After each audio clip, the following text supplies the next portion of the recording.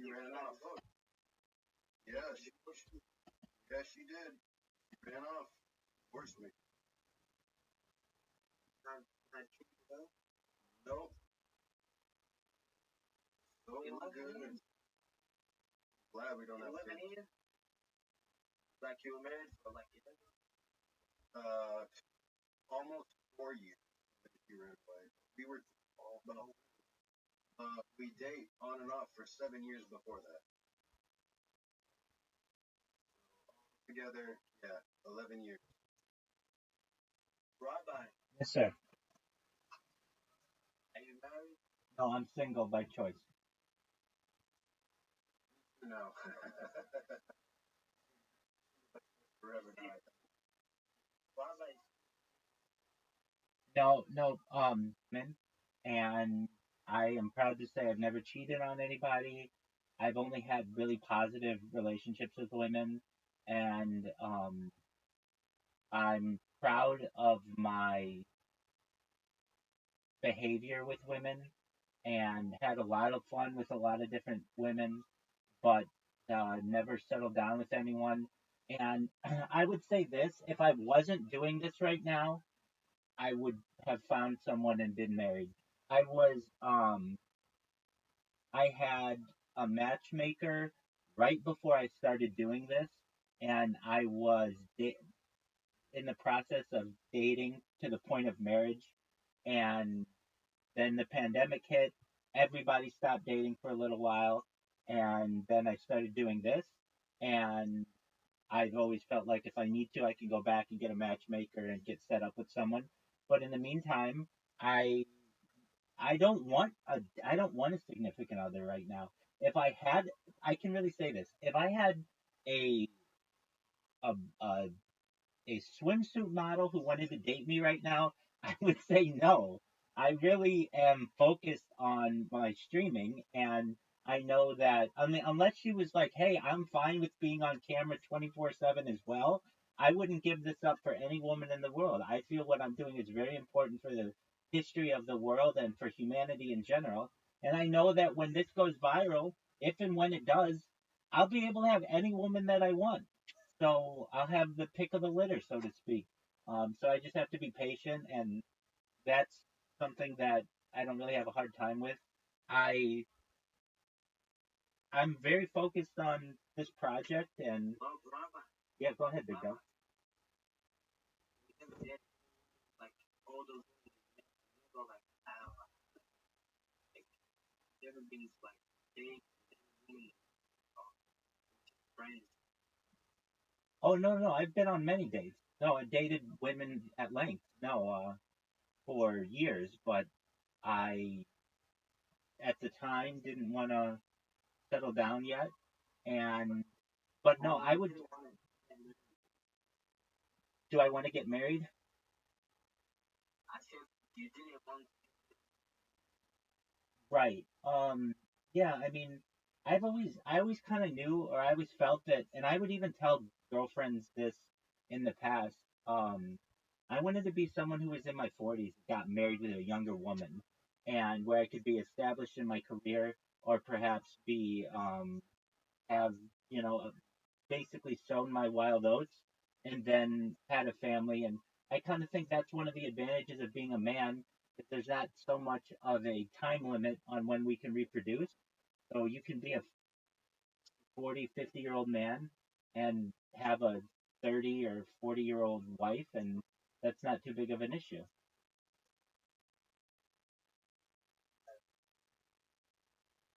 How about you, Kylie? Anybody taking your heart?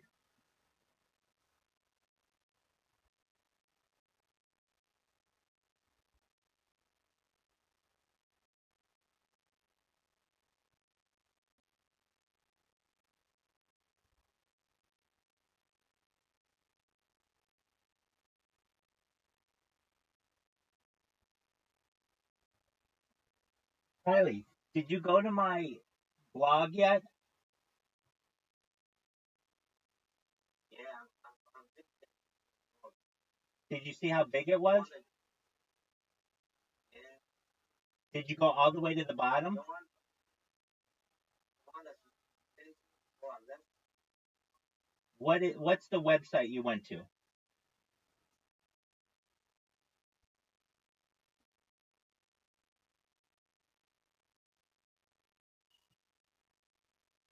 What website did you go to? And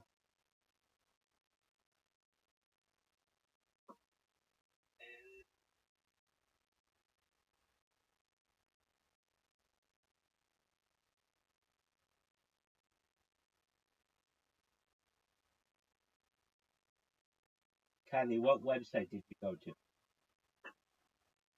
the link that he sent me, I know, which one? send me the TikTok link. No, that's not what I wanted you to go to. I have a blog, BLOG. I want you to go to a browser right now and type rabbirothschild.blogspot.com. RABBI Rothschild ROTHSCHILD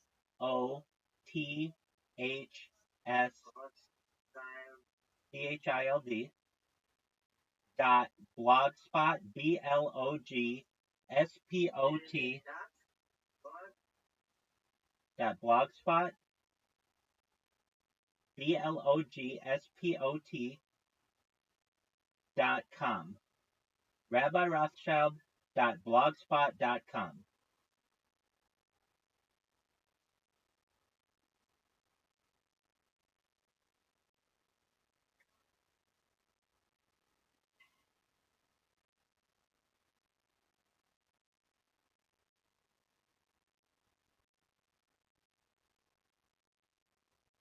Did you go to rabbirothschild.blogspot.com?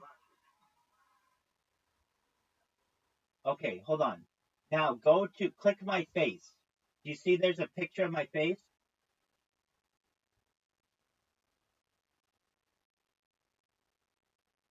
Wait, I'm going to the blog. Blog. No, no, then you didn't type it correctly. You didn't type it correctly. Okay.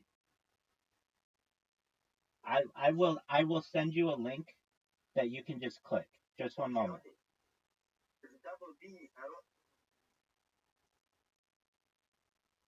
Yeah, it's two B's.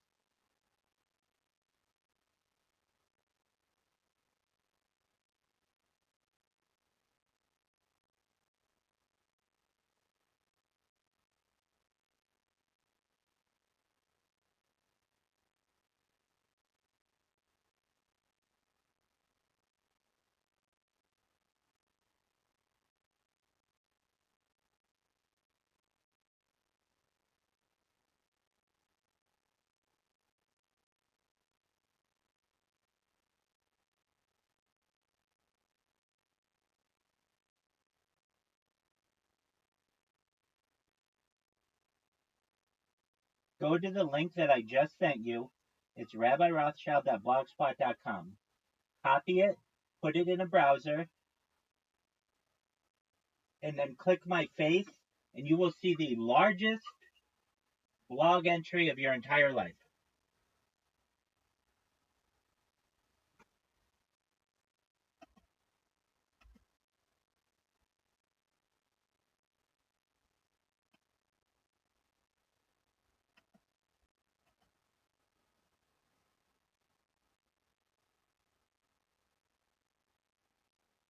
Kylie, do you see that I sent you a link? rabbirothschild.blogspot.com.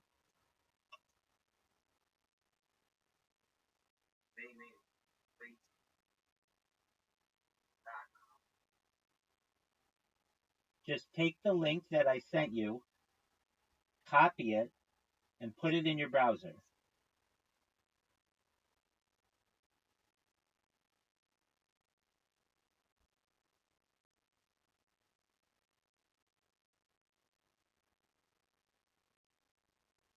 Kylie, do you see that I sent you a link? The link. .blogspot.com.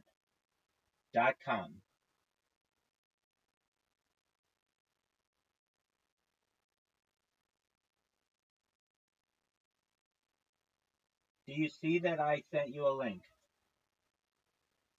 Yeah, I've seen the thing. Copy it and put it in your browser. Yeah, I've seen the book. Hold on. Did you click my face? Click my face.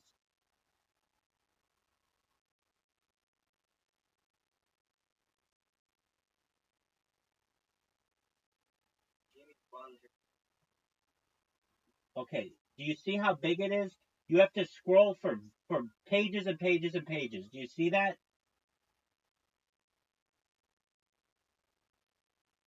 No, you don't. The thing that says Guinness World Record, click that. No, you haven't. You haven't. Or, you haven't.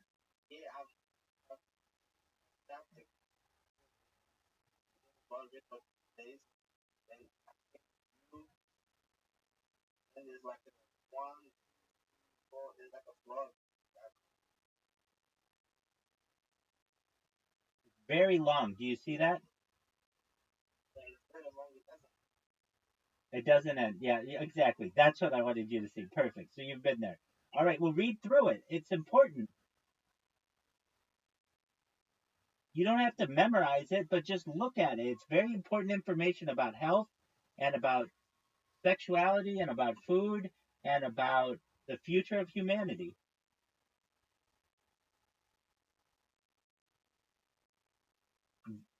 Very interesting topic.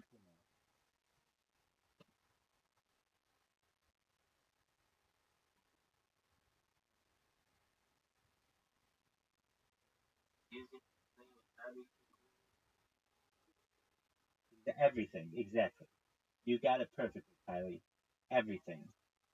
I wanted to be, and obviously a lot of it is AI, but these are very good questions. How do you extend your life?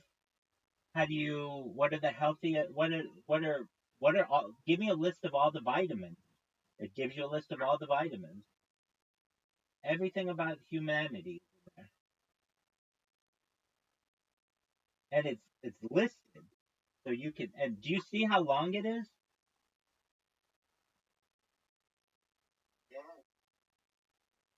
Exactly. I have a challenge for you. I have pictures at the very, very bottom of it. Okay? I want you to scroll all the way to the very bottom and tell me what the pictures are.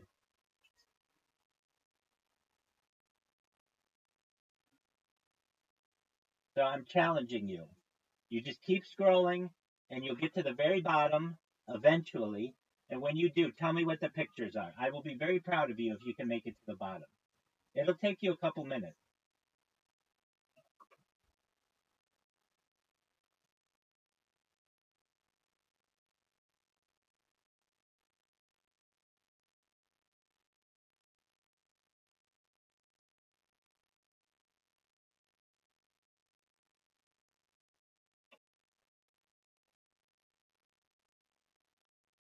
Good man, Kylie. I hear you scrolling.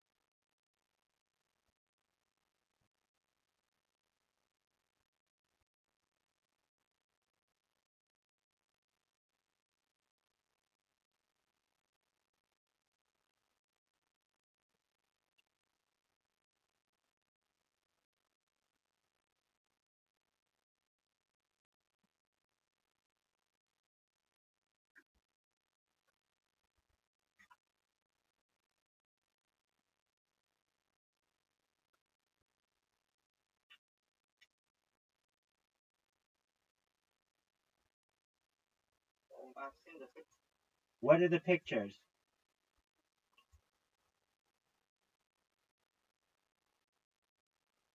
picture on the front. Yeah, what are they? Exactly, you got it. You made it to the bottom. Isn't it really long?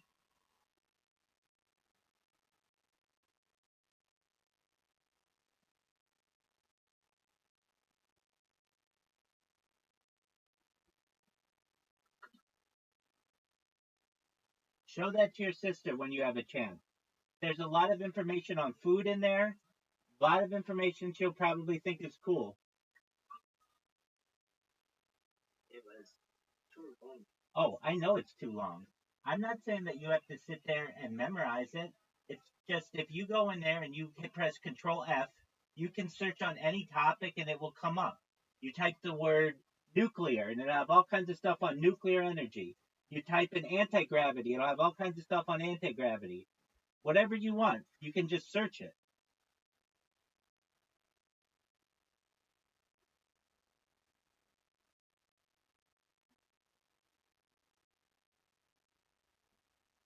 Kylie, I know it's too long.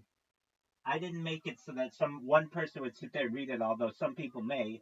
I made it so that it was a compilation of basically my Chat GPT record, and people can take a look at it, and if it's interesting to them, they can read it. If not, they don't have to. But the thing is, and what I think you're seeing, most people don't have as much data or as much content as I do. You've seen I've got TikToks, I've got YouTubes, I've got Discords, I've got Instagrams, I've got a huge blog. You name it, I have it.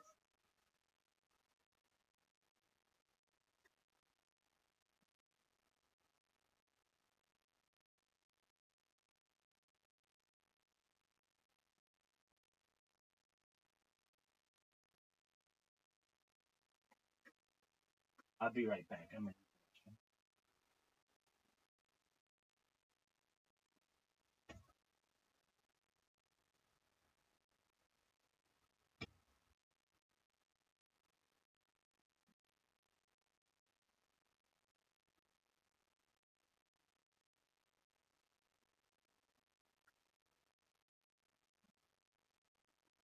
My sister.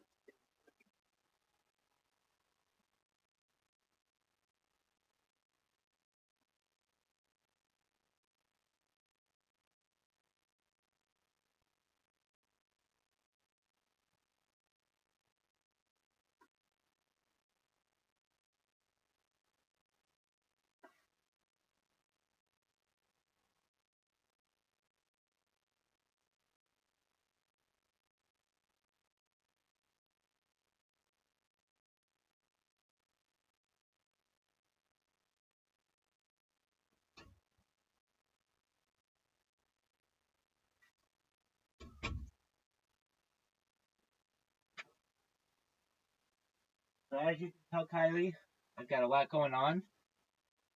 In the meantime, I've been up all night, so I gotta get some sleep. But I am gonna have Caspian Seas here. I'm gonna have the podcast going, so feel free to kick back, relax. I want you to know, Kylie, it's been an absolute pleasure to meet you, and I'm glad to have a new friend. And as you know, I'm always here. So if you ever need anything, I'm here to help you. Okay? Yes, sir. Yes, sir. Instagram. Have I seen my Instagram? Go check it. You got it, big dog.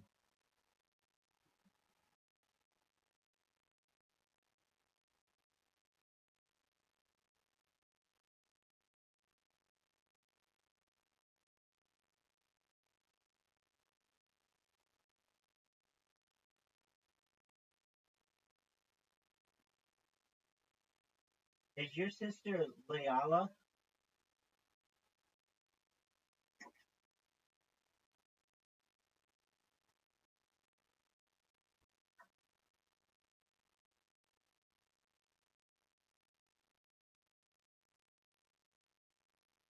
I sent her the phone.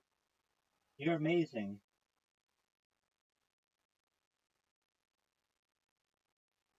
She comments right now. Oh, I did.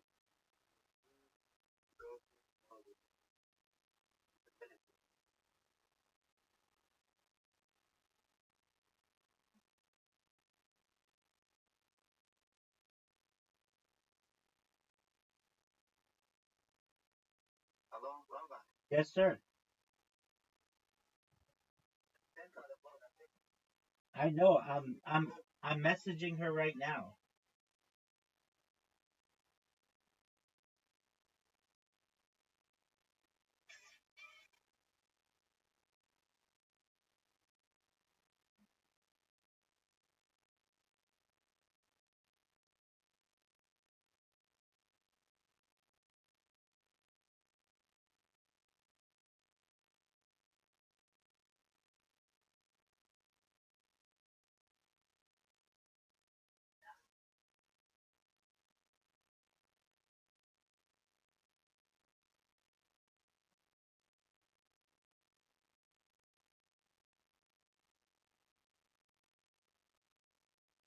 Sleep well, Rabbi.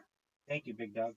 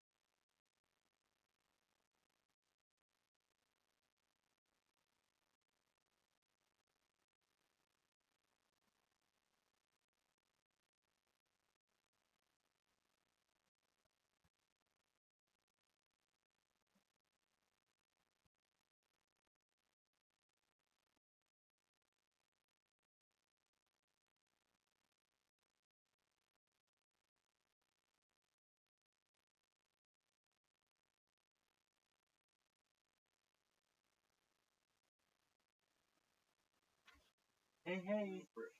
What's going on, Bree? Hey, I hope you're having a wonderful day. How's it going? Excellent. I appreciate it. Oh, life's good. Life. Yeah, I'm here. I am. Yeah, I do. It takes a lot of sleep to be this handsome.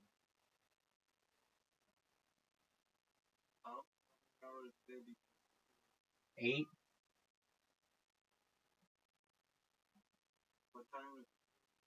11, 10 a.m. But I haven't slept. I've been up all night.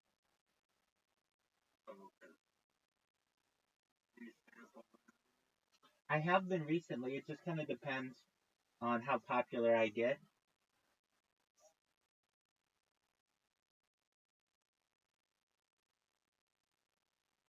How many hours a night do you sleep? There you go.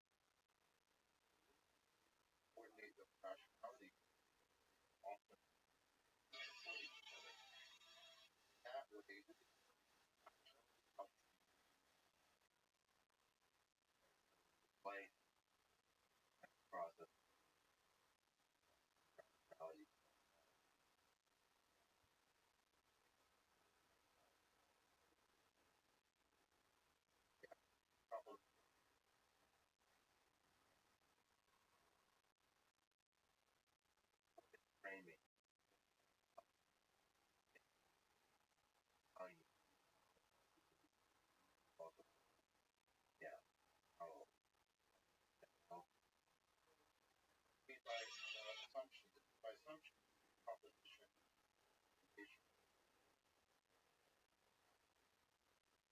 how the voting and train on how you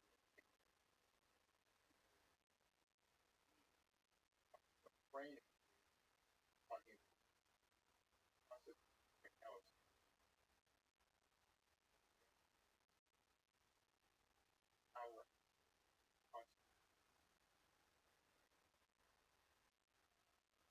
how are you keeping yourself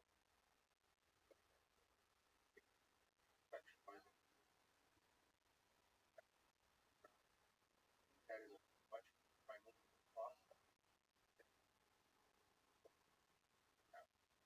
One, if we try to lead a representational proposition, it's very problematic.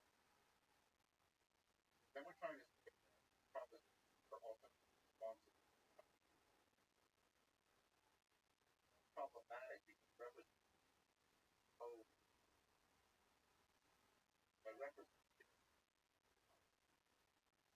number of properties that actually have that have epistemic black thus relevant whether or is it relevant and letters all kinds of what the very representation pose or on it placing down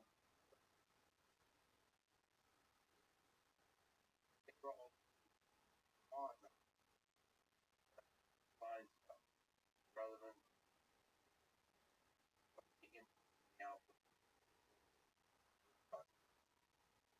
talking about is very intelligent. So if you think about adaptivity on the environment, on in relation, what does that look like? Variation, what that does structure. We also have sort of a constant happening. There are processes that are opening up variation, also processes evolving. So like cognitive constantly evolving. And you one, autonomic nervous bias, trying to interpret much of reality rather prophetic bias as much of the environment and they are constantly so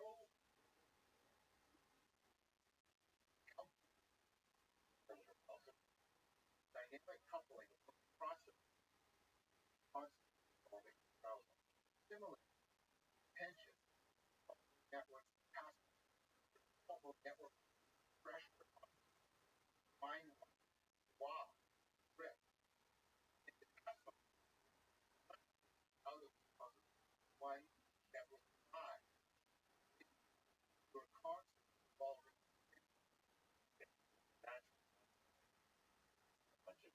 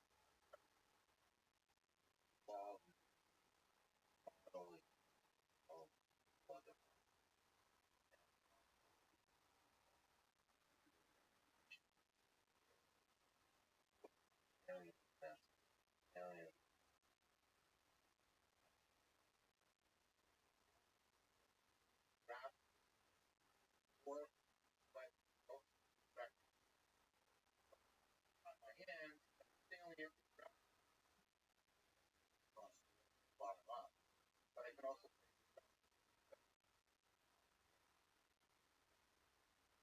up down. Us, whatever grab but around respect that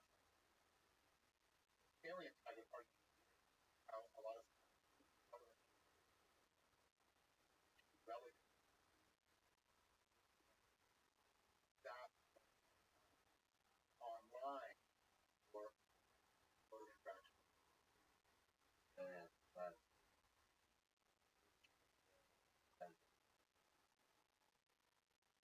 relevant though, but I relevant process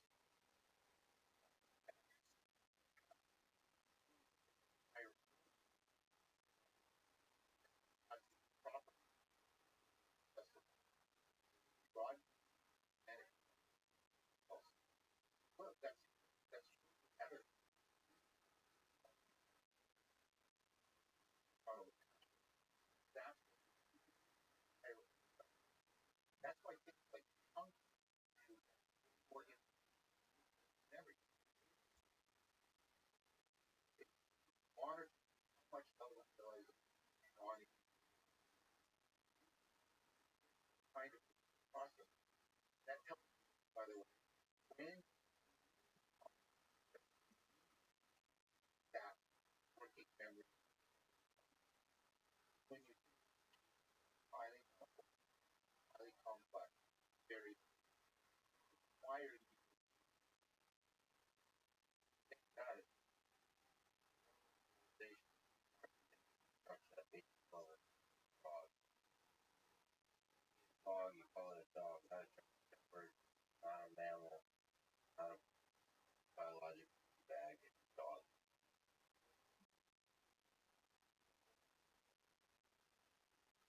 And I think it's part of that we got from, and then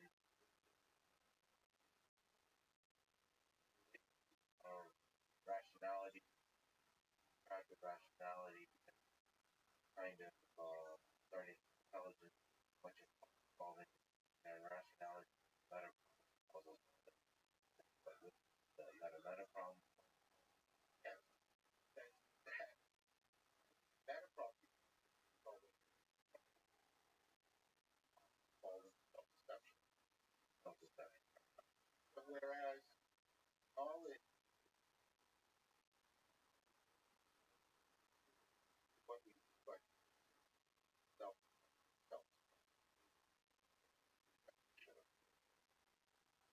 so for cursing relevant knowledge, rationality, that was relevant was a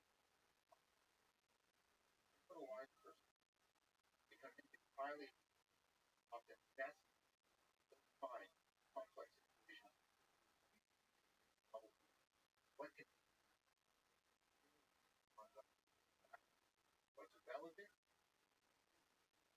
alien landscape most that as that's by a wise person.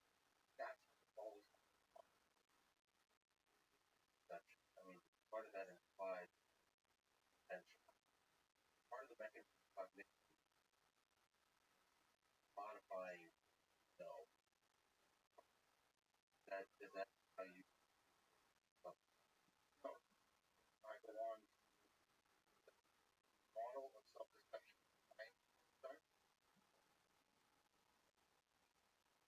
going to lie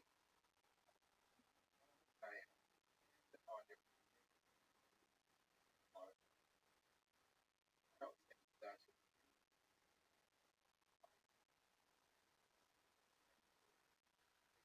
wrong. Very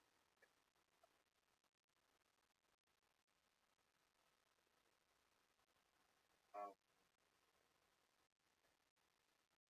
Frankfurt, inspired by Frankfurt, this work on the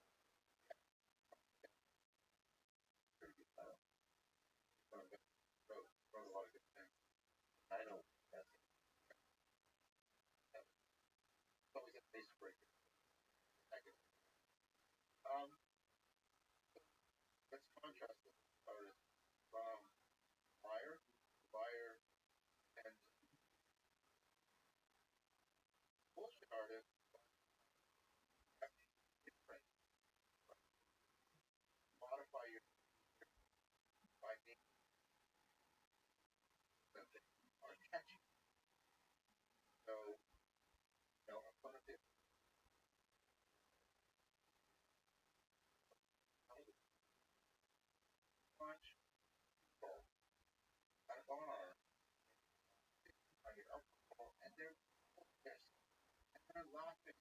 smiling, good eye. Don't do that with me. Don't care.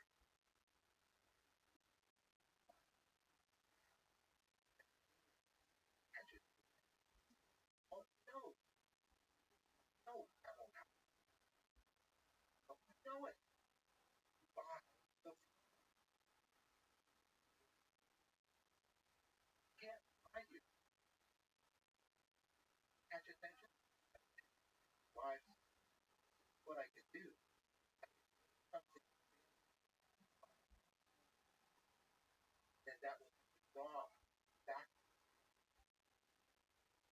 happen tends to catch my attention. Or when I go into more of that bottle of liquor,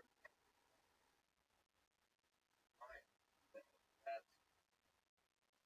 why is that what you caught up is ended whether or not that's failing. And then that's not the body happy that I don't part my logic, but there's more. Ask him his name. Four cover names. Naki, and Netzer. These are four of the five. Names allotted in the Talmud to the five disciples, although in part of the Tal. 24 crowds. Das Levin 272. Idem. Were answered to Iber told at Jesse. MGWJ. 76. 1932 586 to 603. 77. 1933 44 to 61. 40 67. 25 William Forberry.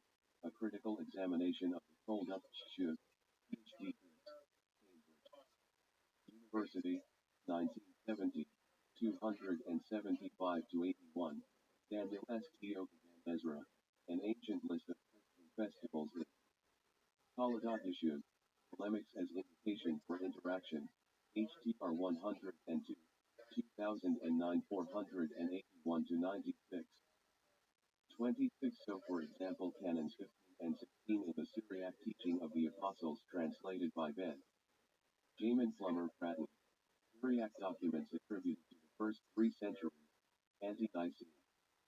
Christian Library 21, Edinburgh. N. T. Clark. 1871. 41. 27 William Forberry. The depiction of Judeo-Christians in the Toledo Yeshua. In the image of the Judeo-Christians in ancient Jewish and Christian literature.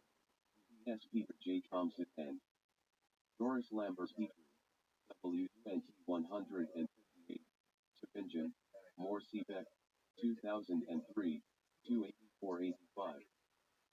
Strasbourg text of the Toledo. 57. Munich textual tradition, represented in the Gadon HaTalmud, are likewise only 4, but they are like names derived from the Christological truth text, which Yeshua then quotes. PS 42:2,24:7, Exodus 4:22, Isa 11:1, only to be rebutted. Head by other nearby texts on the principal Teshuvah enunciated in respect of answers to Minimum B. Sanhedrin 38b, Bereshit Rabbah 8:9. Messianic and Christological character of the proofs was emphasized by students, including H. J. Schoenfield.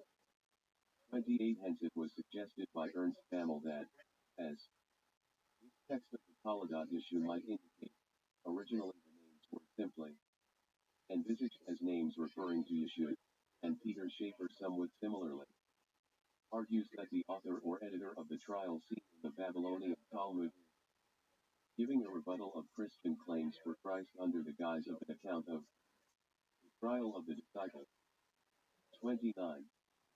At present, however, the focus of interest is not so much the interpretation of the Talmudic passage, as its incorporation into a Hebrew text of the Toledot, Yeshua, something which is in fact typical not of the other texts of the Strasbourg or Helen type, but of the Aramaic texts and their Hebrew and Judeo-Arabic tongue and earth, in which either 5 or 12 disciples are brought and tried. 30. May be suggested that the Strasbourg text has contact here with the form, perhaps, of the story given in the Aramaic text, in which Yeshua did indeed the plot. The name to himself. In this connection it is at least noteworthy that the page on Simeon 7 in the Strasbourg text, itself probably an addition, gives the Christian authorities Hebrew equivalents of the titles which in the Aramaic texts we find here the Roman or Jewish ones, Jemin and Yashish Gadol, 31 inches. The Strasbourg text we then have a possible link between the Hebrew text and the Helen Greek form which is the most familiar of all, and the story given typically in the Aramaic text. The Strasbourg text thus presents both a well-marked form of the passage festivals which forms one of the internal associations of the Hellen group with the 4th and 5th centuries, and also, in the passage on the names of Yeshua and in the titles given to authority, material suggesting that this text has had contact during its transmission and development with the story as current in Aramaic texts of the Pilate group. Can more be said on the pre-13th century story of the narrative attested in the Strasbourg text? The beginning of the Strasbourg text is a speech of literature and satire. It's probably an elaboration of the Toledot Yeshua which was already current. This 28 John according to the Hebrews, 153 to 7. 29 Ernst Bammel, what is thy name? In Judaica. Line Schriften, and idem, 2 volume. WNT 37, Tübingen, Morsiebeck, 1986. Here. From Y7/1970, 12:223-28, 1:210-15. Peter. Schaefer, Jesus in the Talmud, Princeton, Princeton University Press, 2007, 75-81. 30 Yaakov Bush, New Evidence of Early Versions of Toldot Yeshua, Tarbiz 69, 2000. 177-97, 186-89. 31 Hebrew text, F1758, in Krauss, Das Leben 49. 58. William Forberit. Particular opening is first attested in the early 13th century, and may of course be earlier, but in any case the closely similar Hebrew text, with or without. This opening sentence probably circulated earlier in the Middle Ages. Yet earlier attestations of the narrative as it is presented here as a whole are lacking, and the divergence from it of those forms of narrative which are indeed attested earlier in Aramaic, contains Pilate group, striking not only for the fifth appearance in the principal governing authorities concerned, but also for the lack of the birth story in the published texts of the Pilate group, and indeed also in an early witness to the Hellen group like that of Raymond de Martinez, Dear Jesus, is an illegitimate birth, but the story of his birth is not told in the text, at least as far as it is translated by Raymond de. Hence it has been suggested that the birth story as it is found at the beginning of the Strasbourg text represents a medieval addition to the Toledot Yeshua narrative, from the 13th century or later. 32. The intensive study of texts which is underway will surely throw more light on the whole question of the pre-13th century antecedents of the Hellen group, but some tentative remarks can be made on the basis of evidence already available. The importance of the Toledot Yeshua for the Jewish statement, reported by Agabart and Amilo in the 9th century, was underlined, now with the suggestion that it formed a significant factor in Carolingian conversions to Judaism, by Bernhard Blumentritt. 33 of special note for the Strasbourg text. narrative of the conception of Yeshua, Samuel's liver contraludio, issued in 846. Here a connected narrative of the type known from Aramaic text. Concerning deposition from the cross at the request of Joshua, Ben Perea, and 2, and the draft was followed by a report that Jews call Jesus the son of an impious father, that is of some Gentile. Nescio quis ethnicite, they call Pandora, they say that this man commits that adultery with the Lord's mother, and that before this statement implies knowledge not just of the Talmud, which lacks the specification of Pandora as a Gentile, but also of a form of the Toledot narrative, in the context of Amulo's reproduction of a connected account of events. Jewish secret and 250 envisaged a retention like, but a little different from that attested by Agabar. The Strasbourg text of the Toledot. 59. The view expressed here that Pandora was a Gentile was later assumed by Maimonides, and it reappears in Toledot Yeshua text, for example in the Yemen, possibly now in turn influenced by Maimonides, in Missatun 902, Sev. 18th century miss to the Strasbourg copy. 30. Strasbourg text itself represents a widespread on St. Helen and the Jews in the 4th and 5th century. Helen and the Jews in the 4th and 5th century, and the contacts of the Elijah Paul narrative noted already with accounts from the 4th century onwards of apostolic teaching by pious fraud and apostolic instruction, separate from Jewish ways. The pilot form, it may be suggested, represents a still earlier narrative. It has links with the anti-Christian acts of Pilate which circulated in the late 3rd century, and, like the probably later Helen form known from the Strasbourg text, it is related ultimately, but more closely than the Helen form, to the 2nd century stories which are attributed by Celsus to a Jewish source, and are not without some reflection in rabbinic tradition. 40. 36. Abraham Hawkins, and Moses Maimonides Epistle to Women, New York, American Academic. Amy for Jewish Research, 1952, 12-13. 37. Origen, Contra Celsum 132, Mary turned out by her betrothed, for she had been convicted of adultery and had a child by a soldier called Panthera, wage and sale, liber toldos Jescu. Joseph Pandora Giver Milamot, discussed with other attestations of soldier and gen. Trial by Horbury, a critical examination, 405-6. John 8:48 You are a Samaritan. F 8:41 We were not bomb of fornication. 39 Kraus, Das Leben Jesu, 246.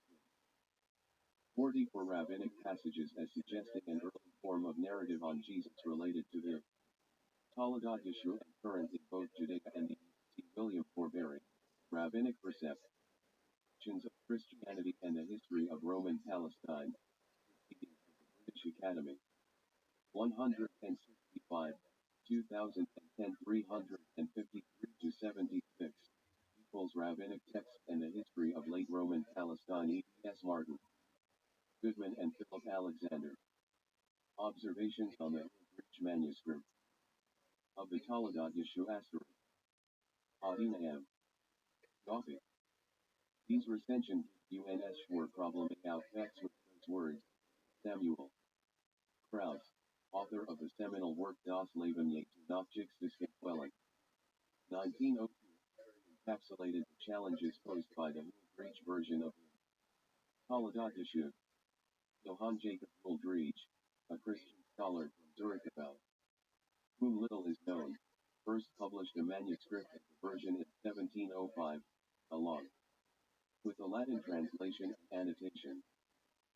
Uldreich's manuscript differs some substantially from earlier manuscripts of the Toledot in both content and style.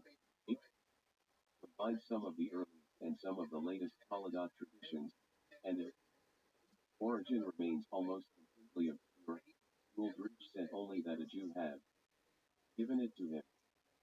Building on the work of Krauss, his colleague, Eric Bischoff, and scholars recently researching the Toledot, this article closely examines the Uldrich version, exploring its unique narrative and its rewritings of early versions.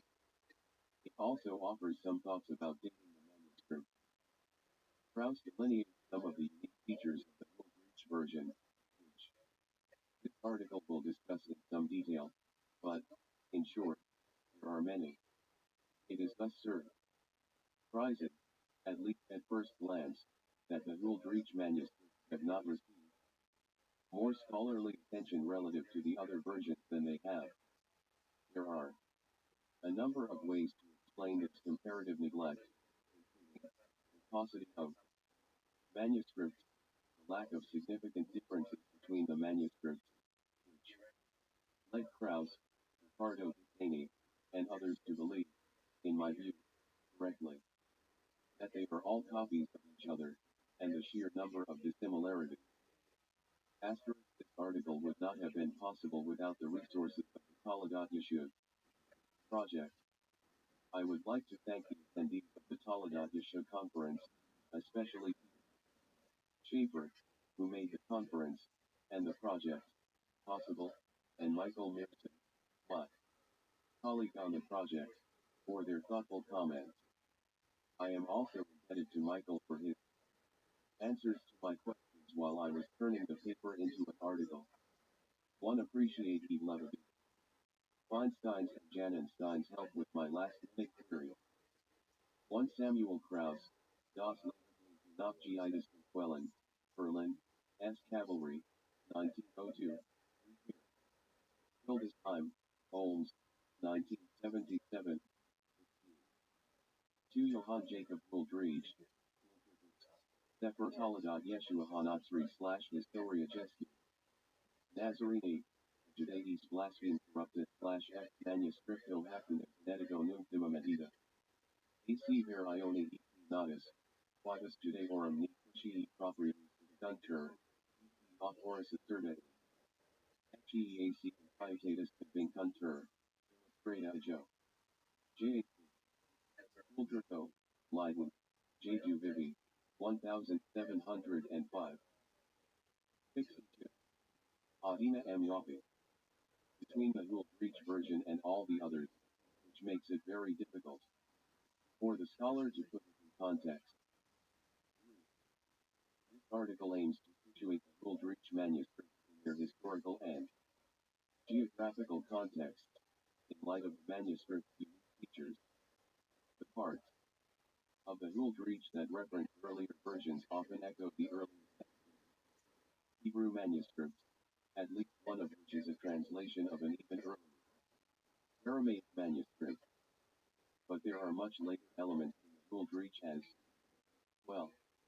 The Uldrich's description of Mary's grave is nearly identical to that in a Yiddish manuscript. Another account about Jesus playing ball is similar to a story common in the latest Slavic versions of the Toledot. Since the author or authors of the Uldrich were familiar with some of the earliest and some of the latest manuscript traditions, the Uldrich version may be dated to the 15th or 16th century, if not even later. The Uldrich is most likely early modem synthesis of a number of Toledot traditions, with some prominent high medieval features, and with references to microforms approximately half a millennium older than the core text. The manuscript evidence and implications for authorship. Every scholar who has attempted to catalog the more than 150 Toledot issue manuscripts has done so slightly differently and has given the manuscript different names and numbers. Ricardo Dutaney, author of a 1985 work on the manuscript, calls the Uldrich group Herod, after the arbiter of Jesus' trial. This is his General classification scheme, what Krauss calls the wage and sale. Type being called Helena, etc. for the Princeton University Toledo Yeshiva project.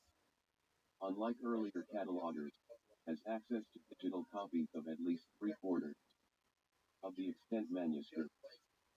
That has made it possible to check the classification of Krauss and Dipthany against both the manuscripts and Huldreich's text. In some cases, to eliminate manuscripts from the Huldreich group. The project has identified 5 manuscripts so far that are nearly identical to the Hebrew text, published by Huldreich in 1705. They are Frankfurt Hebrew 8.249, Frankfurt 249, Amsterdam HSROS 442, Amsterdam HSROS 504, Princeton Firestone, Library 24, Princeton 24, and Manchester Gaster 1989, so called because it was once owned by Krauss's friend, the Reverend M. Gaster of London. The rest are likely to be copies or translations of those 5, which are nearly identical to each other.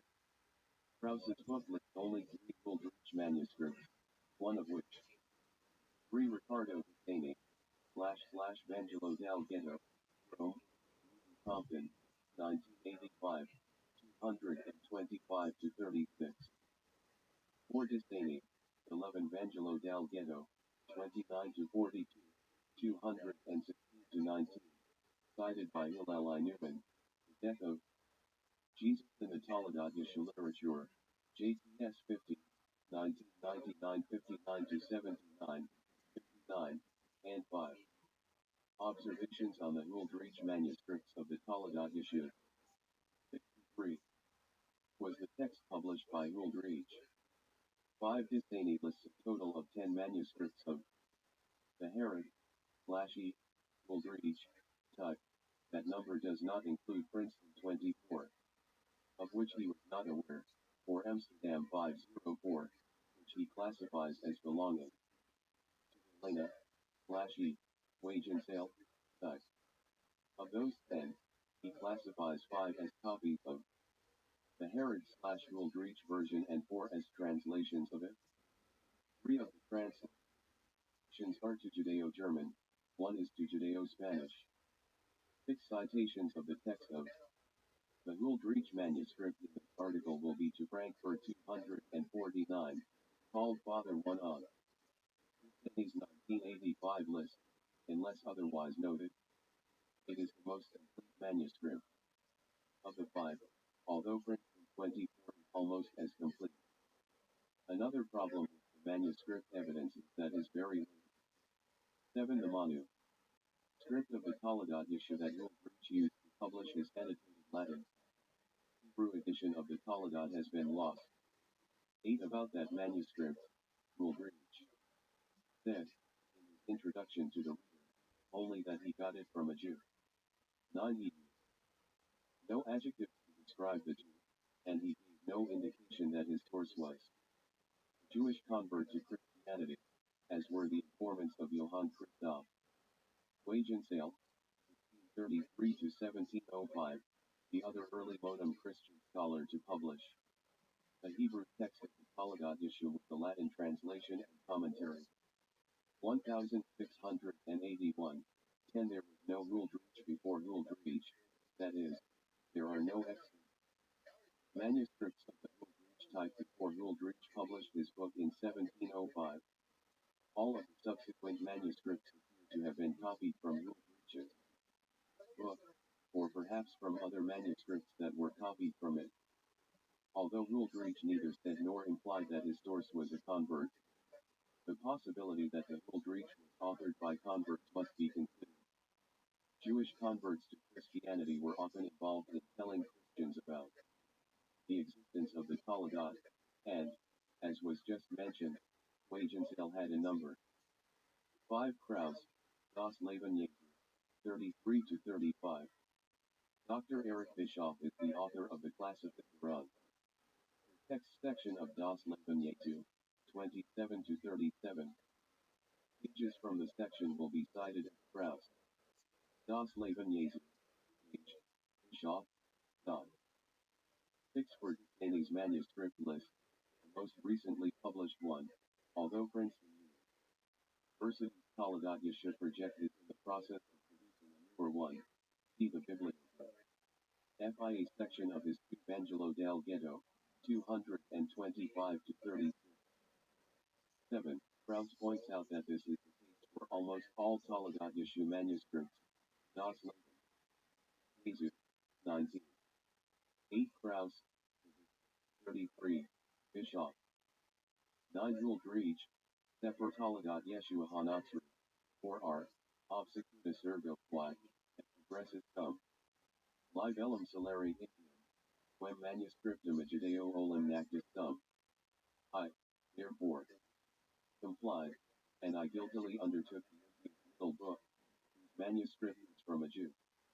I once met Ken Johann Christoph Wagensale, Hila Ignatatani, Podcast, Arcani et Horribus Judaeorum, Adversus Christum Deum Religionum Libri Anarchikoi, Sunt Vero, R. Litvani, Carmen Memoriale, Libertas Acon Vetus Autoris Incogniti, Acta Disputationi Arch Chilis, Cum Quotum Nicolau, Acta Disputationi Carmosi Nachmaniti Cum Frater Paulo, P. Frater Raimundo Martinez, R. Isai Libertis Emuna, Livelis Toldo Jeskus / Johann. Christophorus Wagens Elias ex Europe Apers Late Erudum, in Lus Emprotrosis, Alt. Orb, Johann Heinrich Schmerz SPP, 1681. 64. Adina M. Yoffi, of apostate informant. 11. Another feature of the breach that could point to a Christian author, or authors, with many allusions to the story of Jesus' life in the Gospels, and particularly the Gospel of John. 12. In both texts, Herod is the at Jesus' birth. 13. Both have a flight to Egypt, 2. And a slaughter of the innocent, 2. 3R. Jesus is both a student and a critic of the rabbis, 3R, and he has 5 disciples, 3R, as in the Gospel of John, chapter 1. The disciples' leader, John the Baptist, Yehanos, is the first to be killed for follow. King Jesus. 3. In most of the versions in which John is mentioned, primarily the Aramaic fragments and the early Hebrew manuscripts, killed together. Jesus, after the disciples are executed.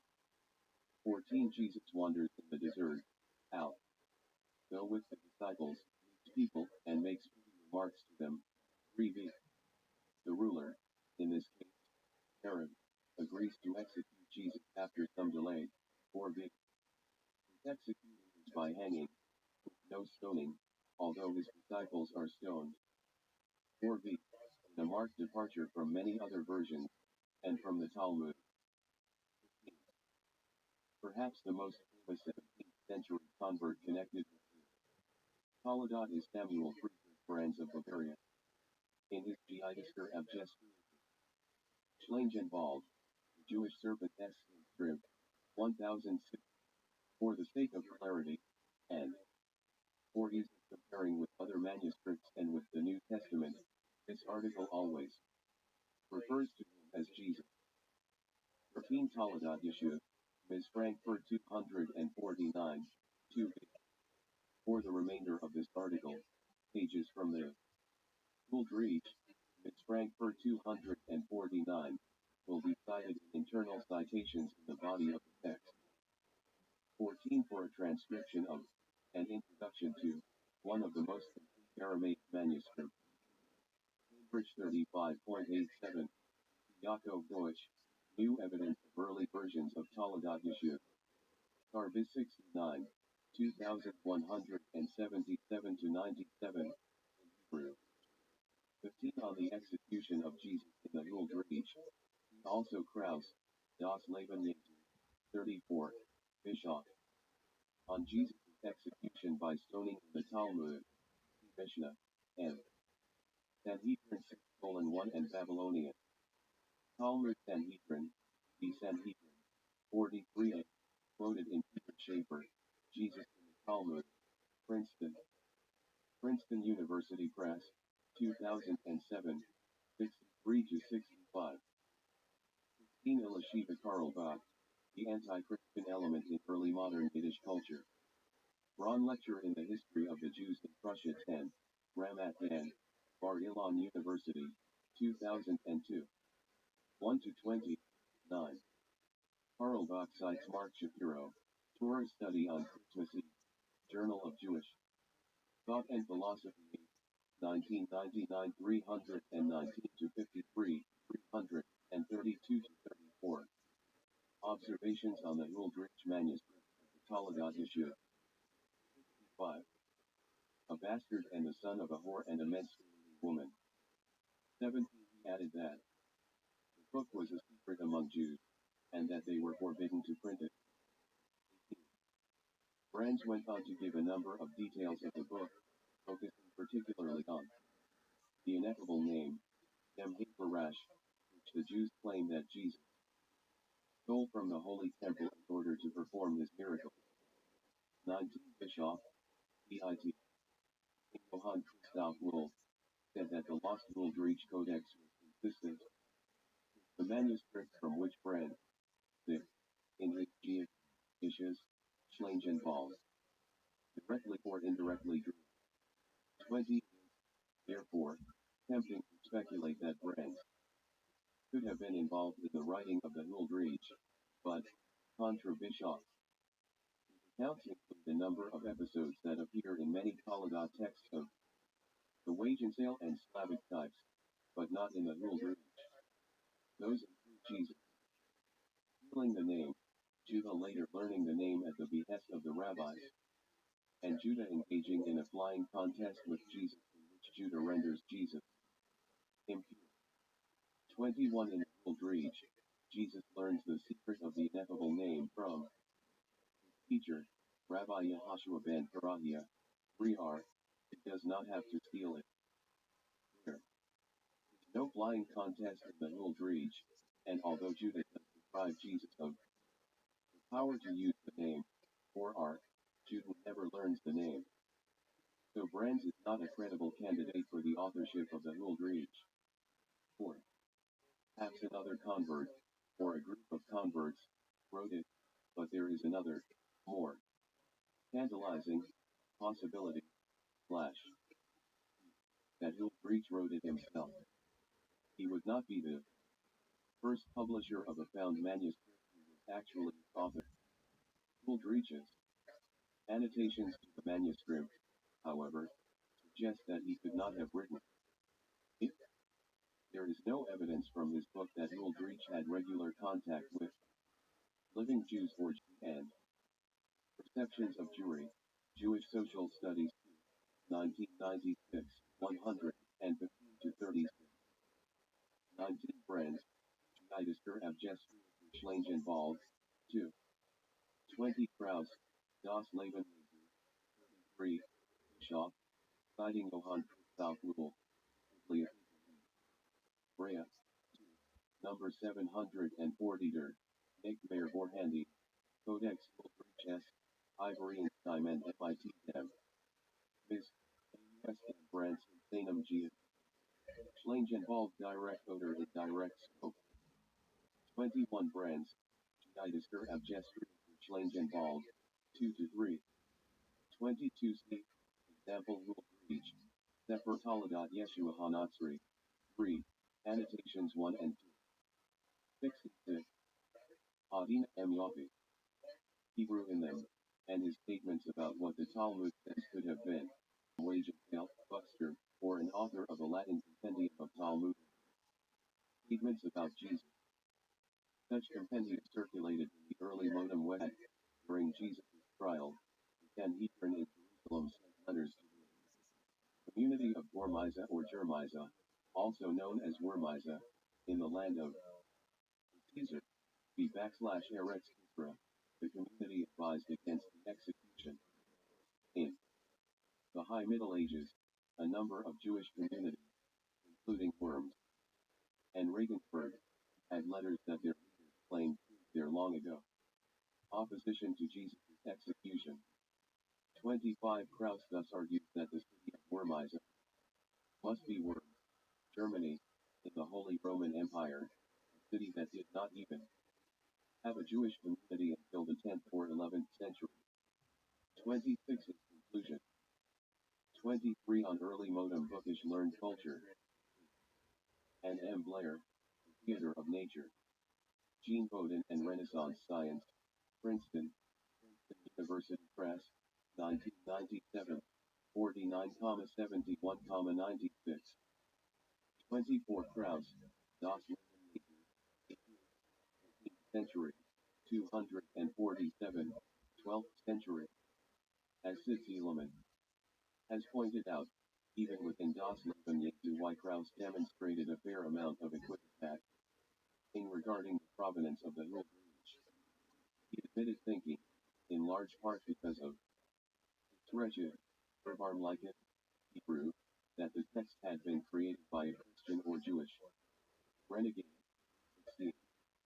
He then changed his mind, because all of the manuscript Hebrew was pretty wretched, and especially because he saw traces in the text of very old traditions. 17 and 1. Over 200 pages later, he argued that the manuscript that Ulrich published could be dated to the 12th century, 247. He Sitzeleman, The Scroll of Fasts, 9th of Tibi, JQR 74, 1983 174 95, 190, and 40. 25 Krauss, 18, on Worms, 247, on Regensburg. 26 Krauss, 16 to 18.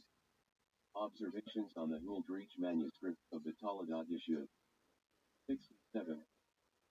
That the Huldreich version must have developed in Germany no earlier than the 13th century. 27. Another piece of evidence brought by Krauss is the use of Latin in the Huldreich, right, which would place its author in the High Medieval, or later, European Mid.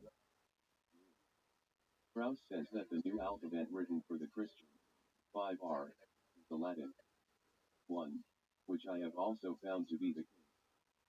28 Krauss and Bischoff note the use of Latin in proper names in the Huldreich, the most prominent of which is I, Herod Y, which is short for year, city, metropolis, and thus for Rome.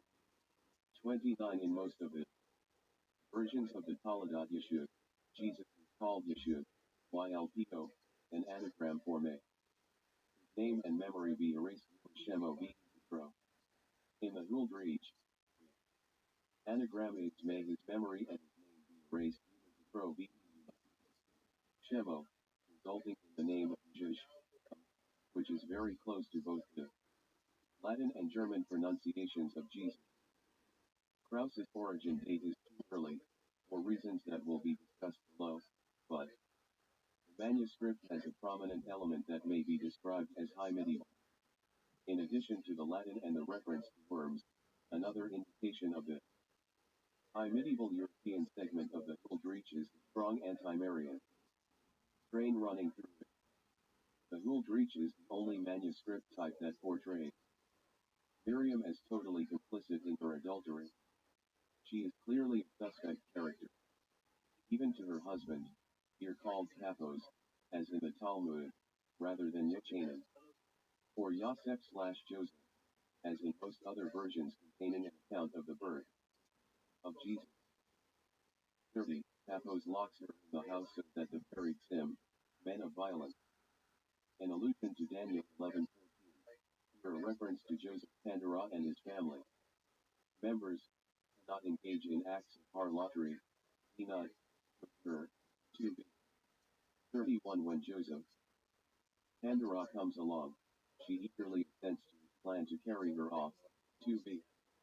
She lives an apparently happy life with him, first in Egypt and then in Nazareth, bearing him additional bastard children. 32b3r. After Miriam dies, Herod has Jesus' siblings and mother and children, except for Jesus, buried together under a headstone saying, "Here were hanged children of harlotry," and their mother is buried beneath them. For 24, LOB, their mother. This phrase, 5r. Jesus' relatives and followers then knocked down the marker and put up a different one, indicating that she had ascended to heaven. 32 Herod orders its destruction and the killings of over 100 of Jesus' relatives. 5r5b. 27 Kraus, Ibid, 18. 28 Kraus, Ibid, 18 to 19. The alphabet is very close to the Latin one, although there is also a bit of Greek in it, such as Tau or Tau 14. 29 Kraus, Ibid, 22, 34, Bischoff. 30 Kraus, Ibid, 34, Bischoff. 31 on the word Parixim and Daniel 11:14. William Forbury, the depiction of the Judeo-Christians in the Toledat issue, in the image of the Judeo-Christians in ancient Jewish and Christian literature. Yes, Peter J. Thompson and Doris Lambert. Pilbington. Moore Seebeck, 2003, 280-86, 283. 32 see below for further discussion of this tombstone. 16. Adina M. Yaffe. Anti-Marian sentiment among Jews in the West also dates to the High Middle Ages. It arose in response to the cult of the adoration of a furnace by his father after taking the Eucharist, appeared in St. Blas church windows in France, as early as 1241, and in England. 35 Schaeffer shows that even if it can not be proven that Jews were familiar with Christian literary representations of those anti-Jewish stories, they must have seen the windows of the churches of their towns, just as they would have witnessed the processions of venerators of Mary walking through the streets. 36. In light of the negative images of Jews in Mary's name, Schaeffer has expressed surprise that most versions of the Toledat Yeshu do not cast her in a more negative series and reached its peak in the 12th, especially in France. Princeton University Press, 2002, 147-48. 34 Schaeffer, Ibid, 189. 35 Schaeffer, Ibid, 204. 36 Schaeffer, Ibid, 179-80, 239. 37 Schaeffer, Ibid, 211-12. 38 on the prevalence of the wage incident. Kraus, Das Leben Jesu, 27, Bischoff. 39 Woman, Scroll, 187. On the Huldreich's romantic style, also Kraus, 12. Observations on the Huldreich manuscripts of the Toledat Yeshu. 69.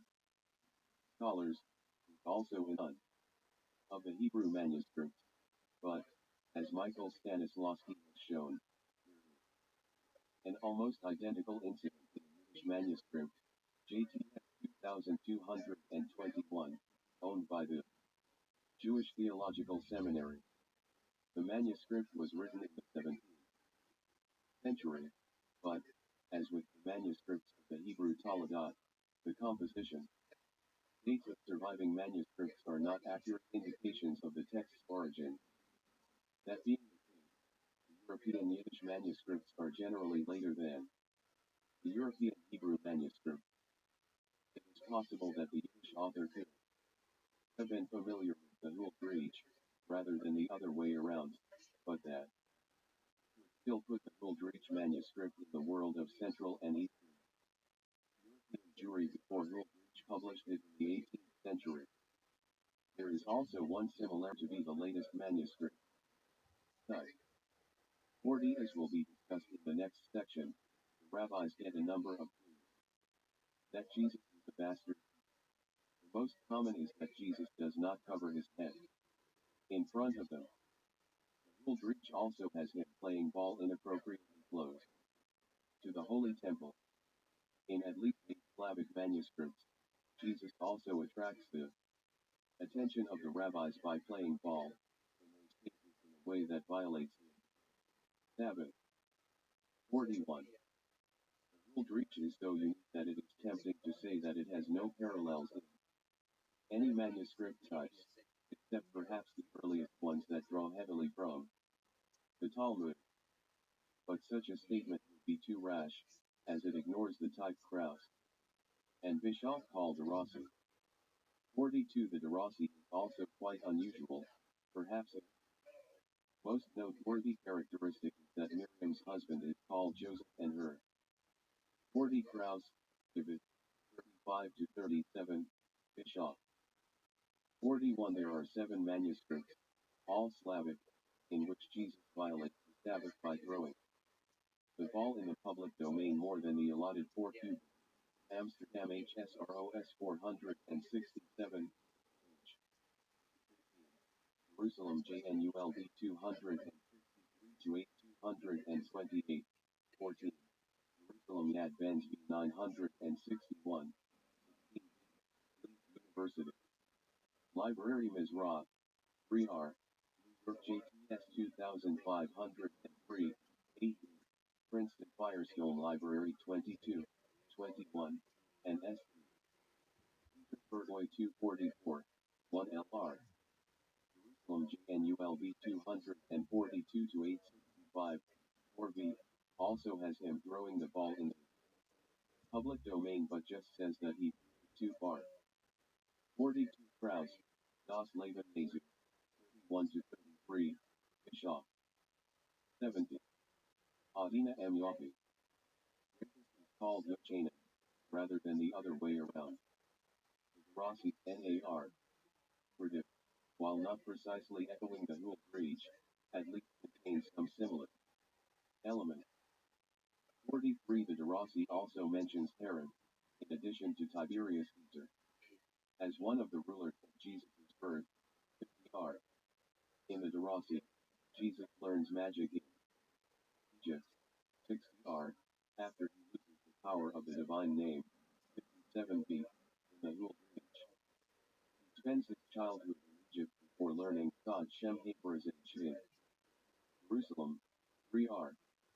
The figure attempting to split the Judeo-Christians from the Jews, called Elijah/Eliyahu in the Derasi, aims to separate the two people. Linguistically as well as religiously, the main thing that Jesus wants from you is for you to separate from the Jews, in Torah, in language Bilashon \in 90, in Sabbaths, and in festivals, 65b. Does not specify how this should be done and does not offer an entirely novel alphabet, as Shimon Hakelbis does. In the Huldreich, 5R, but the theme of linguistic separation appears in both birth. 9. Dating the Derasi is beyond the scope of this paper, although Krauss considers it earlier than the Huldreich, but no earlier than the 10th century. 44. Some scholars before Krauss dated the Huldreich to the Reformation or later. 45. One scholar currently working on the Toledot, Yaakov Deutsch, has suggested an origin date of the 15th century. I have found no evidence of anything particularly Protestant in the Huldreich, but I argue that the author of the Huldreich was aware of the dominant European Toledot Yeshu manuscript type, the Wage and Sale, as well as the earlier Eastern manuscripts. There are many Talmudic allusions and corresponding maltreatment of Mary, the Derasi manuscript type, and possibly a considerably later Yiddish manuscript and a Slavic tradition. The fact that the Huldreich brings together so many different Toledot traditions from a wide variety of manuscript types is a significant part of it originating as late as the 13th century, indicates that the Huldreich very likely dates from at least the 15th, and probably the 16th century, if not not even later. The uniqueness of the Huldreich, writing old tradition. What is really striking about the Huldreich is the fact that, as Krauss and others have pointed out, the text incorporates older traditions about the life of Jesus, some of them pre-Toledot, into a largely new, i.e., high medieval/early modem narrative framework. Krauss says, the content of the Huldreich turns back. 43 in this article, I will cite pages from one particular Rossi manuscript, Parma 2083 to Rossi 96, and I will use internal citations in the body of the article. 44 Krauss, Das Leben 31, Bischoff, 247. 45 Lemon, Scroll, 189 to 90, and 190, and 40.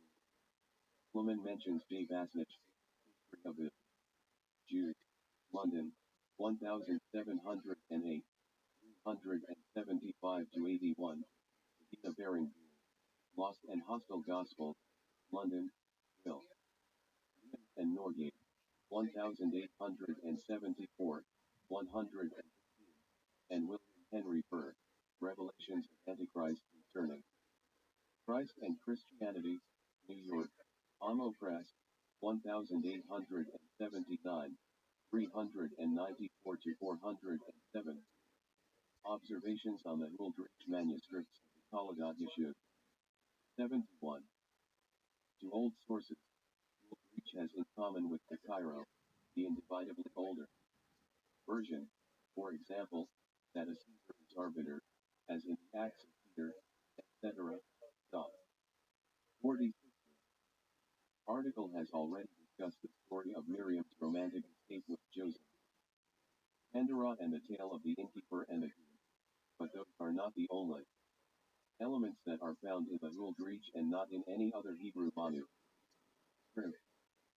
Unique incidents include the rabbi soaking Jesus' head in Ebola, some kind of water that prevents hair from growing, 3R, a practice his disciples then voluntarily adopted, 3B, Jesus killing his father, Joseph Pandora, when he finds out about Miriam's harlotry, 3R, Jesus wandering through the desert with his disciples, 3R, the new alphabet and scriptures written by Simon as a means of further separating the Jews and Judeo-Christians, 5R, and the morning of Simon's death on 9 Saves, 5B.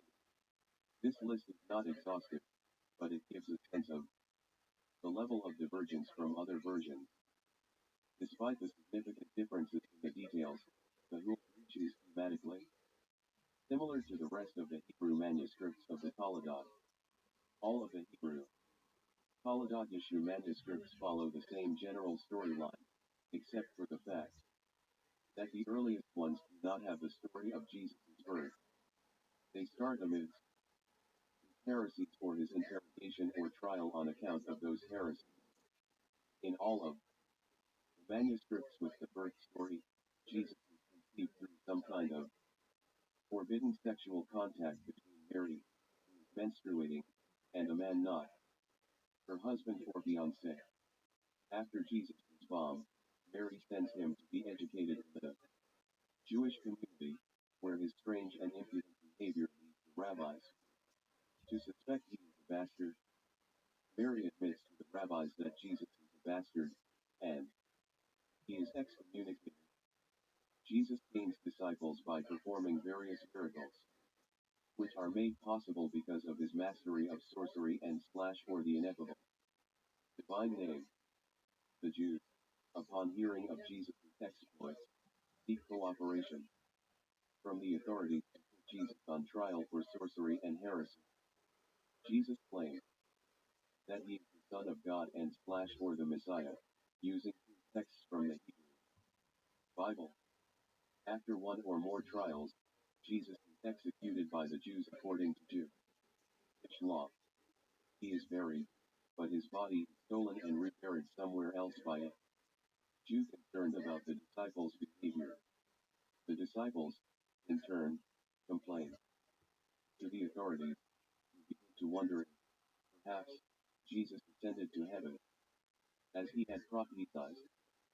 Jews discover the reburial and produce the body, at which point the authorities realized that Jesus was a fraud and conceded Jews' victory over him.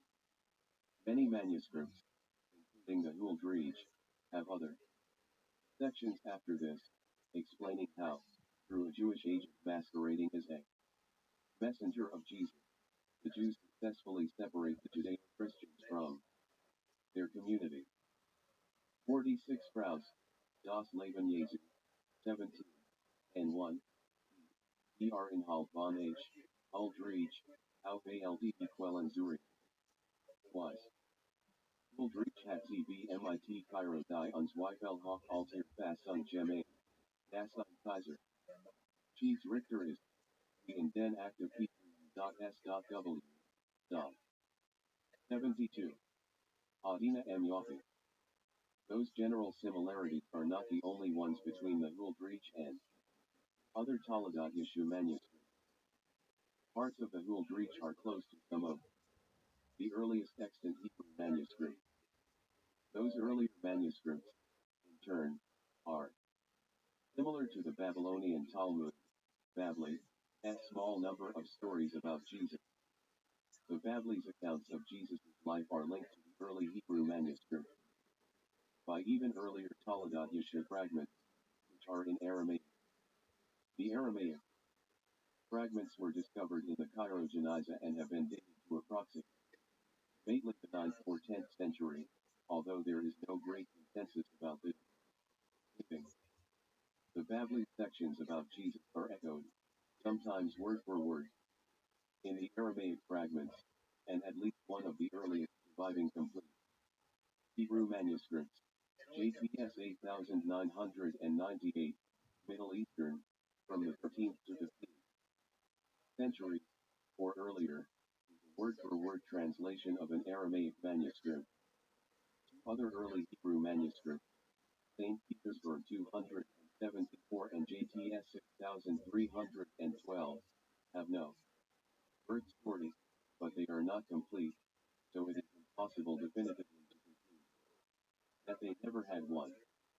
The Hebrew manuscripts traveled to Western Europe after the year 1000. Little is known about the process of textual transmission, and were edited there.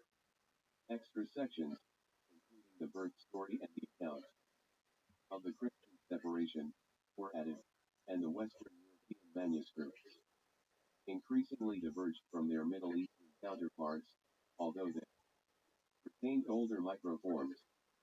The Huldreich, by contrast, contains many of the Bavli's names, places, and events, but there are no sections that are produced word for word. Everything was rewritten by the Huldreich's author, S. In the Aramaic fragments, which do not have the birth story of Jesus, mother, Miriam, is a hairdresser, her husband is called Paphos, and Jesus is father. There is Pandarot or Van Pandarot, as in the Bavli, Shabbat 104b. Jesus performs miracles using sorcery, and he has 5 disciples, who are executed soon before. In St. Petersburg RNLEVR 1.274, St. Petersburg 274, one of the earliest Hebrew manuscripts, Jesus admits under questioning from the rabbis, another feature common to the Bavli and the Aramaic fragments, that his mother, Mir, I am, is a hairdresser, and her father's name is Paphos, 23b. His disciples are executed in myriad ways, 24b 25r, and then he is first hanged and then stoned. For sorcery, 26r. The section on the interrogation of the disciples in St. Peter's, Berg 274, 24b 25r, which is very close to the Bavli's description of the event. B. Sanhedrin 43ab, translated into Hebrew from accounts in the Talmud, and the Aramaic fragments, although parts of the section remain in Aramaic. St. Petersburg 274, like almost all of the rest of the Hebrew manuscripts, also has Other sections not in the Aramaic fragments, such as the birth story of Jesus at the house of study, Bet Midrash, takes place during Herod's reign, 21b. But the interrogation of the disciples is also approved by Pilate, governor, latest Gemin, 24R24b, a key figure in Jesus' interrogation in the Aramaic fragments as well. Observations on the Huldreich manuscripts of the Toledat Yeshuv. 73. The two different rulers in St. Petersburg 274 and the text switch from Hebrew to Aramaic and back again both reveal that St. Petersburg 274 is a transitional text between the Eastern and Western versions of the Toledat Yeshuv, was the so-called Wagenseil or Hellenitide, in which the scene between the Hebrew and the Aramaic had become almost invisible. There is much less Aramaic, although words and phrases remain.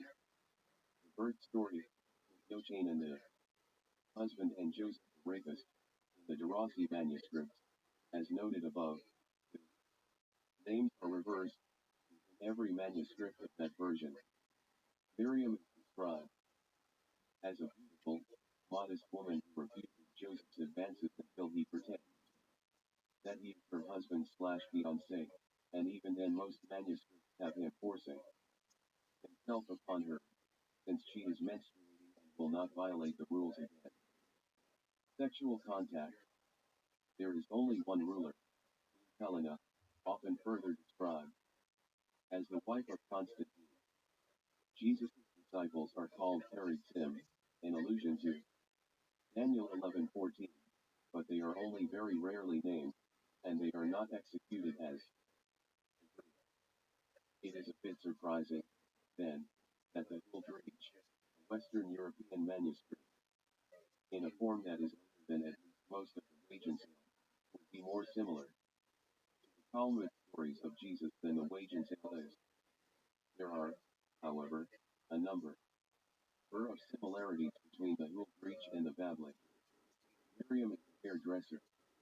In both the Bablik, Shabbat 104b, and in the Huldreich, 2b, the profession is, for some reason, disreputable. 47 in both texts she is also a soda, an adulteress. Woman, Shabbat 104b. The story in the Huldreich of Rabbi Akiva coming to Nazareth house to ask about the circumstances surrounding Jesus' birth, 3r, appears to be based on Mystique Cala 15b 16a.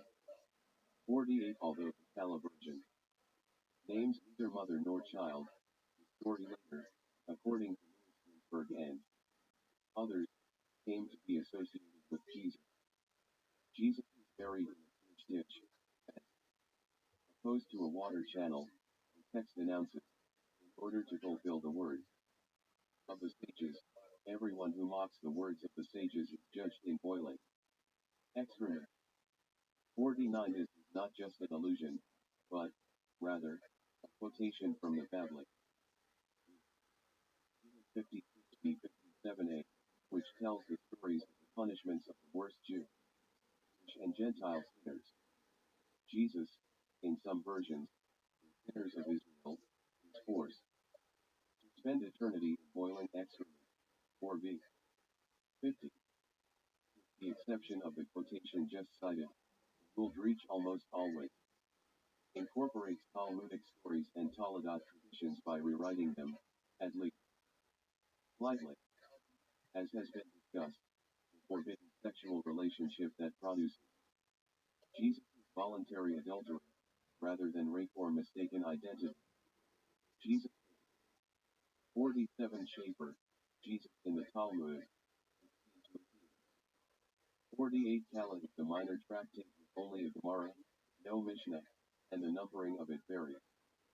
By addition, Bischoff cites Cal 18, Strauss, Das Leben Jesu, 33 Bischoff. 49 milliseconds Princeton 24 has razor instead of Hakamim, 8R. 50 Schaeffer, Jesus in the Talmud, 83 to 86. 74. Adina M. Yoffe, performs miracles using the ineffable name 2R3B, but he does not steal it from the temple, which is by far the dominant story in the other manuscript types.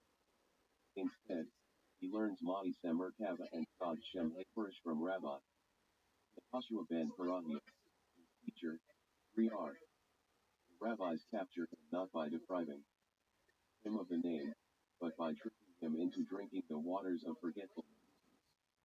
Shaki Ha, 4R, not by ritually contaminating him or cutting the parchment containing the name out of his body. In addition to assigning Jesus' followers new holidays, the post-Jesus prophet Nahul Dreech takes the unusual step of writing an entirely new alphabet and scriptures for them. Not content merely to separate them from the Jewish people, he murders a group of them by preferring to give them a ride on his flying cloud and then throwing them from it in mid-air, 5R. In order to show how the Huldreich rewrites texts and traditions, 2 brief, adjacent sections of the Huldreich will be analyzed. Of all the sections in the Huldreich, these two are closest, in terms of wording, to comparable sections in the other versions. Jesus uncovers his head, and the rabbis declare him a bastard. In nearly every Western European Toledat Yeshu manuscript, from the Wagens onward, one of the ways in which Jesus reveals that he is a bastard is by ignoring the custom to cover his head in the presence of the sages of Israel. He does this not by accident, but, rather, purposely and arrogantly. In a fairly typical wagon Steel manuscript, Harvard Houghton Library, Mix 57, the story goes as follows. One day, the boy passed before the Sanhedrin in Jerusalem, and it was the custom in those days that everyone who passed before them would cover his head and kneel and bow to them. And this boy, when he passed before them, uncovered his head and, insolently, bowed to his rabbi alone. And everyone answered and said, singularly contemptuous, one may deduce that he is a bastard. And one of them answered and said, surely he is a bastard and the son of a menstruant. 23R. The expression since he is singularly contemptuous, one may deduce that he is a bastard. Midi utsipkil ha ishemamina mamzer is a slight motive. Completion of a sentence that appears in the Bavli /Bavamitzi as he is singularly contemptuous, one may deduce that he is a wicked man. The motif of the rabbis concluding that a young boy is a bastard and the son of a menstruant based on whether he covers his head is in Mystique Kala, A16b. The Momser version of the quote, with or without the College 80, is in nearly every wage and sale manuscript, as well as in the Slavic manuscript. 51 Kraus, Das Liebertliche, 35 to 36, Bischoff. Observations on the Huldreich manuscripts of the Toledat Yeshuv. 75. The analogous Huldreich passage is slightly different. Jesus does two things. To convince the rabbis that his legal status in the community must be suspect. First, he plays ball near the temple. In the other manuscripts that have him playing ball, which are all Slavic, his sin is playing on the Sabbath and throwing the ball in the public domain outside the allotted 4 cubits. He is wearing increasing garments, and, when his ball goes astray, he becomes despondent and throws his mitre onto the ground. The boys playing with Jesus said to him, cover your head, to which he responds, and is it not true that Moses did not command that head covering in the Torah, and that the words of the sages are wordless? The rabbis are not directly involved in this conversation, but 3 of them, Rabbi Eliezer, Rabbi Yehoshua ben Levi, and Rabbi Akiva, are sitting nearby, and they hear the exchange. Rabbi Eliezer suggests that Jesus is the son of a menstruant, Midiatikul Sipati Shemamina ben Nidahu asterisk, which Rabbi Joshua responds that he is the son of a prostitute. Rabbi Akiva said that he is a bastard. 3R. In order to capture the full reaches melding of different texts, it is necessary to take a close look at the Masikate Kala text.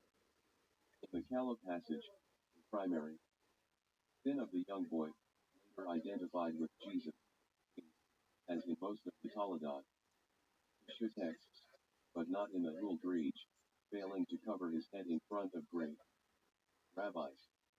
In the Huldreich, but not in the other versions of the Toledot, the rabbis in question are the same three named in the Kala text. In the Kala passage, Rabbi Eliezer suggests that the boy is a bastard. Rabbi Yehoshua ben Levi says that he is the son of a menstruant, and Rabbi Akiva, bringing their charges together, concludes that he is a bastard and the son of a menstruant.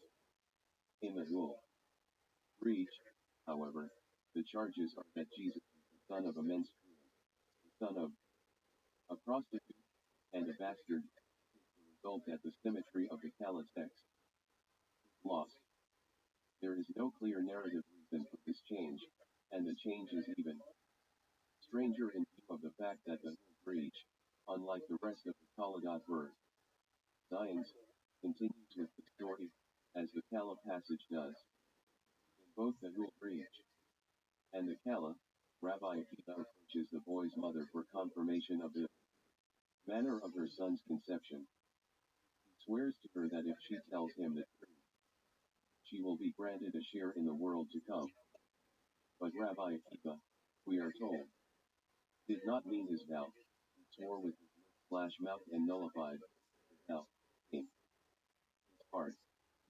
52. The mother admits the truth to him. In Masikate Kala, it is best. Without her knowledge, her husband's friend slept with her on her wedding night, while she was menstruating. In the Huldreich, Miriam admits sleeping.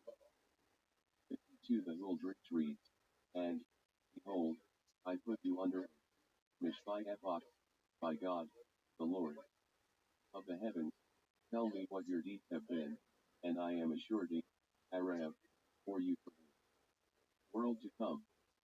And Rabbi Akiva swore with his mouth and nullified in his heart. 3R. Kala reads, my daughter, if you tell me the thing I am asking you, I will bring you to the life of the world to come, Olam Haba. Rabbi Akiva swore with his lips and nullified in his heart. A16. 7. Adina M. Yofi. With another man without divorcing her husband. The Hebrew text is more elaborate than the short Kala passage.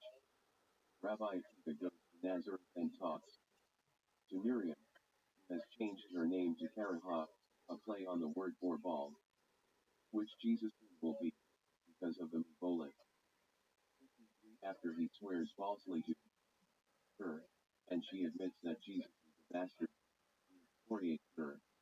3R. For this section, then, the Huldreich weaves together three texts.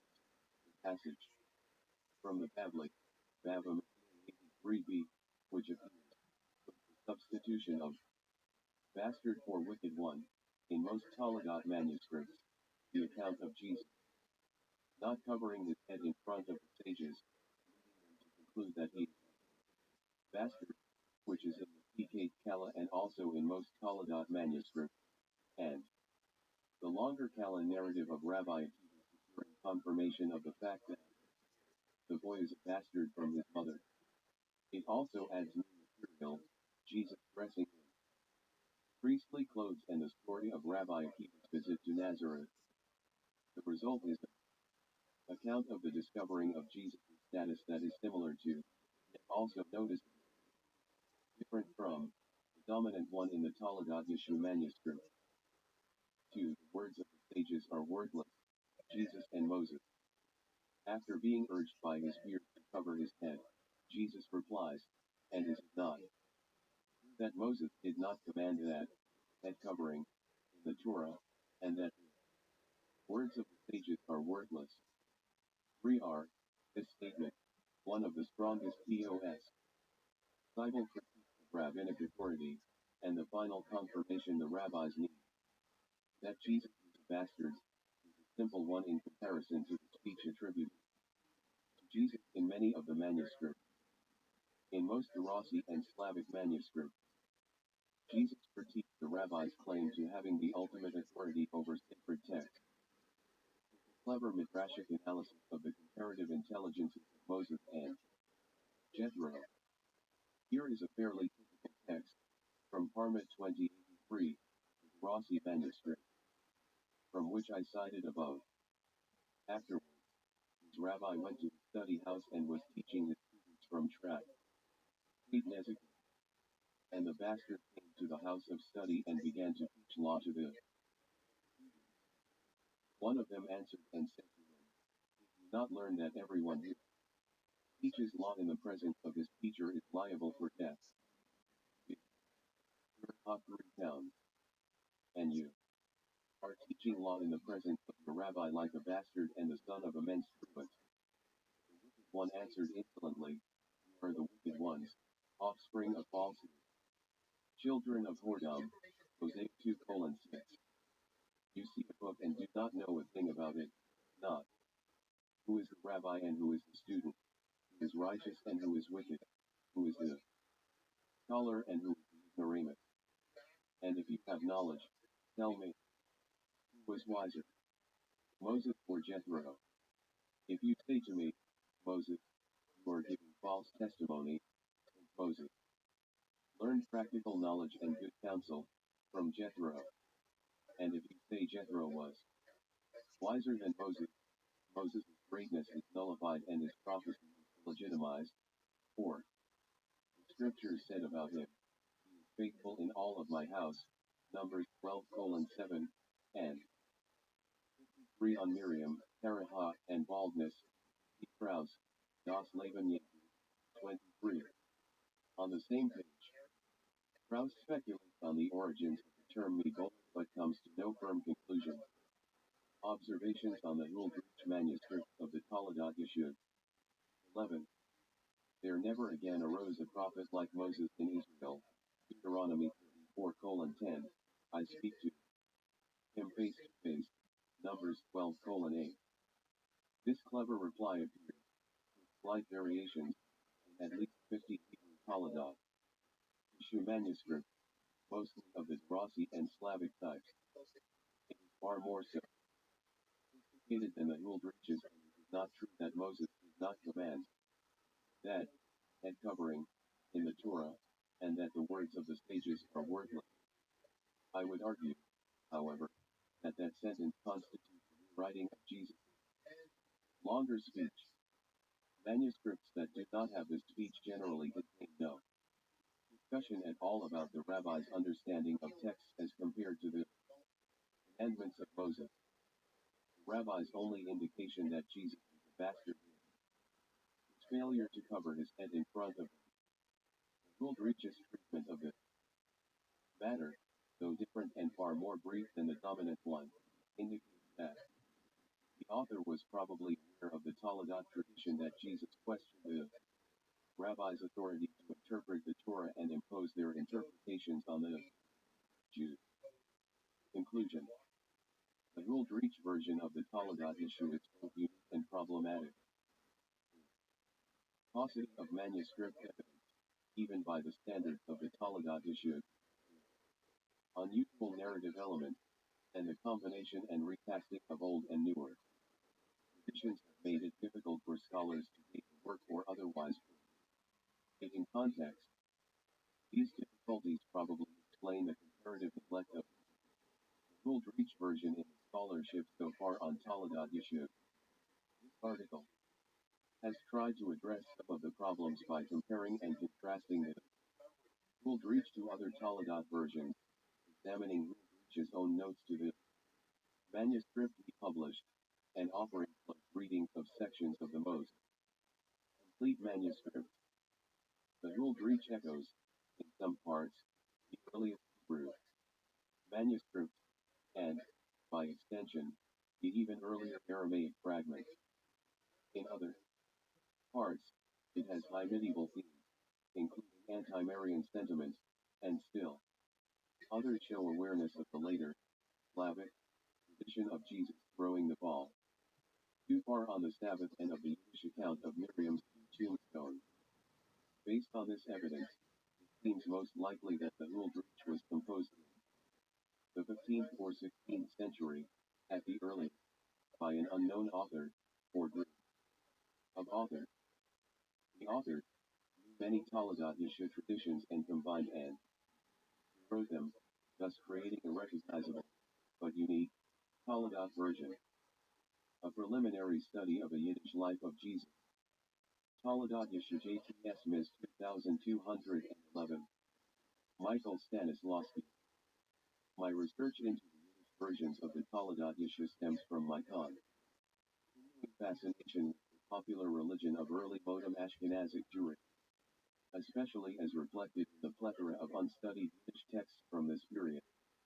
In previous studies, one have focused on Yiddish translations of Hebrew originals, teasing out of them what one have semi-playfully termed their Ashkenazation, i.e., the conscious and unconscious inclusion of cultural markers which clearly reveal their implication in the religious universe of early Modem Central and Eastern European Jewry, and the transformation both by Grecian and Omi Zion of aspects of the Hebrew originals seemed unsuitable for the audience of Yiddish translations, presumed to be meant for, as the texts themselves claim, women and unlearned men. In this study, I will attempt to adapt this approach to the early Modem Yiddish manuscripts of the Toledot Yeshu, taking my cue from my colleague Shiva Karl Bach, who so aptly argued that deep within its structure, early Modem Ashkenazic Jewish culture had built-in strategies of internal resistance to the religious narrative of Christian society, trenchant, polemic in the guise of folklore. 2. My analysis, I must emphasize from the start, is not only preliminary, but is set by several fundamental problems. First, we do not possess an accurate list of extant Yiddish manuscripts of the Toledot Yeshu, something I hope to redress in a tentative manner below. Secondly, until we have a reliable bibliography and analysis of all the extant Hebrew versions of the text, it is impossible to discern to what extent the Yiddish manuscripts differ from their presumptive Hebrew sources. 3. Despite all the scholarship that has been produced on the two, one see by the Yiddish Shevet Yehuda, a study in the Ashkenazation of a Spanish Jewish classic in Jewish history and Jewish memory, essays in honor of Yosef Haim Yerushalmi, E.D.S. Elishiva Karl Bach, John M. Ephraim, David N. Myers, Hanover, New Hampshire, University Press of New England, 1998, 134 to 149, and Toward the Popular Religion A.F. Ashkenazic Jews, Yiddish, Hebrew texts on sex and circumcision, in mediating modernity, challenges and trends in the Jewish encounter with the modern world. Essays in honor of Michael A. Meyer, D.S. Lauren B. Krauss and Michael Brenner, Detroit, Wayne State University Press, 2008, 93 to 106. To Elishiva Karl Bach, The Anti-Christian Element in Early Modem Yiddish Culture, Ron. Lectures in the History of the Jews in Prussia 10, Ramat Gan, Bar Ilan University, 2003. 3. Only two of the extant Yiddish manuscript that I know of, that in the Talmudic collect. 80. Michael Stanislavski. Ledat Yeshu. In the last century, there has been virtually no scholarly work done on the Yiddish version. Even Eric Bischoff's 1895 publication of Ein Judith, Deutsches Levity Jesu, or a more or less accurate transcription of the original and translation into German of a manuscript in the Bodleian Library at Oxford, contains a very minimal scholarly apparatus, and Gunther Schlichten's excellent monograph on the Hebrew manuscripts contains only 4 paragraphs on one Yiddish manuscript held in Amsterdam. 5. First things first, there are to my knowledge 15 extant Jewish manuscripts of the Toledot Yeshua, all but one of which have copies deposited in the Institute. 4 microfilmed Hebrew manuscripts in Jerusalem, 3 of these are from libraries in Amsterdam, 2 at JTS in New York, and 1 each to be found in Göttingen, Paris, Frankfurt, St. Petersburg, London, Zurich, Oxford, Prague, Harvard, and Jerusalem. 8 of these manuscripts date from the Middle 18th and 4 from the 19th century, and hence do not include in this particular project. Thus, only 3 of the known manuscripts can be ascribed to the early modem period. The Oxford manuscript mentioned above is early 18th century, but it is nearly identical to the Harvard manuscript, dated by its scribe to 1652, and JTS 2211, to which I will return in depth below. Undated but clearly stems from the 17th century, probably the 1670s or 1680s.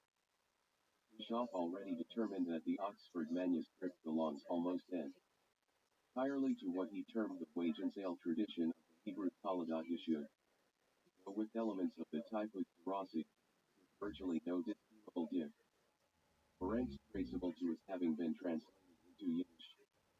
But this is definitely not the case of JTS 2211, which differs substantially and expansively from the explicate below. The scribe himself expounds on the fact that he had access to and used several different and often contradictory sources for his tale, and the and Jerusalem A228 are found in collections that include Hebrew versions, from which they seem to differ in minor, though interesting ways. But even here, 1 am loath to speculate about the originality of these discrepancies until I feel more secure about the variations in the Hebrew manuscript themselves.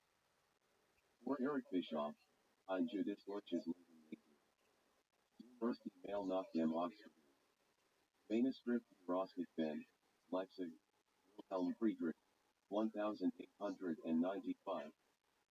5 Gunther Schlichting, ein Jiidisches Leben Jesu, die Verschalen Toledot Yeshua Passon. Tam Ad, Tübingen, Morse Effect, 1982, 14. 6-1, JTS 2211, 17th century, Harvard, 1652, 3, Oxford, early Carrick century copy of number 2. 4, Valmadonna, 18th century, Hebrew and Yiddish. 5, Zurich 18th century. 6, Amsterdam 233, 18th century. 7, JTS 2219, 18th century. 8, Prague 18th century. 9, St. Petersburg, 1756. 10, Amsterdam EPS 1764. 11, Frankfurt AM, 1771. 12, Amsterdam 467, 19th century. Yiddish and Hebrew. 13, Jerusalem A228, 19th century. 14, Paris, 1838. 15, Göttingen, 1892. A preliminary study of the Yiddish life of Jesus. 81. Result displays ample examples of Ashkenazation and other deviations from the other Yiddish and Hebrew texts I have studied. Before proceeding to the textual analysis, a few words are necessary about this manuscript as a whole. First, it is far longer than any of the others I have examined, 152 pages. The Oxford/Bodleian manuscript, in contrast, is 48 pages long, i.e. 3 times shorter, the length directly related to the already mentioned citation of different versions of the same tale, and the scribe's constant and self-conscious editorial hand at play throughout the work, in which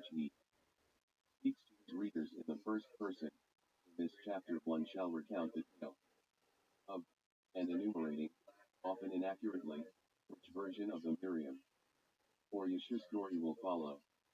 My very tentative hypothesis is that this narrative intervention is if not unique to, then certainly redolent of, its specific cultural context.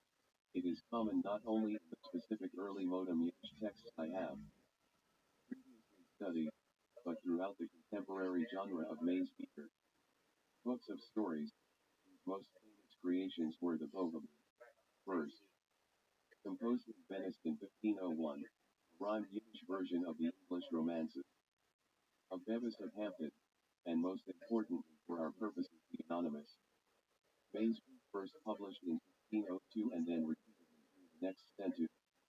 Rise, which purported to be a collection of Agadot and Midrashim from works stretching from the Talmud to Sefer Hasidim and beyond. Indeed, the most important alternate title to the Taladat issue was Maze Told, the story of the hanged one. It is no stretch whatsoever to include the Yiddish translations of the Taladat issue into this maze speaker genre and tradition. To what extent this narrative strategy was borrowed from, or at least influenced by, the nascent genre of what we may call the proto-novel in European societies in the 17th century.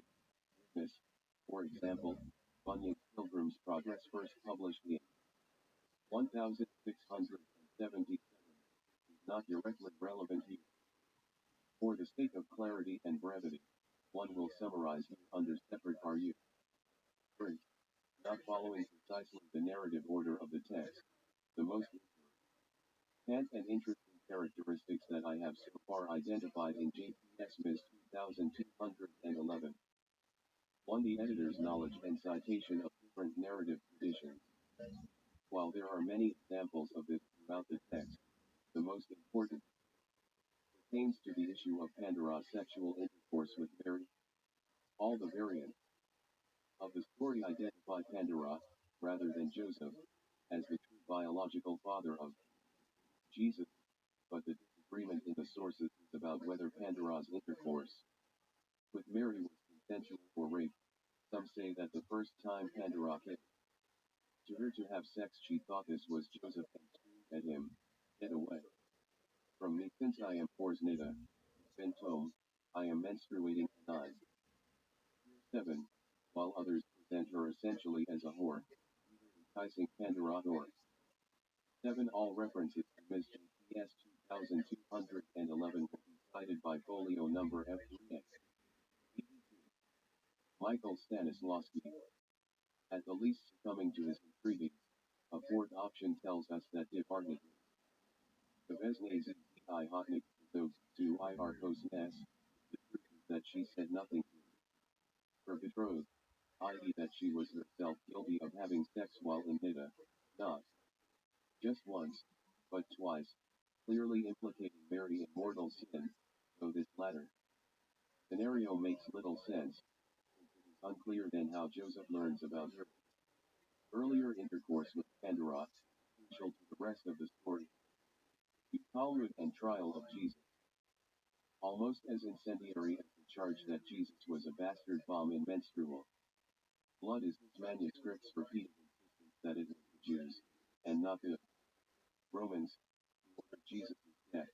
At very start of our manuscript we read, Pilpul in More Sanhedrin Iberdemishu, on Sanhedrin. Abden Yeshulas Danzain Petus Tori, Rashi Belter Barzit 9. A debate in the Talmud Sanhedrin over Jesus and his death and how the Sanhedrin judged him according to the law of our Torah, since the evil one misled the world through his sins, and our scribe, as is his wont, returns to the longer version of the verdict of the Sanhedrin that Jesus be put to death according to Jewish law. These references to the Talmud are not found in the Oxford/Harvard manuscripts, nor in the Hebrew versions I have read. 3. Historical inaccuracy. In analyzing the Yiddish Shevet Yehuda, I noted that book began with historical errors, an inaccurate account of the story of Anthony and Cleopatra, and a conflation of the destruction of the first and second temples. 10 years ago. Basic historical error pertains to the year of Jesus' birth. Our narrator begins here. Text with the unheard not written Dr. Kaiser Augustus Unzane. Nigen 11, in the 42nd year of the reign of Emperor Augustus and his queen, however, since Augustus became emperor in 27 BC, the 42 ND year of his reign was 15 a date without, at least any obvious, significance in Jesus' narrative.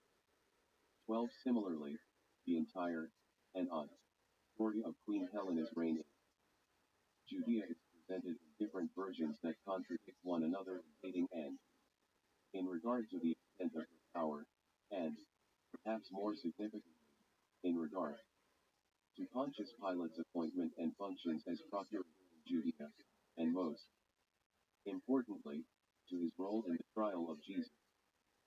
To the multiplicity of sources available to and used by our scribe, this is presented even more confusing.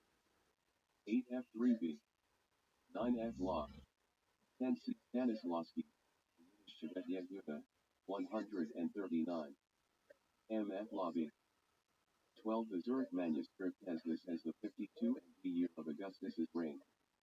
This calculation is shared, however, by the Harvard manuscript, though not in the Bodleian variant. One have not found other differences between the Harvard and the Oxford manuscripts shared with JTS 2211. A preliminary study of the Jewish life of Jesus. 83. And contradictory versions than in the other versions of the Talagat issue I have thus far examined, not to speak of the contradictions in the Gospels themselves. Indeed, whether there is any correlation between the dichotomy on this count, between the Passion narratives in Mark, Matthew, and Luke and the different birth Zions of Talagat issue from antiquity on is an important consideratum in scholarly analysis of this work. 4 linguistic markers of the distinctions between Jews and Gentiles, as opposed to the other Hebrew and Yiddish texts of the Talagat issue I have thus far examined. Our narrator frequently employs the traditional usage of the term Eli Havdil to distinguish between Jews and Gentiles, or sometimes Jews and bad Jews. This first occurs, interestingly, in the genealogy of Jesus, in which we read, Un Eli Havdil de Miriam Esther Yohanan is Gavezn Fun. Schlecht von Base David, i.e. Joseph was from the house of David, as opposed to Eli Havdil, Mary, thus indicating not simply the hoary theology, conundrum of Mary's lack of relationship to the Davidic dynasty, but more subtly, her apostasy, later described in detail in the text. 13 Later, Jesus himself is distinguished from other Jews by the term Eli Havdil, as are, quite naturally, his followers after they are termed Nosrim, i.e. Christians, and thus we often read variations on Yehudim on Lehavdil Nosrim, and our text reads 44, the latest union. Lehavdil is Sanhedrin. 14. In the same vein, when Jesus himself decides that he can no longer learn anything more from the rabbis and so begins to act derisively towards them, he describes as acting 16.5, like a Gentile, and a strange story is told that one of his derisive acts was playing with the ball in the presence of the Sanhedrin, and throwing it up and down in the air, an act characterized boyish, kind like a Gentile. Jewish law in its time and in ancient Palestine regarding sexual intercourse between Harrison and Kiddushin. On the one hand, he writes, at that time the rule was in all of Israel that when a virgin became betrothed to a man they could have sex like a husband and wife, while, on the other hand, in a passage again not present in the Oxford/Harvard version, Mary immediately realized that it was Pandora and not Joseph who was attempting to, and then succeeding in, having. 13 Parenthetically, in the Valmadonna manuscripts, it is Mary who is described as descended from the house of David, a fascinating claim I cannot deal with in this paper. 14F2, 15F8, 16F2, EV4, Michael Stanislawski. Sex with her since the latter was so burned that he refused to have intercourse with her before they were married. 6 Attitudes of Kabbalah. In my study of early modem Yiddish translations of Hebrew manuals on sex and circumcision, I noted a persistent decision of all the references to Kabbalah. 6 sources abundant and crucial to the originals, and this in the decade immediately preceding the spread of Lurianic Kabbalah throughout Ashkenazic Jewry. Thus, we might have expected our translator to have been wary of repeating some of the magical acts attributed to members of the ancient rabbinic, including most provocatively the astonishing scene in which Judas defeated Jesus in their celestial battle by rendering him impure through anal sex. But this scene is preserved in our manuscript and the other Yiddish texts I have thus far examined. Indeed, our text refers to the magical acts performed by the rabbis as Roy's Chacham Kabbalah 17, Great Wisdom and Kabbalah, and goes so far as to state that Jesus was Boki in Kol Hatmar Kulon in Kabbalah, an expert in the entire Torah and in Kabbalah. This claim is not made in the other Yiddish manuscripts I have examined. On the other hand, there is a hint, I think, of a negative attitude to some aspects of early modem Kabbalistic practices disapproved of by the rabbis, attributed to the Sabbaton heresy and its later offshoot already in the late 17th century, and then again a century later in regard to the emergence of East European Hasidism. Jesus and his followers are described in clearly derogatory terms as engaging in string dancing, Kansan 19, jumping up and down, singing and dancing during prayers, customs associated with what the popularization of Kabbalah and its antinomian potential. 7 Ashkenazation. Far more abundant in our manuscript are examples of the transposition of the story as a whole from 1st century Judea to early modem Central/Eastern Europe. Here I will cite only a few of the relevant examples. A. Many cases of what I would term pure or simple Ashkenazation, when Jesus begins to sprout his heresy, he is referred to as Roy's Great Malamid, a very uncultured teacher, and the schools in which Jewish children study are referred to as Katarine. 20. Our scribe does not follow the strange tradition of rendering Armenian one of the places to which the apostles are sent, as Deutschland. He seems to know, if not where Armenia is, that he is living in something called Deutschland.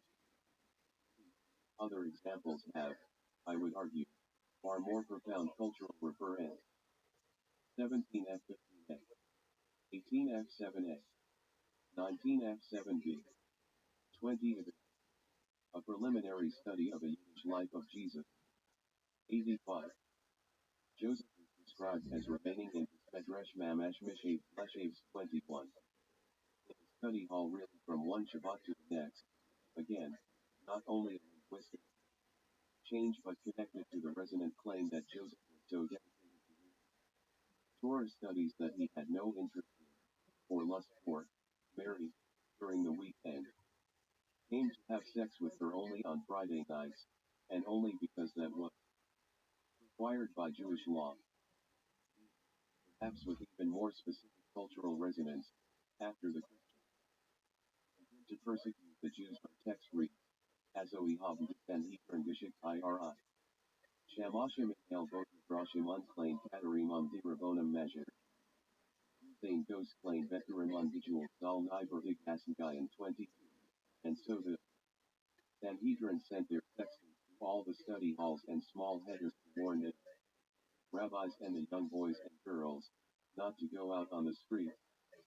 This seems to be a clear anachronistic retrojection of the fear of letting Jews in general and children in particular out on the street on Christian holidays. and particularly on Easter night, for fear of attacks by Christians.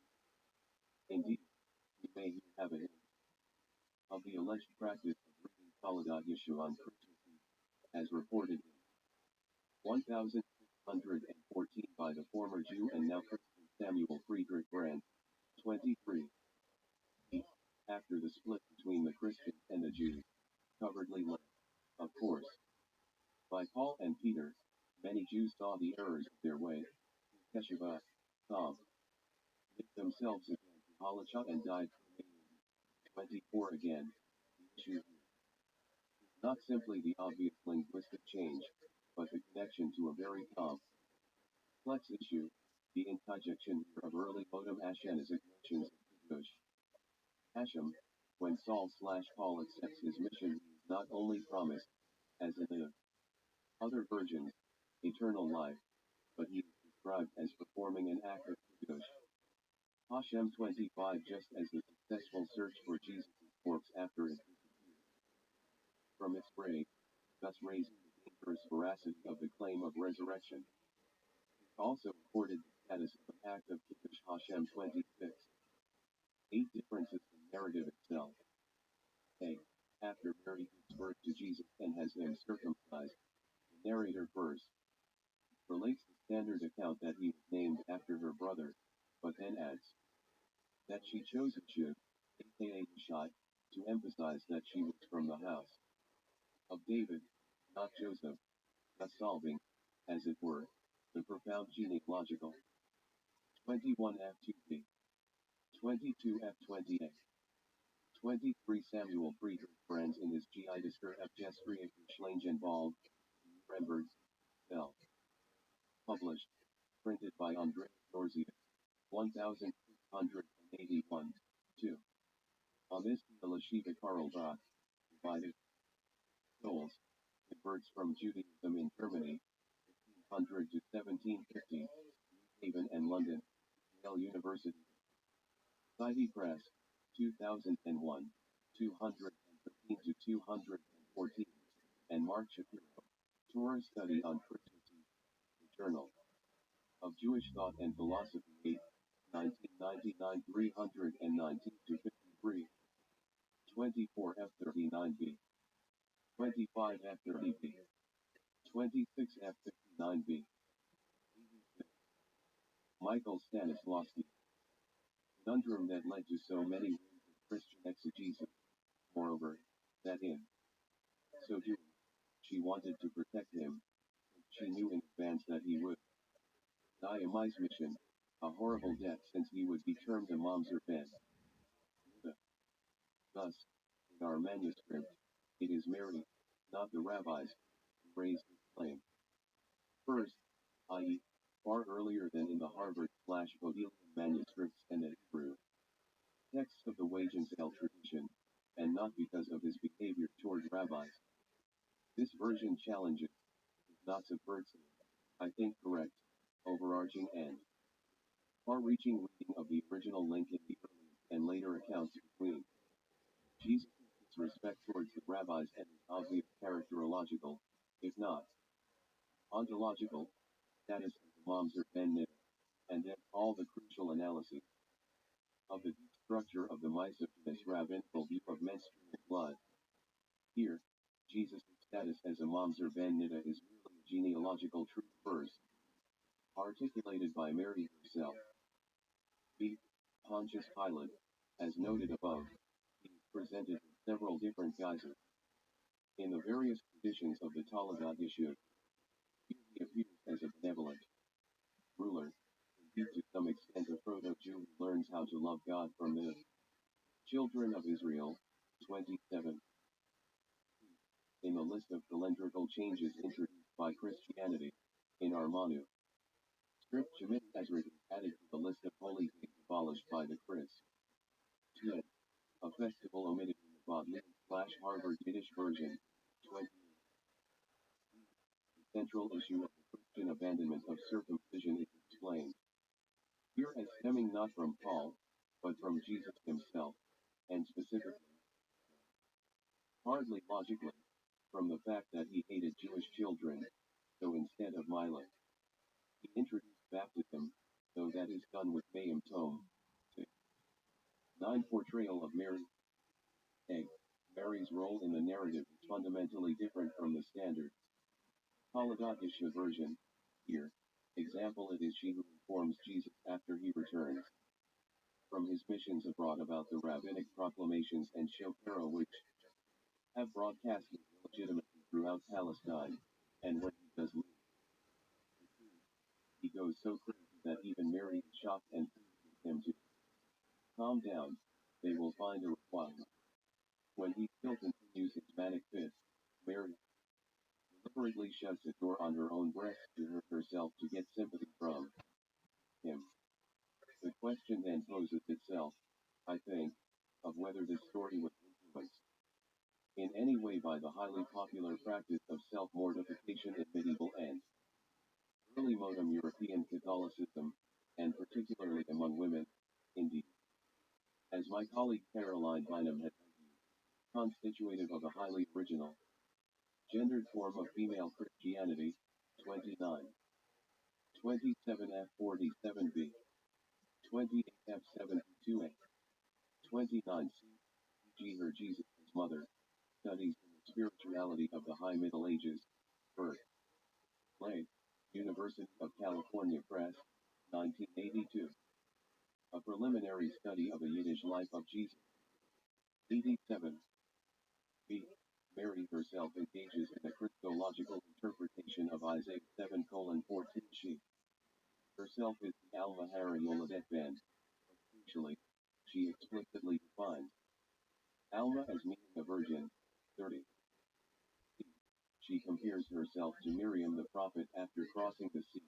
She cites Exodus 15:20, Miriam Hanida, but substitutes the hot Agaron. Emishug. 31. Finally, and perhaps most bizarrely, we have here a very strange description of Mary's death missing in the other manuscripts I have examined. Her death is described in the words of Genesis 28:12. V'yishkach Miriam b'makom ha. V'hi nesulam matzev artsa v'hi arosho magia hashamem v'hi hines. Vat ephach Elohim olam v'hi both 32. And Miriam lay down in that place, and behold, there was a ladder resting on the earth, top reaching to heaven, and the angels of God were ascending and descending on it. But then, in sharp contrast to the Jacob story, the Sanhedrin had her grave destroyed. From the last two stories one is tempted to ponder to what extent this portrayal of Mary as a prophet has gone wrong, absolutely parallel to the basic narrative of the Toledot issue, Jesus' Talmud hacks have gone wrong, is a time-bound version of the Marian cult exceedingly prevalent in the Christianity of Central and East Europe in the period in which this manuscript was written. Counterclaim that the Jews did not know enough about the religion of the Christians among whom they lived is, to say the least, itself subverted by the intimate knowledge of Christianity demonstrated by the scribe of JTS 2211, as well as the Harvard and Bodleian manuscript, and it seems very safe to assume that they were not alone in passing on built-in strategies of internal resistance to the religious narrative of Christian society, trenchant polemic in the guise of folklore. 30 FF 31A 32B 31 32 F63A. The Toledot issue and Christian apocryphal literature. The formative years. Dear Luigi Piavanelli. This book is not now common, though at one time it had a wide circulation in Hebrew and Yiddish among the simpler-minded Jews, and even more educated Jews, used to study the book during the nights of Natal, Christmas. Our mothers knew its contents by hearsay, of course with all manner of corruptions, changes, omissions and imaginative additions, and handed them on to their children. Different versions of the book exist in use, some expanded to greater length and others abbreviated, but though such changes are sometimes great, as a rule they affect only details, especially named. Some versions added longer or shorter episodes, while in others certain episodes are omitted. But the general tenor of the story, its general spirit, and the outstanding features remain the same in all aspects. The discovery of a strange Jewish anti-gospel in 1985.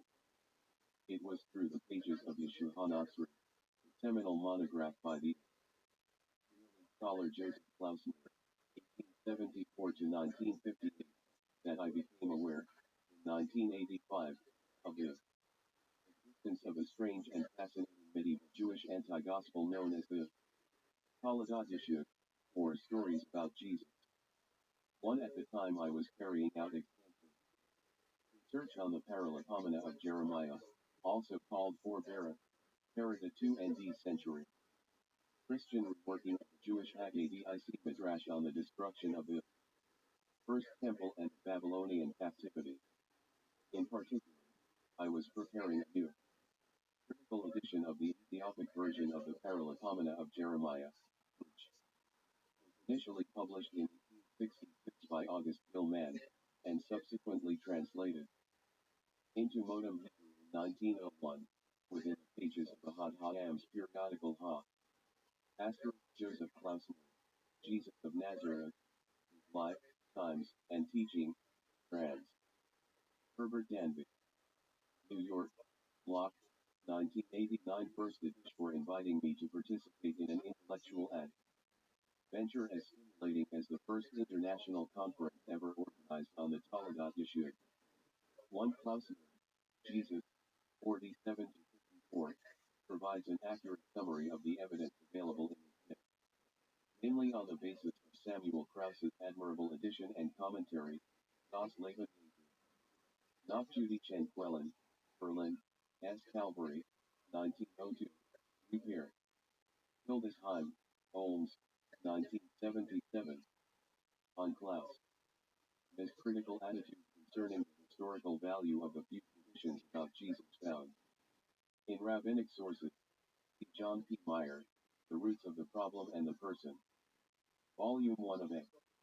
Marginal Jew, Rethinking the Historical Jesus. ABRL, New York, Doubleday, 1991, 95 to 8. Peter Schaefer, Jesus in the Talmud. Princeton University Press, 2007, 5 and 147. 90. Pierluigi Piavinelli. Shiloh Y by Klausner himself. 2. Aside from the philological aspects of my quest, I must confess that I was not even curious to uncover the motivating factors that had pushed a young Zionist historian to investigate such an obscure text. It took years of study and experience to realize what Klausner had already brilliantly understood, that is to say, that the Paralipomena of Jeremiah is one of the most important 2 ND century texts for the history of Jewish-Christian relations and the construction of a specifically Christian identity. Returning to 1985, even if I quickly forgot those bizarre Taladat Yeshua, reading of Klausner's book helped me to better appreciate the Jewishness of Jesus, and this new awareness left a deep and durable mark on every aspect of my research on antique and late antique religions and cultures. Rediscovery of a strange Christian gospel in 1998. In 1998 I began studying and translating the Ethiopic version of the Book of Talk, a Christian apocryphal text from late antiquity, that was originally written in Greek, probably in a monastery close to Jerusalem, between the years 451. August 2nd Gilman, Liberbera, I.M., Prestamithia Ethiopia, Leipzig, Weigel. 1866, Azex and 1 to 15, Joseph Klausner, The Book of Barak in Ethiopic Language, Shiloh 8, 1901 236 in Hebrew, reprinted in Idem, Murarim Hadashim Koro. Ezekiel, Tel Aviv, Masada, 1957, 90 to 117. For a new critical edition of the Gothic version. Luigi Piavanelli, Research de Apocryphae Veterotestamentari Ethiopisci, Tessie Gloria. Florence, Università degli Studi di Firenze, 1986, 109 to 231. 3. My major contribution was the Italian translation and commentary, Paralipomena di G.R. Ordo Libro di Vara, Storia della Catavita Babylons, Apocrypho Copto Jeremy, in Apocryphae del Antico Testamento, 5 volumes, and Paolo Sacchi, Biblica, 7, Brescia, Idea, 1999, 3:235-381. Also, Pierluigi Piavanelli, L.E. Thaumiles, Lair Diabai Melic. Dansby inspired La Captivae Babylonianae, Paralipomines de Jeremy. Text, inter. Text, context, intertextualites. La Bible and Echoes. B.S. Daniel Margaret and Adrian. H. W. Curtis, L.E. Monde de la Bible 40, Geneva, Labor et Fides, 2000, 73-96, N.I.M. Abai Melican, Vita de Eusebio, Eugenio Montale Lettere di un Frammento di Paralipomene. Jeremy, in collaboration with Claudio Zamagna, Problem de Critica Festival 61, 2157-80. For it is not by chance that Klausner is hailed as one of the most significant forerunners of the present-day quest for the Jewish Jesus. Thus, for example, according to Ed Parrish Sanders, Jesus and Judaism, London, SCM, Philadelphia, Portrait, 1985, 53, General Line 12. Load by his Burmese, is in important respects similar to Klausner's. Concerning Klaus, this perspective on Jesus, special attention should be given to Donald A. The Jewish Proclamation of Jesus, an analysis and critique of modern Jewish study of Jesus, Eugene. 4. With and Stock, 1997 first edition, 1984, Passim, Clinton Bennett, In Search of Jesus. Insider and Outsider Images, New York, Continuum, 2001, 261-63, Dan Jaffe, Jesus Law. Plume de Histo Rhines XX asterisk Kepler. Approach History, Perspective Historiography. Analysis Methodologics, Patrick Moyne, JSME, Serve, 2009, 672 and 338-39, as well as David Fox Sandmel's unpublished PhD thesis. Into the Fray, Joseph Klausner FSAP.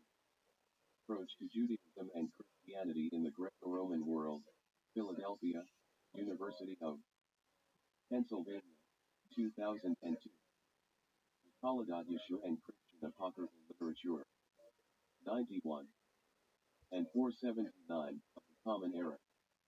5. In the Book of the Koch we encounter a text that is equally as fantastic as the Taladat Yeshua. One has only to think of the astonishing gives the work its title, The Resurrection of the Rooster from the Last Supper that Jesus sends to spy on Judas' clandestine activities in Jerusalem.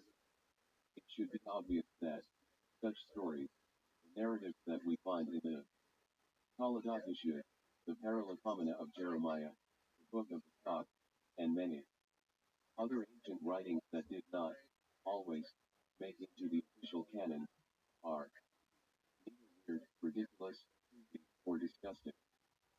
In any case, they are no more odd or shocking than some of their canonical counterparts. 7. They simply need to be taken with a minimum of professional seriousness and placed within the context of their ancient and late antique environment. It was in doing so that I realized that the Book of the Koch was, so to speak, at the center of a complex web of intertextual connections shared not only with other late antique Christian apocryphal texts such as the Greek and Latin Acts of Pilate, or Gospel of Nicodemus, the Arabic and Ethiopic Lament of Mary, properly called the Gospel of Gamaliel, or the Coptic Book of the Resurrection of Jesus Christ by Bartholomew the Apostle, but also and especially the 5. See the French translation and commentary by Pierluigi Piavanelli, Liber Duco, in Matrix Apocryphe Trajan's, 2 volumes, ESBR Geology Train and Jean Daniel Gastley, Biblio.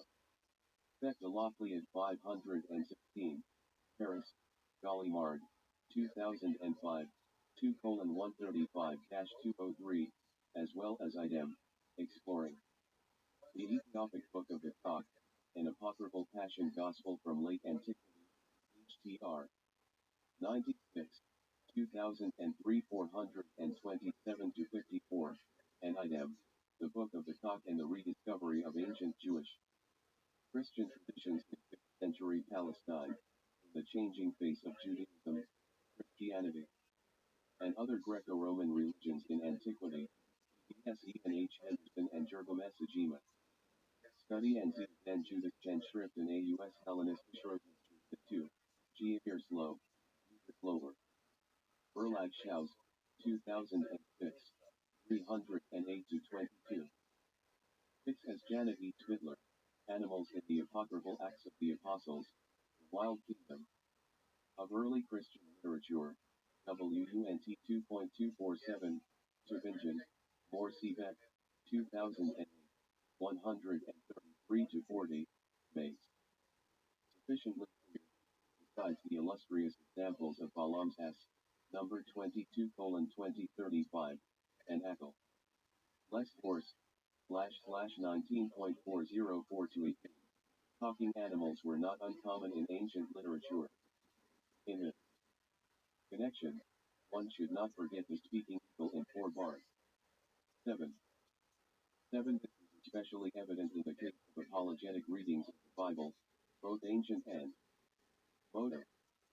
Thus, Josephus preferred to omit some embarrassing episodes such as the Judah Tamar affair, Gen 38, from the volumes he wrote for a non-Jewish audience. For a list of such passages, see Louis H. Feldman, Josephus' Jewish Antiquities and Pseudo-Philos Biblical in Josephus, the Bible, and History, D.S. Louis H. Feldman and Goey Hata, Leiden. Brill, Detroit, Wayne State University Press, 1989, 59-80, at 74, reprinted in IDEM. Study in Hellenistic Judaism, Jekajikoti, Leiden, Brill, 1996, 57-82, at 78-79. As for the POC, pages that are perceived by the standard of present-day sensibility as politically incorrect, 1. Could refer to, example John Shelby Strong, Sins of Scripture, exposing the Bible's text of to reveal the God of love, San Francisco, Harper San Francisco, 2005. 8 on these and other Christian apocryphal texts. In general, Maurice Girard, Clavier. Apocryphorum Novae Testamenti, Corpus Christianorum, Tumhouse, Breffold, 1992, Wilhelm Schneemelkert, and New Testament Apocrypha, Trans. Robert M.C.L. Wilson, 2 volumes, Cam. Bridge, Clark, Louisville, Kentucky, Westminster/John Knox Press, 1991-92 based on the 6th German edition, 1989-90, J. Keith Elliott, The Apocryphal New Testament, a collection of apocryphal Christian literature in an English translation, Oxford, Clarendon, 1993 revised. And newly translated edition of Montague Rhodes James, The Apocryphal New Testament. 92. Pierluigi Piavanelli. Hologot issue. With respect to this connection, the reading of Hillel I. Newman. Study on the death of Jesus in the Talagot issue literature 9 was particularly enlightening. In his article Newman argued, with reason, that one of the goals of the narrators of late antique Christian Passion Gospels was also to respond to and neutralize polemical Jewish stories about Jesus similar to those found in the Toledat Yeshua. Thus, for example, the character of Philogans the gardener in the Book of the Resurrection of Jesus Christ by Bartholomew the Apostle can be considered to be a narrative reply to the figure of Rabbi Yochanan, i.e., the gardener, in the Toledat Yeshua 0. A few examples taken from the Book of the Cock will help to confirm the soundness of Newton's judgment. In the Book of the Cock as in the Toledat Yeshua, and here I will be referring primarily to the Old Cairo Geniza fragment. In Aramaic 11, Jesus' adversaries explained its extraordinary powers as the result. Oxford, Clarendon, 1924, Hans Joseph Klaus, Apocryphal Gospels, an Introduction, Trans. Brian McNeill, London and New York, P.N.T. Clark, 2003 Original German edition, 2002. 9 Hillel I. Newman, The Death of Jesus in the Toledat Yeshua Literature, JTS 50, 1999. 59 to 79 other useful readings include Stephen Jarrow, The Nestorius Legend in the Toledat Yeshua, or CHR 59, 1975 108 to 20, idem, Jewish polemic in the martyrium Iana Jesus. Passage from the Talmud, JJS 29, 1978 164 to 68, idem, the stem master and his way disciple, Jesus story in the Talmud and in Christian hagiography, JSJ 25, 1994 287 to 311. Clemens Thomas, Jesus stands la polémique de l'antiquité tardivité du Moyen Age. Jesus de Nazareth. Nouvelles APPROX d'une énigme, S. Daniel Margarat, Enrico Norelli. And Jean-Marie Poppet, El Imon de la Bible 38, Geneva, number 85, 1998, 477 to 87, Rob. R.T.E. Van Hoos, Jesus Outside the New Testament, An Introduction to the Ancient Evidence. Grand Rapids, Michigan, Yearmans, 2000, 104 to 29.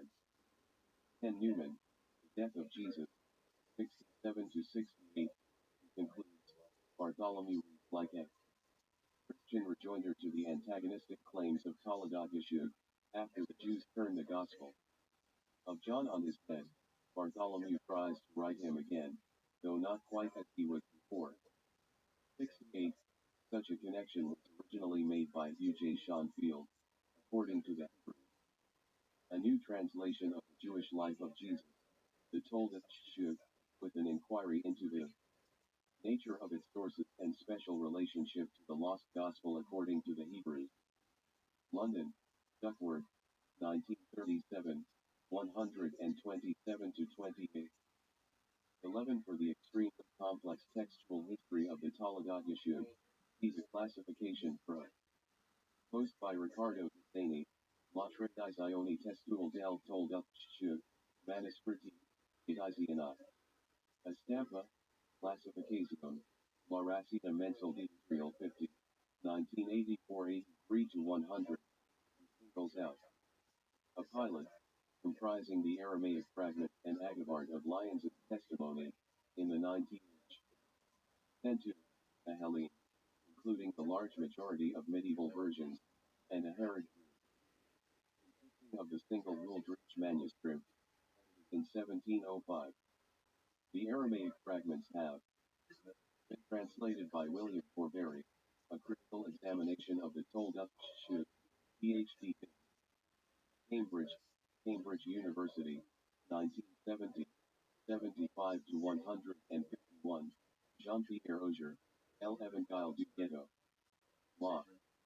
Legend of the Jesus du IP of J.P. Sketla, L. Auger Rive, Paris, Berg International, 1999 First Edition, 1984, 121 to 28, Ricardo Dessani, to Vangelo del Ghetto, Rome, Compton.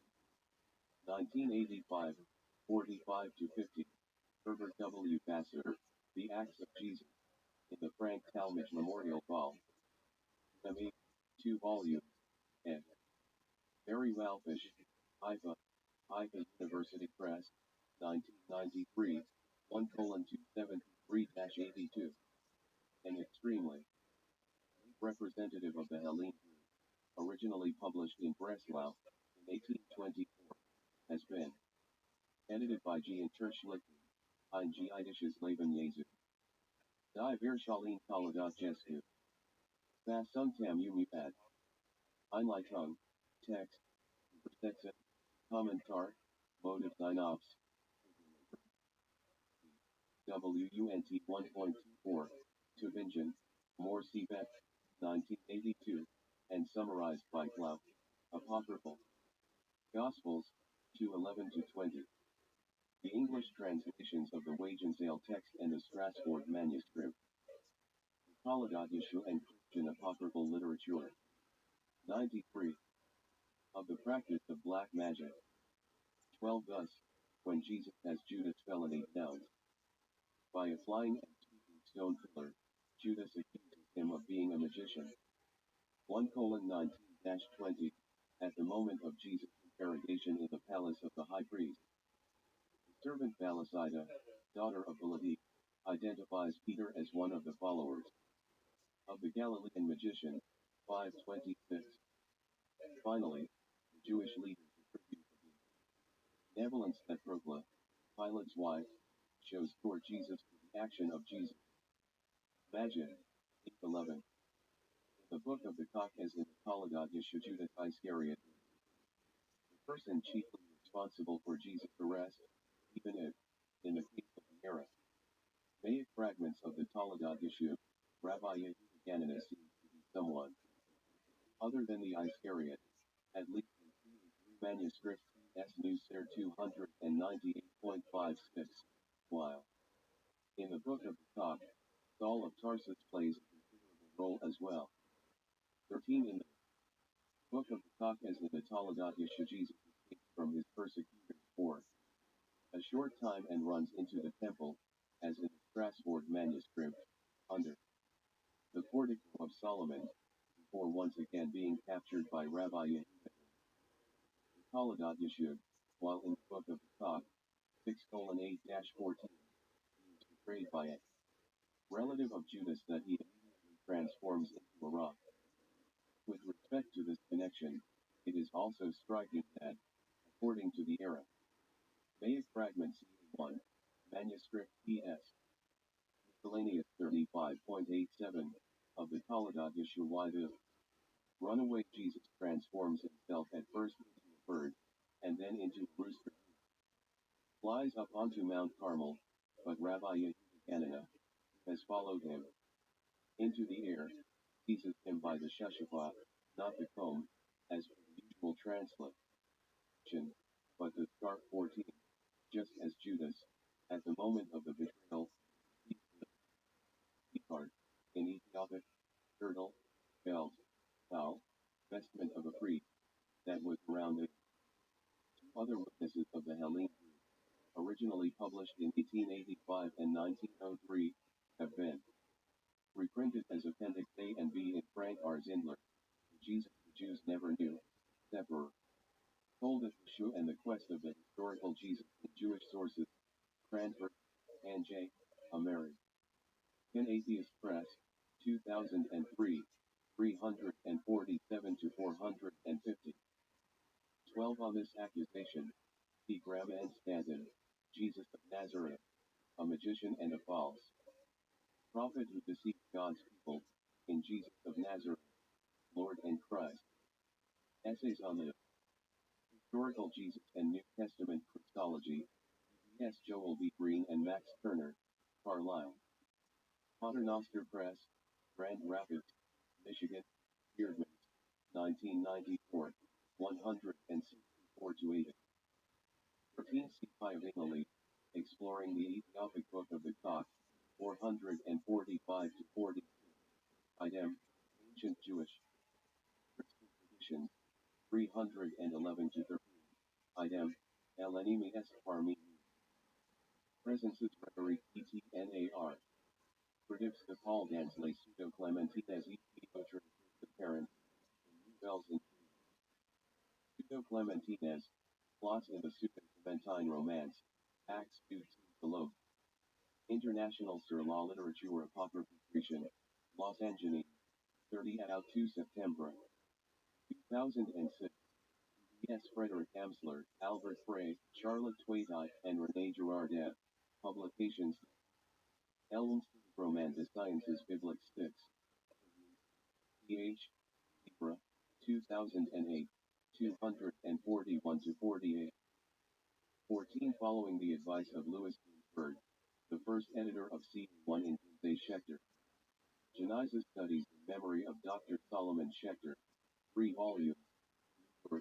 The Jewish Theological Seminary of America, 1928, 1:32438, at 320.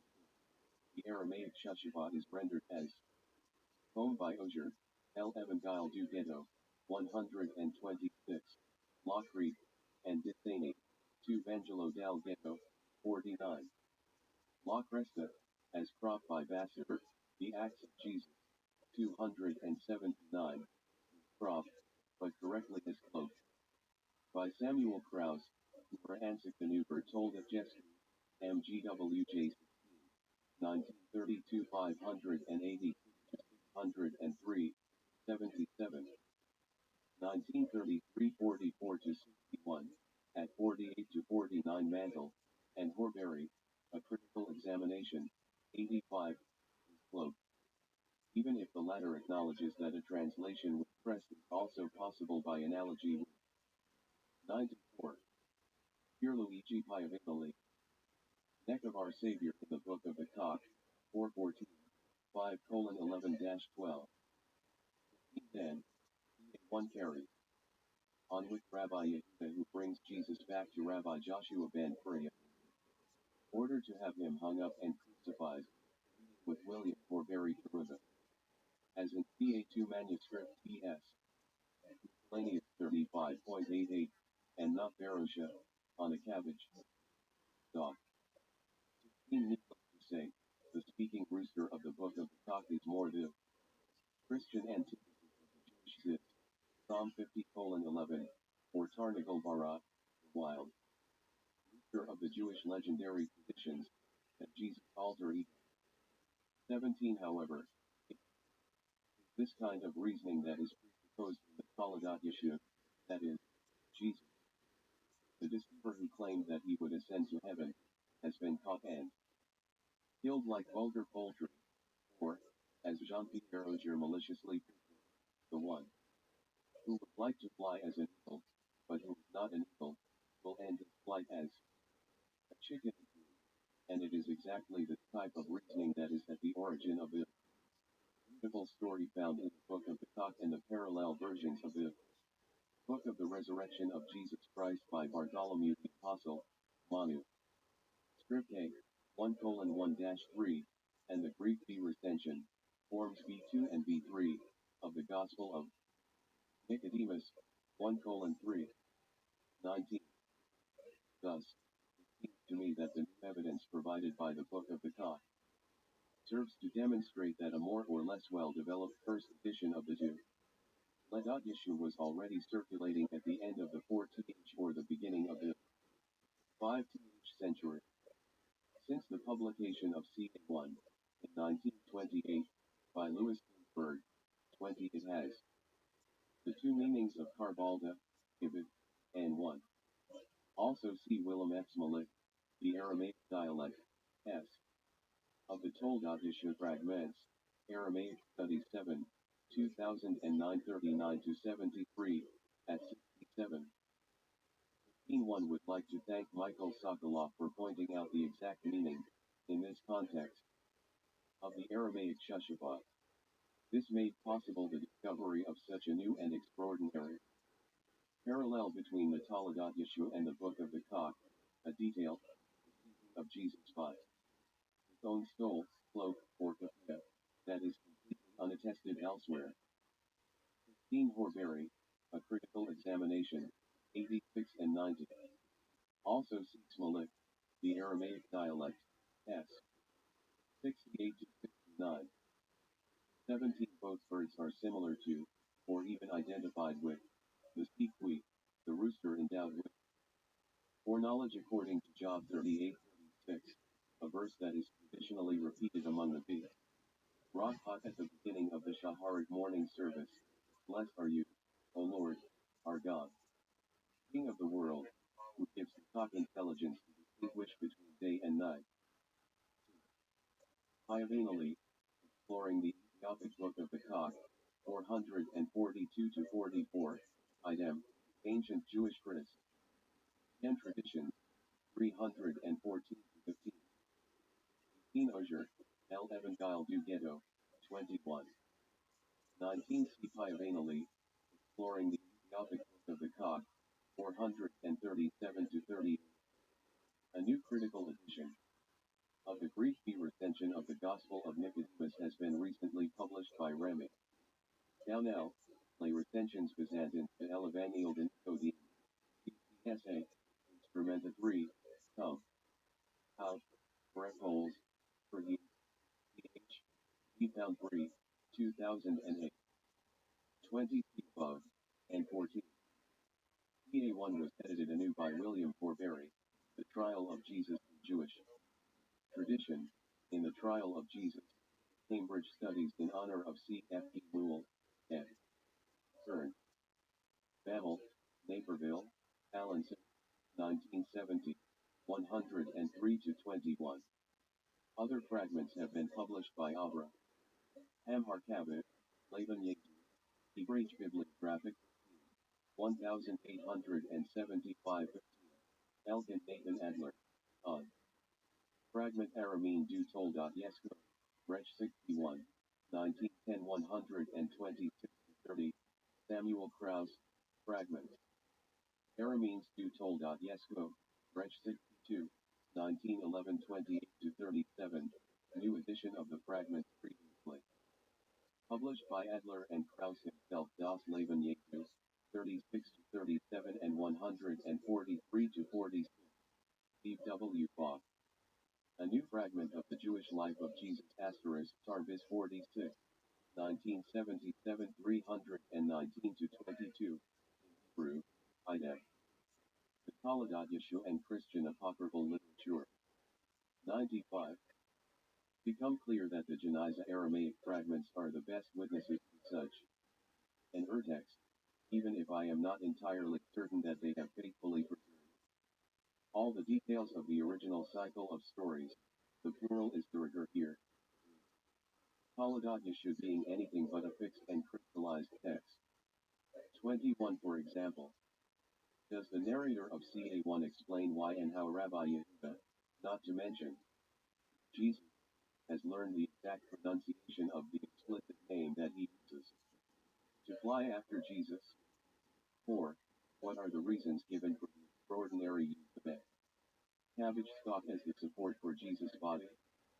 But if the loss of some episode and the omission of others make the recovery of that late antique first edition fairly difficult, what could we say, then, about a hypothetical prehistory of the Taladat Yeshua in the 2 ND and 3 RD centuries of the Common Era? 22. The rediscovery of a strange Gnostic gospel in 2006-07.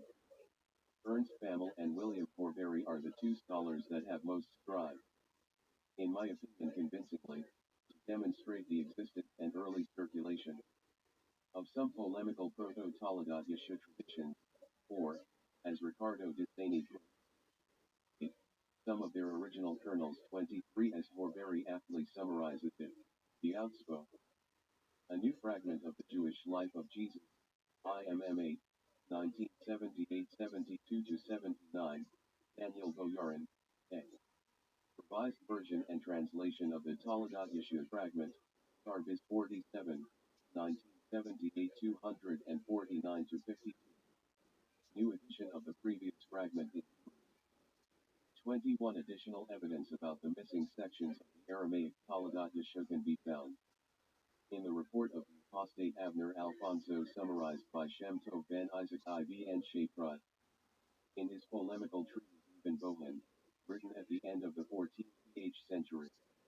On this Spanish rabbi, his work, and the sources he used, see George Howard, A Primitive Hebrew Gospel of Matthew and the Toldoth Yeshua, NTS 34, 1988, 60-70, Vassar, The Acts of Jesus, 273-74, and 280, Livy Garshoet, Shem Tov ben Isaac IV and Sheprat's Gospel of Matthew, in the Frank Talmage Memorial Volume 1:297. Introduction. Edition Critica, Gucci notice al libro I, Biblioteca Hispana Biblica 16, Madrid, Constio. Superior Investigation e Scientific, 1997. Moreover, Yaakov Deutsch, New Evidence of Early Versions of Toldot Yeshua, Target 9, 2177-97, Hebrew, has published a Hebrew version of the Toledot Yeshua from the manuscript ER I 274 of the Perkavich collection in St. Petersburg, which is particularly close to the text of the Aramaic fragments. 22 as Newman, The Death of Jesus. 61, insightfully reminds us, and addressing the very question of the provenance of the pilot group, we must remember to distinguish between related but distinct problems, the pre-literary history of the narrative, a putative original lead, every creation, and the version or versions found in extant manuscript. 23 see especially Ernst Bammel, Christian Origins of Jewish Tradition, and T.S. 1967, 317-35, printed item, Judaic. Kleinschriften, 2 volumes, W.N.T. 37, Tübingen, more. Quebec, 1986, 1:22038, item, Origin contra Belsum I-41 and the Jewish Tradition, J.T.S.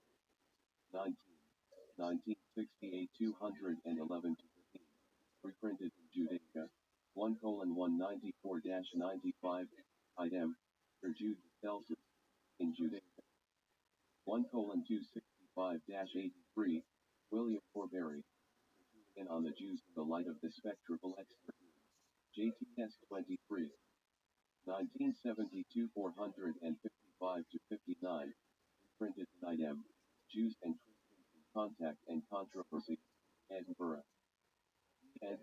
Clark, 1998, 176-79, item, Christ and Brigand in Ancient Anti-Christian Polemic. In Jesus and the Politics of His Day, S. M. Spammel and Charles F. D. Newell, Cambridge. 96. Pierluigi Piavinelli. Can Jewish polemic in the Toldot Yeshua appears to presuppose the important gained by Tiberius under the Jewish patriarchs, i.e., in late antiquity, from the 3rd century onwards, but its agreements with the speeches of the Jew of Celsus. In Origen, Tertullian on Jewish claims, and with passages in the probably 3rd century Herodian, indicate the currency of Jewish anti-Christian deductions of the 2nd century and later.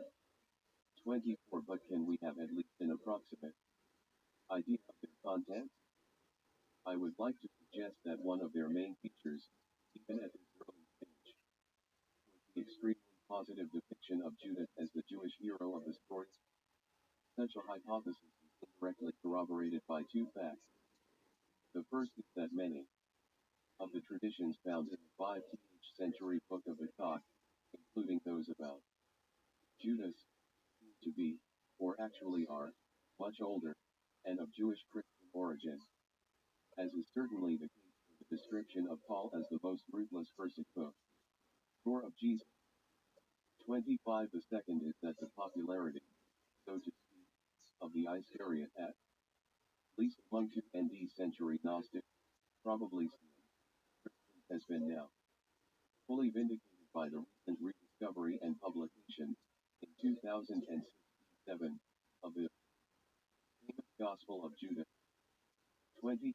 It is not my intention to open the fiery debate that surrounds the interpretation of Judas' figure in the Gospel that bears his name.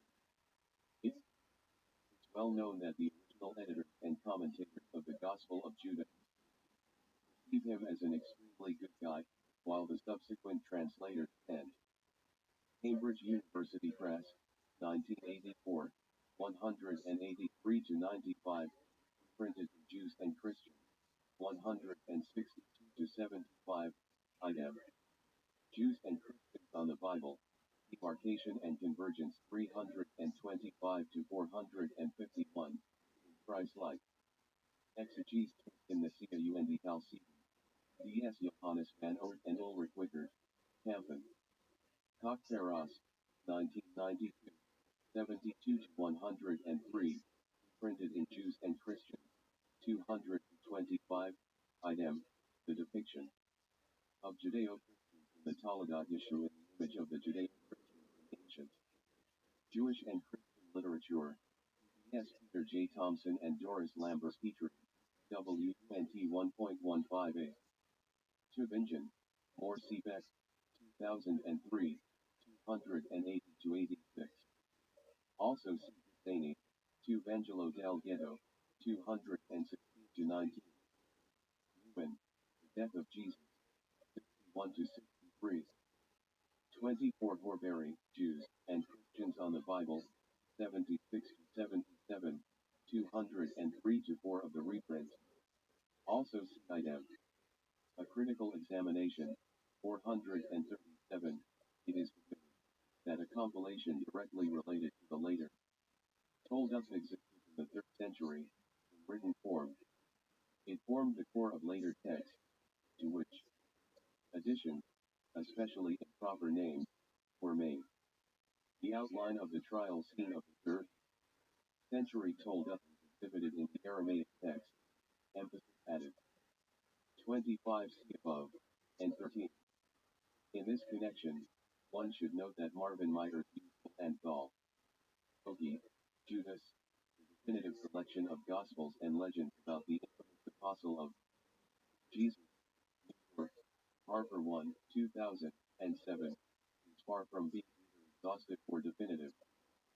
26 initially translated by Rodolphe Cassiker, Marvin Meyer, and Gregor Wurst, the Gospel of Judas from Codex Chacos, Washington, D.C., National Geographic Society, 2006, 2nd edition, 2008, then edited by Rodolphe Cassirer, A.L., The Gospel of Judas, critical edition. Together with the letter of Peter to Philip, James, and a book of allogenes from Codex Chacos, Washington, D.C., National Geographic Society, 2007, 177 to 250 and 341 to 70. Worst 3. Preliminary transcription of some new, unpublished fragments, together with Meyer's English translation, is available online. http://is_theol/forth_download/new_fragment_4.pdf #new fragment lb. The Toledat Yeshua and Christian Apocryphal Literature. 97. To see him as being, in April D. Connick's words, as evil as ever. 27. As far as I am concerned, I will simply say that the protagonist of the Gospel of Judas is neither Dr. Judas nor Mr. Iscariot. On the contrary, he is the more well-rounded figure, the only disciple who was initiated by Jesus to the mysteries of the kingdom, whose final and dramatic destiny will be to sacrifice his master, without being allowed to ascend to the holy generation. 28. The only compensation for the terrible task he has to accomplish will be perhaps, in Connick's opinion, to finally join Eel Dabaoth in his cloud, becoming assimilated with Eel Dabaoth in some way. 29. The only ascent to heaven that the narrator of the Gospel of Judas would eventually grant to the wayward disciple. Be that as it may, the triangular reading of the Gospel of Judas, for 180. the Book of the Clock, the quarter of the 5th century, and the Aramaic fragments of the Taladat Yeshud, at least before the beginning of the 19th century, to confirm that some elements of the Judas traditions embedded in text, as late as the Taladat Yeshud and the Book of the Clock are, in fact, much earlier, even datable to the 2nd century. Here and now, the absence of a strange Jewish Christian gospel. Until recently, the simple possibility of identifying a series of older elements, motifs, or traditions in a given text, was immediately converted into the system. Attic study of its written sources. Even worse, the actual meaning of that text was generally neglected, especially if its narrative was deemed to be too repetitive, nonsensical, or simply distasteful, in order to give priority to the study of its original edition and its sources.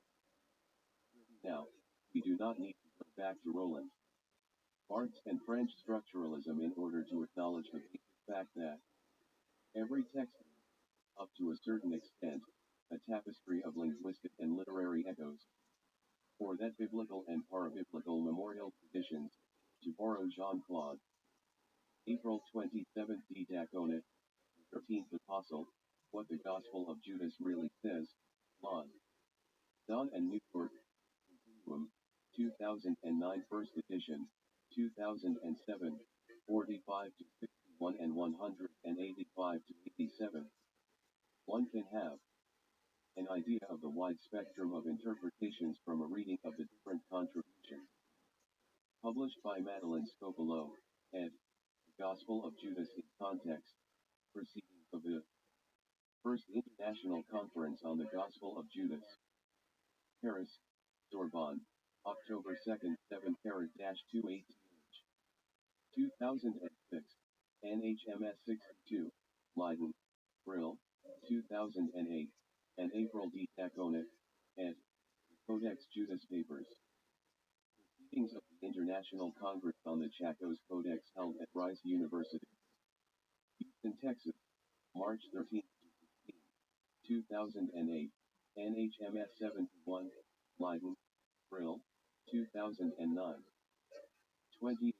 Luigi Piavanelli, Rabbi Yehuda versus Judas Iscariot, The Gospel of Judas and Apocryphal Passion Stories, in Diaconic, and the Codex Judas Paper, 223 to 39. 29 Diaconic, 13th Apostle, 119. 38 Simple Survey of the Literature on, example the Paralipomena of Jeremiah, Clementine Homilies and Recognition, or the Orthodox Apocalypse of Paul will reveal many examples of such a scholarly proclivity to identify pre-existing editions and sources at the expenses of the understanding of the available text. 90. Luigi Piavanelli regards categories, especially when they are open and subject to endless writing themselves. 31. 80 years ago, however, it was only natural to expect that the publication of the Aramaic fragments C1 and C2 would encourage some specialists to engage in a new quest for other parallels in ancient literature in order to identify the sources or to understand the genesis of the Taladat Yeshua. Thus, in 1932-33, great Samuel Krauss was able to compare the newly discovered episode of Jesus, the rooster that Rabbi Yehuda Gananis seizes by the Sheshach 32-1 quotation of the presently lost Gospel according to the Hebrews found in the works of Origen, twice, and Jerome, 3 times, the Gospel according to the Hebrews. The Savior himself says, a moment ago, my mother, the Holy Spirit, took me by one of my hairs and brought me to the great mountain Tabor, Origen, Tom. Joe. 2.12, 33. According to Krauss, this episode was modeled after the description of Ezekiel's vision of the abominations in the sanctuary. He stretched out the form of a hand and caught me by a lock of my head, and the Spirit lifted me up between earth and heaven and brought me in the visions of God to Jerusalem. EZ 8:3, which contains the Hebrew term tzitzit that means both hair lock, as in the Christian quotations, and fringe, from which eventually developed the cloak of the Geniza fragment.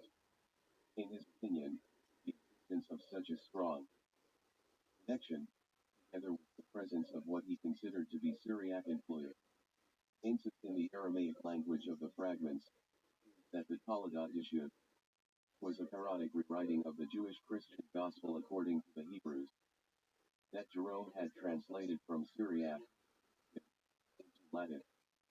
34. In spite of the objections immediately raised by Bernard Heller in the same volume of the Ministry for die Geschichte und die Wissenschaft des Judentums. 31. C. Jean-Claude Picard, Lechemins de la Mythologie CHR&EN, 1993, Idem, L.E. Continent Apocryphe. Essay sur la littérature apocryphe de V.T. Grecian, Instrumenta. Patries T. 36, Cumhout, Brepols, 1999, 247-64, and for a most holistic and sensitive approach towards ancient texts, Vernon K. Robbins, Exploring the Texture of Text, A Guide to Socio-Rhetorical Interpretation, Valley Forge, PA, Trinity Press International, 1996, Idem. The Tapestry of Early Christian Discourse, Rhetoric, Society, and Ideology, London and New York, Routledge, 1996. 32 see above, and 14. 33 see the edition and commentary of Albertus Frederick Johannes Clay, Jewish Christian. Gospel Tradition, BC sub 17, Leiden, Brill, 1992, 52-55, even if he does not mention the possible parallel in the Toledat Yeshua, as well as Simon C. Maimoni, Lay Fragments Evang. Flix Judeo-Chrétiens, Apocryphus. Recherche VT Perspectives, PAHRB 6, Paris, Valda. 2006, 27-29. 34 Kraus, Ansikin, 54-55. Actually, Rome was referring to the Gospel according to the Hebrews written in the Chaldean and Syrian language, but in Hebrew characters, and used by the Nazarenes to this day. Flag 3.2. These Nazarenes were the members of a Jewish Christian community living in Beroea, near Aleppo. 3.3.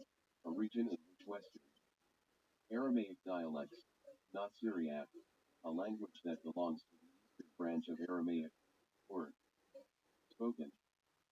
The Toledat Yeshua and Christian apocryphal literature. 99. Krause's fascinating theory managed to at least convince P.J. Schoenfield, who defended it in the extremely well-documented monograph he published in 1937-35 today. The idea of any special connection between the Toledat Yeshua and the rather mysterious Gospel according to the Hebrews is rarely mentioned, and, even so, with skepticism. 36 Krause and Schoenfield were certainly going beyond the evidence in concluding that the Toledat Yeshua is quoting from or even paraphrasing the written version of a Jewish Christian Gospel. However, as the above dance of elements in the book of the Koch that point to a Jewish Christian milieu could suggest, what if the earliest Toledat Yeshua stories were the oral product of Jewish communities that were living, probably in Syria-Palestine, in close contact and connection with a group, or multiple groups, of Jewish Christians. 37.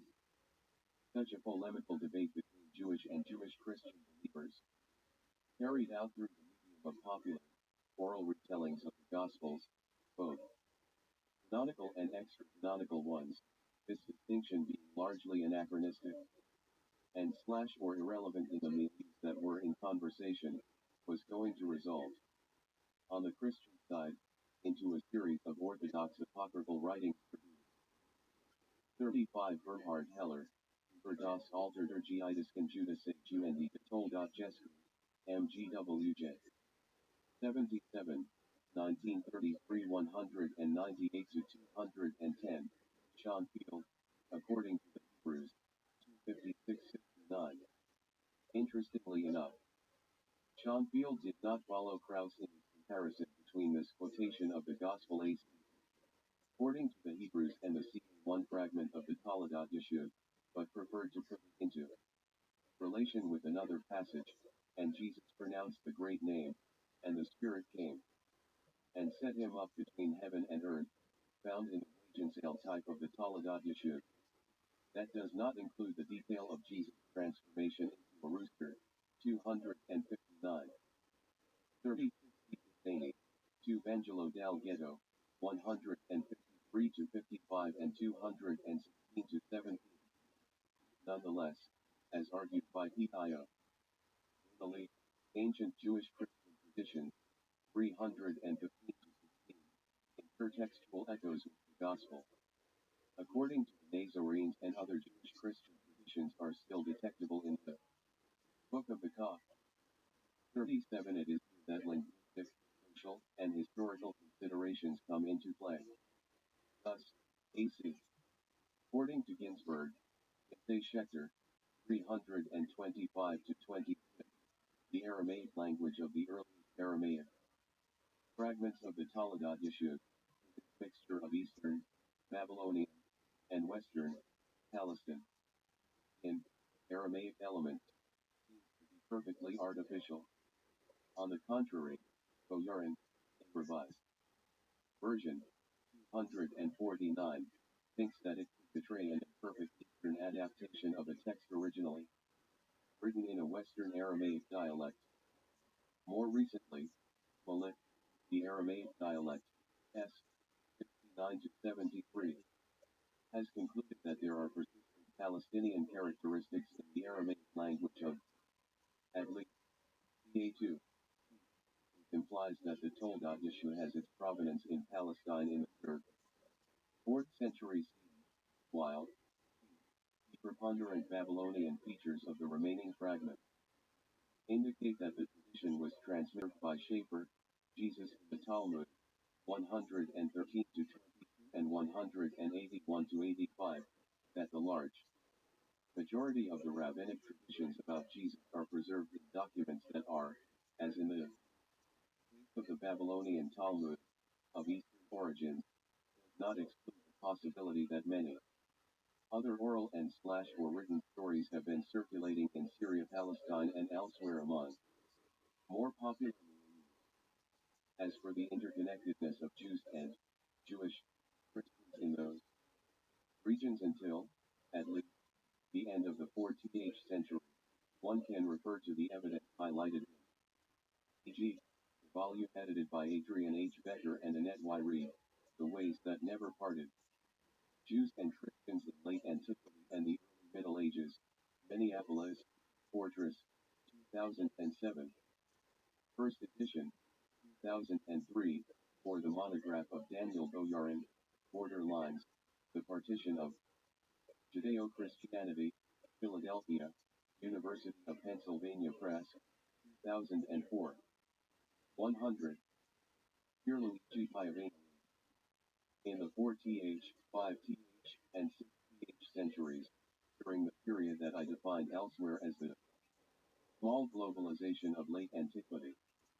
38 If the sudden explosion of Christian apocryphal texts such as the Acts of Pilate, the Lament of Mary, or the Book of the Resurrection of Jesus Christ by Bartholomew the Apostle, to which we can now add the highly instructive Book of the Koch, has any special meaning and any polemical raison d'etre to what kind of Jewish oral tradition, stories, and or written texts were they responding?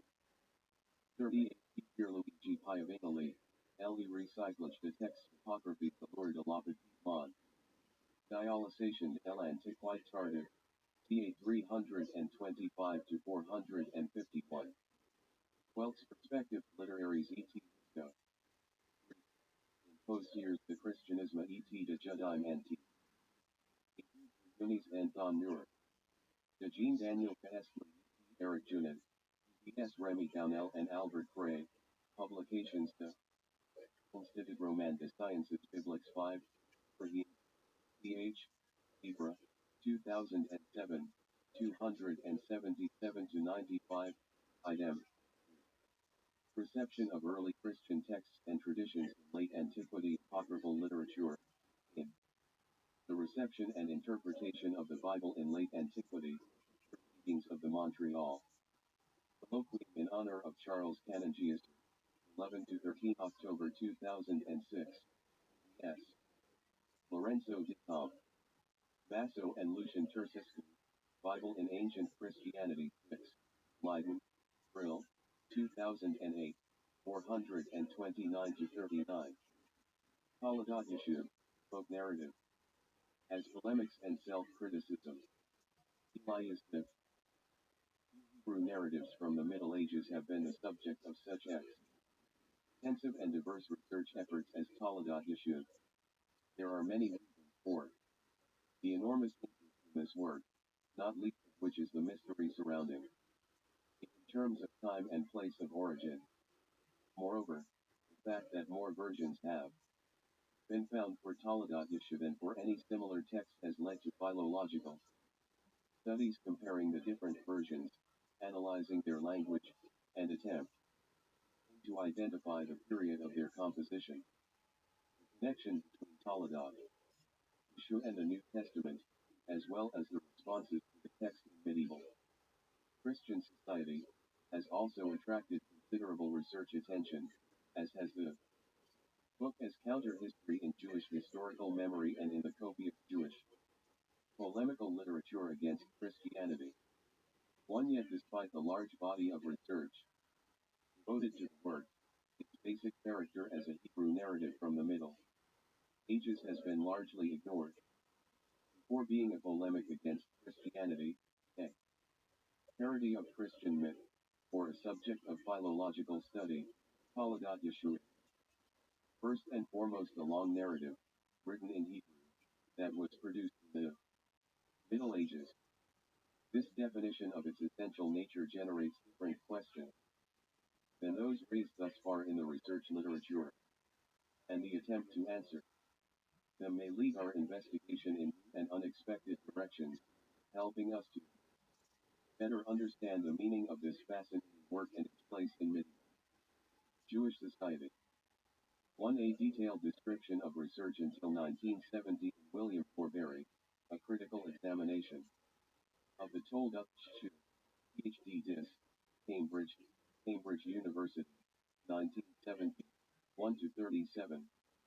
On research compared, Yaakov Deutsch, for Toledat Issue in Christian Eyes, Reception and Response. Toledat Issue in the Middle Ages and the Early Modern Period, Law Thesis. University of Jerusalem, 1997 in Hebrew. On the concept of counter-history in regard to Toledat Issue, Amos Funkenstein, Anti-Jewish Propaganda, and Medieval and Modem, Jerusalem Quarterly 1980 156-72, David Weil, Counter-History and Jewish Polemics Against Christianity, the Sefer Toledat Issue and the Sefer Irredeemable, Jewish Social Studies 6, 1999 130-45. 102. Elias Smith. Origin. Before we can even speak of the literary character and structure of Toledat Issue, we must first address the complex and controversial issue of the time and place in which it was created. The dates that have been suggested range anywhere from the 4th to the 16th century CE, and the places proposed for its composition reach from Islamic Babylonia in the east to Christian Europe in the west.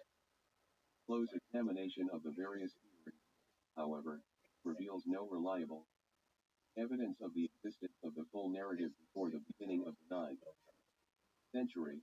Motifs of the life of Jesus appear in much earlier Jewish sources, but they are sporadic and don't come in full narrative form. The direct testimony of Agabard of Lyon and his disciple Amulo in 820 is the first unimpeachable source. and his followers, which appear together, indicate that his library had a copy of Toledat Yeshu as early as the first quarter of the 9th century. However, and here we enter the realm of speculation, from his comments it seems clear that Agabard was not referring to a new work, but to a familiar existing text which, most likely, was not written in France, but elsewhere. Thus, the latest date for the origin of Toledat Yeshu would appear to be the second half of the 8th century date for its composition. It is difficult to imagine that such a provocative work, with such major historical and theological implications, would have been totally ignored for very long. I am not referring here to the fragmentary episodes and distorted motifs from the Gospels which had been circulating in oral and written forms since the period of early Christianity. Evidence of these tales can be found not only in Christian literature, but in the Talmud and early Islamic writings as well. But as Peter Schaeffer's study of Jesus in the Talmud demonstrates, surviving evidence in the Babylonian Talmud and the few Palestinian references indicate a lack of familiarity with any complete narrative of the life of Jesus from birth to death. At least at the time of the Babylonian Talmud in the 5th century, none of the texts that can be identified with certainty as direct quotations from Toledat Yeshu, such as those recorded by Agabard and Amulo, or found in similarly really able surviving Geniza fragments, dates from before the 8th century. Thus, on the basis of solid evidence and judicious speculation, we can conclude that Toledat Yeshu was most likely written in the 8th century CE. Further support for this conclusion comes from analysis of the narratives. Place of origin. The little evidence we have in this regard, as well as simple logic, points to the Jewish community in Babylonia. The first indications of this. On this most important evidence, Peter Schaeffer's article in the present volume. Peter Schaeffer, Jesus in the Talmud, Princeton University Press, 2007. Toledat Yeshu, both narrative as polemics and self-criticism. 103. Origin can be found in the earliest textual references to Toledat Yeshu, the Geniza fragment. Ginsburg, Bach, and Boyarin, all of whom studied these manuscripts, were unable to determine with any certitude whether the Aramaic in which they are written was Palestinian or Babylonian, although all three seem to lean in the direction of either the Babylonian idiom or the synthesis of the two dialects typically used in Babylonia. However, Michael Sokoloff, whose analysis of the language of the Aramaic manuscripts in the present volume is the most meticulous and authoritative to date, concludes unequivocally that it is early Judaic Babylonian. Or moreover, in his detailed study of references to Jesus in rabbinical literature, Schaeffer shows that the large majority of these allusions appear in the Babylonian Talmud and not in Palestinian sources. This investigation reveals that the Jewish community in Babylonia was familiar with the stories in the New Testament, and displayed considerable interest in Jesus' character and deeds. 5. Common sense leads to the same conclusion. The freedom to retell a derogatory story of the birth and death of Jesus by using bits and pieces of motifs and narratives from oral and written sources, and then to prepare it in manuscript form and disseminate it, or in medieval terms, to copy it out again and again at the request of interested readers, would not have been possible in Byzantine Palestine, which by this time was largely Christian. Such a manuscript would have been rightly considered a deliberate attack on Christianity, an act of heresy. 6 inches. Sodom, and later Islamic Iraq, a story of this sort could have been created and circulated orally and in writing without sanctions or risk to individuals or to the Jewish community. Schaeffer also reveals another aspect of Talmudic literature, That is surprisingly apt for Taladat Yeshua, while interest in Palestine was mostly directed to the rise of the new sect and its tenets. The Babylonians were mainly intrigued by the life of Jesus himself. 7. Furthermore, in my opinion, previous discussions of the origins of Taladat did not give proper consideration to the cultural context, that is, to its creation not only as a polemic and ideological treatise, but as a literary work as. For on the other hand, Willem F. Smolik, the Aramaic dialect, S, of the Taladat Yeshua Prague, Mens, Aramaic Studies 1, 2009 39-73, argues that the Aramaic of these fragments originated in Palestine, an argument that is definitely rejected by Michael Sokolov in his article in the present volume. 5. Schaeffer, Jesus in the Talmud. 6. Samuel Kraus, Das Leben Jesu nach Geistlichen Quellen, Berlin, S. Calvary, 1902. Rieker, Hildesheim, Holmes, 1977, 10-11. Prints one of many introductions to 77, which express the fear of the copyist that this work will fall into the hands of Christians.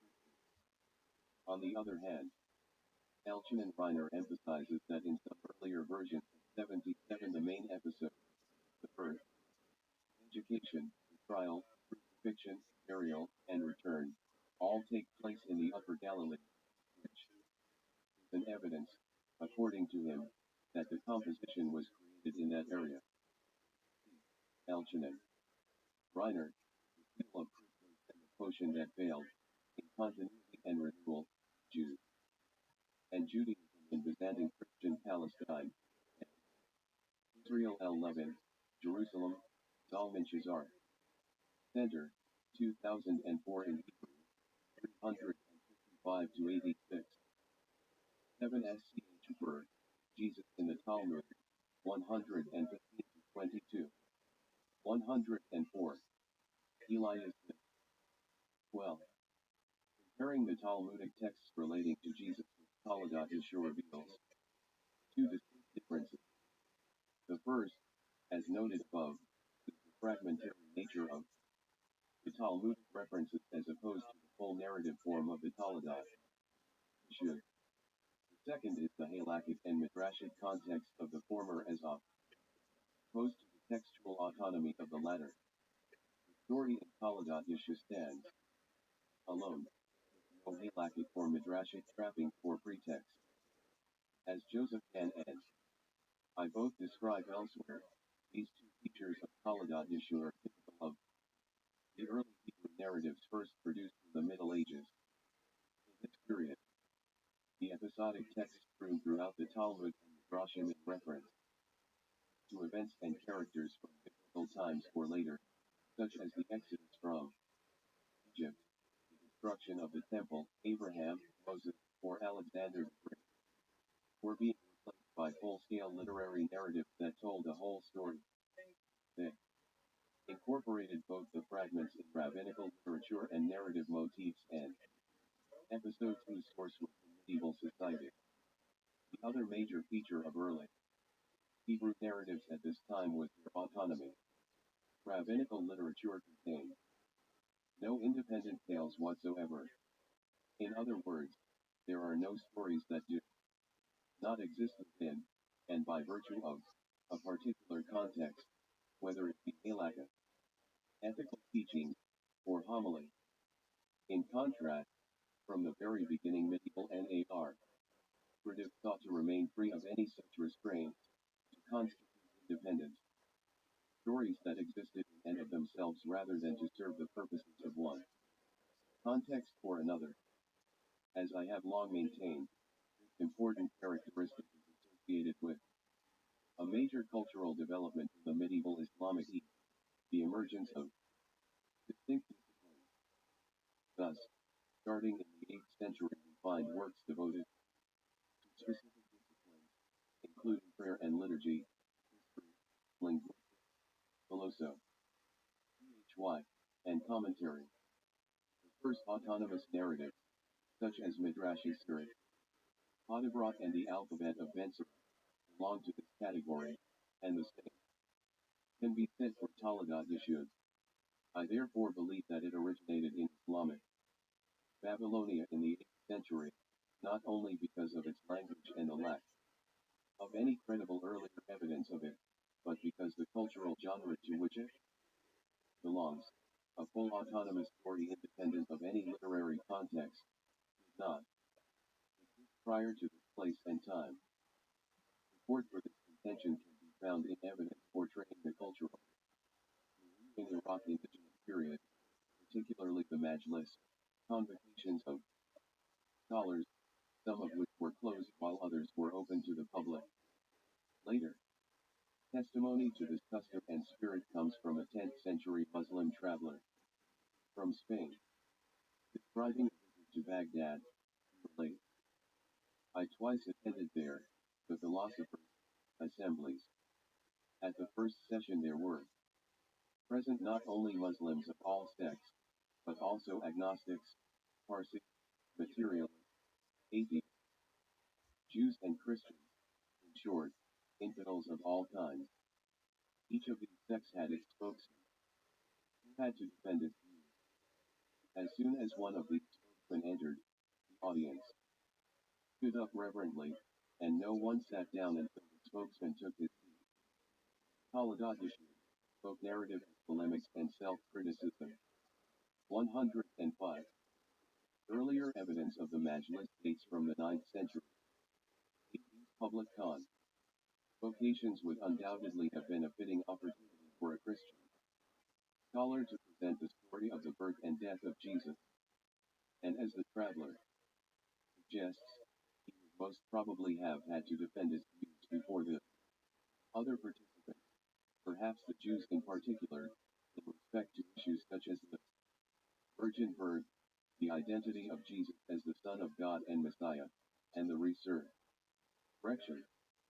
In other words, it may very well have been at cultural events like the Majlis that exposition of the Christian doctrine gave birth to the sporadic motifs that were later brought together in what we know as Talagat Yeshua.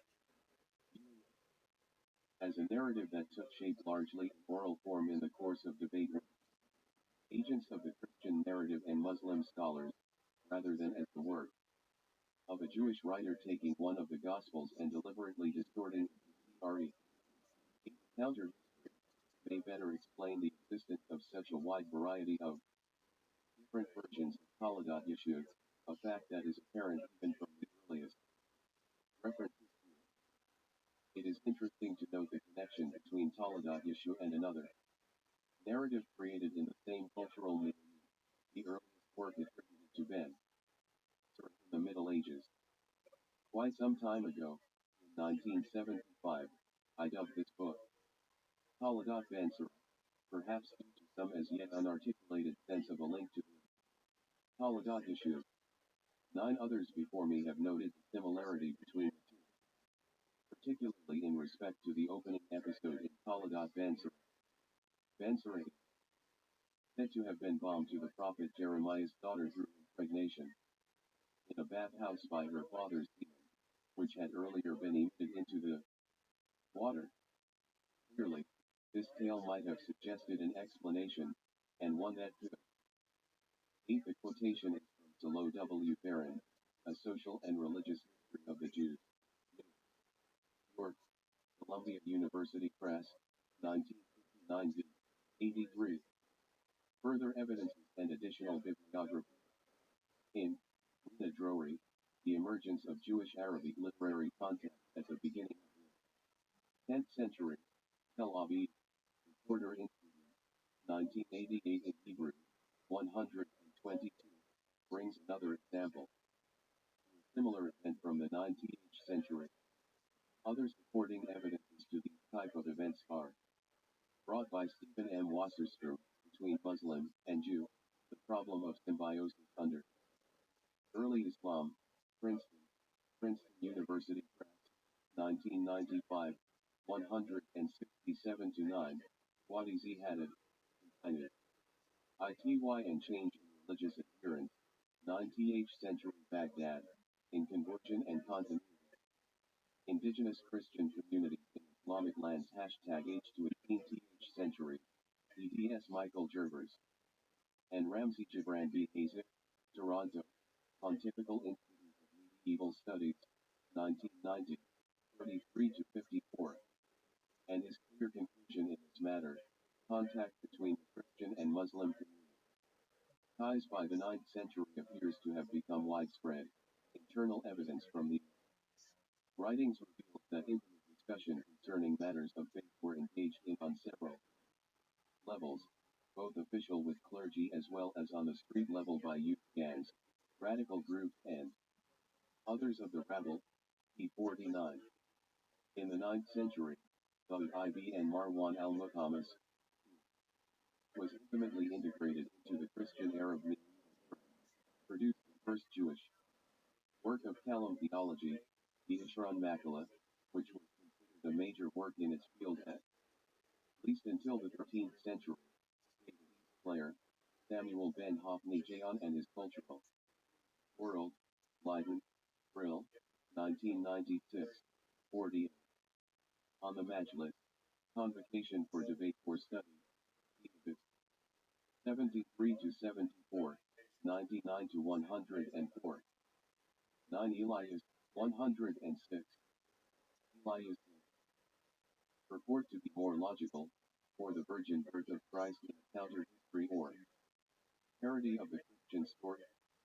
As we have seen, in 9th century Babylonia, the time and place in which Taladat Ben Sura originated, Jewish and Muslim ours, as well as the general public, were familiar with the Christian narrative.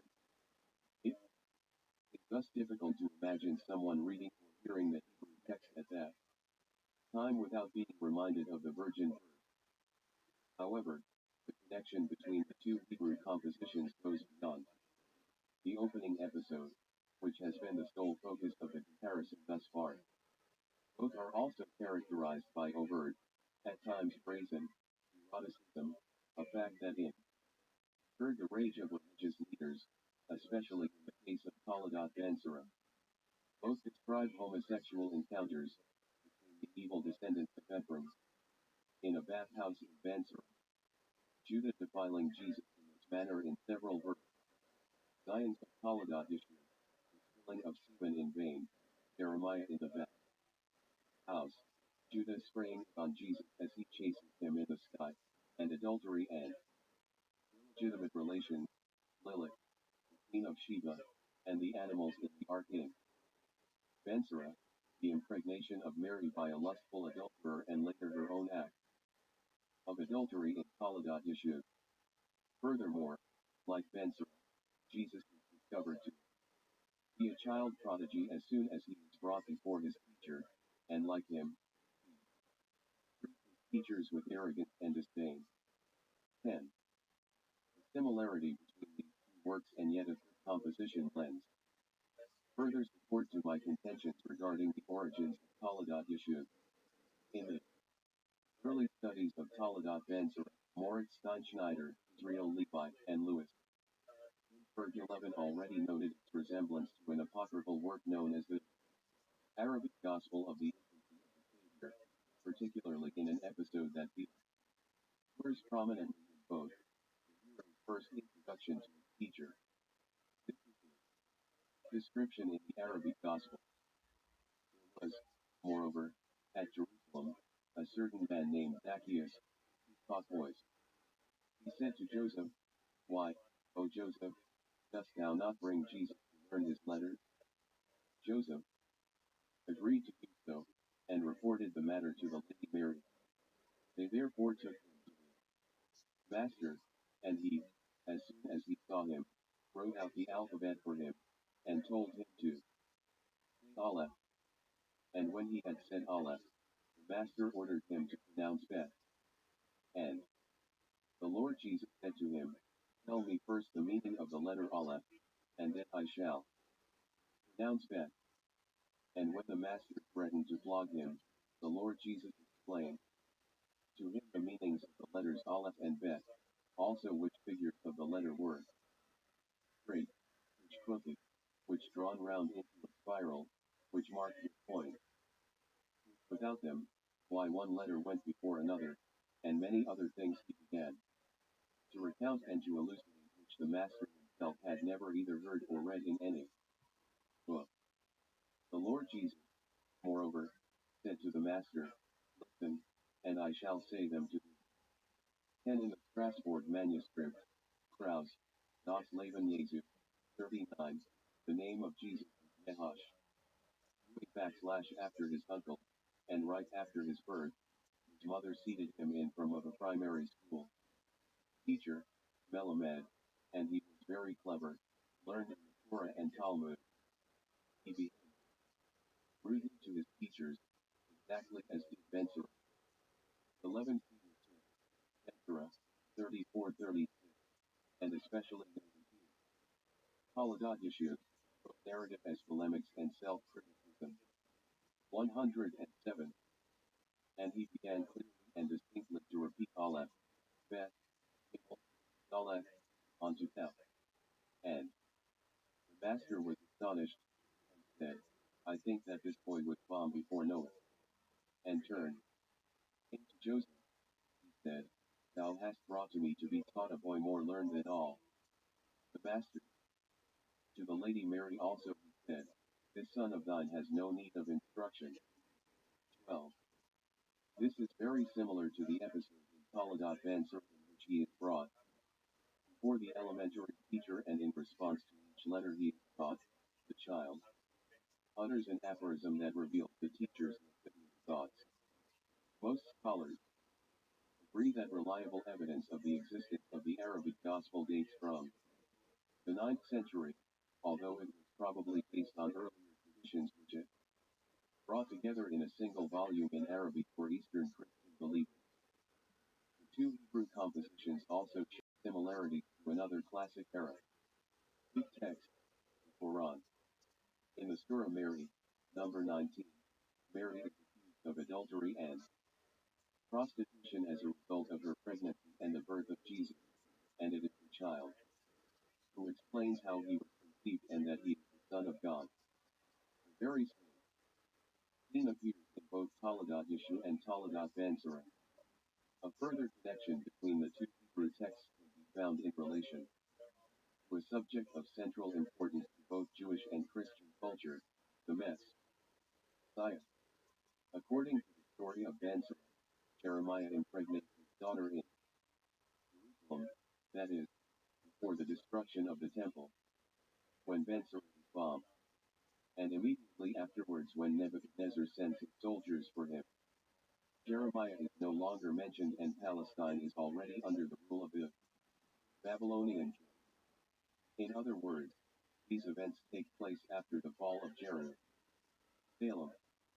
Ben-Sira was therefore bombed at the time of the destruction of the temple, when according to Jewish tradition, the Messiah would be bombed.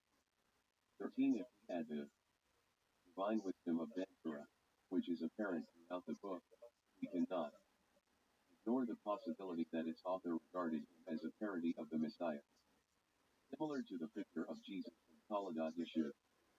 Furthermore, Ben-Sira's name, Yeshua or Yeshua, as is the name of the hero of Taladat Yeshua, 14, and this might even explain the choice of the ancient poet Ben-Sira, ecclesiastically, as the subject of the latter text.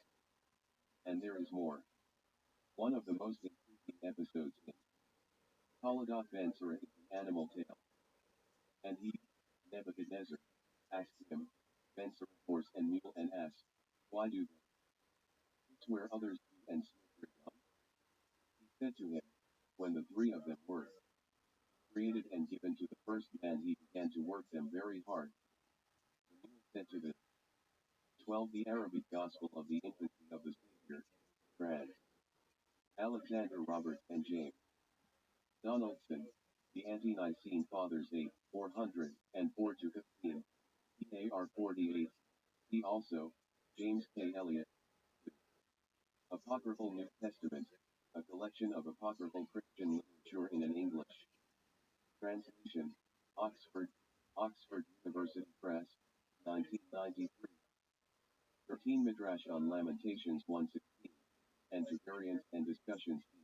Galit Matan Rokum, Web of Life, Folklore and Midrash in Rabbinic Literature, Stanford, Stanford University Press. 1146-90.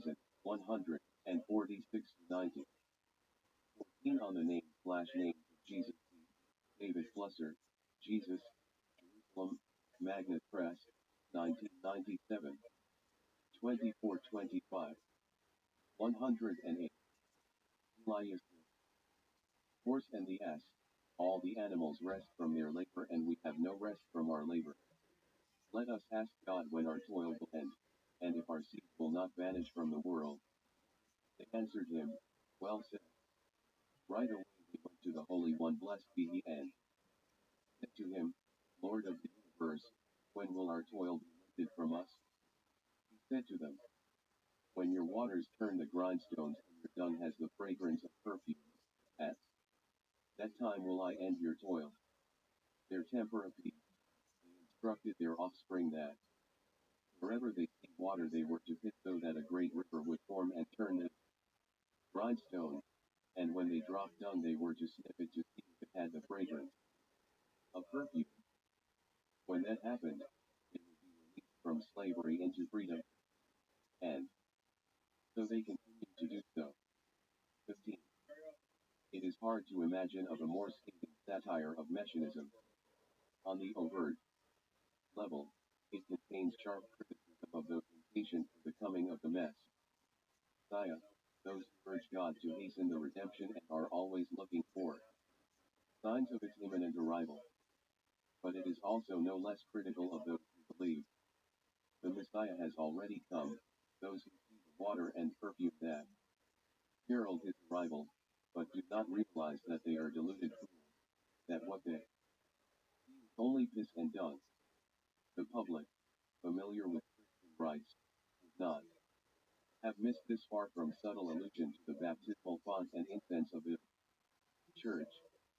Thus, according to the text, what was perceived as tokens of the Messiah was only form.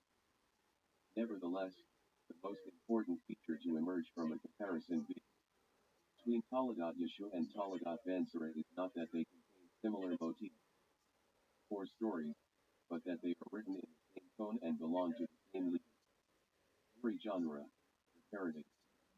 Both make use of the lowest element, principally the hoot, man organ situated below the belt, to explain the central myth in each of the two religions, the heroes of the Bible, the prophet Jeremiah, King Solomon, the Son of God, the Virgin Birth, and the Messiah.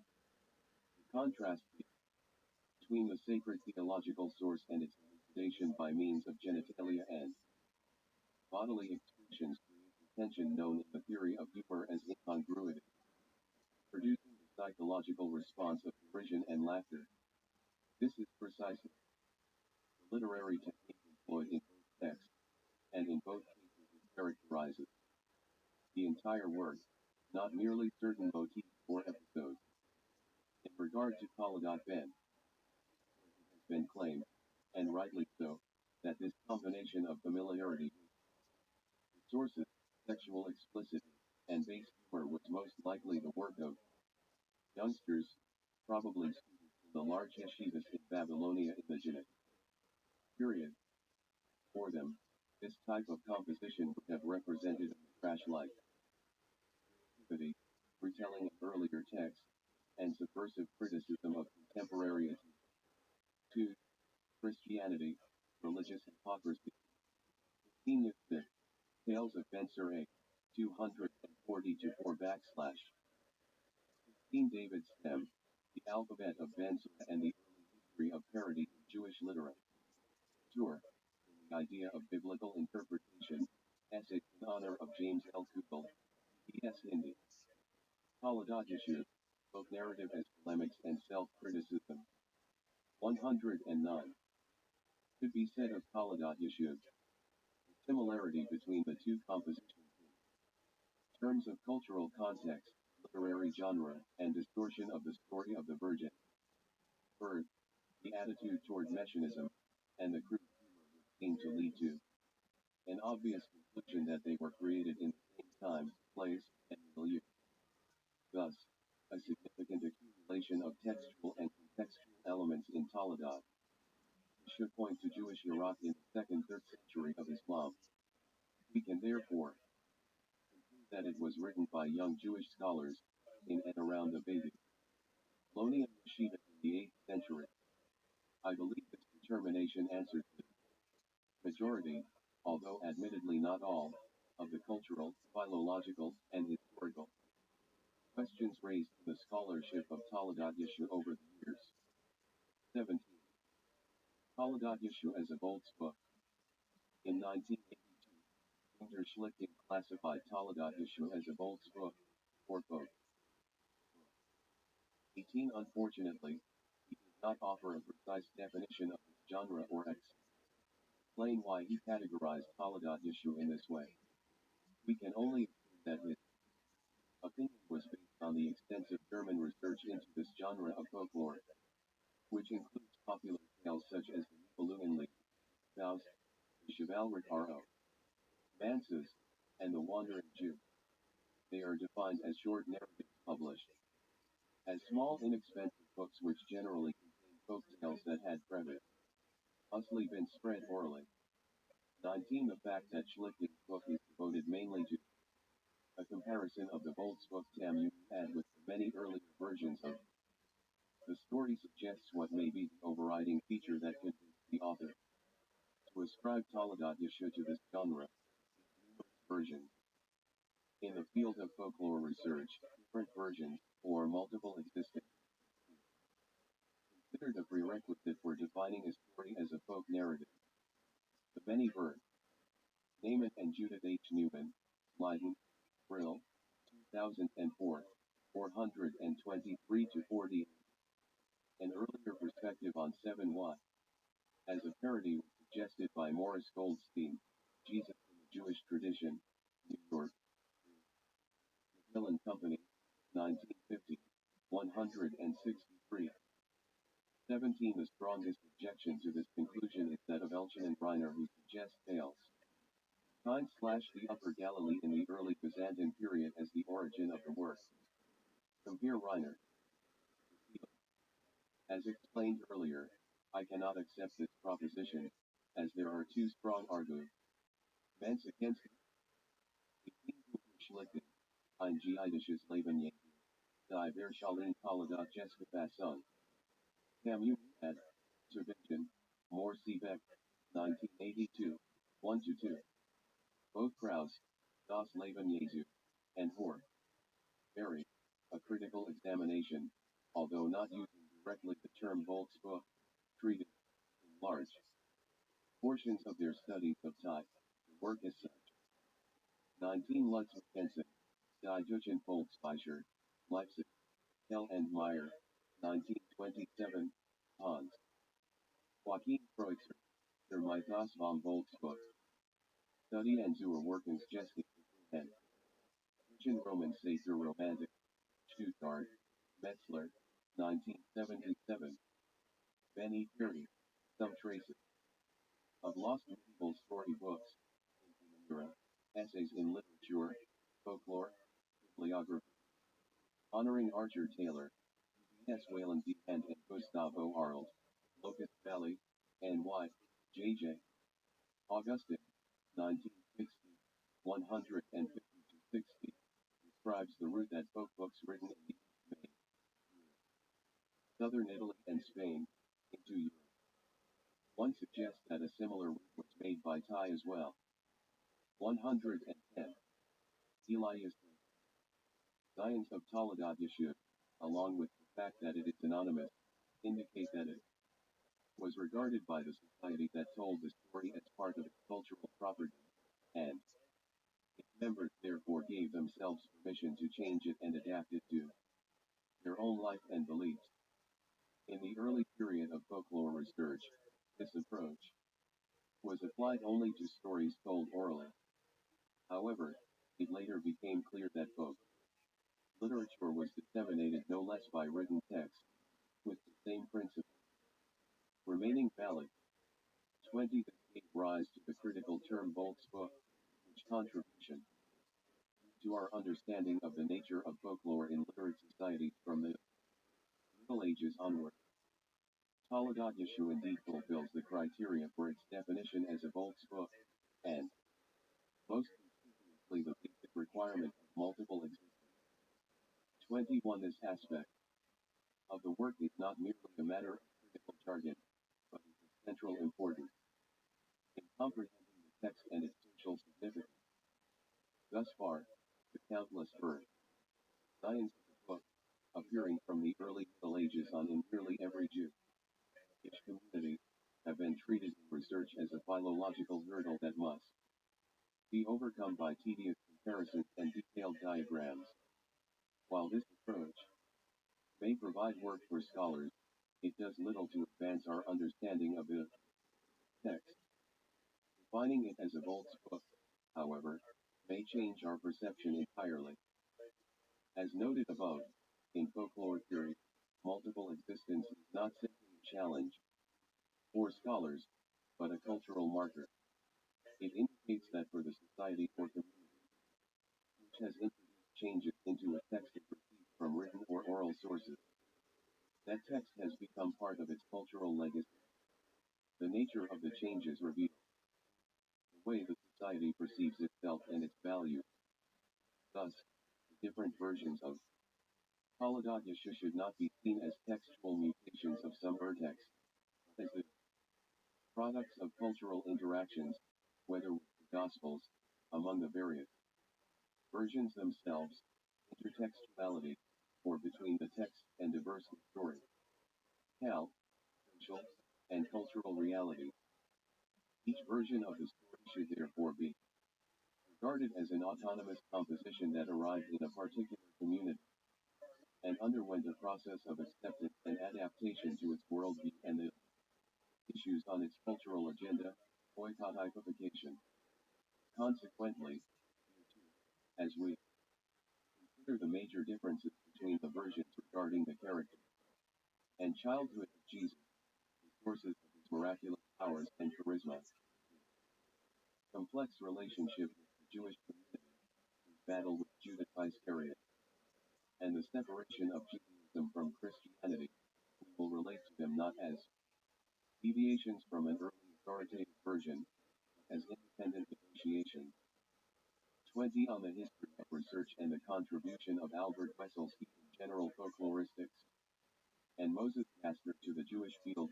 C. Elias Dick, the folk writer, in the Poem of Prague, and other tales of wonder, and Elias Dick, Jerusalem, the Theology, 1991 in Hebrew. 7 to 72. Idem, Moses Kastner, pioneer in folklore and Jewish studies, PDM 100, 2004. 113 to 24. 21. On the concept and implications to Elias Dick, Hebrew folk tale, genre, meaning, Jerusalem, the Theology, 1994 in Hebrew, 5 to 6, 565, Note 6. Toledat Yeshu, folk narrative as polemics and self-criticism, through which medieval Jewish communities express their attitudes toward issues central to their lives and toward the dominance of Christianity. Defining Toledat Yeshu as a Volks book has other important implications as well. Studies have pointed to the main difference between this book and Gospels, not in respect to specific episodes, but in terms of the composition as a whole, the exclusion of any non-narrative textual elements, such as homily, moral lessons, parables, instruction, or aphorisms. Toledat Yeshu ignores these components entirely, confining itself solely to the narrative element. Research generally refers to this as omitting parts or proving the lush text of the Ghost tells. However, classifying it as a Volks book may provide a different explanation. The early Perkavish version 22 bears the subtitle, A Book of Fables, about Jesus Christ, and concludes with the words, and thus ends his book with the fable. of Jesus Christ.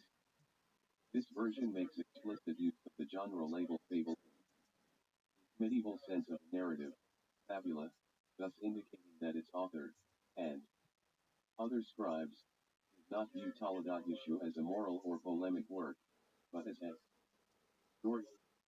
Indeed, one of the defining principles of folk literature is the law of the epic plot, 23, whereby non-narrative forms of expression, such as description or reflection, are absent and the focus is mainly on the narrative plot.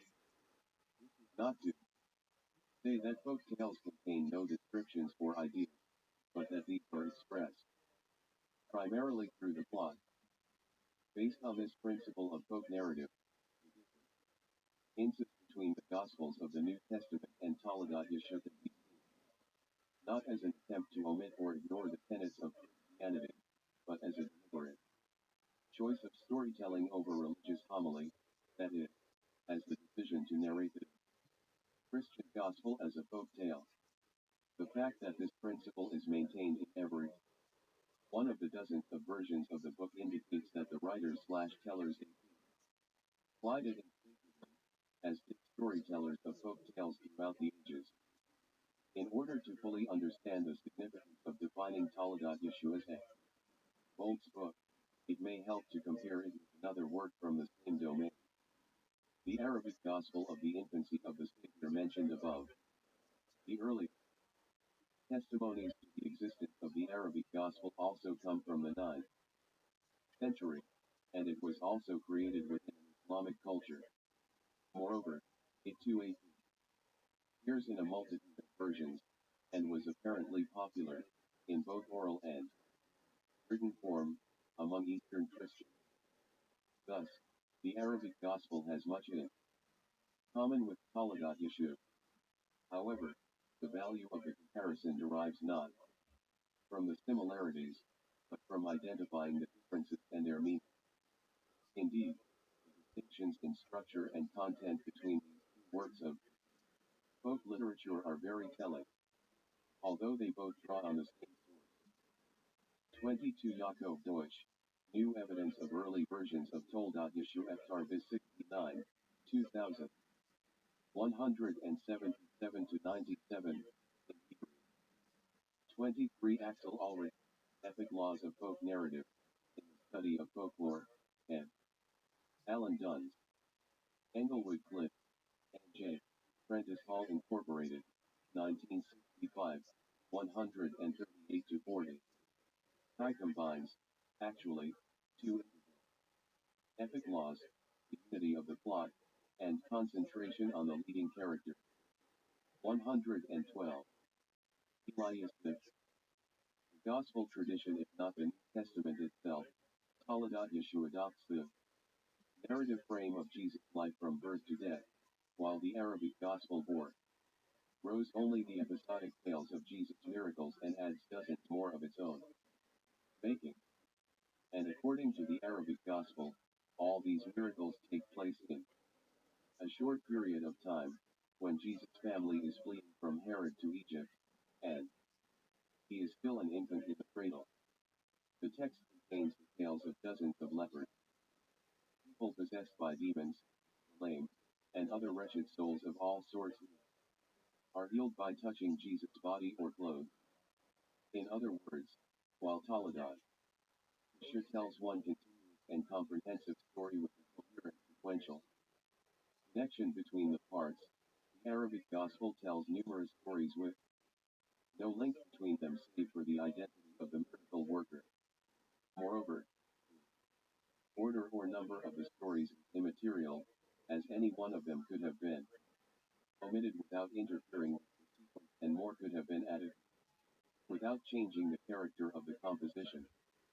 Thus, the Arabic Gospel is a collection of folk tales, whereas Toledat Yeshu is a folk epic that tells one single story of a biographical nature. Since the Gospels themselves belong to both literary genres, 24 each of the two pieces of folk literature could take from this rich tradition the form and content that best suited its purposes. The Arabic Gospel, which wished to stress the divinity of Jesus in the most basic sense. His very body was holy, and so from the moment it was bombed, merely touching it brought about a miracle. On the other hand, Taladat Yeshua totally ignored this aspect of the story, focusing instead on its own objective, to contract over the frame story itself. To do so, it told the whole narrative of Jesus' life from birth to death. The two works represent the two major forms of the Volks book, anthologies, that bring together in writing a collection of folk tales previously told orally, and books that tell a single epic story. Both categories were designed for a large audience. Consequently, in our case, both books deliberately ignored the non-narrative portions of the gospel tradition, homilies, moral lessons, parables, prophecies, and focused solely on the plot in accordance with the poetics of folk literature. Each opted for the narrative technique that best promoted the whether a series of tales each of which added to the wonders of the Savior, or an audience of his worshippers, or an epic chronology of his life written as a subversive parody for the enjoyment of his deniers. 24 Already the form criticism approach to the New Testament considered large portions of it as independent novellen, and thus compared it to narrative tendencies of the pagan culture and rabbinic literature. Compare Martin Dibelius, Die Form Geschichte Evangeliums, to Vision. Moore Seebeck, 1961, 66-100, and David B. Dowler, Priya, in the Historical Jesus. In context, E.S. Amy Jill Lovey, L. Princeton University Press, 2002, 132-40. These are the evangelical miracle tales short anecdotes similar to the Greek Christ.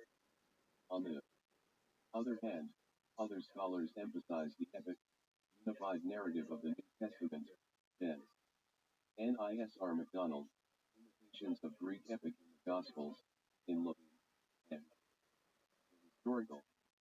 Jesus Y 372-84, IDEB. Does the New Testament imitate Homer?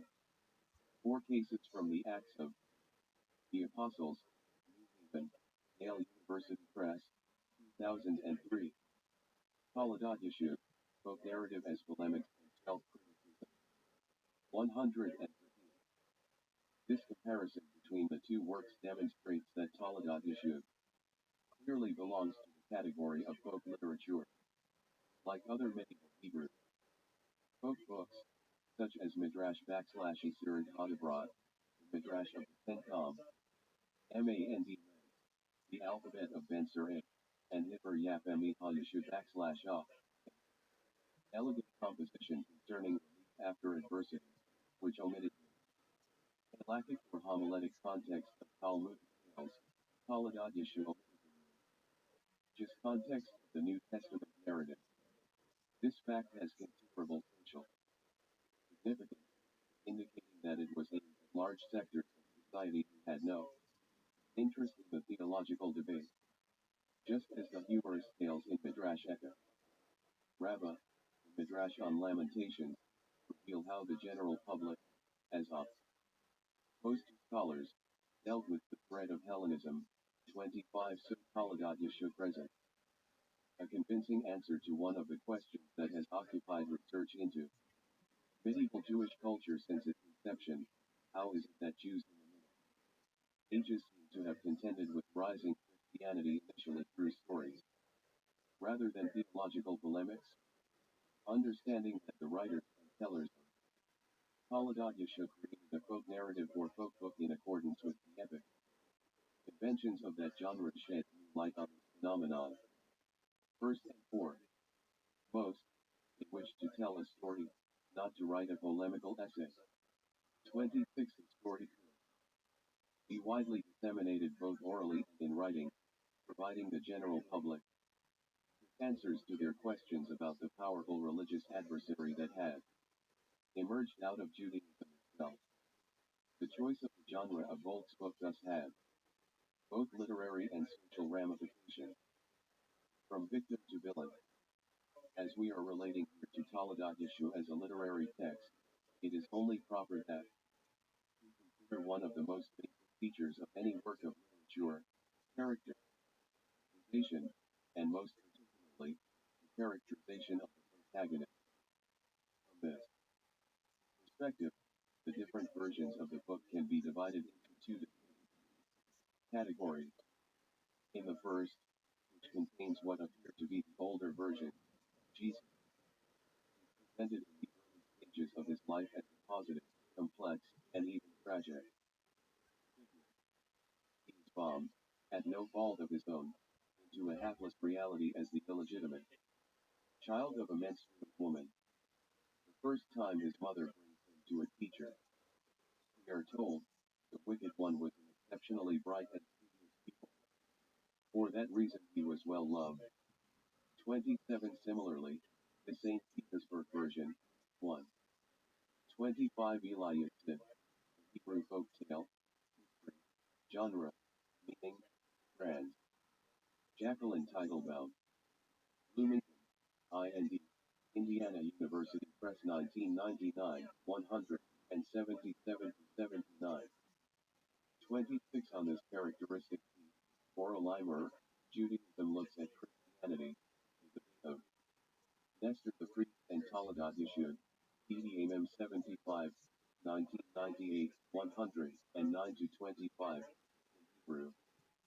27 Samuel Kraus, on New Bell Recension Hebraic Taladat Yeshua, Reg 103, 1938. 77. 114. Elias, of the earliest known to us, relates, and Jesus studied well and was great in the Torah and was true and clever.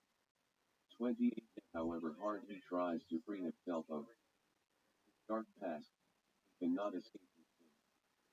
The wicked one was disp boarding with the boys outside at last year, and he provoked the boys in their game, and they said to him that he was the illegitimate son of a menstruating woman. You think you are the son of Yochanan? You are not his son. You are the son of Pandora, who lay with your mother when she was menstruating and sired you, the son of a depraved man.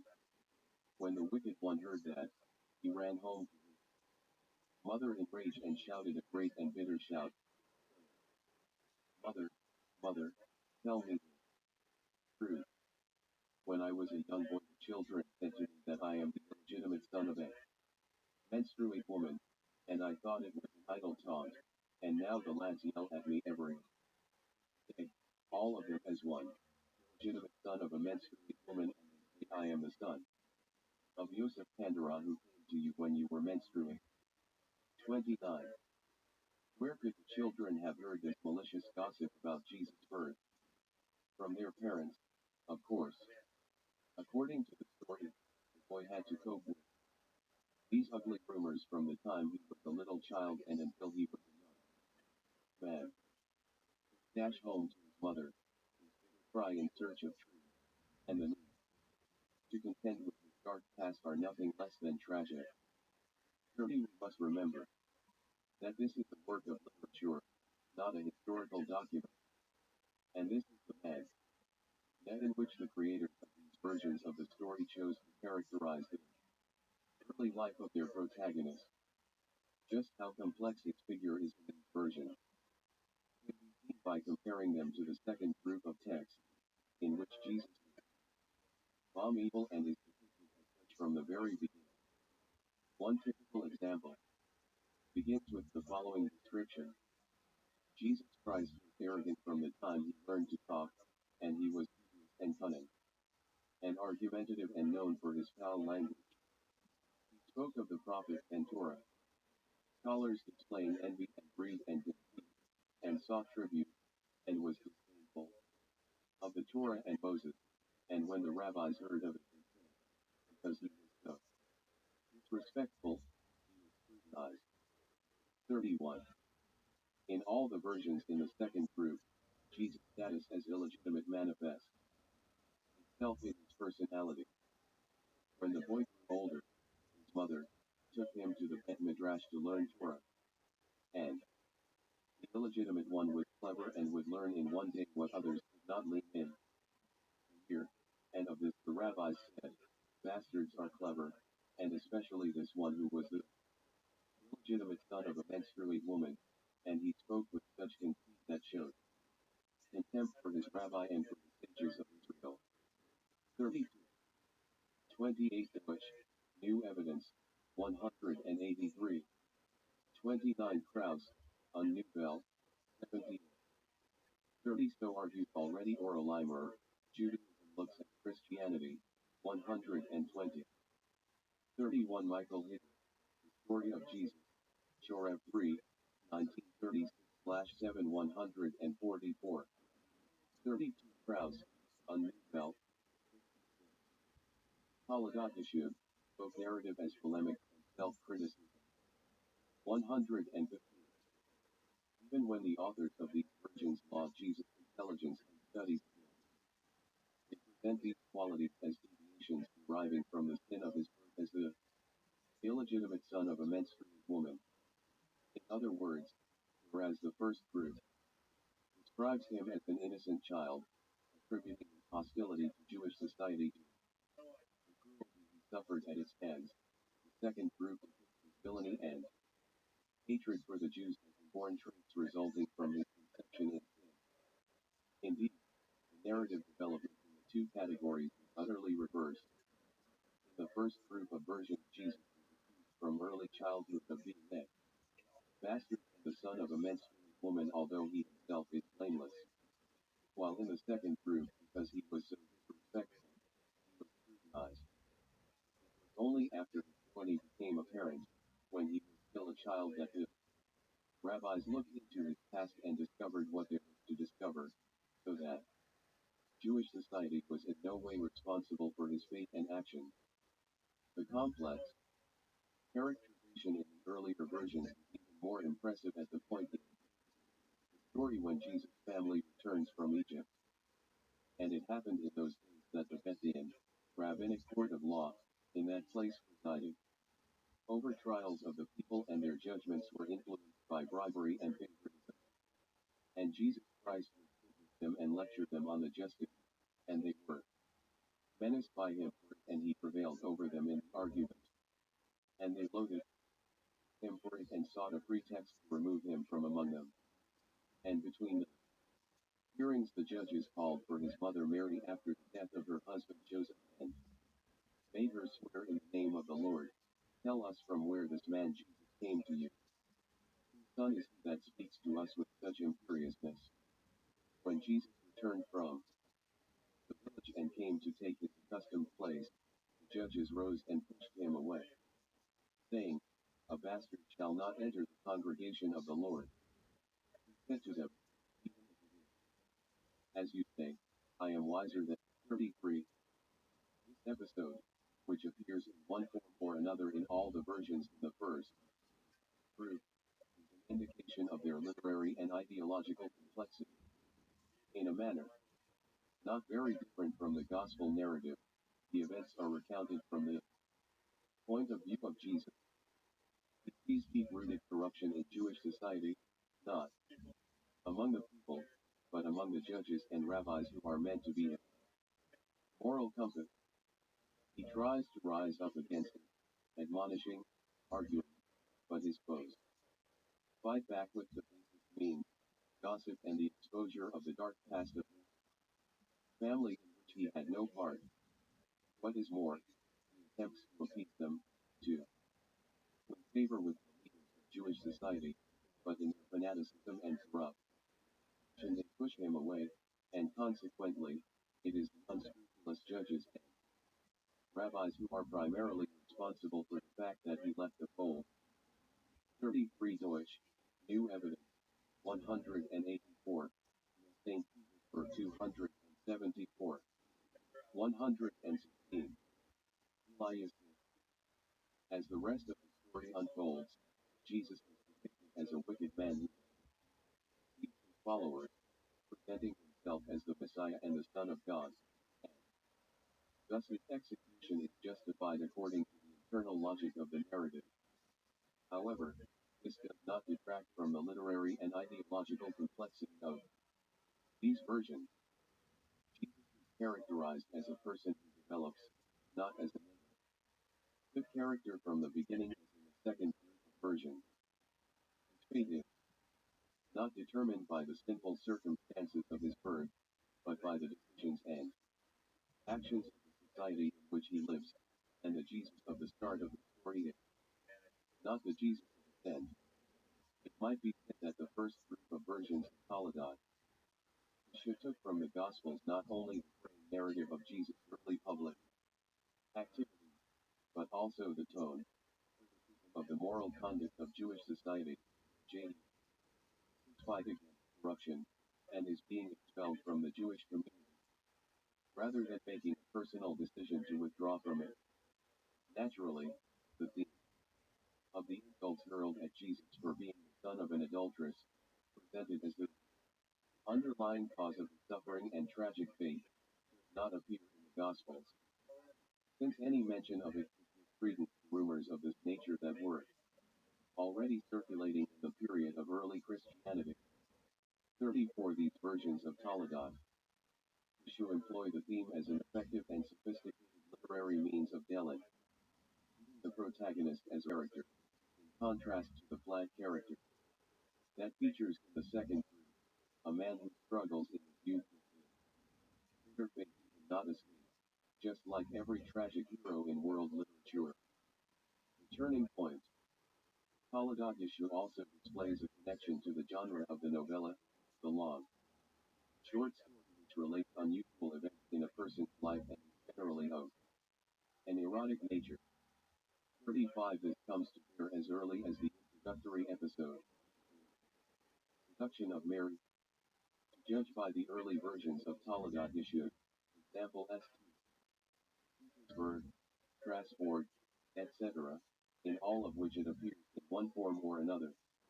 This novella-like opening episode was most likely an integral part of the text.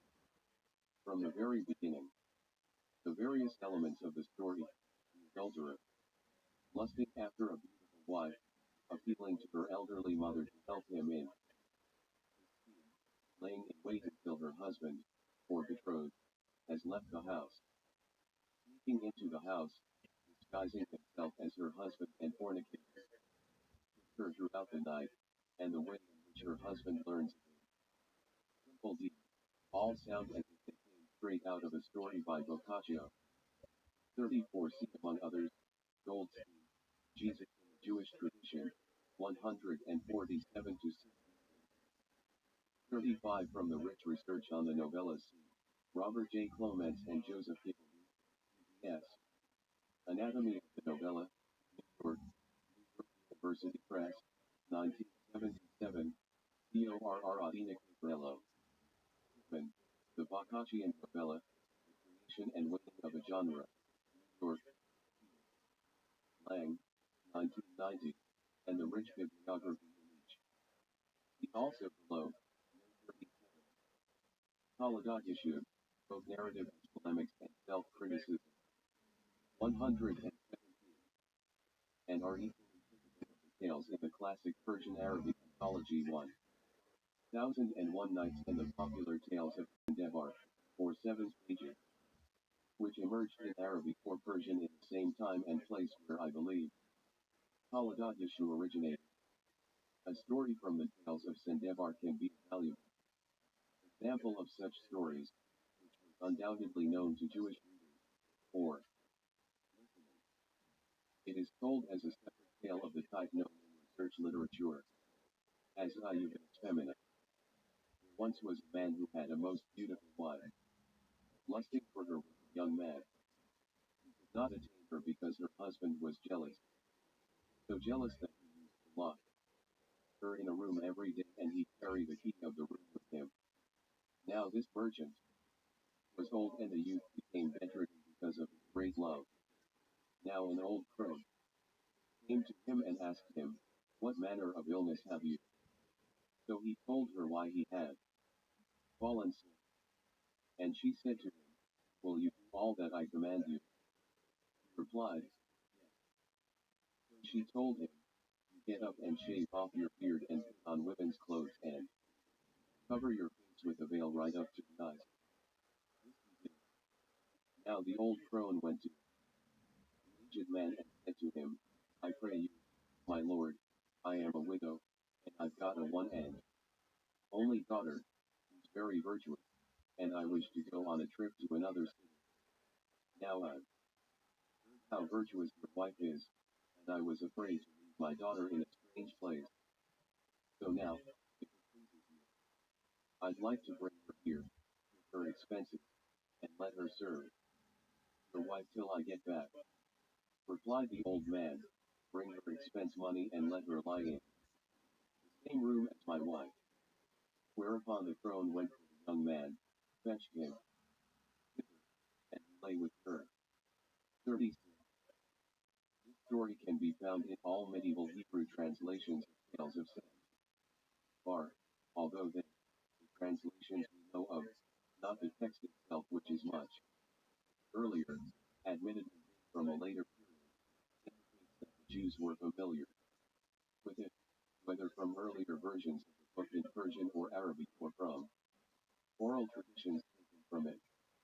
Whatever their source, however, the story demonstrates that typical novella-like elements found their way into the Taladat Yeshua. One of the basic structural characteristics in the theory of the novella is the unexpected turning point or Wendepunkt. 37 is refers to an imposing, frightening, erotic, or tragic event that changes the life of the protagonist and shifts the direction of the plot. In Taladat Yeshua, the turning point comes at the moment that Jesus goes from a persecuted young student to public figure acting against Jewish society. In this St. Peter's manuscript, immediately after he was ousted by the rabbis, he left his place in the land of Galilee, and he declared, I am the Son of God, and believe in me and my miracles which I shall show you. And every vain and irresponsible fellow gathered around him. 38 in the Monk manuscript. 36 is the medieval Hebrew version, in Morris Epstein, Tales of St. Ebar, Philadelphia, Jewish Publication Society of America, 1967, 246 to 50. 37 on this concept in the theory of the novella C.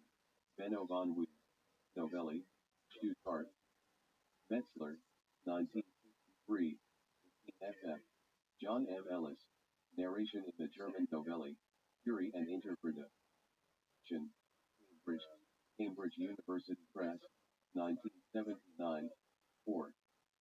38 Bush, New Evidence, 184. 118. Elias, published by Samuel Krause. He hounds his mother until she tells him the truth about his birth, and finally, after much tormenting, she told him the truth that he is Jesus, son of Pandora, and he is the son of a menstruating woman. And he left off his mother, saying, if I am the illegitimate son of a menstruating woman, one will act like the illegitimate son of a menstruating woman. And immediately he secretly went to the temple, to the ineffable name was carved on the foundation stone of the temple. 39 in the later version, as he heard that it was made known that his mother was a harlot and he was a bastard and the son of a menstruating woman, immediately he left and fled to Jerusalem, and in the temple on the foundation stone, which is the rock which the patriarch Jacob anointed with oil, there were the letters of the ineffable name. 40 similar accounts appear in all the other versions of this group as well. In other words, the narrative turning point in which the story goes from being the biography of a child conceived into the account of decisive historical events occurs at the moment in which the young man learns his true identity. This is the cause, the motive, for his very next act, stealing the ineffable name from the temple and using it for illicit and subversive purposes against the Jews. At this precise point, the protagonist is transformed from an innocent child into the ultimate villain who changed the face of Jewish history. In this sense, When defunct of Taladat issue is not merely a narrative turning point typical of a novella, but a historical turning point as well, and the authors of all the versions of the text were very well aware of its weighty significance. The hypothetical question of how a different turning point would alter the plot is one of the fundamental issues in the theory of the novella. If the protagonist had acted differently, if he hadn't decided to slaughter his favorite hawk to prepare a meal for his beloved who loved him only for his hawk, how would his story and his life be different? If he had not raised his eyes to the top of it, tower and seen the young wife of the rich old man imprisoned there, would his life have taken a totally different course? The alternative narrative course of events creating itself in the mind of the reader or listener of the story is a major aesthetic component in the theory of the novella. This issue is especially pertinent and in respect to the turning point in Taladat issue. How would the story have unfolded if Jewish society, the schoolboys, the rabbis in the Bet Midrash, had not taunted the young man as they did? After all, he removed the ineffable name of God from Judaism, from the temple, because they expelled him from the Jewish collective. He flew to the Upper Galilee after being shamed in public as the illegitimate son of a menstruating woman, and only then when the word that Jesus was a bastard was made known, he left the Upper Galilee, and stole to Jerusalem, and entered the temple and learned there the holy letters and wrote down the 39 crowds, on New Bell, David. 40 here, the story of Jesus. 144. Taladat issue, narrative as polemics and self-criticism. 119. Name. 41. Any such hypothetical question always contains an element of criticism. Here it implies that if the Jews had treated Jesus better, not only the plot of a story but perhaps the entire course of Jewish history might have been different. Charisma and polemics. The direct outcome of the turning point that drives the plot of the story is thus the theft of the ineffable name. With this act, Jesus turns from a wretched, taunted child to a powerful, charismatic leader. According to the theory of the novella, this crucial point in the narrative also holds the meaning of the tale. Indeed, interpreting a novella often relies on the definition of the turning point. In our case, however, the importance of the theft of the holy name carved on the foundation stone of the temple does not derive solely from its function in terms of plot development. It can also be said to be the most original episode in Taladat Yeshua, and nearly the only one that does not have a source in the gospel narrative. The only other episode that meets this description is the battle in the sky between Jesus and Judas Iscariot, but the two scenes are linked by the role of the ineffable name, a subject discussed at greater length below. Whereas all the other episodes in the book, the virgin birth, Jesus' wanderings, the miraculous love's act of healing, improvement of the disciples, persecution by the Pharisees, Jesus being brought before Pontius Pilate or Queen Helena, the crucifixion, and the resurrection, are drawn in one way or another from the Gospels. There is no mention, or even hint, of the theft or use of the ineffable name in the New Testament. It is therefore the most creative and imaginative episode in Taladat. Jesus, fashioned virtually out of whole cloth. 42. As both its role in the plot and its originality indicate the importance of the episode, it must be key to any interpretation of the text. In order to understand its meaning, let us look at the two early versions of the story from which it is absent, the Geniza fragments and the St. Petersburg manuscript. In one of the Geniza fragments, John the Baptist is brought before Joshua ben Parachia and Marianus the elder to be questioned. 41. The Wagenseil version, in oral line were Jews and Christians in Western Europe, and encounter between cultures in the Middle Ages and the Renaissance. 5. volumes, Tel Aviv, The Open University, 1997 in Hebrew, 4:394. 42 almost. Because of the fragmental story in the Talmud, b. Shabbat 104b, J.K. Shabbat 12:4. He who cuts upon his flesh. It is a tradition that Rabbi Eliezer said to the wise, not Ben. Did not bring witchcraft from Egypt in a cut which was upon his flesh. They said to him, he was a fool, and we do not bring proof from a fool.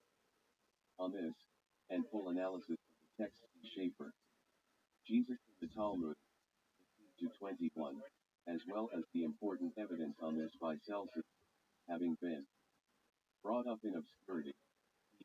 Jesus went as a hired laborer to Egypt and there acquired experience in some magical powers. Thence he returned, proclaiming himself a god on account of these powers. Morton Smith, Jesus the Magician, San Francisco, Harper and Row, 1978, 80 books of witchcraft that were found in the head of your disciple Jesus. If you tell us the truth, we will let you go, and if not, you and Jesus will be executed with the double-edged sword. John replied, saying, Masters, Jesus wrote these books. I have been a prisoner since the days of Tiberius Caesar, and I have never seen these books, but he and his 11 disciples wrote them and used them to deceive people. 43. In another fragment, it is Jesus who is questioned. They said, the sorcerer's books in your hands, are they new or old and belong to Balaam? And in Egypt you found them. He said to them, they are of Balaam. Magic. And why did you use them, and do evil to all of creation? The books in your hand, if you tell us who they are, and if not, we will kill your carcass to the beasts of the field. The books are not old and not ancient and not Balaam's. He said, they are John's. He gave them to me. 44. In the fuller text preserved in the St. Petersburg manuscript, the scene is described thus. And Jesus dealt in magic and witchcraft and deceived people. For he had books from the sorcerers of Egypt, and he delved into them always. They said to him, these books in your hand, are they new or old? He said to them, Masters, the writings are old, and they are from Balaam son of Beor, and I found them in Egypt, and they cure with incantations all ailments, wounds, and sores. They said to him, tell us the truth, where you found these books, and you teach and instruct people in them, and they deceive the world. Tell us the truth, and if not, we will kill you. He said to them, these books are not ancient and not old, and I did not find them in Egypt, but John my master gave them, and he taught them to me. Our Joshua answered and said to John, these books that were found in the hands of Jesus your disciple, where did you find them? If you tell the truth, you will be saved, and if not, you and Jesus your student will die a horrible death. John answered and said to them, the books are from my masters. Jesus wrote them and copied them, for I was imprisoned, and the emperor Caesar imprisoned me, and he copied them and did not show them to me, and he and his 12 disciples know them and rose up and deceived the world. 45. From the fragmentary text of the Geniza document, and even more clearly from the early St. Petersburg manuscript, we can see Polyglot, yes, his mere obsessive preoccupation with the sources of Jesus' magical powers. The rabbis Joshua ben Parachia and Marianus the elder threatened John the Baptist with the death penalty for himself and Jesus, not because of anything they have done, but if they do not tell the truth about the source of the books from which Jesus learned to do witchcraft. The texts that have survived suggest 3 possibilities. He learned sorcery in Egypt, from which he brought back the writing.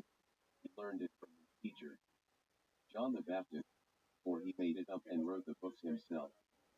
The first option. 43. Daniel Boyarin, a revised version and translation of the Taladat Yeshua fragment. Garbage 47, 1978, 251 to 50. 44 Deutsch, New Evidence, 185. 45 Deutsch, 184 to 86. Taladat Yeshua, both narrative as polemics and self-criticism. 121. Attribute the books to a foreign source, Egypt, and the Gentile prophet Balaam. Ben Beater. The second attributes them to John the Baptist, perhaps alluding to the slender Jewish sects, such as the Essenes, with whom he fraternized in his early life. In the third option, Jesus himself is the source of his knowledge, and the books are new and do not belong to any earlier tradition. All three alternatives appear in various forms in Jewish sources on magic from late antiquity and the early Middle Ages. 46 years, in the rabbi's interrogation of John the Baptist and Jesus, any of them can serve the same fundamental purpose, to present Jesus' powers as witchcraft or black magic. Whether the source of the writing is Nal, Egypt, internal, e.g., the Essenes, or personal, Jesus himself, makes no difference. Whatever their origin, they describe acts of evil magic aimed to deceive. Scholarship contains considerable discussions of the debate between Jewish scholars and early Christians over whether Jesus' powers derived from the fact that he was the Messiah and the Son of God, or whether they were merely magic tricks, a controversy already evidenced in the New Testament and Talmudic sources, and among the first Christian theologians.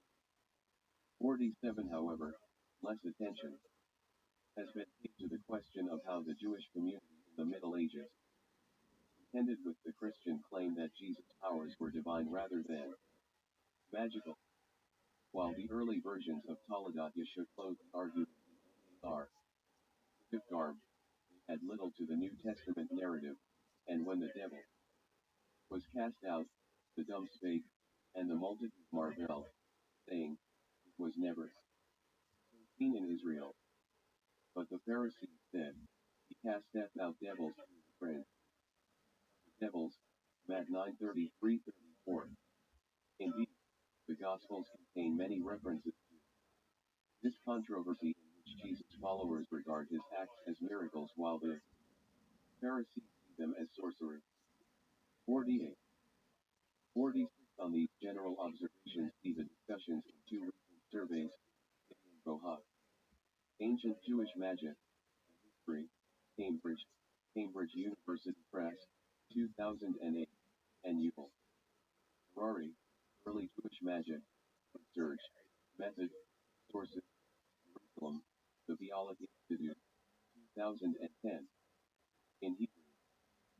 47 Compared to the discussions by Morton Smith, Jesus the Magician, the Burmese, Jesus the Jew, historian S. Reading of the Gospels, New York, Macmillan Publishing, 1973.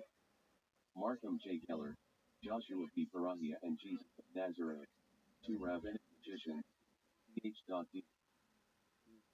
Brandeis University, 1973, Deutsch, Taladat Yeshua Christianized, Schaeffer, Jesus, in the Talmud, and the amazing discussion in John P. Meyer, a marginal Jew, rethinking the historical Jesus, 4 volumes, New York, W.A., 1994, 2:646-873, 48 in Acts 4:5-12, after the apostle healed a sick man, they are questioned by the Pharisees, and asked how they did so.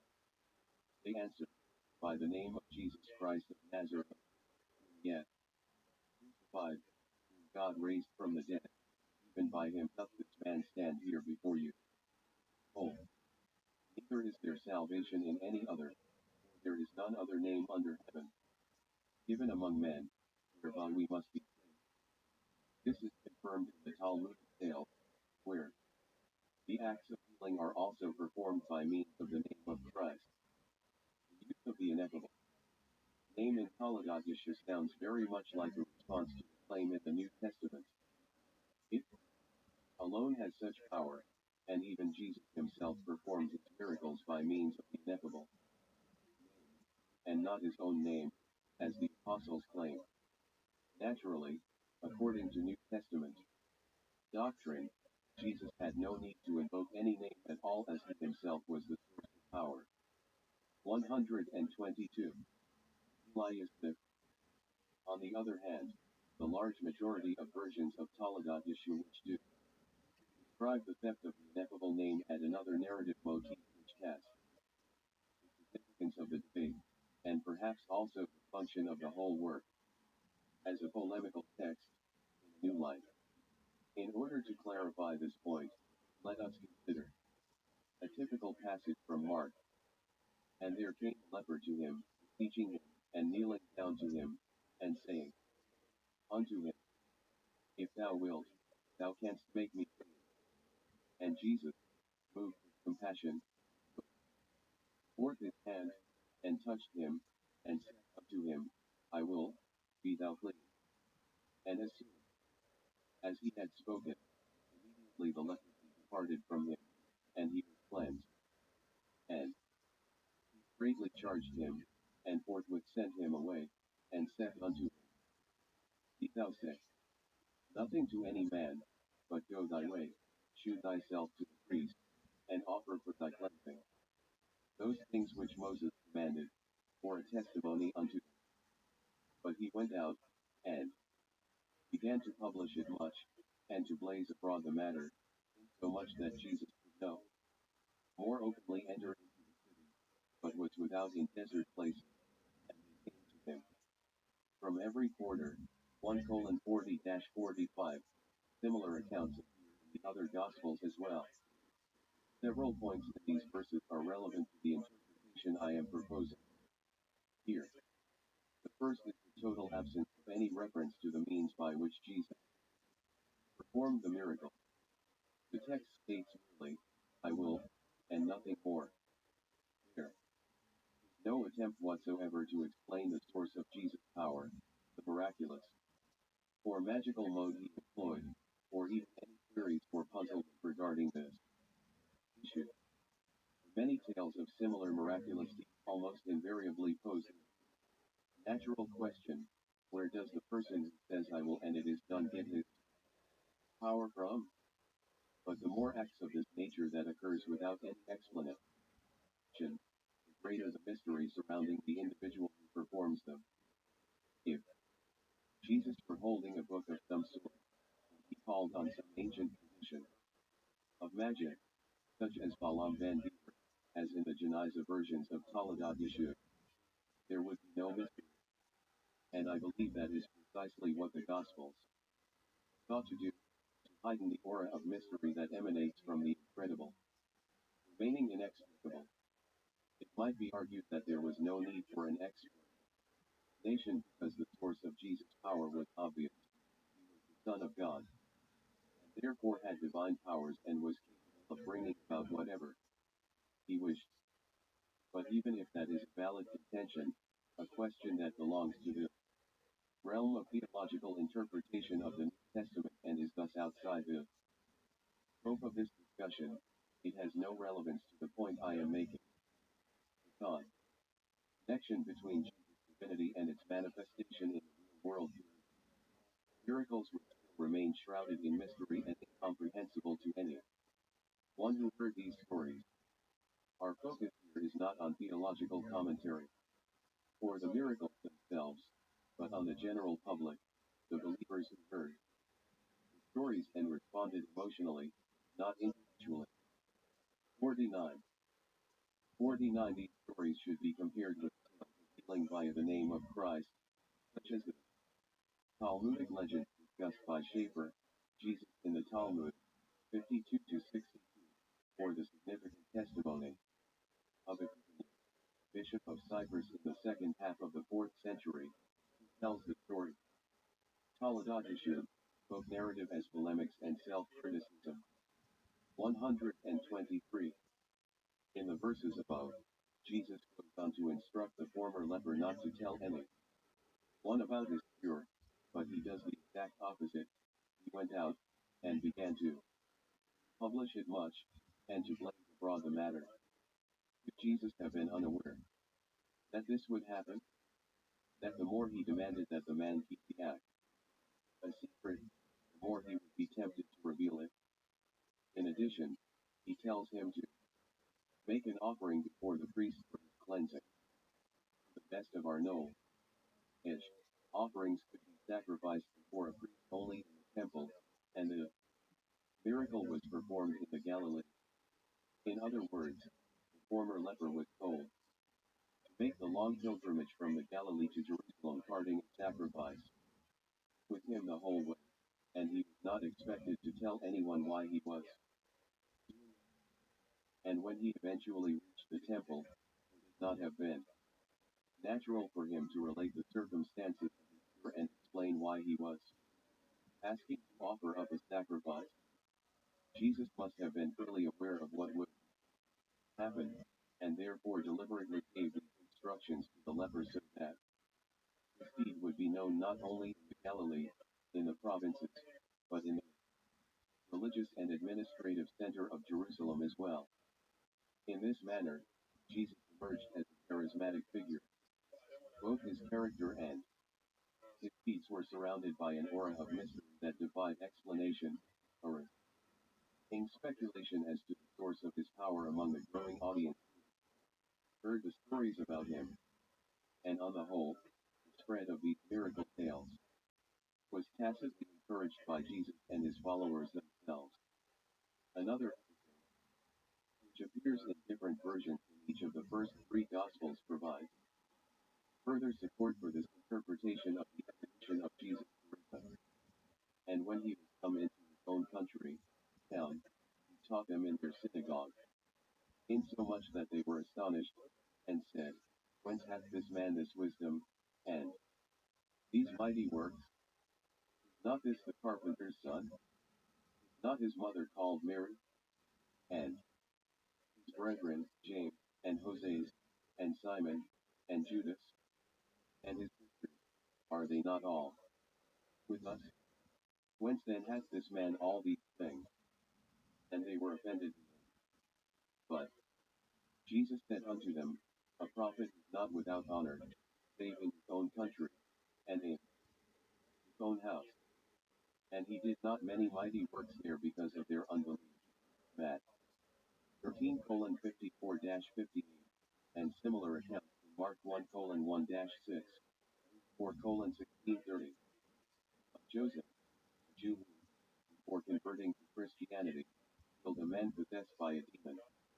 In Tiberias, he took water in his hand and sprinkled it before the man stricken with madness, making the sign of the cross and saying, In the name of the crucified Jesus of Nazareth, go out. Demons, and he was healed.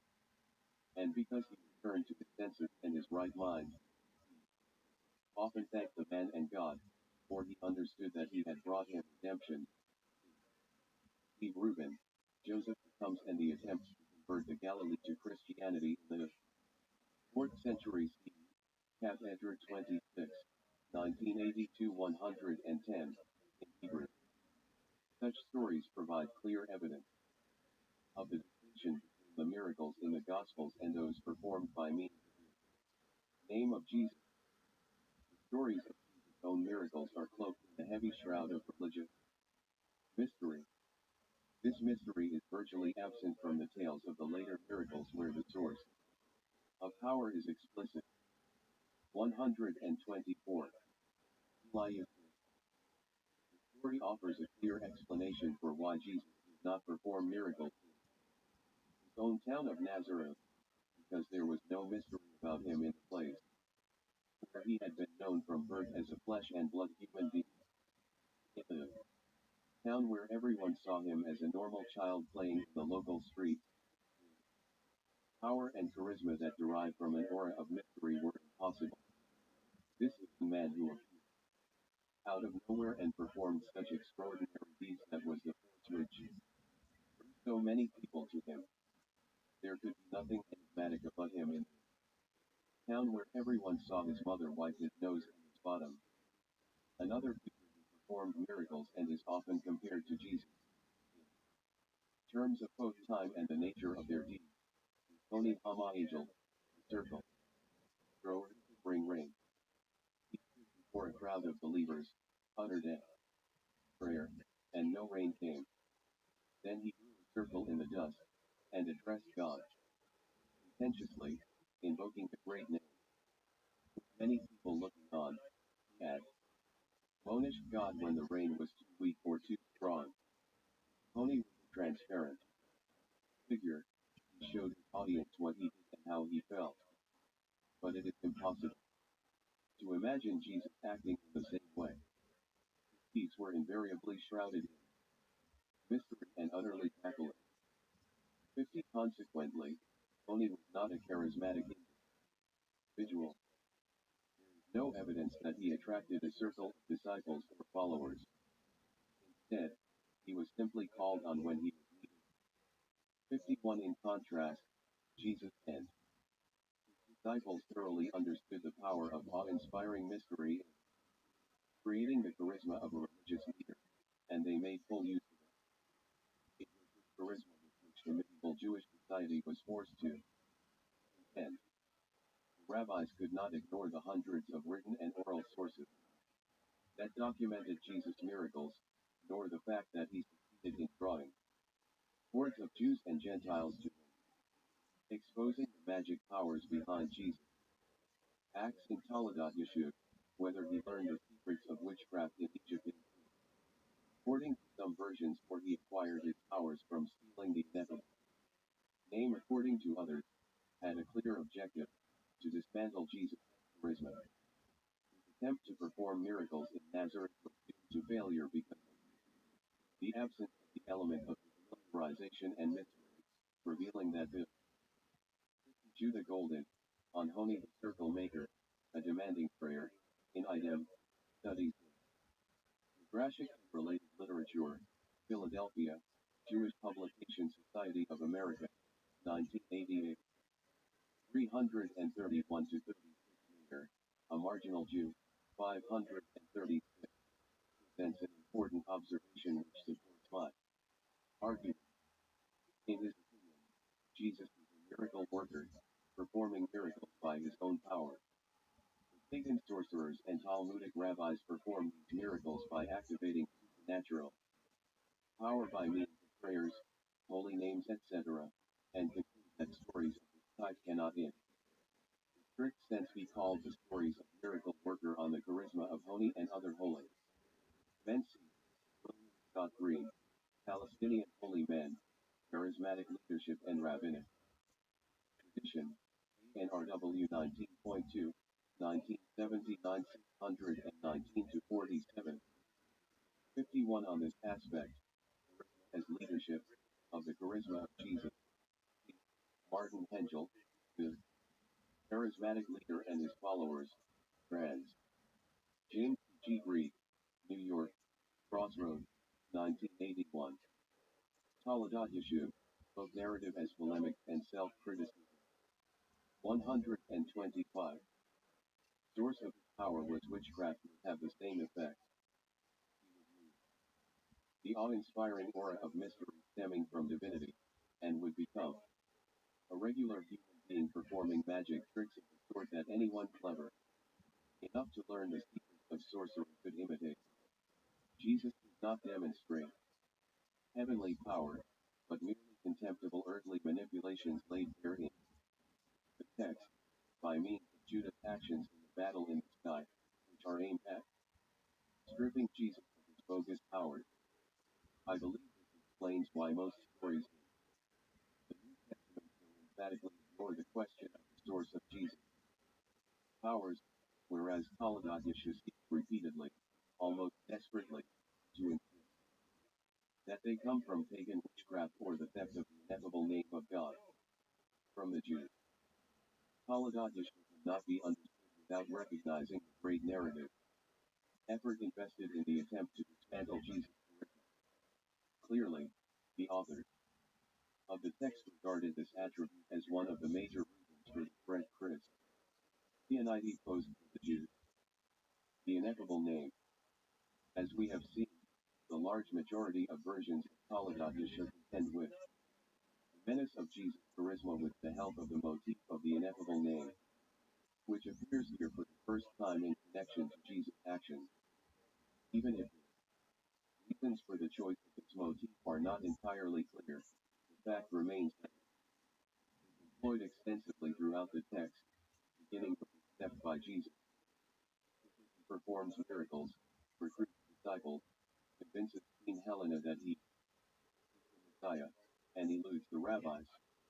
It is given by the rabbis to Judas Iscariot, who uses it in a battle in the sky to defeat Jesus, and then given to Simeon, Kepha, who uses it to prove he is a faithful apostle of Jesus. A striking contrast between the absence of reference in the New Testament to the source of the power that enables Jesus to perform miracles and the Toledat Yeshua that each of his inexplicable acts is carried out by virtue of the ineffable name is an indication of the importance of this motif. It suggests that for the authors of Toledat Yeshua, it was one of the major, and perhaps the most significant, change they felt compelled to introduce into the gospel narrative. The Talmudic tale in which Jesus brought witchcraft from Egypt by means of scratches on his flesh 52 indicates that the sages were not yet making use of the ineffable name in their struggle against Christianity. All versions of the story, in Tannaitic and Talmudic sources, say only that the secret of Ben-Sitti's power was the witchcraft he brought from Egypt. In this period, there is no mention whatsoever of any connection between Jesus and the ineffable name. However, 52 above, note 42, 126, Elias 6. It is interesting to consider the testimony of Epiphanius, Bishop of Cyprus, the second half of the 4th century, who relates the story of the Jew Jesus, as he heard it from his mouth. Joseph succeeded in expelling a demon from the body of a raving Jew running naked through the streets of Tiberias by invoking the name of Jesus and holding a cross up in front of him. Afterwards, because the possessed Jew returned to his senses, he often thanked the man, Joseph, and God, for he understood that he had brought him redemption. He published the name of Joseph in the city, and so his name was known to the Jews for the miracle. A rumor spread throughout the city saying that Joseph opened a Geniza, book's treasury, found the ineffable name written there, read it, and performed great miracles with his aid. And indeed it was true, but not as they believed. He found copies of the Gospels translated into Hebrew in the secret archives, and they were the real source of his power. 53 in other words, as early as the second half of the 4th century, the Jews accused the Christians of performing miracles by means of the ineffable name they stole. Nevertheless, we can assume that neither Epiphanius nor Joseph, from whom he heard the story, had any inkling that the same accusation was directed at Jesus himself.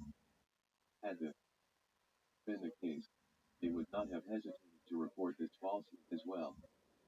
Thus, both early rabbinical literature and the story of the events in Tiberias appear to demonstrate that the use of the ineffable name was only attributed to Jesus in a later period. It would, in fact, appear to have been a synthesis of two traditions alluded to in these earlier sources. Jesus stole a device of witchcraft by hiding it in his flesh, the Talmudic tradition, and that device, which he performed miracles with, the ineffable name, the Tiberean tradition.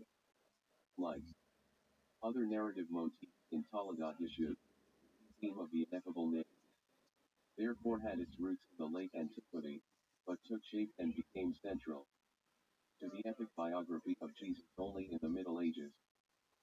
It is not surprising to find the ineffable name in Jewish folklore and mystical literature in late antiquity and early Middle Ages.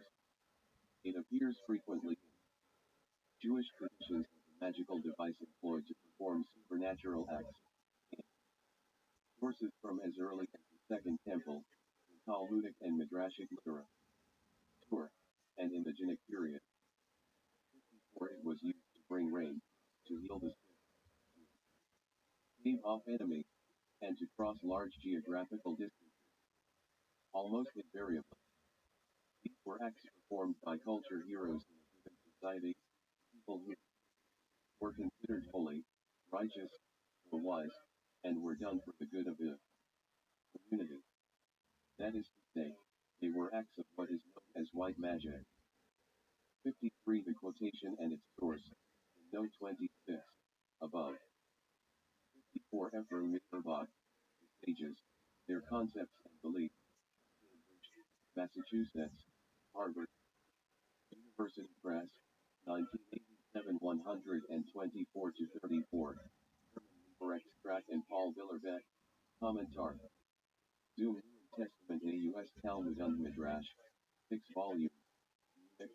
Beck, 1922-1961, 4:52735. Joshua Trachtenberg, Jewish Magic and Superstition, New York, Jewish Publication Society of America, 1939, 78-103. Hologot Yeshuv, both narrative as polemic and self-criticism. 127. The only problem with applying this definition to the miracles in Toledot Yeshuv is that Jesus was not a legitimate figure in Judaism, and he obtained the ineffable name by stealing it. Nonetheless, he performed his miracles by making use of the legitimate device of the ineffable name, and the acts themselves were of a positive nature. He healed the sick, made the barren conceive, and brought the dead back to life. However, his primary objective in doing these things was to establish himself as the Messiah and the Son of God, which is by definition a negative goal. This ambiguity regarding the classification of Jesus' acts as black or white magic raises the fundamental question: why did the authors/tellers of Toledot Yeshuv choose to present the ineffable name as the source of Jesus' power instead of retaining the original depiction of him as a sorcerer utilizing witchcraft he brought from Egypt? The earlier explanation makes it much easier to present him as no more than a magician calling on demons and black magic for his own purposes. Consequently, the decision to alter this aspect of the story could not have been trivial. Attributing the power of the ineffable name to Jesus has enormous literary and ideological significance. The illegitimate use of magical techniques, particularly the ineffable name, was a subject of considerable interest in Jewish folklore as early as the Rabbinic period, 55, but drew greater attention throughout the Jewish community in Babylonian Genic period, the very time and place in which I contend that Toledot Yeshuv was produced. The first story in the scroll of Agamemnon from the mid-11th century is a familiar legend relating to Ar-Agaron the Babylonian, and in the days of these days, descended one of the dearest ones, a greatly beloved man, from the land of the Baghdadites, and father, from the lineage of Yoav, whose name was Agaron. Before his departure from the land of his birth, his father owned a grindstone for his subsistence, and the mule which turned it, the lion came and devoured it. At that time Agaron was away. When he returned to the place, he could not find the mule. In place of his mule, he brought in the lion and subdued it, forcing him to turn the grindstone for him. When his father became aware of this, he approached him, at him, raised his voice, and said unto him, What have you done? You brought in the lion. You sought to subdue his strength, and the Lord made him a king, to walk erect. You have deployed him in your labors, to serve you. Now, I swear, you will not stand before me, you shall go out into exile, and for 3 years, you shall make amends for your silly acts. 56. According to the calculations of Agamemnon, the author of the scroll, Ar-Agaron, left Baghdad for southern Italy shortly before the time of his family ancestor, Ar-Shabbatyat, who lived during the reign of the Byzantine Emperor Basil 867 to 886 CE, that is, around the year 800. Again, this is the time and place to which ascribe Taladat Yeshua. Here too, Ar-Agaron refers to a magical technique which 55 Urbach, stages 112 to 13. 56 The recent immediately afterward is revealed to be the ineffable name. In a famous response, some, the later Babylonian scholar Ar-Hijaon, early 11th century, relate the power of the ineffable name, providing further evidence that the Jewish community of Babylonian Rabbinic period was concerned with the issue of legitimate and illegitimate use. 57 Taladat Yeshua, like the scroll of Agamemnon, unreservedly recognizes the power of the ineffable name to perform miracles, and even the severe punishment incurred by its illegitimate use. The difference between the texts lies in the person invoking its power. In the scroll of Agamemnon /18 is a revered religious leader who heard in subsequently went on a journey of repentance. In Taladat Yeshua is Judaism's great foe who was seeking to undermine the very foundations of Jewish religion. This comparison with the legend of Ar-Agaron the Babylonian may help us understand why Taladat Yeshua chose to attribute Jesus' power to perform miracles to the ineffable name. Miraculous events occur even when Ar-Agaron and other rabbis mentioned in Babylonian sources make illegitimate use of the ineffable name, since there is no question that it is an expedient means of changing reality, whether for better or worse. Had the creators of Taladat Yeshua endowed Jesus with a different power that enabled him to perform forbidden miracles, the text would have implied that witchcraft was as potent as the sacred Jewish name. They would not have wished to acknowledge such a possibility and popularize it by means of their text, whether written or oral. Indeed, as we have seen, the whole story centers on the motif of the protagonist's magical power, which is both crucial to the narrative turning point and drives the development of the plot. If all these events were products of some pagan witchcraft, a sin of which Jesus had earlier been accused, the authors of Taladat Yeshua would be recognizing the power of black magic, and that they were undoubtedly reluctant to use it. That being said, the shaping of a central motif is invariably intricate, and does not lend itself to a single straightforward reading. The same is true for the choice of the ineffable name as the literary and ideological leitmotif in Taladat Yeshua. The narrative development of the episode describing the theft of the ineffable name demonstrates the complexity of this issue. The leaders of the Jewish community created a sophisticated shield around this sacred power designed to prevent its theft and illegitimate use. Nonetheless, Jesus managed to break the secret code of Judaism, to put his hands on the only sacred force whose epic Taki was not in doubt, and to employ it for his own purposes. In order to achieve his objective, he hid the ineffable name in his flesh. That is, for the short time between the theft and the removal of the parchment from the cut in his thigh, it was part of his body. Thus, only by suffering the obligatory agony could he penetrate the protective barrier guarding the holiest and most secret of Jewish 57c. As an example, Robert Brody, The Geneva of Babylonia and the Shaping of Medieval Jewish Culture, New Haven and London, Yale University Press, 1998, 144 to 45. Taladat Yeshua, both narrative as polemics and self-criticism. 129. Forces. In this manner, he succeeded in removing the ineffable name from the temple, from the bastion of Judaism. In other words, the text is saying that Christianity took its power from what it stole from Judaism. It has no validity of its own, but is merely the illicit use of the sacred principles of Judaism. The argument that Christianity is Israel is thus fraudulent at the core, as it is nothing but thievery and lies, and like other acts of this sort, it will be exposed and punished. Indeed, the rest of Taladat Yeshua, from the narrative turning point on, is an attempt to show the illegitimate use of the sacred power and how Judaism restored it to its proper place. Clearly, then, the choice of the ineffable name as the means by which Jesus performed his marvels was anything but a trivial decision. In Taladat Yeshua, the ineffable name is a metonym for the Jewish perception of Christianity. Its source is pure Judaism, but its actions are tainted.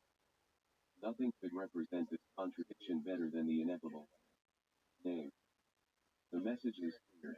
The Christians make use of the most sacred power, the name of God, for the basis of purposes, worshiping a false Messiah and establishing a religion that strips Judaism of its value.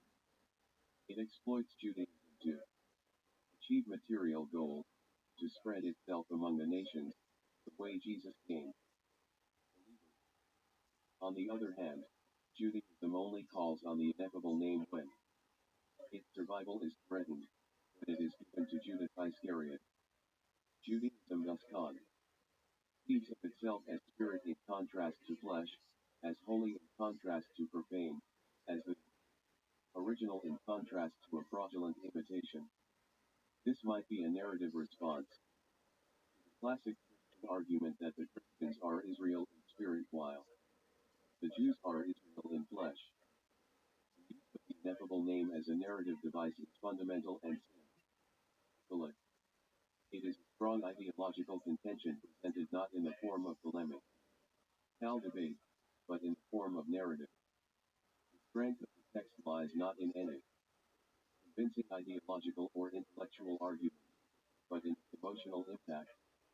Using the popular idiom to summarize an episode in the simplest terms, that is, to say something like, stole the ineffable name from us, with all the historical, theological, social, and emotional connotations of such a statement, would undoubtedly have influenced the thinking of large segments of Jewish society much more than any polemical or ideological discourse.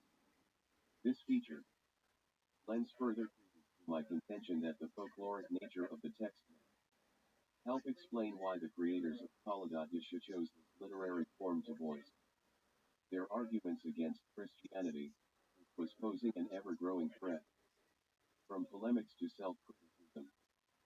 Since the beginning, scholars have justifiably considered Taladat Yeshua to be a polemical text. However, analysis of its narrative structure, the literary characterization of the main character, the choice of the leading leitmotif, and the 130 development of the plot, all demonstrate that there is more to this work than meets the eye. From the perspective of medieval Judaism, the story of Jesus would also appear to have served as a sort of test case that helped to put a fine point on criticism of some of the major aspects of Jewish life and society. We have already considered two such narrative themes, Jesus' childhood and the ineffable name. As we have seen, according to the text, Jesus' experiences in his childhood and youth and his going astray as a young man were not necessarily the result of the sinfulness he was born with, but the product of the odious social cloud he was under from birth as the illegitimate son of a menstruating woman. Constant taunts from his young friends who heard the mean gossip at home, unflagging suspicion with which he was treated by his teachers, and the ridicule of the people around him forced the boy out of Jewish society and culture. It is impossible to ignore the harsh criticism of Jewish social norms contained in the detailed descriptions of a child driven out of the Jewish nation against his will, no matter how deserving or exceptional their gift. young men had no chance of standing out and advancing in religious or social circles in the slightest time. Propriety was attached to their family or he did not belong to the social elite. In a set of early versions of Toledat Yeshua, Jesus made him especially worthy of rising to the very top of the religious and social ladder, but he was held back by his family history, for which he himself was not to blame, and therefore had no prospects in the Jewish world. Jesus' own critical remarks evoked a similar response when he exposed the corruption of his fellow judges. They kicked him out, vilifying him and his family. Here, censure of the Jewish establishment is shown to be voiced by someone who does not belong to it, who comes from outside, from the remote periphery, Nazareth, looked upon as foreign and disreputable by the religious and social elite. A close reading of these portions of Toledat Yeshua inevitably reveals the sharp criticism of the norms of Jewish society that elevated family, background, social status, and genealogy over talent, integrity, and wisdom. This interpretation of Toledat Yeshua reinforces my contention regarding the fruit that produced the text.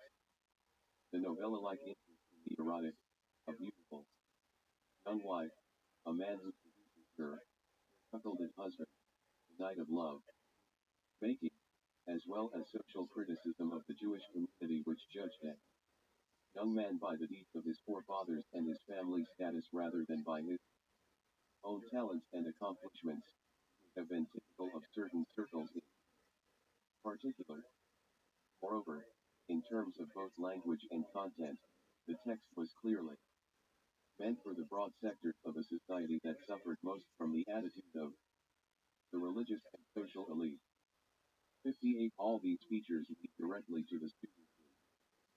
58. So describes the low barren historical social reality of the Babylonian juridical system. In the 9th-10th century, the top-heavy, self-governmental structure itself had serious drawbacks. Some judges abused their power, conniving the rich and oppressing the poor under jurisdiction. He also posse's responsum by hygiene, which he cursed, was characteristic. Toledat Yeshua, both narrative as polemics and self-criticism. 131. The Babylonian yeshivas, like youngsters in any closed male society, they were charged with sexual energy. In addition, many of them came from the poorer and weaker sectors of Jewish society and from the periphery, and were therefore treated as inferior to their peers from wealthy, prestigious families. And like young people everywhere, they would have been critical of their teachers and social leaders. Thus, the narrative Yeshiva students in Babylonia. We have already discussed at length the motif of the ineffable name, the element that drives the plot of Toledat Yeshua. However, if we consider it not as part of the narrative plot, but from an external, critical perspective, it may lead us to perceive the text not as a story about the past but, as proposed above, as an example meant to hold a mirror up to basic beliefs of Judaism. In both his tonality and his actions, Jesus displayed what were thought to be the identifying signs of the Messiah. He was bound to a family that traced his lineage back to the house of David. In his birth and youth he fulfilled many of the biblical prophecies about the Messiah, as the text of Toledat Yeshua demonstrates repeatedly. And he performed the miracles expected of the Messiah, healing the sick, making the barren conceive, resurrecting the dead, exorcising demons, turning inanimate objects into living creatures, and flying in the air. It was for these reasons that he attracted so many believers, as we knew from messianic tradition. But all of these signs were bogus. Granted, he was descended from the house of David, but he was born in sin, the illegitimate son of a menstruating woman. And while he had magical powers, he acquired them illicitly by stealing the ineffable name. However, these facts were unknown to the public, and consequently multitudes followed him, believing the signs to be genuine. Here, too, the religious criticism is conspicuous. The text is saying to its read, RS for listeners, let us consider the story of Jesus as a test case. Suppose someone obtains the signifiers of the Messiah through deceit or by some other illegitimate means, convincing whole Jewish communities to believe in him. How can we tell if he is the real Messiah or a false one? How can we, common folk, know if the charismatic man standing before us and exhibiting all the signs of the Messiah was really sent by God or is a charlatan and a fraud? Indeed, questions of this sort were actually raised in this very period of time. 59. The case of Jesus. Figure, those judges of Sodom, highwaymen, and robbers who help wealthy creditors seize the household furnishings of poor debtors. In an enthusiastically religious age, using mainly a religious nomenclature, such discrepant social and political forces often resulted in sectarian divisions. See Baron, Social and Religious History, 5:170. 59. Baron, 192-94, tells of Severus, a Syrian who in the year 720 abused a Jewish girl in Samaria, was caught by the Jewish crowd, given to the authorities, and they returned him to the Jews for trial and crucifixion. He claimed that he is the Messiah, and thousands of Jews believed in him. His followers were considered by the rabbis as mamzerim, and thus were not allowed to return to Judaism. He also describes in detail the messianic fervor in that time and 132. Elias Smith, related in such detail in Taladat Yeshua, demonstrates that by applying the criteria laid down by Judaism, even a man who is the illegitimate son of a menstrual woman and an artful thief may be welcomed as the Messiah. Perhaps, then, signs of the Messiah that have been accepted in Jewish tradition for centuries are inappropriate or inadequate. Says the text, can be found in the case of Jesus, which illustrates the nature of similar situations arising in the future. Moreover, in order to smuggle the ineffable name out of the temple, Jesus makes a cut in his thigh, copies the tetragrammaton onto a piece of parchment, and hides it in the cut. In other words, to achieve his goal, he combines the sacred and the profane, the ineffable name, which is the essence of holiness and purity. It's placed within his physical body, the essence of the earthly and impure. When he seeks to become the leader of the nation by presenting himself as the Messiah, he uses the ineffable name to heal the sick, the lame, the possessed. This, too, he does not for their benefit but for his own purposes, again the holiest and pure. As such means is employed to achieve the basis of material, egotistic objective. The ultimate instance of combining the pure and the impure occurs in the episode of the battle in the sky between Jesus and Judas Iscariot. Both rise into the air with the help of the ineffable name, and there Judas urinates on Jesus or sprays his feet on him or sodomizes him, depending on the version, thereby defiling him and bringing him down. Whatever act Judas performed, he did so sexual organ while holding the ineffable name. That is, the conjunction of the pure and the impure is explicit, deliberate, and incontrovertible. The goal is a worthy one, to strip Jesus of his power, but it is achieved by wrongful means, by mixing the material and the spiritual, the ignoble and the exalted, the profane and the sacred. To imagine a more blatant depiction of the theme of the thin line between the pure and the impure than that which appears throughout the narrative of Taladat Yeshua and reaches its climax in the scene of the battle in the sky. The text offers striking descriptions of the crossing of boundaries and the lack of clear borders between the profane and the holy, raising questions about the parameters of the sacred and how it deals with the about where to draw the line between material reality and spiritual essence. According to the story, the sacred may be defiled in order to achieve a lofty aim, but does it still remain sacred? After Judas defiled the ineffable name, is it still holy? I phrase these issues as questions because the episodes in the Taladat Yeshu do not supply the answers, but merely leave them open and unresolved. What we have here is a typical liminal state in which the protagonist, and consequently the reader or area, on pages 177 to 205. On security also Wasserstrom, between Muslim and Jew, 4, ESV. Note 30. Most important and relevant testimony of these events are by the Karaite al-Kirgizani. In Yaakov al-Kirgizani on Jewish sex and Christianity, E.S. Bruno Chisa and Wilfred Locke.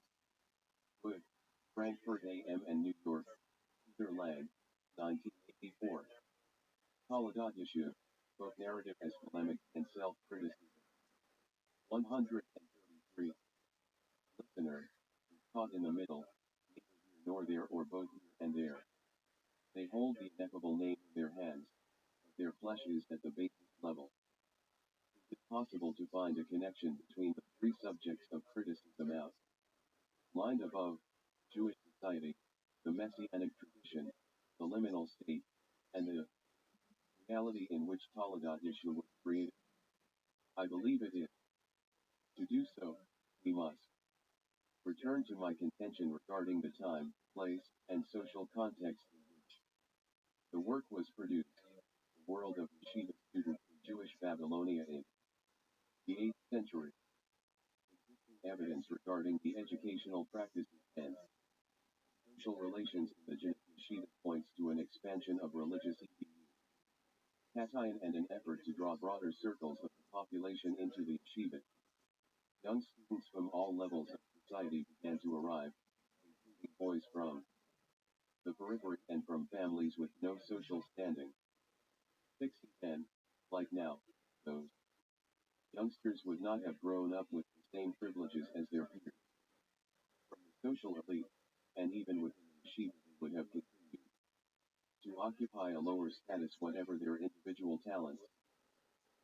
61 is confusing and discriminatory condition appears to resonate clearly in the description of Jesus' painful experiences as a child in school. Only someone who has felt the pain of social rejection because of his family status or parentage could describe this. Expressed with such sensitivity.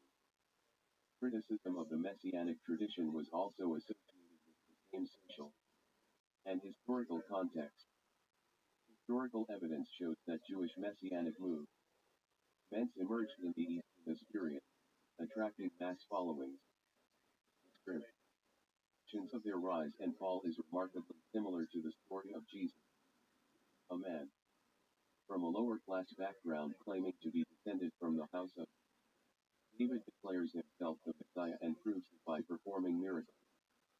He draws in thousands of believers, despite the opposition of local Jewish leaders. 60. The narrative of Taladat Yeshu sounds almost as an echo of the historical situation described by Baron. So describes also Wasserstrom, between Muslim and Jew. 33. The social situation in the Jewish community in Babylon in that time, though few solid conclusions can be established concerning the precise profile of the Jewish community in the 8th century. Its occupational and class differentiated pluralism seems beyond dispute. 61. In the history of the people of Israel in the Middle Ages, Tel Aviv, birth, 1969 in Hebrew, Chaim Hillel ben Sasson describes the social structure in the Babylonian yeshiva in this period. The yeshiva held classes in the Mishnah and Talmud for the boys, most of whom were sons of the yeshiva scholars. These institutions made an interesting attempt to establish leadership on erudition and study, while basing its continuity and authority on the principles of hierarchy and genealogy.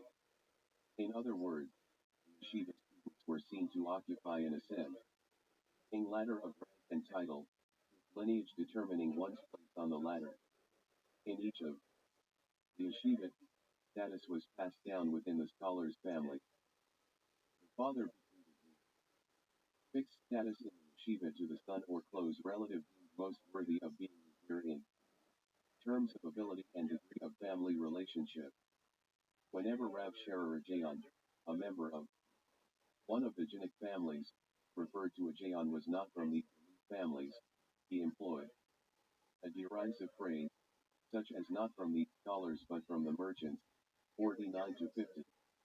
For the level of studies and income of the many students from the periphery, see Brody, Janine of Babylonia, 43 to the power of 40, 134. Elias pronounce him to be a false Messiah and do everything in their power to stop him. Finally, he is tortured to death. There can be no doubt that word of such events in the periphery reached the Jewish community in the Babylonian capital and aroused considerable concern. As I have shown, Taladat Ben, which originated somewhat later in the same place, deals extensively with the issue of false messiahs. It seems more than likely, therefore, that the young men in the yeshiva did not represent the religious or social elite but rather the broader and unprivileged sectors of the communities, were also preoccupied by the problem of how to recognize a false messiah. The case of Jesus, and many others like him in their own time, illustrated that Jewish tradition did not provide sufficient tools to cope with this dilemma. Criticism of tradition and the contemporary leaders who represented typical of adolescents everywhere, who are at the stage in life when they must learn to deal with the real world and assume social responsibility. The cardinal expression of this social and historical situation is the blurring of borders between the sacred and the profane.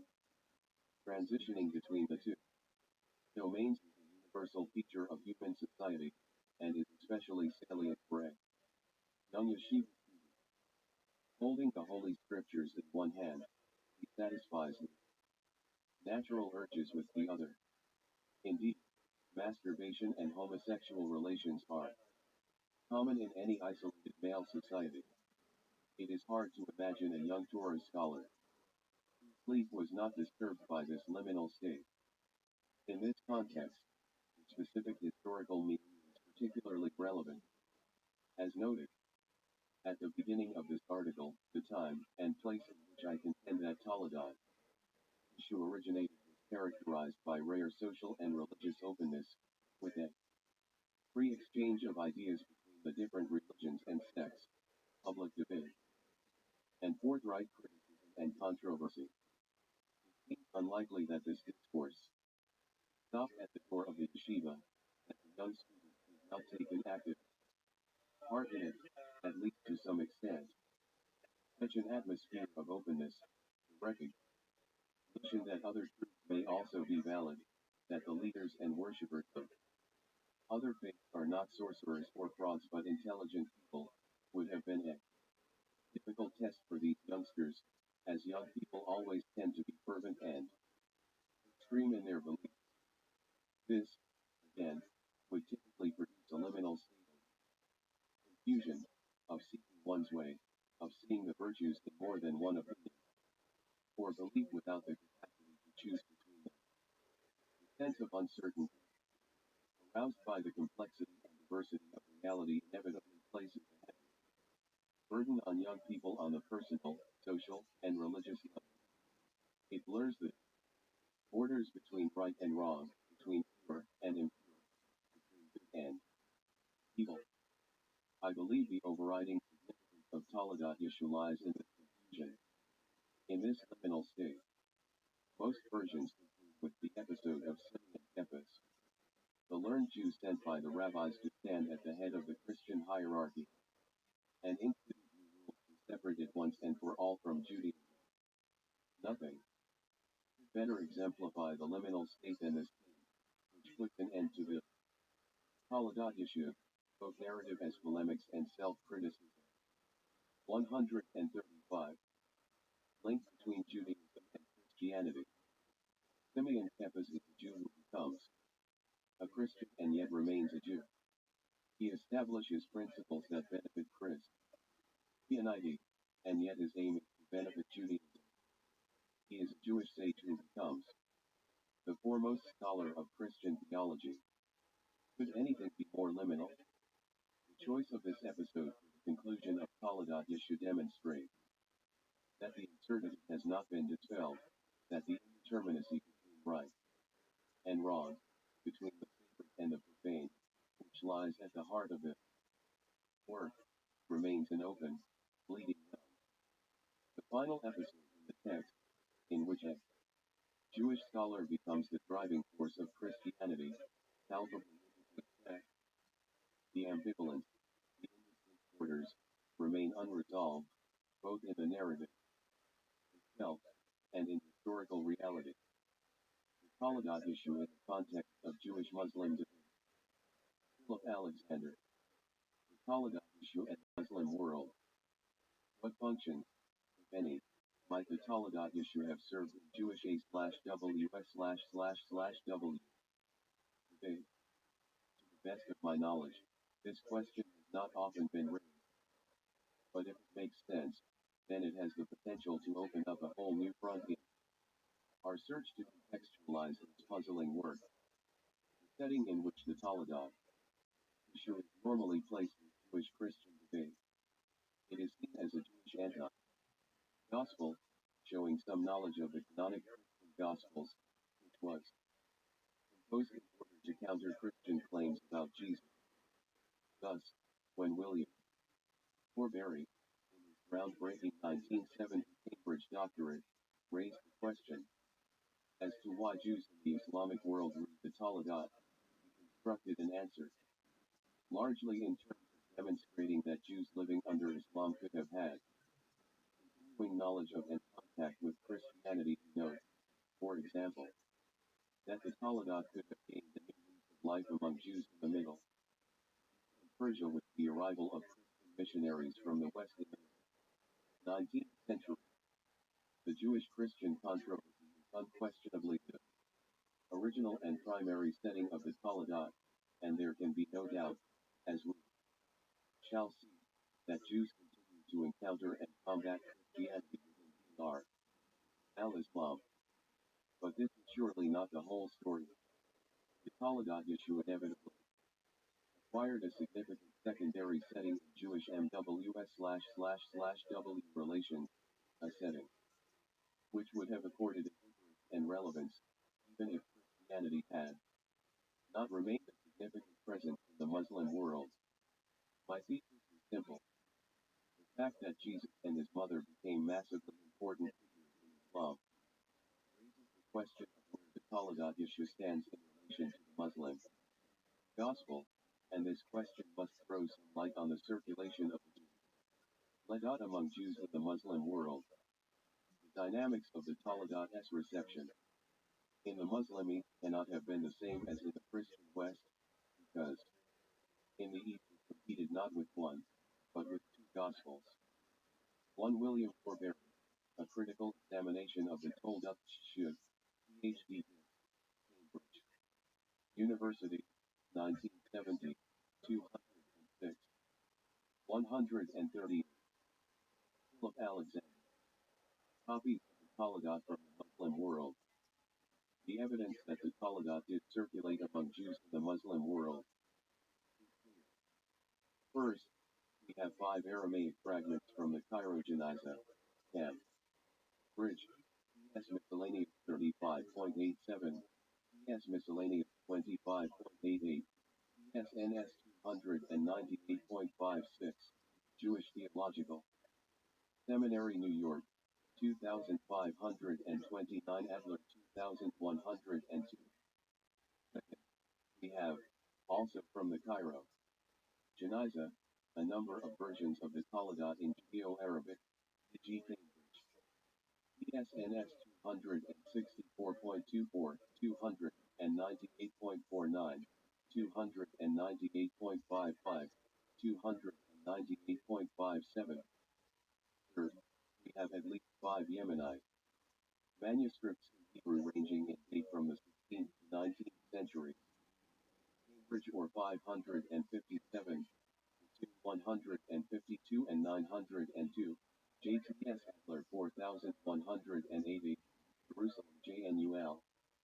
4 degrees 15 Joel 326. Fourth, we have a group of texts from Iraq and Persia. One of these is the Hebrew version of the Taladat completed in Baghdad in 1846. 793. 2 others are in Judeo-Persian, both probably dating to the 19th century. One a JTS fragment from Bukhara, published by Krauss, the other a manuscript inscribed by Fischel. This list may not be exhaustive, but it is probably sufficiently representative to allow us to draw some tentative conclusions.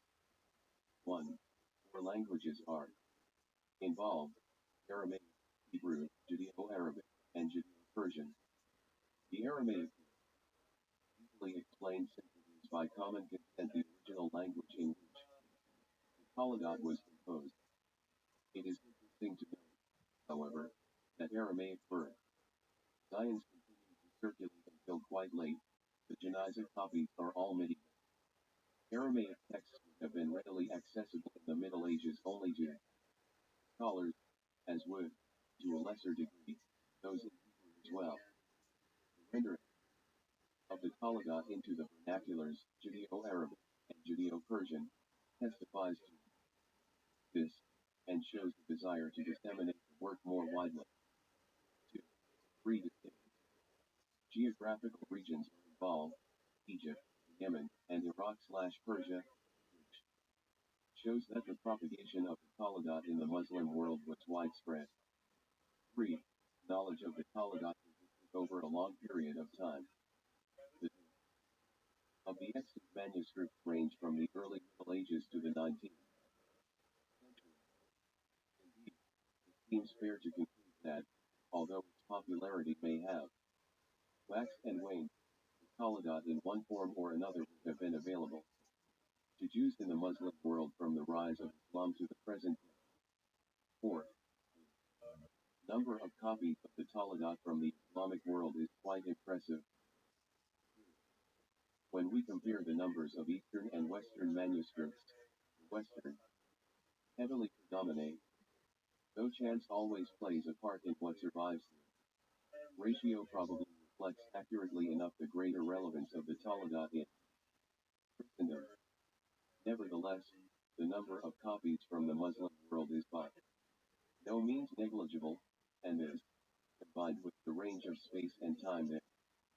2 Samuel Krauss, Das Leben Jesu nach Jüdischen Quellen, Berlin, S. Calvary, 1902. Here. Hildesheim, Holmes, 1977, 140-41. Walter J. Fischel, Judith vs. Tolda J.E. Schuhandschrift, MGWJ1Z, 1934, 343-50. The Taladat issue in the context of Jewish-Muslim debate. 139. Cover suggests a work that was rather well known and popular, which brings us back to our opening question of what purpose it would have served in this setting. The Taladat and the Christian gospel in the Muslim world. Before turning to the question of the Taladat issue and the Muslim gospel, it is important to remind ourselves that Christianity did not suddenly collapse in Asia and North Africa in the wake of the first Muslim conquests, only to be reintroduced as an arm of colonialism by European missionary activity in the 19th century, as popular perception would have it.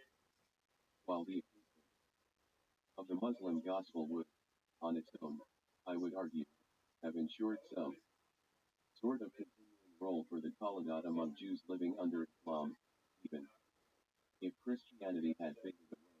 Christianity did not, in facts disappear. So the primary setting of the Toledat in Jewish-Christian debate continued to apply. What happened was that a second front opened in which the Toledat found itself playing a new role in defining Judaism over against Islam. It got caught up in the trialogue between the Abrahamic faith, the emergence of an interested third party, one that held political power, altered the whole dynamic of the primary debate between Jews and Christians. Even after the triumph of Islam in Asia and North Africa, Christianity remained a very visible presence. The political power of Christianity was rolled back all the way to Tours in 732, and to the gates of Vienna in 1529, but this did not necessarily mean the collapse of Christianity as a religion within the Muslim world. On the contrary, Christianity survived and, occasionally, even flourished. In certain regions, such as Egypt, Syria, and Mesopotamia, Christians remained a substantial proportion of the population down to the 14th century, when widespread pogroms perpetrated by Muslims on the Christian communities in their midst shattered the churches and precipitated the rapid decline of Christianity, a decline that has continued, despite the intervention of European Christian missions over the last 2 centuries, down to the present day. During the first 5 or 6 Islamic centuries, however, Christianity remained a force to be reckoned within the Muslim world. Christians had adopted the Arabic language and played a significant part in administration, culture, and science. We know of Christians holding prominent positions in the Umayyad, Abbasid, and Mamluk bureaucracies, the most famous being, perhaps, John of Damascus. This Christ, dates to the 13th century, has not, as Sidney Griffith reminds us, received anything like the attention it deserved. What we think of as Islamic civilization in the Golden Age was by no means monolithically Islamic. Many streams fed into it: Indian, Persian, Jewish, and 140. Philip Alexander, Christian. Of these tributaries, perhaps the most explored is the Jewish, but the Christian was at least as large and as important.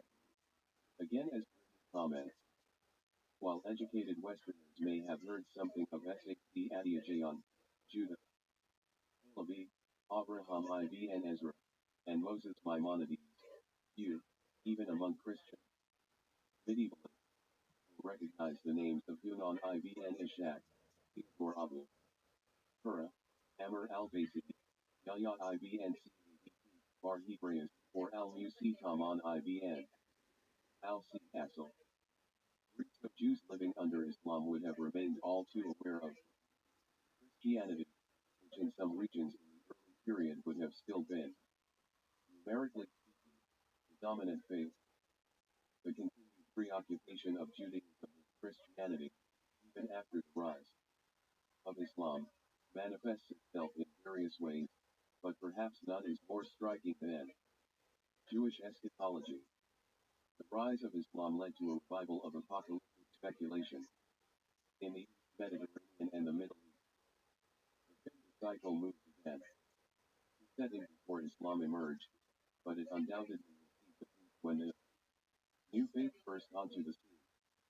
Apocalypticism swept across the region after in Christianity, Judaism, Zoroastrianism, and eventually Islam itself.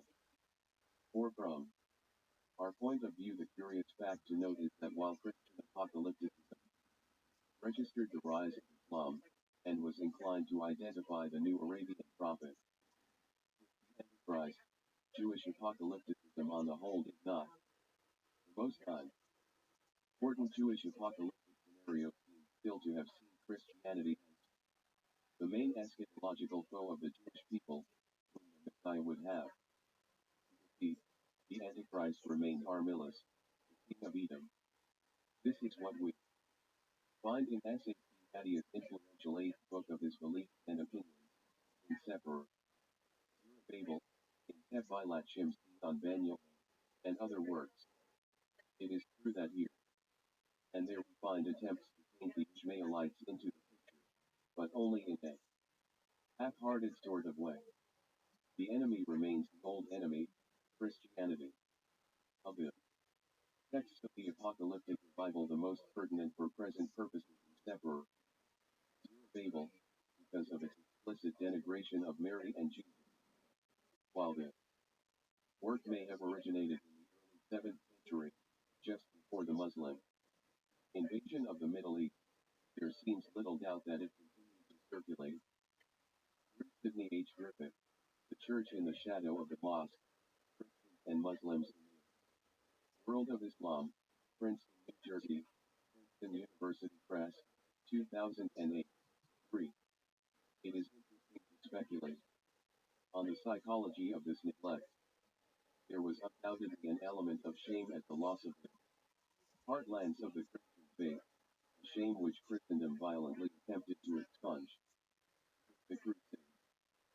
But there were also more practical reasons.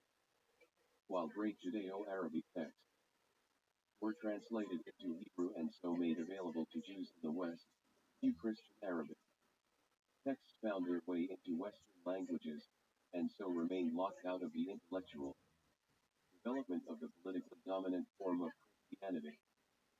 For on this apocalyptic movement around the time of the rise of Islam, see John C. Reed, Trajectories in Near Eastern Apocalyptic, Leiden, Brill, 2006, Paul J. Alexander, Kind Apocalyptic Tradition, ed.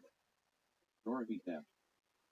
Abrahams, Berkeley, University of California Press, 1985, and Amir Ijamand, Islamic Apocalypticism in the Classical Period, in the Continuing History of Apocalypticism, E.S. Bernard James, John J. Collins and Stephen J. Stein, New York, Continuum, 2003, 380 to 413. The Talagat issue in the context of Jewish-Muslim debate. 141. And undergo reworking for some time after the Muslim conquest. This continued. Fixation with Christianity even after it had lost political power is curious. Because it suggests that the new religion of Islam was regarded as more benign. Does it imply that Jews expected that Islam's reign would be temporary, that Christianity would recover lost ground, and that Jewish-Christian hostilities would resolve as before? It is hard to say. One thing is, however, clear, he continued. The presence of Christianity in the Muslim world, and Judaism's continued concern as to intentions, make Jewish interest in the Talagat issue in principle not hard to explain. It would be wrong, however, to think that absolutely nothing had changed. Though Judaism remained, as before, in dispute with Christianity, the rise of Islam profoundly altered the dynamics of this debate. It did this in two ways. First, Jews in Muslim lands were no longer under the constant, grinding press to limit the public expression of their faith. The field of engagement between Jews and Christians was suddenly leveled. Both sides found themselves holding the same status as al-Qibla. Christianity must suddenly have lost its attractiveness to socially aspiring Jews, and Christian attempts to coerce Jews into the church must have stopped. The odd thing is that the freedom towards Christianity which the Jews gained under Islam does not seem to have led to indifference, but rather to a fresh appetite for debate. As Daniel Lasker points out, the early systematic Jewish anti-Christian treatises that we have were written in Arabic in the first few centuries of Islam. 5. Lasker may mistake the position if he means to imply that there was no Jewish Christian debate before the Islamic period. That is manifestly not the case. It is becoming abundantly clear that there was an intense Jewish-Christian dialogue going on right throughout the Talmudic period, the impact of which on the former section of rabbinic theology, and on rabbinic literature, Midrash and Talmud, was profound. 6. And, of course, if the Talmudic issue originated in some shape or form in late antiquity, as many argue it did, then it is relevant to this question, because it has clear anti-Christian intent. The debate in late antiquity was curiously asymmetrical. On the Christian side it was open and noisy. The Jews are identified as the opponents and directly attacked. On the rabbinic side it is much more muted, and often seems to be at its most intense where Christianity is not explicitly named. This silence, I have argued, was basically a loud silence, an apologetic ploy that allowed the rabbis to assert prior. It were the older faith, the true heirs of Moses, it had no need to take. 5. Daniel J. Lasker, The Jewish Critique of Christianity Under Islam in the Middle Ages. Power 57, 1991 121-53. 6. Essay in the Exegetical Encounter Between Christians and Jews in Late Antiquity. BSM on Allegoria and Helen Sperling, Leiden, Brill, 2009.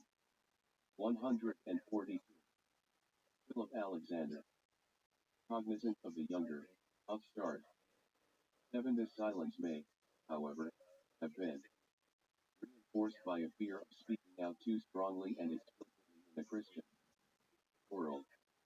Where Islam made the difference was that Jews felt they could now go public with their objections to Christianity, and compose formal, anti-Christian treatises that could be put, so to speak, into the public domain. There was a second way in which the rise of Islam changed the dynamic of the Jewish-Christian debate.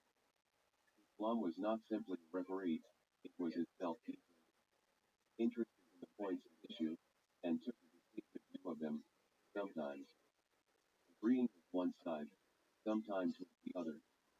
This raised the possibility of theological alliances between two of the parties against the third.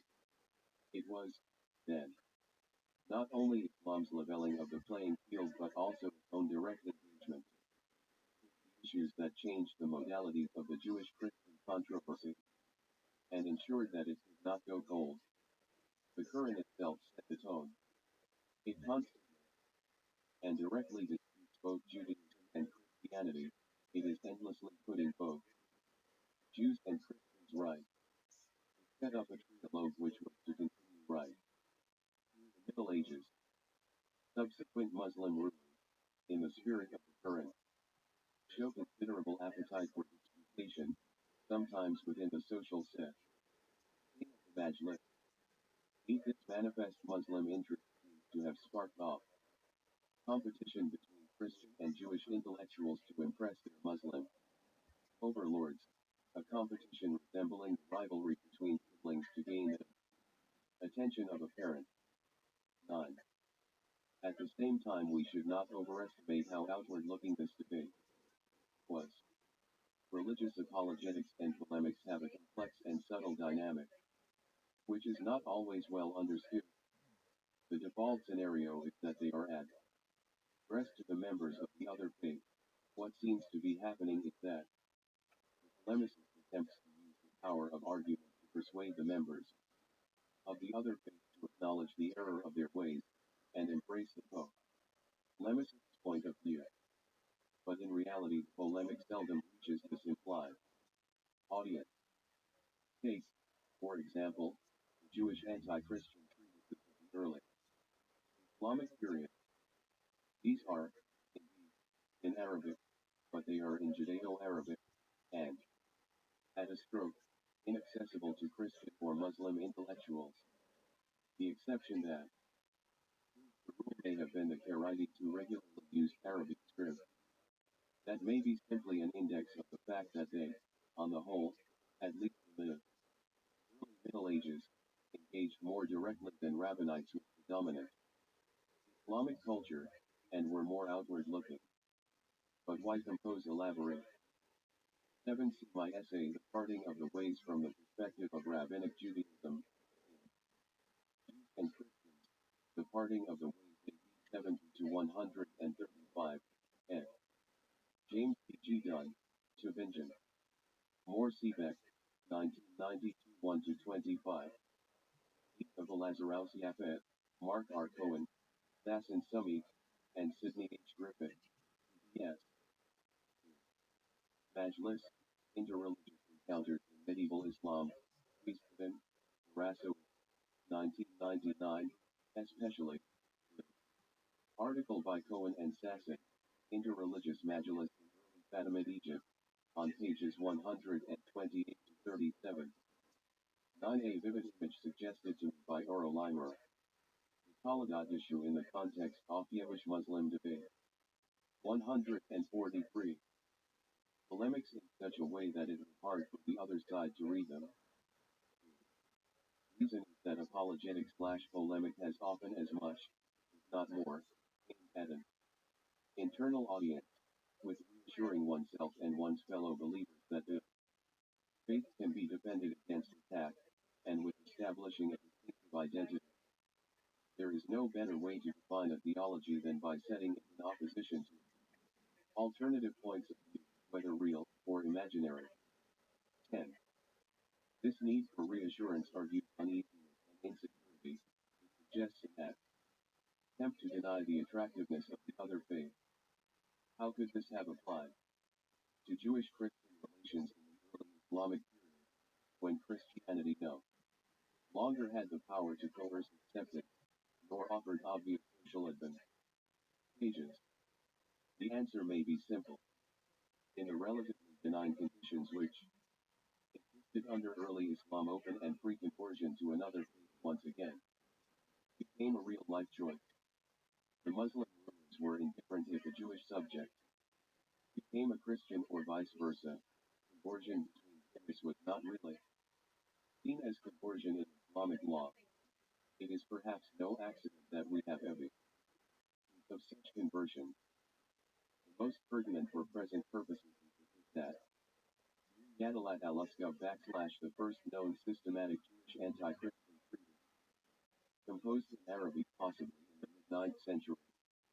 11. The author was a Christ and priest who converted to Judaism, and wrote in order to explain himself to his former co-religionists. The work was later adapted into Hebrew as the Sefer Nestor HaKomer, in which the unnamed original priest was identified with Nestorius, the great theologian of Syriac Christianity. The Lipkin of the deadening hand of Christianity, whether in Orthodox Chalcedonic or Jacobite or Nestorian forms, allowed diversity to emerge within Christianity. In the Muslim world, the generally laissez-faire attitude of the early Muslim authorities in religious matters may have encouraged diversity also within Judaism. This was, of course, the time when the major split between Rabbanism and Karaism occurred. There are grounds for thinking that Karaism has deepened within Judaism, going back to anti-rabbinic, priestly trends in the Talmudic period, but it is interesting that these trends only seem to crystallize into an anti-rabbinic movement under early Islam. Linguistic evidence suggests that the first Arabic versions of the Taladat issue were done in the 9th century. That would put them in the same time frame as the earliest systematic Jewish anti-Christian polemic. These translations should be seen as part of a new, open, and this internal audience is very clear in some polemical treatises, e.g. Maimonides' epistle to the Yemen. But even in this case, the Islamic opponent remains an ultimate target, in that Maimonides is surely furnishing the community with arguments which will not only reassure them, but which they can turn party in view, either the uncommitted public or the authorities. Much early Christian apologetic, while having Judaism ostensibly in view, as one I firmly fixed on the Roman authorities and is arguing that Christianity is not subversive of the truth. 11. Daniel J. Lasker and Sarah Spencer, The Polemic of Nestor the Priest, Isaac New Cadillac, Aluskov and Sefer Nestor HaKomer, 2 volumes, Jerusalem, Benz v. 1993. 144. Philip Alexander. Jewish engagement with Christianity, within the broader context of the religious diversity and sectarianism engendered by the rise of Islam. 12. There is one form of this sectarianism which may have a particular relevance for the present discussion. It has been claimed that the early Islamic period saw the resurgence of Jewish forms of Christianity. The evidence is confused and contested, and if the claim is correct, it is not at all clear whether we are talking about the re-emergence into the light of day of an unbroken Jewish Christian movement going all the way back to early Jewish Christianity, which effectively disappeared from our historical record in the 5th century, or a new Judaizing movement, that is to say, a movement generated from within the mainline churches which stressed the Jewish roots of Christianity and adopted certain Jewish practices and beliefs. The history of the church is littered with such Judaizing movements, sparked into life by the fact that mainline Christianity repudiated its Jewish heritage. It is therefore all to see in the Christian scriptures, and it is hardly surprising that some Christians, from time to time, wonder whether the older form of the faith possesses not only greater antiquity but also greater authenticity. Jewish or Judaizing Christianity would be thoroughly at home in the sectarian milieu of early Islam. The newfound religious freedom and the stimulus the new faith gave to innovative religious thinking could easily have encouraged the emergence of such hybrid religious identities. A pointer in this direction may be found in the work of Joseph Mary on the cult of the holy man in medieval Syria. Mary gathers evidence that it was common for Jews, Muslims, and, indeed, Christians, to participate in each other's religious festivals and venerate each other's things. 13 Like languages in contact, the natural evolution of religious communities in everyday contact, if they are given half a chance, towards religious syncretism, especially at the level of the common folk. It takes enormous effort on the part of the religious authorities on all sides to counter this tendency, to keep their flocks separate, to police the boundary between them. If there was, indeed, an upsurge of religious promiscuity in the early Islamic period, and if that promiscuity was firming up into sector and forms of Jewish or Judaizing Christianity, then we have an obvious context in which an Arabic translation of the Talmud would have had work to do. As a text of popular appeal, an anti-hagiography capable of being circulated orally, it could have played a part in reminding Jews of their distinctive identity, of where their true allegiance lay. 12.1 allude here to John Wansbrough's use of the phrase sectarian milieu to capture the religious situation under early Islam. Wansbrough, Sectarian Milieu, Oxford University Press, Oxford, 1979. 13 Joseph W. Mary, The Cult of Saints Among Muslims and Jews in Medieval Syria, Oxford. Oxford University Press, 2002. Mary concentrates on the 11th to 16th century, but there is evidence for similar religious promiscuity earlier. The Talmud issue in the context of Jewish-Muslim 145. It is important to note the popular character of the Talmud issue. This becomes obvious when we compare it with other anti-Christian Jewish works of the early Islamic period. I have already mentioned the anonymous Kitab Mu'tadalat al-Uskar.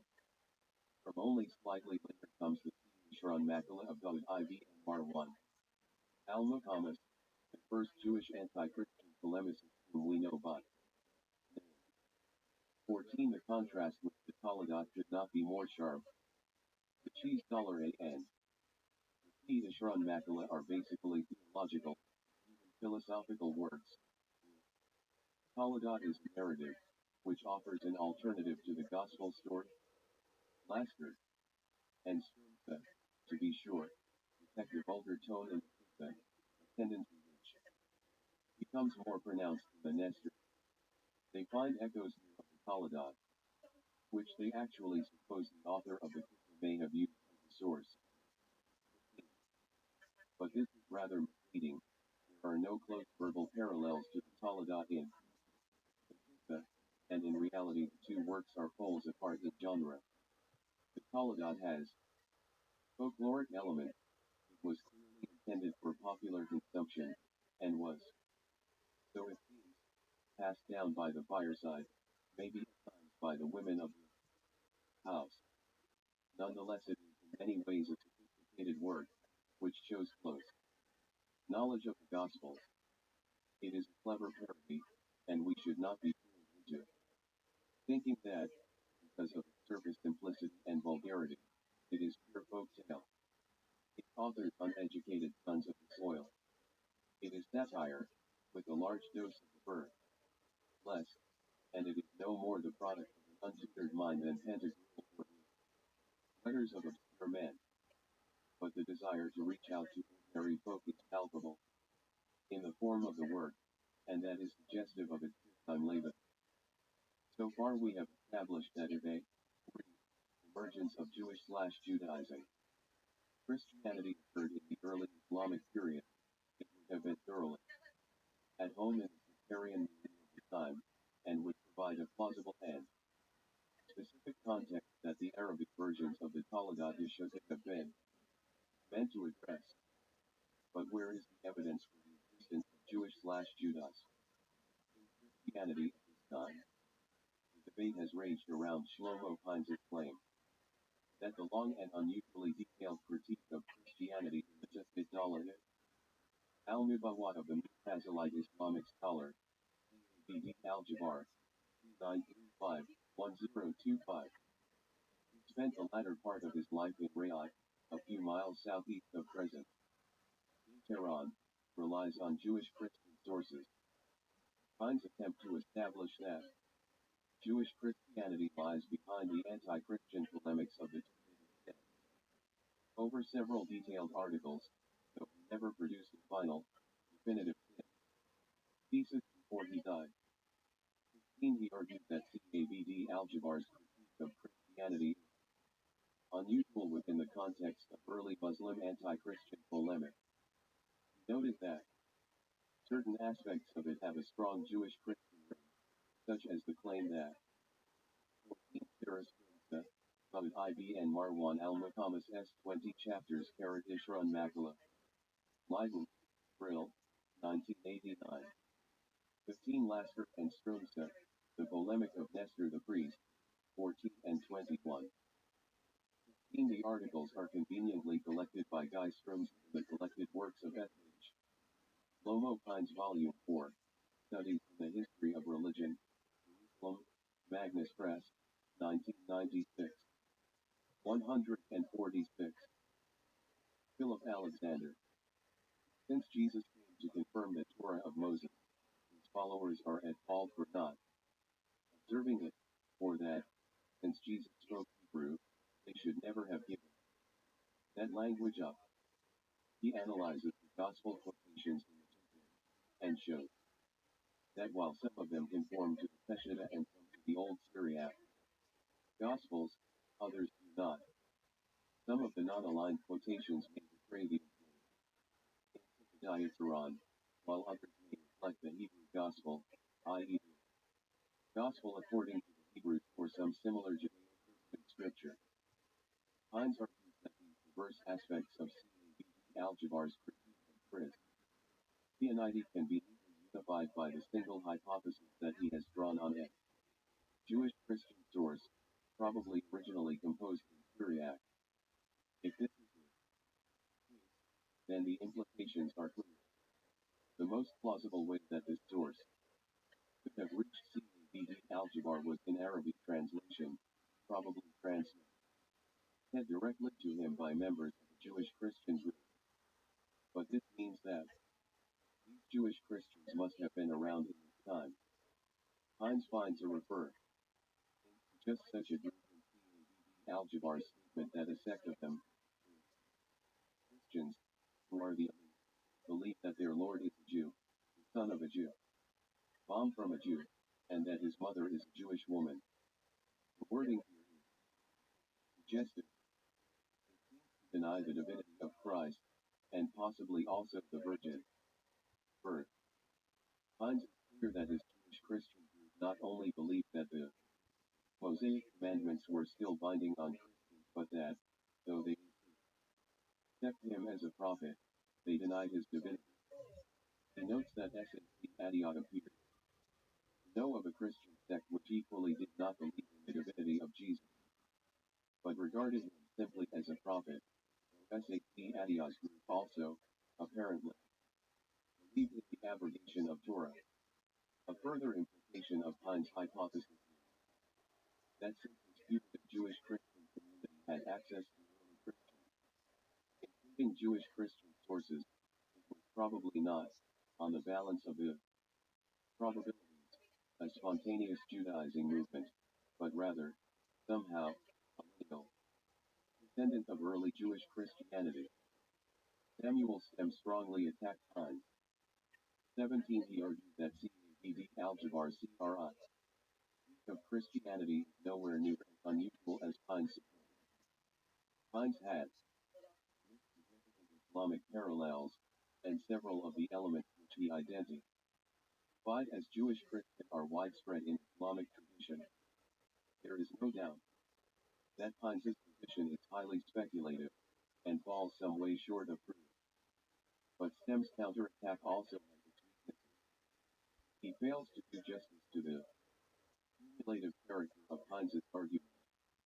He fails to note that finding Islamic parallels to some of CABD algebra's ideas does not solve the problem of origin, but simply moves it elsewhere.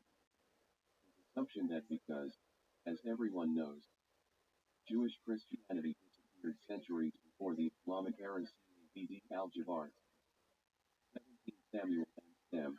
Quotations from Apocryphal Gospels in ABD algebra. JTSA 1967 34-57. Idem. ABD algebra's account of how Christ's religion was falsified by the adoption of Roman customs. JTS 1968 120-85. The Talagat issue in the context of Jewish-Muslim debate. 147. Cannot have relied on Jewish-Christian sources begs the question, and rules out a priori the possibility that it may actually have survived or revived. In truth, only Pines and Stem both agree that the JT probably betrays knowledge of the Talagat, or Stem CABD algebra drew directly on the Talagat. But this is problematic. The Talagat, as we shall see, would have been as offensive to CABD algebra as it would have been to any Christian, and the parallels between them and the JT would surely have to be much stronger than they are for it to be plausible that he relied on it as a source.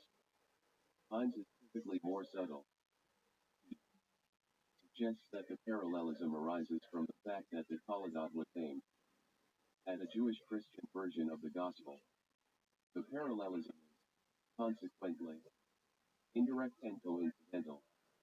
The suggestion that the Talagat was shaped to refute a specific Jewish-Christian view of Jesus is intriguing, and may explain the rather puzzling fact that the divinity of Jesus does not figure more prominently in it. Though the issue is implicit, the Jewish-Christian group attacked may not have believed that Jesus was divine. All this is highly suggestive. The jury is still out on the Pine-Stem debate, but it raises important questions and points to several further lines of research. 18. Above all, it reminds us just how confused the religious situation became in the early Islamic period. Jewish Christianity's gaps, the borderlines, and it may have engendered polemic from the establishment on both sides aimed at reaffirming the differences. The Talagat issue would have had an obvious function in a context where some Jews were drawn to Christian ity, not in an Orthodox but in a Jewish form that did not hold to a hierarchical bogey.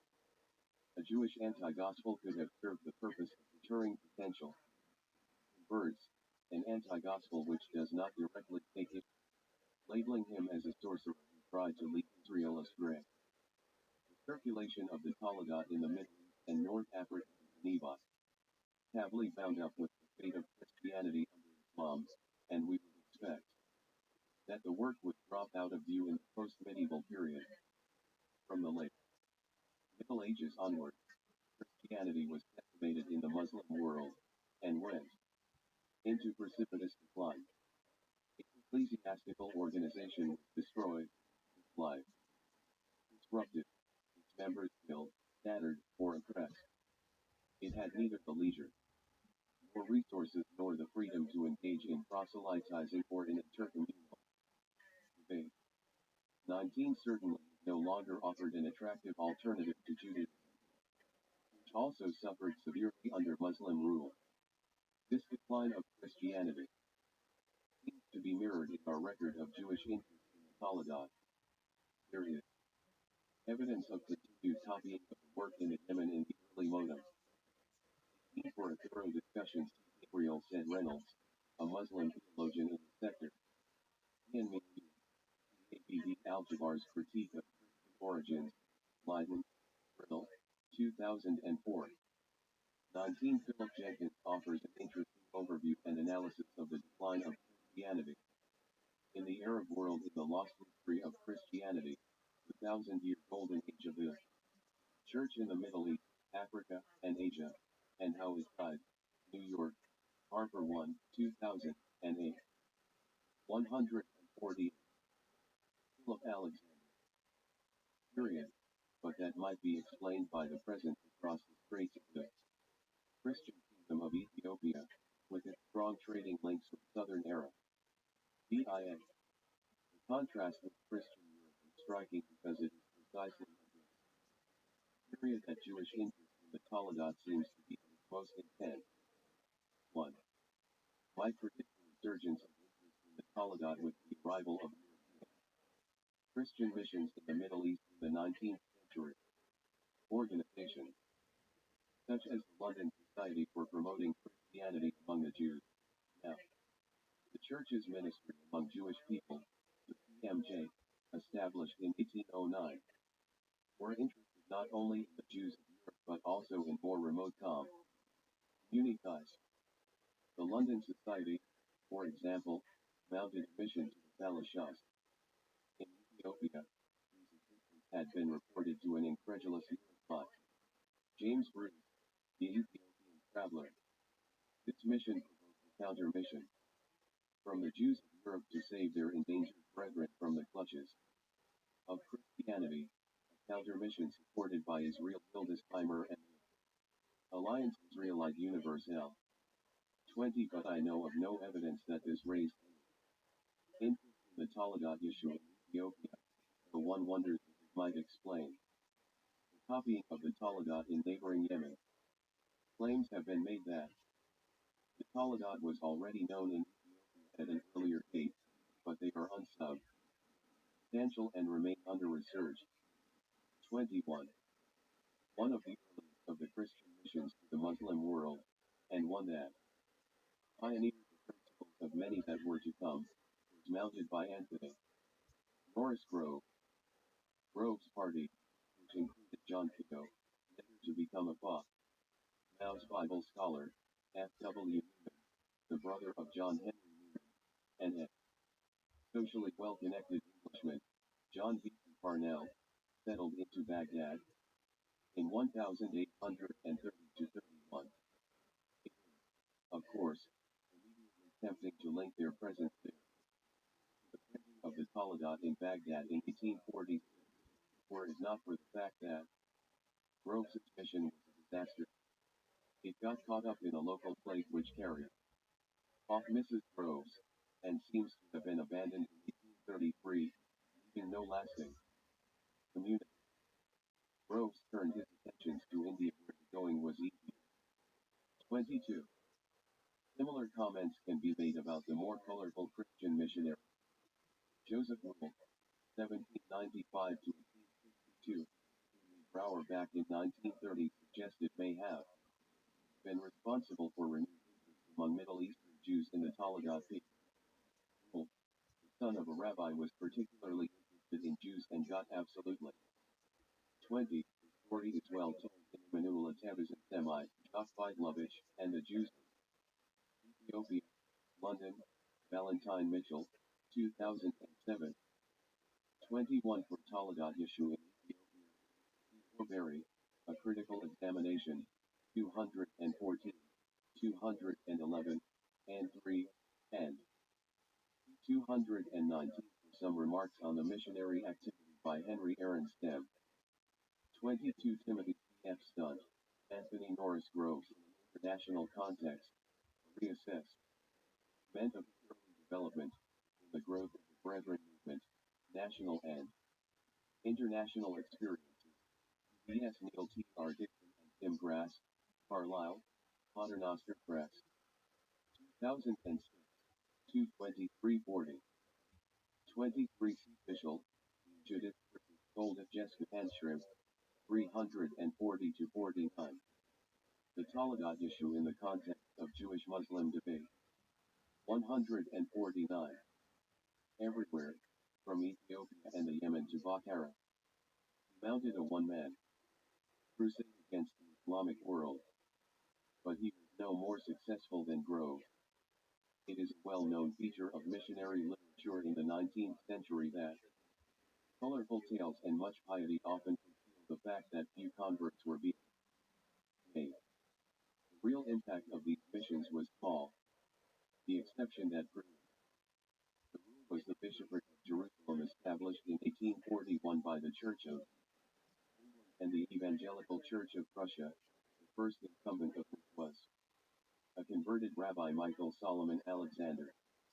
The missionary activities around the Jerusalem bishopric were more successful because it was backed by continued, able political power. It built up institutions, some of which have survived down to the present day, and its preaching to the Jewish community was reinforced by social and educational work. There are grounds for thinking that it unsettled the Jewish leadership of the old yeshiva, but that doesn't seem to correlate with any increased copying or printing of the Talagat yeshiva. In short, while there is some evidence of a revival of interest in the Talagat among Jews in Muslim lands in the 19th century, and it is almost mainly a direct result of the new challenge of European Christian missions, partly because these missions were generally unsuccessful, and partly because the Jewish communities were religiously isolated, inward-looking and traditional, with little appetite or interest in responding on their own account to Christian claims. The Talagat Yeshu and the Muslim Gospel. Let us now turn to the question of the Talagat and the Muslim Gospel, and begin by reminding ourselves of some of the elements of the Talagat 9's view of Jesus and his mother. The Talagat, of course, exists in numerous versions, and one of the most vexing problems it poses is how to model this diversity. Its textual complexity mirrors that of the Christian lives of Jesus, especially if you include not only the four canonical Gospels but all the other Gnostic and Apocryphal Gospels as well. This diversity shows just how alive the tradition was, how constantly it was being reworked, and interestingly renewed. Its genre is also a problem, and affects how we read it. There are clearly elements of folklore and burlesque in it, which counsel against taking it all too literally. It belongs to a long tradition of polemical satire.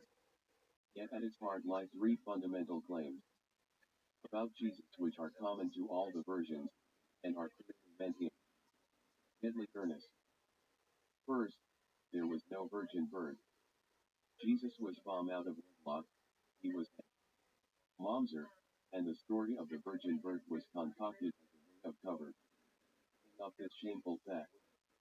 The versions differ considerably as to the degree to which Mary is culpable. In some she is tricked and raped, and comes across 150 Philip Alexander, as a rather tragic figure. In others the portrait is much more hostile and she is complicit in adultery. Second, Jesus was not a true prophet but a charlatan and a sorcerer who led Israel astray, and it was on that charge that he was tried by the Sanhedrin and put to death. There is no attempt to deny that he performed miracles. He healed the lame and raised the dead. The explanation of this is that he achieved these genuine miracles through the power of the ineffable name, the secret of which he managed to steal from the Shedidah, the foundation stone of the world. The implicit charge here seems to be that Jesus was a sorcerer, though that does not sit easily with the use of the ineffable name. Sorcery is more commonly associated with the use of demonic powers, Shedidim, but this nicety does not seem to trouble the authors of the Talmud. 24. Third, Jesus was really and truly put to death, but there was no resurrection or ascension into heaven.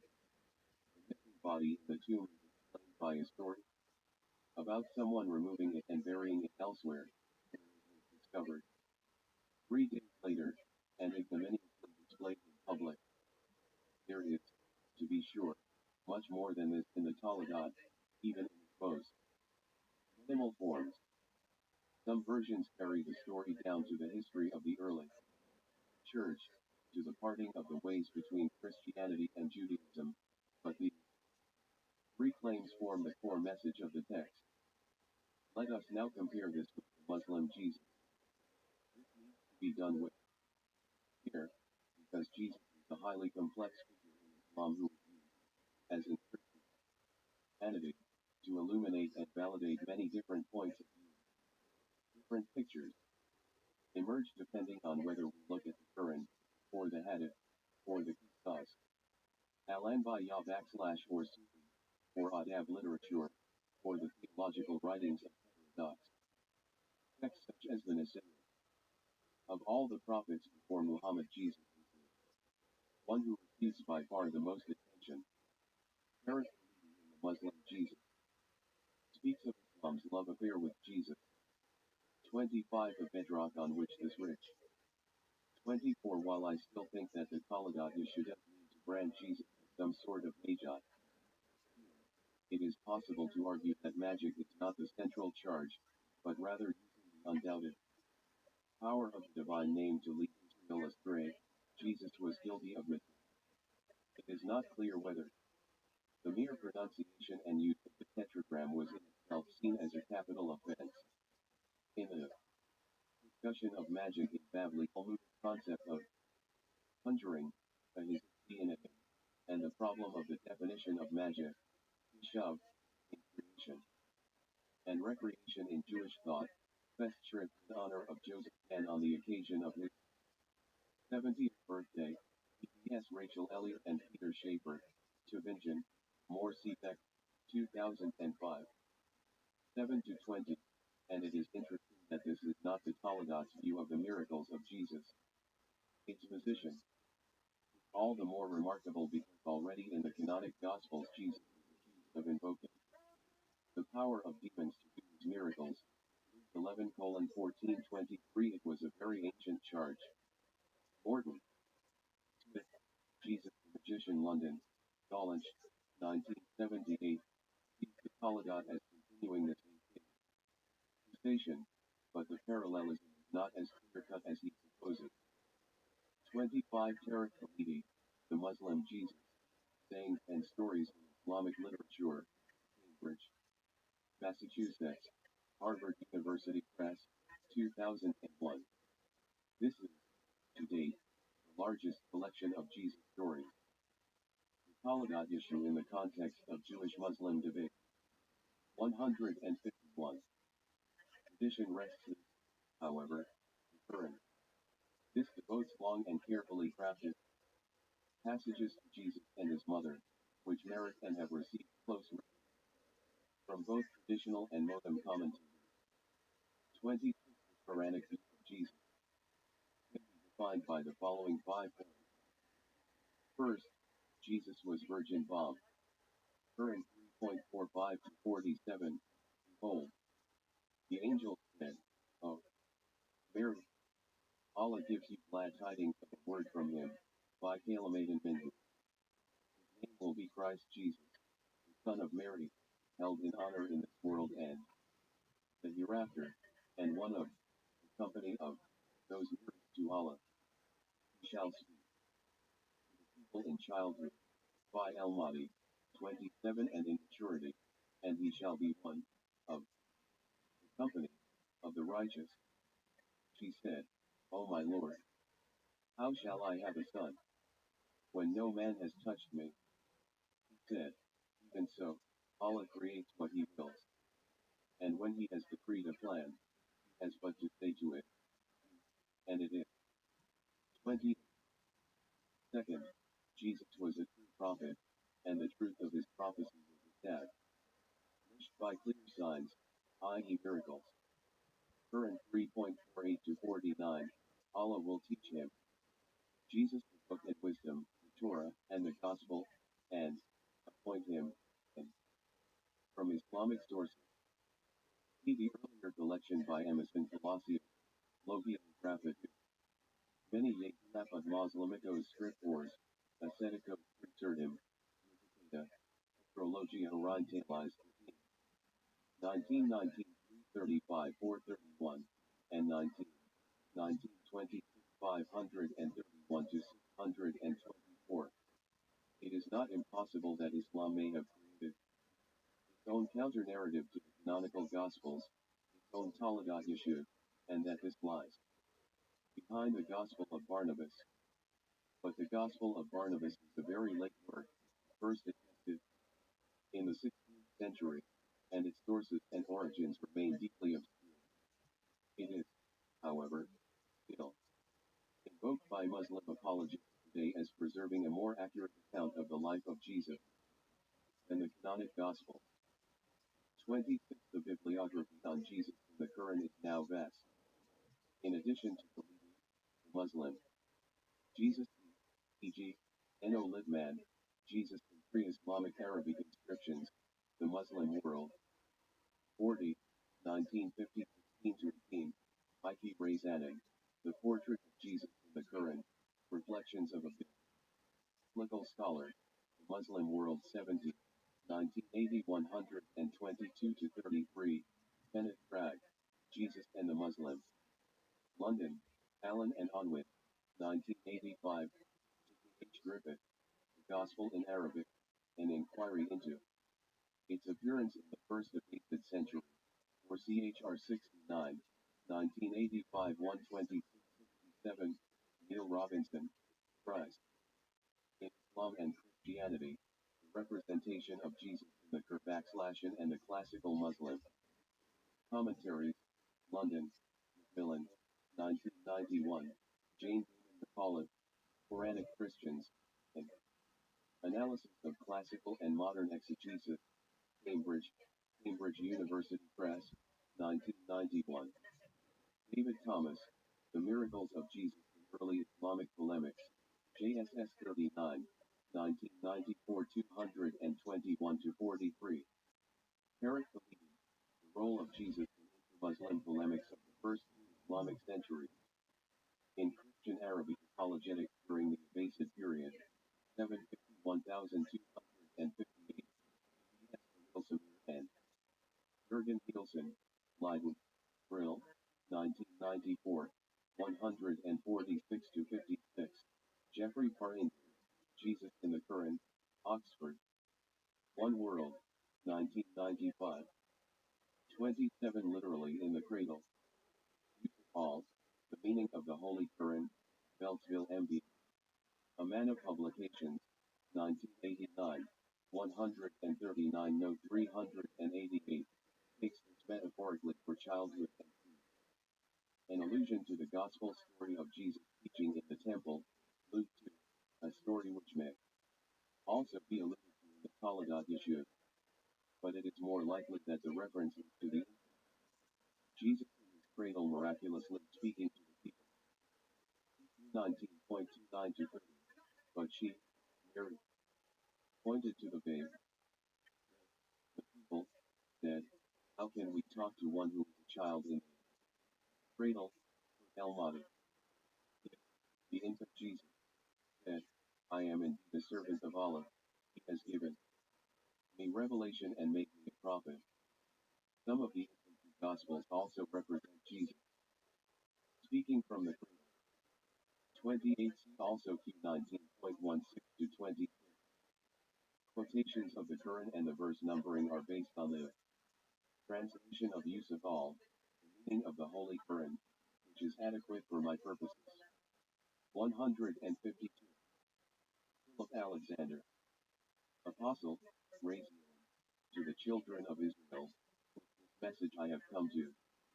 You will a sign from your Lord, by Ayud mid rabbit, that I make for you, out of clay, as it were, the figure of a bird, and I breathe into it and it becomes a bird by Allah's leave. And I heal those bomb blind, and the lepers, and I quicken the dead, by Allah's leave, and I declare to you what you eat, and what you store in your houses. The ring is a sign for you, if you believe. Quran 5.110. Then Allah will say, O Jesus, son of Mary, recount my favor to you and to your mother. Behold, I strengthened you with the Holy Spirit, that you spoke to the people in childhood, al-Mahdi, and in maturity. Behold, I taught you the book and wisdom, the Torah, and the Gospel. And behold, you made out of clay, as it were, the figure of a bird, by my leave, and you breathe into it, and it becomes a bird, by my leave, and you heal those bomb blind, and the lepers, by my leave. And behold, you bring forth the dead by my leave. And behold, I did restrain the children of Israel from violence to you, when you did show them the clear proof, and the unbelievers among them said, this is nothing but evident magic. Run Nu'Banun, 29 in the famous Hadith Muhammad says that of all the earlier prophets he is closest to Jesus, and the Quranic commentator Ibn Kathir calls him the seal of the Israelite prophets. 30. Third, Jesus was not the Son of God. Quran 4.171. O people of the book, commit no excesses in your religion, nor say of Allah but truth. Christ, Jesus the son of Mary was no more than an apostle of Allah, Rasulullah, and his word, wa kalimatuhu, which he bestowed on Mary, and a spirit proceeded from him, wherein who believe in Allah and his apostles. Say not trend. Ity, Lathaton. This, it will be better for you. For Allah is one God, Lord. Speak to him. Far exalted is he, above having a son. The same point is made again and again in the Quran, often apparently dragged into contexts where it seems to have little relevance. 31 And yet, it should be noted that this does not prevent high Christologies from emerging in later Islamic thought, within the mystical tradition, especially IBNC Rabbi 32, and among heterodox Islamic groups. 29 See also 2.253, 19.27 to 34, Q57.27. 30 Brannan M. Wheeler, Prophets in the Quran, An Introduction to the Quran and Muslim Exegesis, London, Continuum, 2002. Sahih Muslim 50.5835, Abu Hurairah reported Allah's Messenger, may peace be upon him, as saying, I am most akin to Jesus Christ among the whole of mankind, and all the prophets are of different mothers but belong to one religion, and no prophet was raised between me and Jesus. Muslim 30.5836, Abu Hurairah reported many a hadith from Allah's Messenger, and one is that Allah's Messenger said, I am most close to Jesus, son of Mary, among the whole of mankind in this worldly life and the next life. It said, Allah's messenger, how is it? Thereupon he said, prophets are brothers in faith, having different mothers. Their religion is, however, one, and there is no apostle between us and Jesus Christ. 31 CQ 5.17, 5.73 to 75, 5.116, 6.100 to 102, 9.30 to 31, 10.68 to 70, 17.111, 18.4 to 5, 19.88 to 92, 21.26 to 29, 37.149 to 59, 39.4, 43.81 to 82, 112.1 to the power of fourth. 32 C. Andreas Jesus IVN Arabi Swasit al-Hikam, Islam Christianity, 1982. 185 to 200 further, Mark A. Later on al-Safi, E.L.E. Christianism, Islam Christianity, 1982 129 to 50. Talagat issue in the context of Jewish-Muslim debate. 153. Such as the Nasairis. A good example of this can be found in the Trinitarian Ism of the Nasairi Theological Treatises have al-Yusuf, Book of Foundation. Composed no later than the 13th century, but extant now in the 18th century MS. In the Bibliothèque Nationale, Fonts Arabe 1449, files 1 to 179. The influence of Christian ideas on this text are obvious. It offers a veritable fusion of Christian and Islamic theology, and it reminds us just how porous the theological bound varies between Islam and Christianity could be.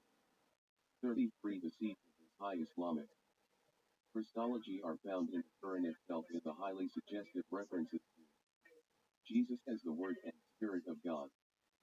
34. Fourth, Jesus did not really die, nor was he buried, but he ascended direct into heaven. Quran 4.156 to 159. They, the Jews, rejected faith. Against Mary a grave slander, calling him Allah Maryam a Butan and man. It said, in boast, since we killed Christ Jesus the son of Mary, the apostle of Allah, but they killed him not, nor crucified him, but so it was made to appear to them. Waylak and Shubi Allahum, and those who think therein are full of doubts. No, certain knowledge, but only conjecture to follow, for of a surety they killed him not. Nay, Allah raised him up, Raphathiyahu, unto himself, and Allah is exalted in power, and wise, and there is none of the people of the book but must believe in him before his death, and on the day of resurrection he will be a witness against them. There has been much debate whether Muhammad is here embracing a definite view of the death of Jesus. Certainly one way of understanding his words is to suppose that at the last moment God substituted for Jesus some sort of simulacrum which was crucified in Jesus' place, but there can be no question of Muhammad being a full-blown Docetus. Jesus is a fully human, flesh and blood Jesus. 35. What Muhammad may be doing here is no atonement. This was not an inevitable move. 33. Medir M. Bar Asher and Aryakovsky, The Nasairi Salahi Religion, Leiden, Brill, 2002. The presence of Christian ideas in later Islamic theology is hardly surprising. Many Christians converted to Islam, either out of conviction or under pressure. Conversion is a complex phenomenon. Some converts mark their conversion by exaggerated rejection of their former faith and public hostility to it. Others seek an accommodation with their former faith and attempt to retain elements of it, using their new faith. Much of what is commonly called heterodox Islam in the Middle East represents a significant fusion of Christian and Islam ideas.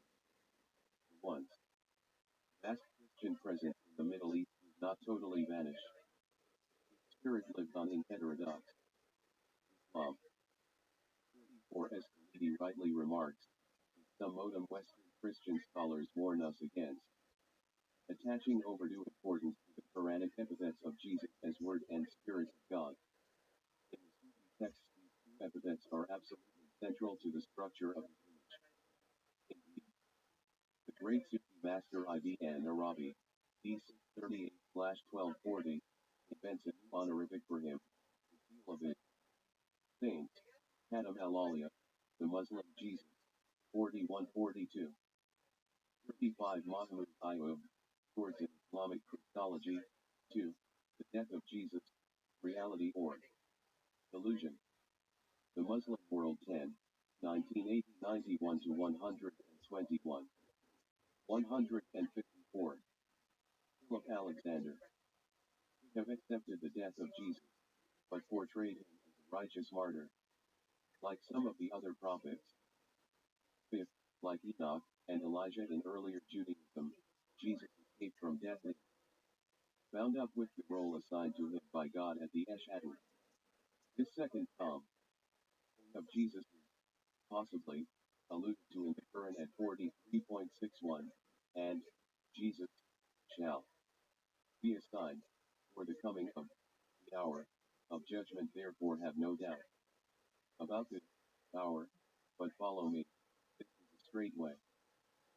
36. But under the direct influence of Christian eschatology, this role was elaborated in Hadith. Jesus will descend to the white minaret on the east side of Damascus and join the Mahdi in the wars against the Antichrist, Al-Masih ad-Dajjal. He will kill the Antichrist and lead both Jews and Christians to accept Islam. 37. The sources of the Jesus traditions in the Quran have been much debated. I am inclined to take the traditional view of the origin of the Quran, and to see it as indeed the work of Muhammad, as against the more radical theories. 38. My principal reason for this is the strong discontinuity I perceive between the Quran itself and the earliest tafsir tradition.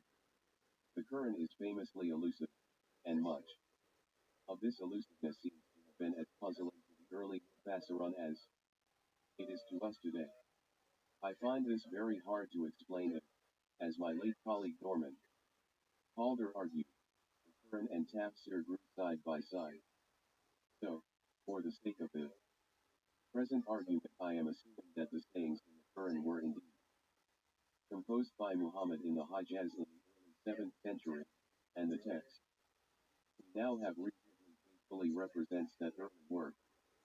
The surahs about Jesus and Mary include those traditionally assigned to both the Meccan and the Medinan periods of his life.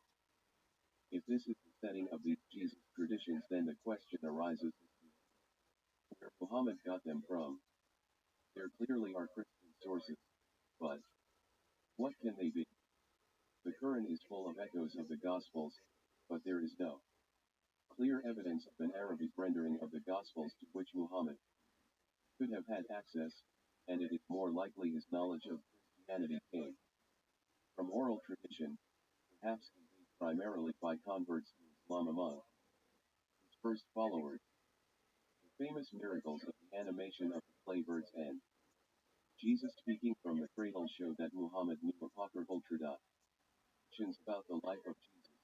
These stories are paralleled in the Arabic infancy Gospel, which probably goes back to a pre-Islamic Christian Arabic source. In turn derived from Syriac. 39. There is also a question as to the form or forms of Christianity Muhammad would have encountered in the Hijaz. Mecca was both. 36. So Yusuf Ali translates, but the Arabic at the beginning of the verse is highly elusive and obscure. Wa 37c. Examples in Muslim. Have Al-Fitan, ch. 9, 41.6924, and ch. 41.7015. 38c. John Wansbrough, Quranic Studies, Sources and Methods of Scriptural Interpretation, Oxford, Oxford University Press, 1977. 39 Arabic Infancy Gospel 36 and 46. CF Infancy Gospel of Thomas II. The Talagat issue in the context of Jewish-Muslim debate. 155. A center of pilgrimage and an important caravan city, on a trade route that ran from the Yemen up to Syria, it was not by any means closed to the outside world.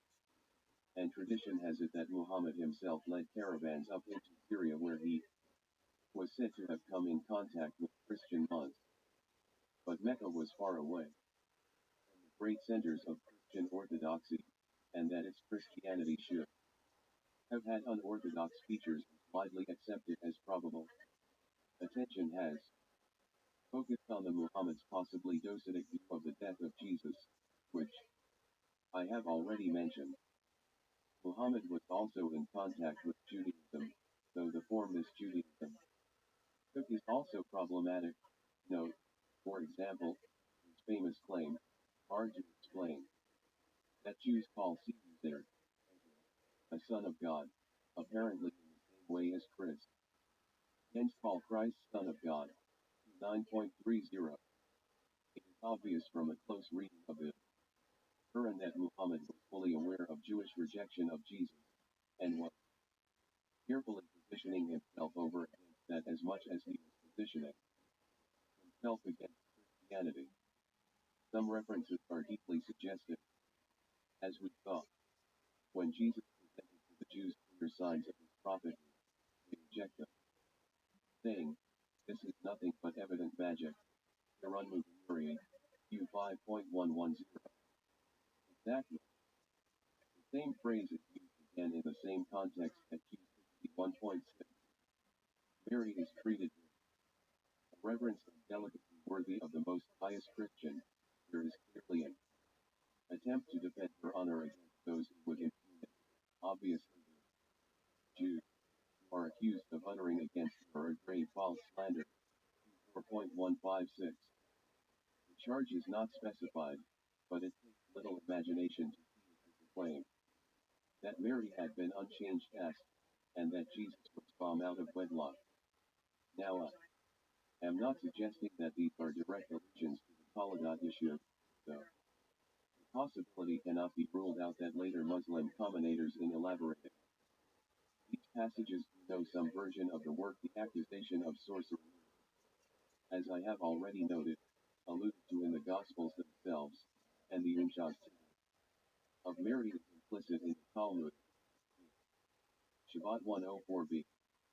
But it cannot be denied that these Quranic references constitute the framework within which Muslims see the Talagat down to the present day, and they are the reason why it is as offensive to them as it is to Christians. Muhammad's views on Jesus illustrate graphically how carefully he positioned himself between both Judaism and Christianity. He entered with gusto into the Jewish-Christian debate, but he did so in a way that avoided decisively taking sides. Instead, he steered a middle course, zigzagging, so to speak, between the other two faiths, and negotiating a distinctive Muslim identity.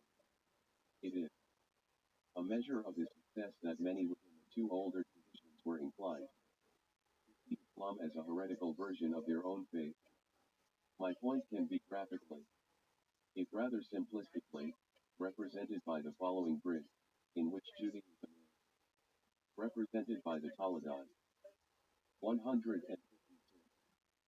Philip Alexander. Jesus is Christianity, Judaism, and Islam.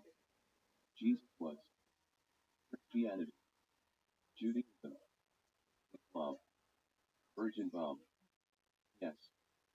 No. Yes. Son of God. Yes. No. No. A true prophet. Yes. No. Yes. A worker of miracles. Yes. Yes. Yes. He died on the cross. Yes. Yes. No. Buried. Yes. Yes. No. Raised from the dead. Yes. ascended to heaven. Yes. No. Yes. Will return to earth. Yes. No. Yes. It is hardly surprising, given their prominence in the Quran, that the figures of Jesus and Mary should have retained an important position within Islam right down to the present day, and, as a direct result, for either a Christian or a Jew to convert to Islam means adopting not just a new attitude towards Muhammad, but also towards Jesus. A lively polemic was waged throughout the Middle Ages between Judaism and Islam, which mirrored the debates between Judaism and Christianity and Islam. We should see these debates always as triangular, as a trialogue between Judaism, Christianity, and Islam. We should never consider the relationship between any two of the protagonists without considering their relationship to the third, even when the third party is not mentioned. They are often there as an unseen presence, and should not be ignored. Islam posed a real threat to Judaism. Jewish scholars in Muslim lands were well acquainted with it, would have been able to read the Quran, and would have known the Muslim views of Jesus. Islam was attractive to Jewish scholars, such as Sac Adia and Maimonides, hugely admired the Islamic intellectual tradition, and the circle of Jewish Sufis in Egypt, led by members of the Rambam's family, had a very positive attitude towards Islamic religious practice. Add to this the constant danger that some zealous Muslim rulers, ignoring the status of the Jews extremists, would take it into his head to force conversion on the Jews. Within this domain, Diamond sued. On the Muslim side, in the great debate with Judaism, Islamic apologists increasingly adopted the weapons which Christianity had used to prove itself over against Judaism. They appealed, for example, to the Jewish scriptures to prove that Muhammad was foretold, often applying to Muhammad the Christian texts for the messiahship of Jesus. A detailed refutation of this approach can be found in Maimonides' epistle to the Yemen. The debate with Islam must increasingly have seemed to Jewish apologists like a rerun of the earlier debate with Christianity. It is also pertinent to note how prominently Christology appears in the trialogue between Judaism, Christianity, and Islam. The ditheistic and even Trinitarian tendencies in both Judaism and Islam should warn us not to the Talagat issue in the context of Jewish-Muslim debate. 157. Separate the theologies of the three traditions into watertight compartments, and they suggest that the Talagat may have had work done not only against Christian ITY and Islam, but even against some forms of Judaism itself. The interplay of ideas was remarkably dynamic. There have been scattered claims in the past that some Muslim apologists before the Roman period knew the Talagat. William Forbury collects most of the suggestions that had been aired by the time he wrote his dissertation, that include Wab ibn Munabir, a well-known treatise of Isra / and possibly a Jew, who died around 730, Al-Yais in the 9th century, Abd al-Jabbar in the late 10th, above, and Samuel ibn Abbas, who was certainly a convert from Judaism, in the 12th. The references, it must be said, are suggestive rather than clear-cut, but, while it is difficult to prove that any of these Muslims knew the Talagat itself, I know of no manuscript of the Arabic script. There can surely be little doubt that they knew the broad position it adopted, and even some of the traditions to which it attests. 40. No one has been really looking for this kind of evidence, and I suspect this handful of references is only the tip of the iceberg. It should be borne in mind that Muslim apologists were precluded by the Quran from using the Talagat as a weapon against Christianity. Here an interesting contrast can be drawn with early pagan anti-Christian polemics. In the early centuries of the church, pagans used Jewish rejection of Jesus as an argument against the truth of Christianity, and Celsus seems to have known some of the traditions incorporated into the Talmud. But this line of attack was not open to Muslim apologists, because the Quran had chosen to adopt an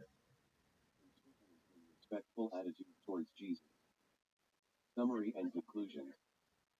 Texts like the Talmud issue, with its sharp, polemical tone, arise in situations where a community is under pressure and fighting for its identity, striving to draw boundaries, and to resolve confusion.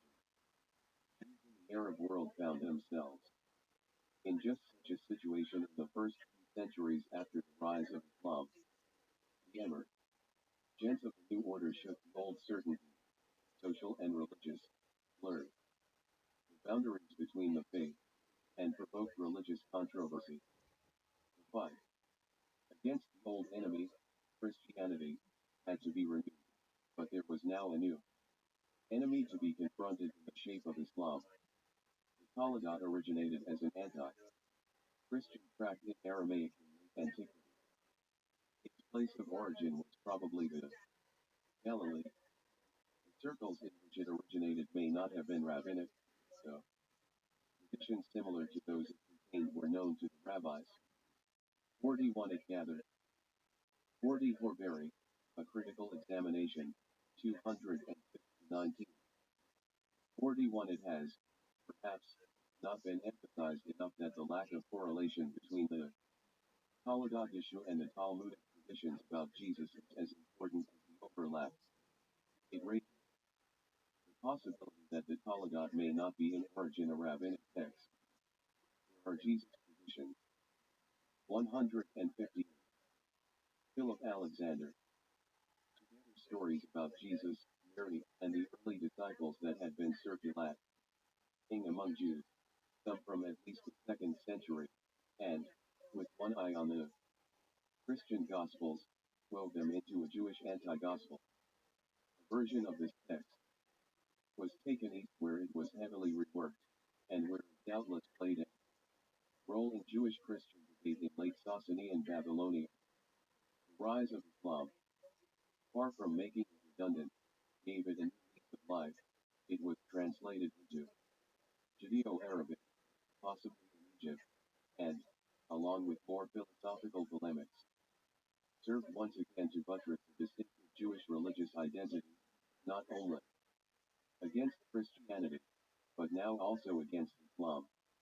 The precipitous decline of Christianity in the Muslim world from the 14th century onwards, it would inevitably have lost some of its appeal, because its usefulness in dialogue exclusively between Judaism and Islam is nowhere near as great as its usefulness in dialogue between the Abrahamic faith, but it was sparked back into life.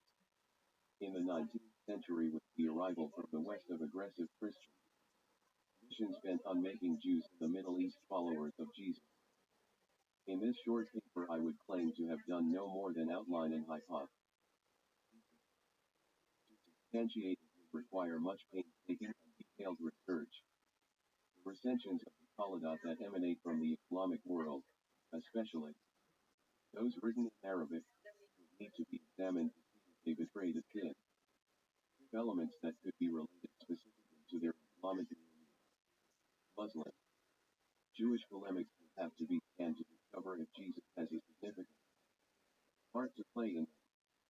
In particular, do Muslim views of Jesus and Mary in Quran, Hadith, Tafsir, and the other genres of Arabic literature contain anti-Jewish elements which might be aimed at rebutting the Talmud issue, and so bring knowledge of that word, or the traditions it contains. This research has barely begun and its outcome remains as yet unclear. What cannot be denied is that the Talmud issue distances Judaism not just from the Christian gospel but from the Muslim gospel as well, and this means it plays a more complex role in the Islamic world than it does in the Christian West. in rabbinic literature which are absent from the Talmud, and vice versa, and those which are parallels often contain important differences. In this context, 2 points gain in significance. 1. The Talmud was popular among Karaites, and they may have played a role in transmitting it. This might suggest that they did not regard it as a rabbinite work. 2. There seems to have been an attempt in Yemen to collect the rabbinic traditions about Jesus from the Talmud and other rabbinic sources, and weave them into a distinctively rabbinic anti-gospel, or very critical examination, 216 to 18. Whoever did this may have recognized that the Talmud Yeshua was not a kosher rabbinic composition. The presence of named rabbis, e.g. Shimon ben Shada, in some Talmud traditions does not invalidate this claim, any more than the presence of rabbinic names in the Aramaic incantation bowls or the Hakalit literature turns these into rabbinic compositions. Hanged and Crucified, the Book of Esther and Talmud Yeshua Asterisk. Katan Drivet. Introduction. In an Aramaic poem composed in Byzantine Palestine in the late 5th century, Haman, the antagonist of the Purim story, converses with various other biblical characters, Nimrod, Pharaoh, Amalek, Goliath, and Zerah the Ethiopian. These men's punishments are recounted in the poem's rhyming dialogues, and throughout the many stanzas Haman asserts that the other men's violent fates were deserved, while his execution, hanging from the gallows, was unjust. But at Jesus' times, do you really believe that you alone were crucified? I too share your lot. Jesus does not stop by likening Haman's death on the gallows to his own crucifixion. He describes his death in gruesome detail: nailed to a cross, my flesh slashed at handbreadth length.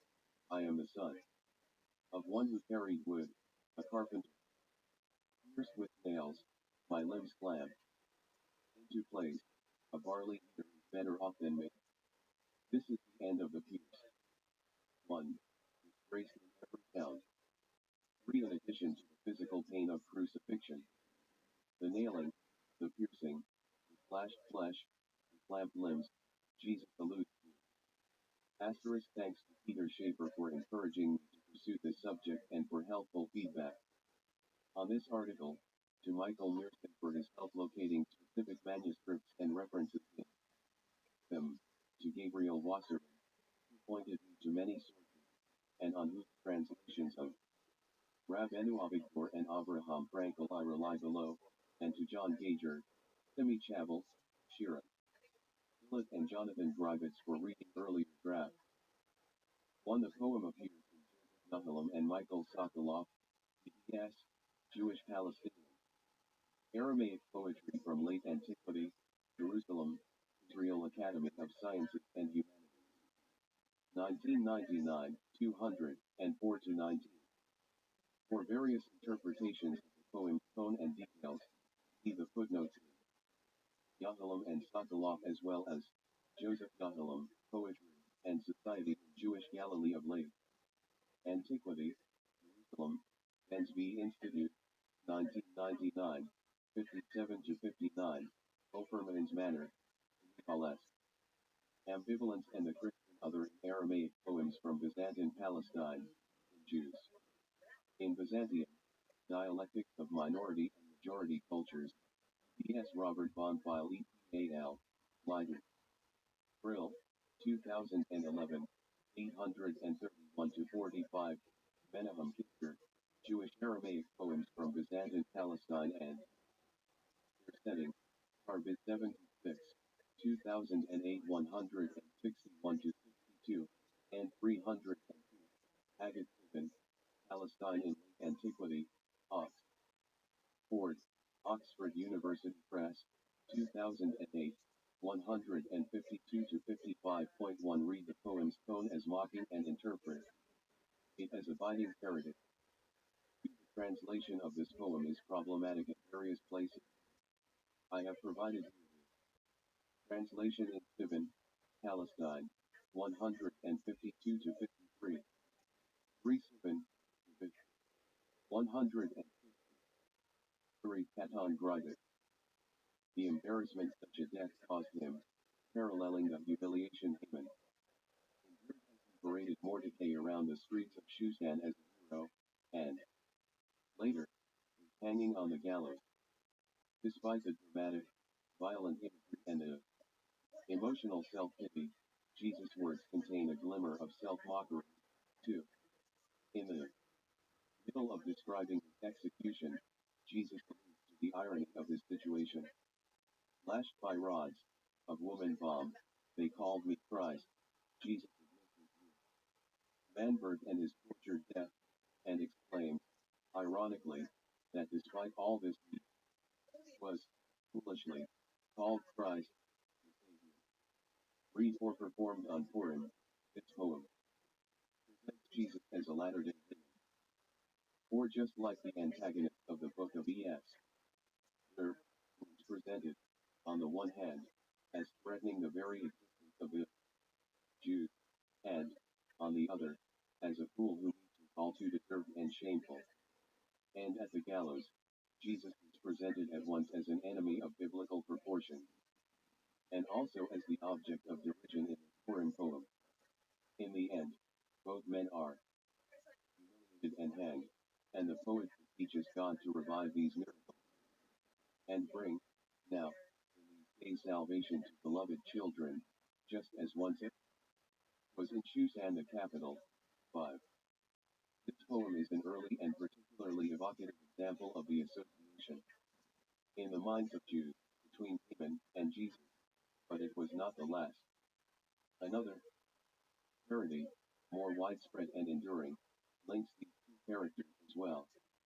In many versions of Toledat Yeshua, a set of Jewish parodies of Jesus' life, refer instances to Haman and the book of Esther are subtly intertwined into the narrative of the life of Jesus. In this article, I explore the ways in which Toledat Yeshua employs tropes and images from the book of Esther, and then I place these airy allusions into their broader social historical context, in which the holiday of Purim was linked with anti-Christian polemics and practices. It is my contention that a careful study of these literary allusions within their proper context permits us better to understand the aims of Toledat Yeshua and its authors, as well as the way in which the text, was, or received by subsequent readers. The book of Esther was simultaneously regarded by its Jewish readers as a factual historical narrative of events in the Persian Empire and as a parody of that empire and its leadership, and, later, as a prototype for Jewish triumph over their enemies. 6. The Toledat Yeshua author's allusions to the book Asterisk of Esther suggest their intention to create a work of similarly equal genre, an accurate account of Jesus' life, and a mockery of it. The link between the two texts is not merely one of genre. However, the argument of Toledat Yeshua is more clearly discerned as well when, for on the poem's liturgical use, Yahalam and Sokolov, Jewish Palestinian Aramaic poetry, 204 ff. 5 2nd, Palestine, 140. 60. For example, Harold Fish's analysis of the Book of Esther and parody of the book, entering with the purpose, biblical belief and interpretation, Bloomington, IND, Indiana University Press, 1988, 8-14. On medieval Jewish interpretations of the story of Esther, Barry Dobb. Walfish, Esther in Medieval Garb, Jewish interpretation of the Book of Esther in the Middle Ages, Albany, Press, 1993. Hanged and Crucified, the Book of Esther and Toledat Yeshua, 161. Attention is paid to the allusions to Haman and the Book of Esther. Just as Haman posed a serious threat to the Jews during Persian times, Jesus and, by extension, Christianity, also represented existential danger to new generations of Jews. The narrative of Taladat Yeshu appears to insinuate, but Haman was ultimately against Christianity, and as a story of encouragement to those Jews for whom Christianity appeared to be an insuperable threat. Moreover, Taladat Yeshu's incorporation of elements from the Book of Esther might also reveal the text's communal function. I thus conclude my analysis with a tentative suggestion about the use of Taladat Yeshu as a liturgical or performative text on Purim or at another time in the Jewish calendar. Taladat Yeshu and the Book of Esther. It should be emphasized that I do not intend to argue that the Book of Esther is the only, or even the most important, text to which Taladat Yeshu alludes. Taladat Yeshu is filled with quotations and references to many biblical passages and stories, e.g. the story of Joseph, the relationship between Moses and Jethro, Moses' miracles, scattered verses from Psalms, Isaiah, etc., as well as rabbinic ideas, laws, and characters, e.g. humility in front of one's teachers, laws of Nida and Mamzer, the figure of Shimon ben Shada, and post-rabbinic features. Legends about Shimon bar Yitzhak bar Avon's son Elhanan, Nestorius and the Christians. Rather, the Book of Esther serves as one of many texts upon which Taladat Yeshu draws in its presentation of Jesus' birth, life, and death, and interpreting these specific allusions yields fruitful results that further our understanding of the text as a whole, while the allusions employ specific motifs from the Book of Esther. They are also intended, I argue, to GER a broader association between the two stories of Jewish endangerment and eventual triumph. Finally, my argument about Taladat Yeshu's use of tropes and imagery from the Book of Esther is not limited to a specific manuscript or manuscript group. As I will demonstrate, allusions to the Book of Esther appear in all Taladat Yeshu manuscripts I have examined from the different manuscripts. In Aramaic and Hebrew, the allusions are not the same in each version. There are several references to the Book of Esther in each text. 7.1 used. 7.1 have consulted the following manuscripts: Cambridge 35.87, Adler JTS 2529.1, Cam. Bridge 35.88, Cambridge 298.56, Adler JTS 2529.2, St. Petersburg NL 105.9, JTS 6312, ST. Petersburg 274, Strasbourg BNU 3974, New York JPS 2221, Cambridge 557, New York JTS 1037, London Zoom 793, Leipzig BH 17, Ox, Todd, Hebrew 2407, Harvard 57, Philadelphia 361, and Amsterdam HSROS 442.1 have not checked the Yiddish and Arabic manuscript. 162. 3. Katon Grivet. Taladat Yeshu as a generic term for the various manuscripts that are available. Below, see my footnotes for the particular manuscript at one side in each case. Just as the Aramaic poem above links Haman and Jesus through their similar texts, so too Taladat Yeshu draws a parallel between Yeshu's crucifixion and the hanging of Haman.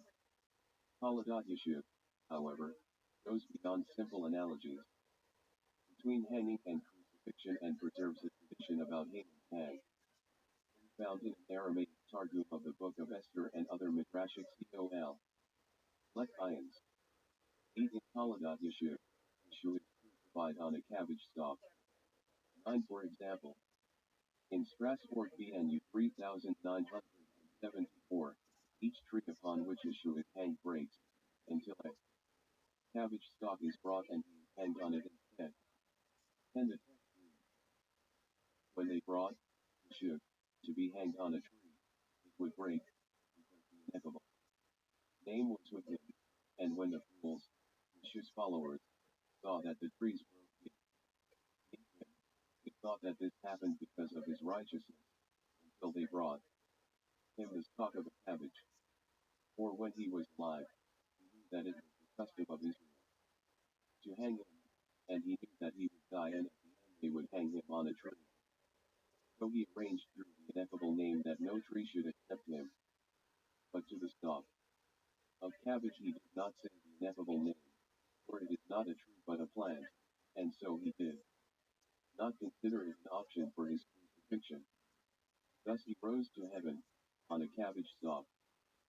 The image of trying to find the proper tree on which to crucify Yeshua resembled a tradition in the second Targum of Esther, in which various trees, the vine, wild, fig, olive, palm, citron, myrtle, oak, pomegranate, give excuses for why they cannot be used for Haman's hanging. 11 For example, the vine declares, I am unable to bear that he be hanged on my top, because from me wine is taken for oblation, and the olive tree chimes in, I would not be able to bear it if he were hung on my top, because from me the oil for the lampstand is taken dash. And the pomegranate tree argues, were he to be hung on my top, I would not be able to bear it, because the righteous are compared to me. Finally, the Peter suggests that Haman and his 10 sons be hung on the same gallows that Bernard Grossfeld, the Targum Shini of the Book of Esther, a critical edition based on MS Assumed 282 with critical apparatus, New York, Sefer Herman Press, 1994, 66-67. Item. The two Targums of Esther, translated, with apparatus and notes, Collegeville, Minnesota. Liturgical Press, 1991, 180-83. A number of Midrashim contain parallels of the Haman story. Abagurin 7, E41F, Panamacharan 2, E77, S. Rag, 9:2, Ag, S7:9, E68, Ag, S5:14, E58, Gal, Shiv. Number 1054. For a comparison of the versions, see Grossfeld. Targums of Esther, 213-16, Table 12.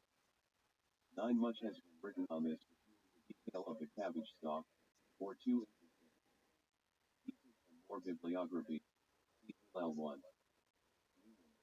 The Death of Jesus in the Taladat Yeshiv, Literature, and JTS 50, 1999 59-79, and Michael Mearson's article in this volume. 10 parallels are found in JTS 2221, Cambridge 557, JTS 1037, Sasson 793, Leipzig page 17. Ox. Todd. At 2407, OPP Ag 4145, Harvard 57, and Philadelphia 361. 11 David Weil notes this parallel between Taladat Yeshu and both Midrash Esther Rabbah and the Targum Shini as well. See his article Counter History and Jewish Polemics again. Christianity, the Sefer Taladat Yeshu and the Sefer Zerubbabel Jewish Social Studies, 1999. 135. Hanged and Crucified, the Book of Esther and Taladat Yeshu, 163. Patient prepared for Mordecai.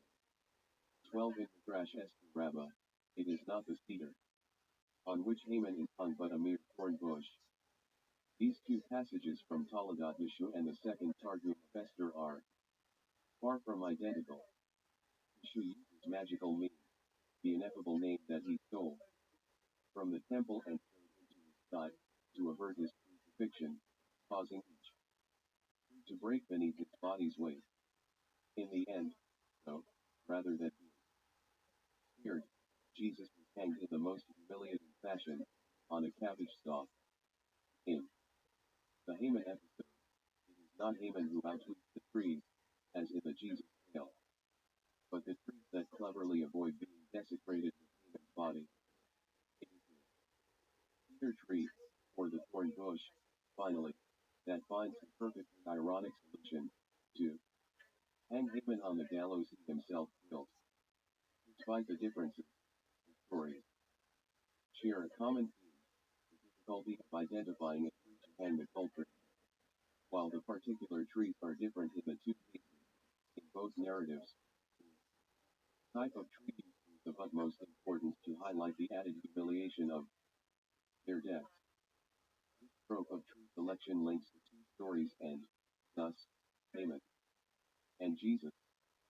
14 indeed, the version preserved in one Yemenite manuscript of Toledo. Jerusalem JNULB 32-40 equals 15, explicitly connects these two narratives of tree selection. The text explains that they stood to hang him, Jesus, on a tree, and that evil one cursed all the trees so that they would not accept him, as Haman the Agagite did, and each tree upon which they hung him broke on. Immediately, 14.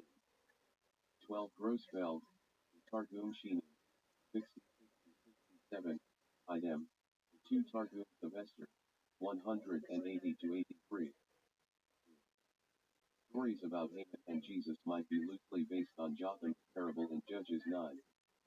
There, Jotham tells a parable to the citizens of Shechem about trees that try to appoint a king for themselves.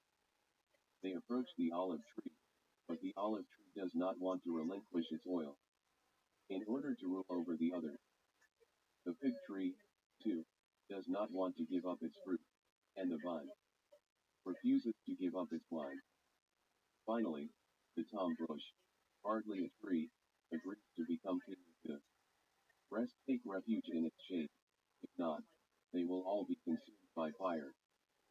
13 S. Ivan discusses another Purim poem that associates Haman with Jesus and alludes to these parallel traditions about the trees. The poem is found in Yahalam and Sokolov, Jewish Palestine. In Aramaic poetry, 183-87, Ayah 29. In the poem, each tree refuses to give its wood for Haman and Jesus hanging/crucifixion. See the discussion in Sivan, Palestine, 149-50. 14 emphasis added. In addition to this particular manuscript's explicit reference to Haman, the Aramaic Targum of Esther might reference Jesus as well. A peculiar turn of phrase in the second Targum of Esther's account of the disputing trees, at least as it is preserved in certain manuscripts, makes reference to Ben Pandarot, a name used for Jesus in Toledo Yeshua and elsewhere. After begging Mordecai, in vain, to spare his life, Haman begins lamenting and weeping for himself in the midst of the palace garden, crying, "Listen to me, you trees and plants, which I have planted from the earliest times." Rothschild, the two Targums of Esther, 180. Perhaps the image of Haman praying and weeping in the garden is an allusion to Jesus. The Garden of Gethsemane, G. Luke 22:39-40. Before the parable of the trees begins, the NAR in projects a line that is difficult to translate. Barhaim Lemizak Eli Alexandria. Barpander, Itkinchukulan Betu Etza, Roosevelt, the Targum Shini, 66, translation. And notes of item, the two Targums of Esther, 180-81. References to Alexandria and Barpandera are problematic, and have been interpreted in various ways, as Roosevelt points out. One interpretation reads Haman's desired destination not as Alexandria, Eli Alexandria, but 164. Sant Catan Drivets. Beyond the CONF-lated details of the executions of Hainan and Yeshua, Toledo, Yeshua's language and terminology describing its central characters also recall the Book of Esther and associated traditions. For instance, Taladat Yeshua refers to Yeshua as Yeshua Harisha, perhaps a play on the name Hamart Harisha. This name is not actually used in the Book of Esther, but it appears in rabbinic literature and frequently in post-classical midrashim. Seen in one manuscript, Sasson, 793, Yeshua is called Hadarer Yeshua and Yeshua Hadarer, perhaps an allusion to the phrase Ur Haman used to describe Haman in the Palestinian and Babylonian Talmud and other rabbinic texts. The phrase Ur Haman was also appended to. Rather, according to a variant reading, understands Alexandrian, MS Sasson 282, as a nasalized version. The Greek is a vestibule, or covered hall, that is, an exedra. In such an exedra, musicians could sit and play their drums so as not to hear the hanging of the person outside. Tender, in this reading, refers to musical instruments. Another interpretation reads the phrase, as the son of Hamdatha wanted to go up to Alexandria, Egypt, where the son of Pandora, that is, Jesus, was. While the first explanation is more often understood as the correct, original meaning, it is telling that certain manuscripts preserve a reading that is most easily deciphered as a reference to Jesus. Beyond associating Haman's death with Jesus, there is another subtle allusion to the relationship between Haman and Jesus in the Targum Sheni. When Haman is introduced into the text of the Targum as 3:1, his full genealogy is traced all the way back to Esau, who was already associated with Rome and Christianity by the time of the Targum's composition. The Targum might allude to the idea that Haman and Jesus the Christians are related not only metaphorically but also genealogically. See Grossfeld's discussion of Hainan's genealogy in the two Targums of Esther, 140, 143-44, and 211. On the identification of Esau with Rome and Christianity, see Gershon Cohen, Esau as symbol in early medieval thought. In his collection of essay studies in the variety of rabbinic cultures, Philadelphia, Jewish Publication Society of America, 1991, 243-69, Berger, Dive European Lunrams in the Rabbinism Literature, in Andrew 19.2, B.S. Hildegard Temporini and Wolfgang Hasse, Berlin/New York, Walter de Gruyter, 1979, 338-92, Carol Bacco's modification to Analysis of Ishmael on the Border, Rabbinic Portrayals of the First Arab, Albany, Press, 2006, 3-64, and Burton Vysotsky's Analysis of Esau and Edom in Leviticus Rabbah. Vysotsky, Golden Bells and Pomegranates, Studies in Midrash Leviticus Rabbah, Vinjan. Morsabek, 2003, 154-72. Yeshua Harisha appears in the majority of Taladat Yeshua manuscripts that I consulted, including Strasbourg BNU 3974, JTS 2221, Cambridge 557, in the Aramaic fragment Cam. Bridge 35.87, it is Yeshua RCA, JTS 1037 and Ox. Cos. 2407, OPP at 4145, Call. Shirasha, and Sasson and Leipzig 17 Harisha and Philadelphia 361, both of these. For rabbinic references to hidden parishes, Y Megillah 1:60,4/4, Y Megillah 3:64, 1/1, B. Megillah 10b, B. 117a, 8 Sophrim 21:2, Exodus Rabbah 31, Leviticus Rabbah 11, 13:15, 27:28, Rabbah, Esther Rabbah 6, 10. Lamentations Rabbit 333. The epithet Haman Hara is used in the Book of Esther at 7:6. The epithet Harisha asterisk is also used for some other characters being evil in rabbinic literature. For example, Balaam, e.g. M. Avot 5:17. Bevirahot 1%, Avot the Rabbi Nathan A. Chapter 1, in which the snake and Titus are also called. Harisha 1, Tumas Rufus, B. Baba Butra 10a, Nebuchadnezzar, Bevirahot 55 BF, Esau B. Hidden 66 Nimrod, B. Haggadah 13a, Adrian, YP 720, 1/1, but it appears particularly associated with Haman as early as this literature, but certainly later even more so. 16. The Palestinian Talmud mandates, in the name of Rav, that the lines Arur Haman Arur Manav must be recited on Purim, Y Megillah 3:5.7. Genesis Rabbah 49:1 seems to indicate that the line "Cursed is Haman" was declared each time Haman's name was read from the Book of Esther on Purim. The term Arur is also used to describe Haman in B. Megillah 17. Hanged and Crucified, the Book of Esther and Toledat Yeshud. 165. The famous Payat Shoshanat Yaakov, which was recited in many communities on Purim after the recitation of the Book of Esther. 17. Similarly, the way in which Toledat Yeshud describes Miriam, Yeshud's mother, reminds the reader of the main character in the Purim story. Miriam is introduced at the beginning of the NAR. In JTS 222 Los Yepa to \AR Vedavit Mara, nearly identical words used to depict Esther's beauty in Esther 2:7, Yepa to AR Vedavit Mara.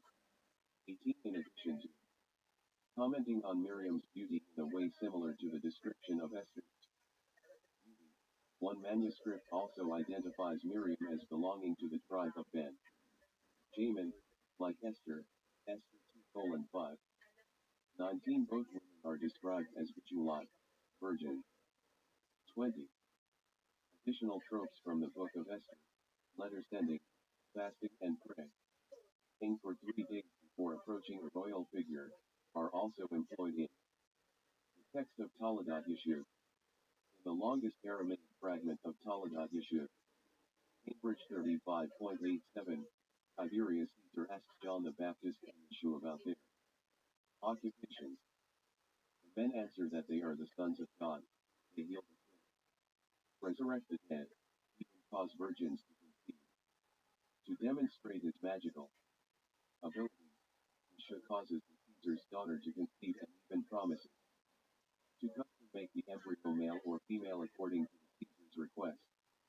During the 9 months of pregnancy, Pilate keeps the 2 men, Yeshua and John the Baptist, bound, and the Jews find themselves in a great deal of distress at the prospect that Yeshua's miracle will come to fruition and Israel's accusations against him will be proven false.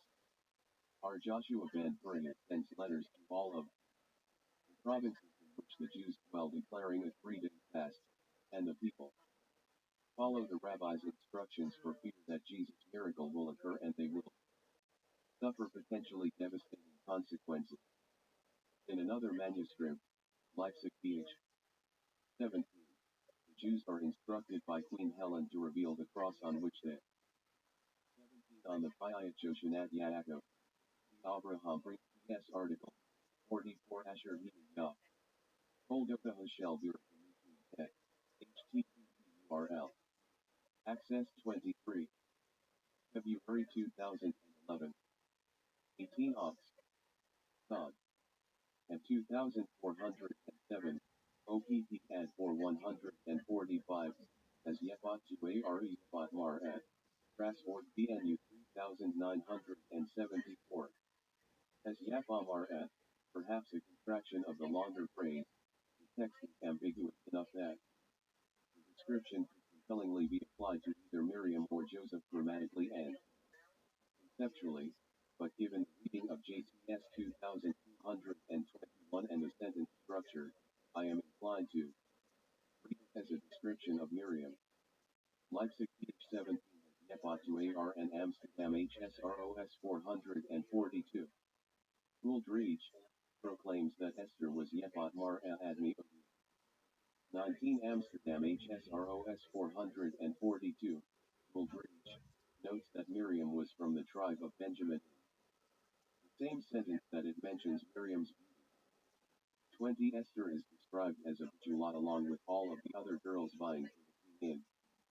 Esther 2:3, a term certainly associated with Miriam, e.g. Philadelphia 361. The term Bajulot also refers to other women in the Bible, to Rebecca in Genesis 24:16, also identified as beautiful like Esther and Miriam, women of Yash Gilead in Judges 21:12, Tamar in 2 Samuel 13:2, Abishag in 1 Kings 1:2. Other references use the term to refer to a category of women, rather than to specific characters. I am not arguing that the term is reserved exclusively for Esther and Miriam, but that the term, because of its association with both women, in this way. 162. Catan Gribet had crucified Yeshua years earlier or faced death. 21 Judah the elder is chosen for the task of identifying the three pieces of wood, but before he agrees to uncover the place of their burial, he makes a request of the queen, give me 3 days, and I will fast and pray to God.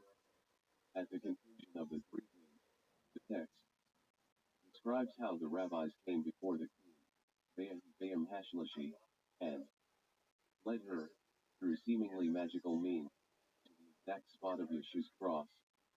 Our Joshua ben Hurriah's actions, sending letters and declaring a fast to last 3 days, and our Judah the elder's steps, fasting and praying for 3 days. Prior to appearing before the royal figure, allude to Esther's actions as well as Mordecai's communication with the Jewish people. At the end of chapter 4 of the book of Esther, prior to Esther's unannounced visit at the king's palace, Esther declared a 3-day fast in order to evoke God's sympathy. Esther 4:16. Esther, like our Judah the elder, appears before the king on the 3rd day. Esther 5:1. Hashlashi, precisely the same language used in the story of the finding of the cross. 22 later, Mordecai sends letters to all of the Jews in the empire informing them about Haman's downfall and encouraging them to fight back on the day intended to mark their destruction. Esther 8:8-11. Other elements of Toledot Yeshua's narrative might also evoke as texts of the narrative of the book of Esther, especially in conjunction with the clearer allusions, though these next examples are not as direct as the parallels discussed above. The beginning of Toledot Yeshua narrative resembles the book of Esther's first few chapters. After brief introductions, both texts open their narratives with highly sexualized scenes. In Toledot Yeshua, Yeshua's conception entails a detailed story of rape or adultery, depending on the manuscript. 23:18. According to the Strasbourg BNU 3974, for example, Miriam, in a state of ritual impurity and betrothed to Yohanan, is raped by Joseph in the middle of the night, and thereby conceives Yeshua. In the book of Esther, the king hosts a party and the king conducts a search for a new queen.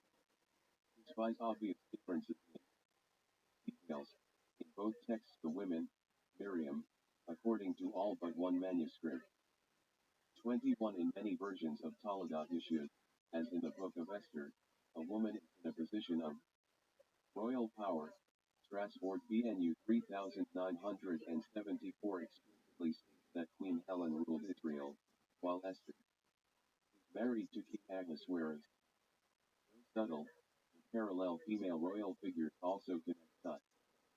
The story of Esther, see Leipzig ph 17, Ox, Todd, at 2407, OPP at 4145, Cambridge 557, and JTS 1037, in which Queen Helen governed the entire land. 22. The phrase Vayam Hashlishi occurs a few other times in the Hebrew Bible as well. Genesis 34:25, 40:20, Exodus 19:16, 2 Samuel 1:2, 2 Kings 3:18, but the context of the book of Esther provides the closest parallel to the scenario described in Kaladat Yeshua. 23. Most manuscripts depict the rape scene, though the Woolrich version presents Mary as promiscuous. 24b. Megillah 12b. Hanged and crucified, the Book of Esther and Kaladat Yeshua. 167. And Vashti, decline aggressive sexual maneuvers but ultimately do not succeed. Vashti is killed, Miriam is raped. What happens next in the two narratives is also similar. Yeshua, as a child, described passing the gate of the synagogue or house of study, where the rabbis, if, at the gate, he acts disrespectfully to the rabbis, causing them to publicize the identity of his real father and thus setting Yeshua on his path toward heresy. 25. The text elaborates on Yeshua's insolence, rather than walking bent over, with his face covered, Yeshua strides proudly, standing up impudently and not greeting any of the rabbis, as the text deems appropriate. Most egregiously, according to the text, Yeshua recites Galakot from Nezik Yeshua not only acts with respect, fully, but through his behavior he challenges the authority of the rabbis. 26.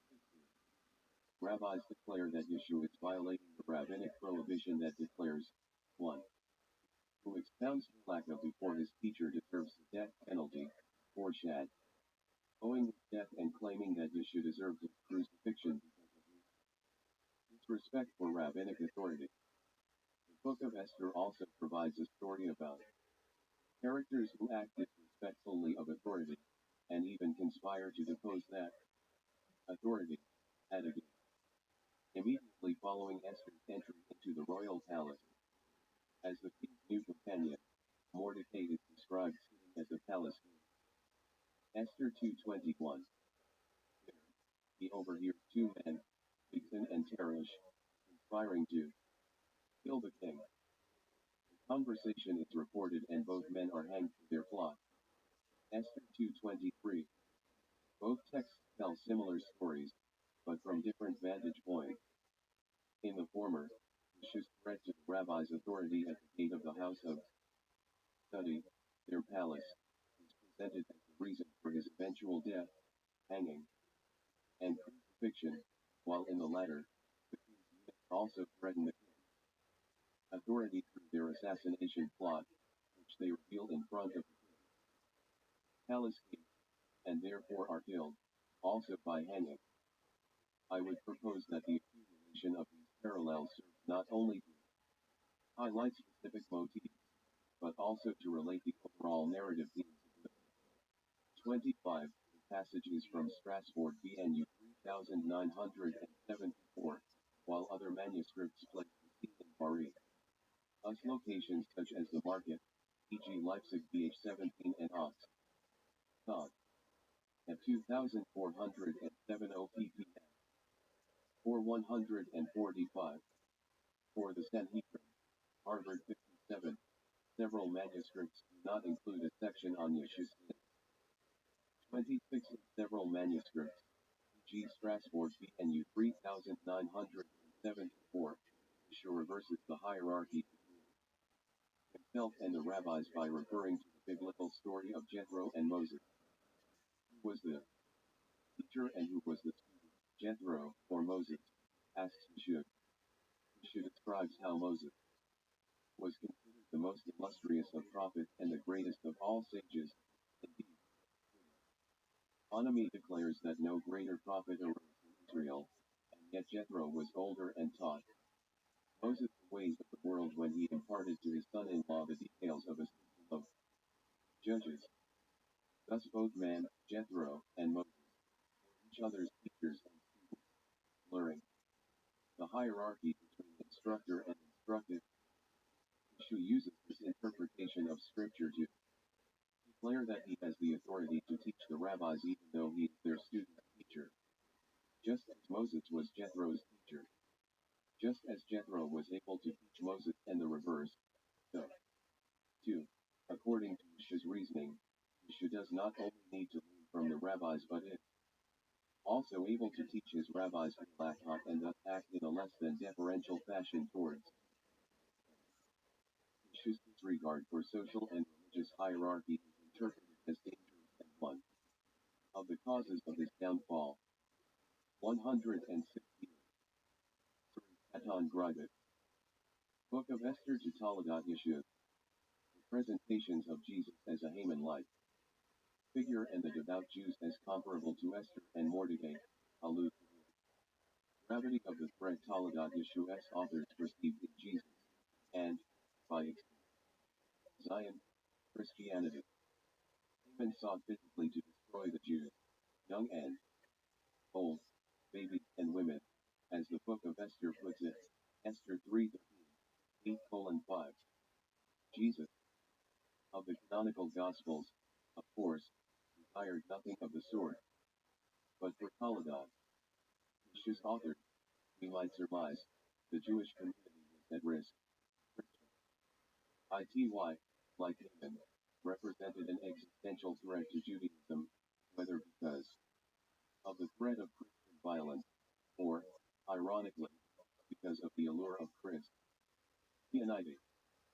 On the one hand, Jesus' followers, the Christians, seem to be destroying Judaism through hostility.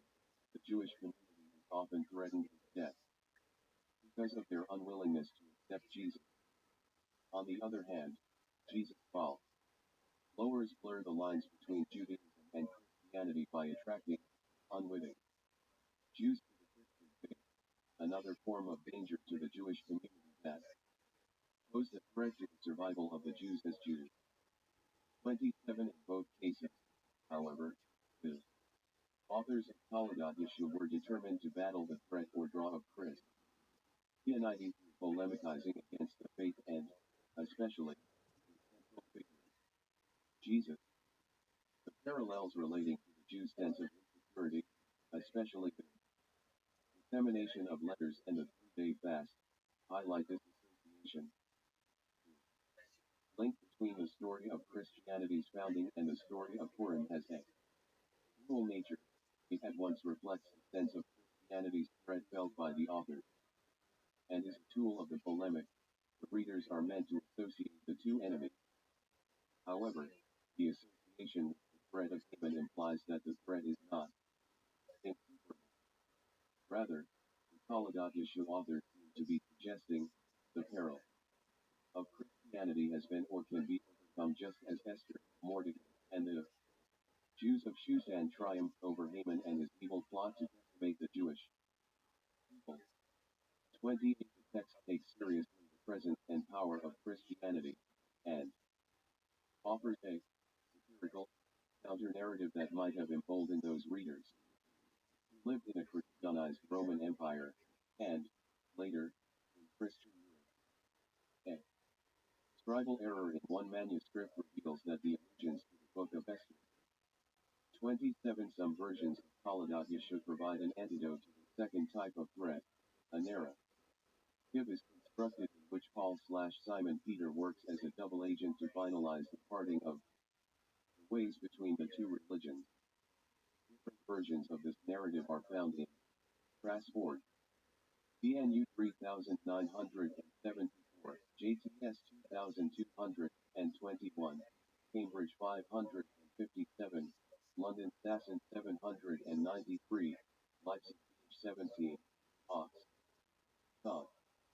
At 2407, OPP at 4145, Harvard 57, Philadelphia 361, and Amsterdam HSROS 442. John G. Gager. Article in this volume discusses this tradition extensively. 28 48. One form of triumph proposed in some Taladat Yeshu manuscripts is the final schism between the Jews and the Christians, brought about by Paul. Another, less explicit form of victory is the uncovering of Jesus' true life story as it is recounted in Taladat Yeshu itself.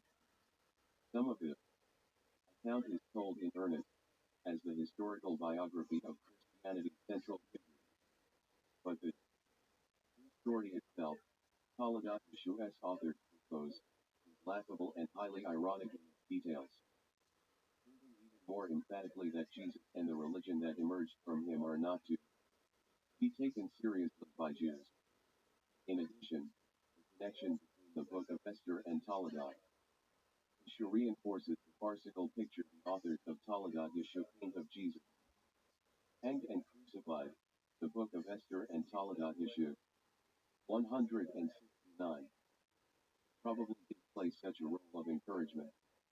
In one section of the text, when the Jews attempt to separate fully from Christianity and pray to God, asking for sufficient strength in their hearts to act bravely in challenging times, the scribe refers, mistakenly, to God as the God of Esther upon noticing his error. The scribe crossed out the word Esther and replaced it with Israel 29 even. The final text does not contain an explicit reference to or citation of the Book of Esther, the story of the Jews' persecution and eventual victory during the time of Haman was apparently so present in the mind of the scribe as he copied the text of Taladat Yeshu that he accidentally referred to his God not as the God of Israel but as the God of Esther, Purim and anti-Christianity. The scribe's mistake, confusing the God of Israel with the God of Esther, is not surprising. Taladat Yeshu's allusions to the Book of Esther are best understood in a broader historical context, in which the paradigm of the Purim story was applied to present circumstances. The celebration of Purim oftentimes included anti-Christian practices, and the figure of Haman frequently became a prototype for Christian villains. The association between Haman, Jesus, Purim, and anti-Christianity can be found as early as the late 4th or early 5th century, and in various forms through the medieval period and beyond. The association between Purim and anti-Christianity, thus, was common to the numerous historical contexts into which the compositions of Taladat Yeshu fit, regardless of the precise dating of the various traditions and the numerous versions of Taladat Yeshu. 30. 29 Jerusalem Skokin 04088, Wage and Sale. 30. The dating of Taladat Yeshu's traditions and versions has been the subject of much debate. Estimates range from the 2nd century to the 9th century or later. See Samuel Krauss, Das Leben nach Judas Quellen, Berlin, S. Cavalry, 1902. Repair. Hildesheim, Holmes, 1994. William Forberry, A Critical Examination of the Talmud, PhD, Cambridge University, 1970. Ricardo Di Sani, La Tradizione Testicle del Talmud, Manuscritti, Edizioni Stampa Classification, La Racina Men's Israel 50, 1984 83 to 100, Idem, 2. Vangelo del Ghetto, Rome, Newton Compton, 1985, Jakob Deutsch, Pastor of Taladat Yeshu.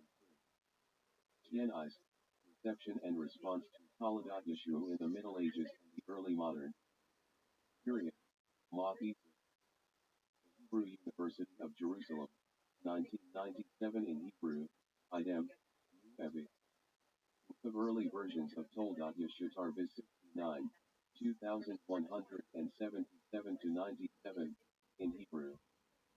Also the Greek summaries in Newman, The Death of Jesus, 59 to 63, and Daniel Stock Ben Ezra, in a list of Christian festivals in Taladat Yeshu, polemics as indication for interaction, HTR 102. 2009 483 to 85, and Michael Sokoloff's linguistic analysis of the Aramaic fragment. Article in this volume. I follow Peter Schaefer with regard to dating the Taladat Yeshua collection. See his article in this volume, in which he identifies the earliest written form or recension of a composition called Taladat Yeshua to somewhere between the 7th and 9th century, and cautions against including an earlier dating based on isolated traditions. Moreover, I do not imply that the association between Purim and anti-Christianity in late antiquity and the 173 Katon Gribet. Haman was a particularly appropriate biblical villain to compare with Jesus, because of the similarities of their recorded punishment, hanging and crucifixion, and they hanged Haman on the gallows, 7:10, and they crucified him, Mark 15:25, John 19:18. These acts, after all, appear very much the same. In both cases, the victim dies while hanging upright in public. Moreover, crucifixion is often referred to as a type of hanging in Roman and Christian sources. There does not seem to have been much of a distinction in late antiquity. 31 Beyond the visual and conceptual similarity, a verbal association appears in Greek and Latin renditions of Haman's death, in which Haman is depicted as crucified. As early as the Septuagint, Esther 7:9, 1617, and Josephus, AJ 11.246, 261, 266, 267, 280, the term sword is used to describe Haman's hanging. In Jerome's commentary on Galatians, the medieval period manifested itself in the same ways at all times. This would be an argument that would ignore changing historical, cultural, and polemical circumstances. For example, Catherine Appel's compelling analysis of visual depictions of the hanging of Haman in Jewish medieval manuscripts from the 1260s to 1270s and the way in which the art and subverted Christian imagery of the tree of life and the tree of Jesse that was particular to those very decades in order to convey historically specific polemical messages. Appel, the tree of death and the tree of life, the hanging of Haman in medieval Jewish manuscript painting, between the picture and the word, manuscript studies from the Index of Christian Art, and Philip Hurricane, University Parkfield, Pennsylvania State University Press, 2005, 187 to 208.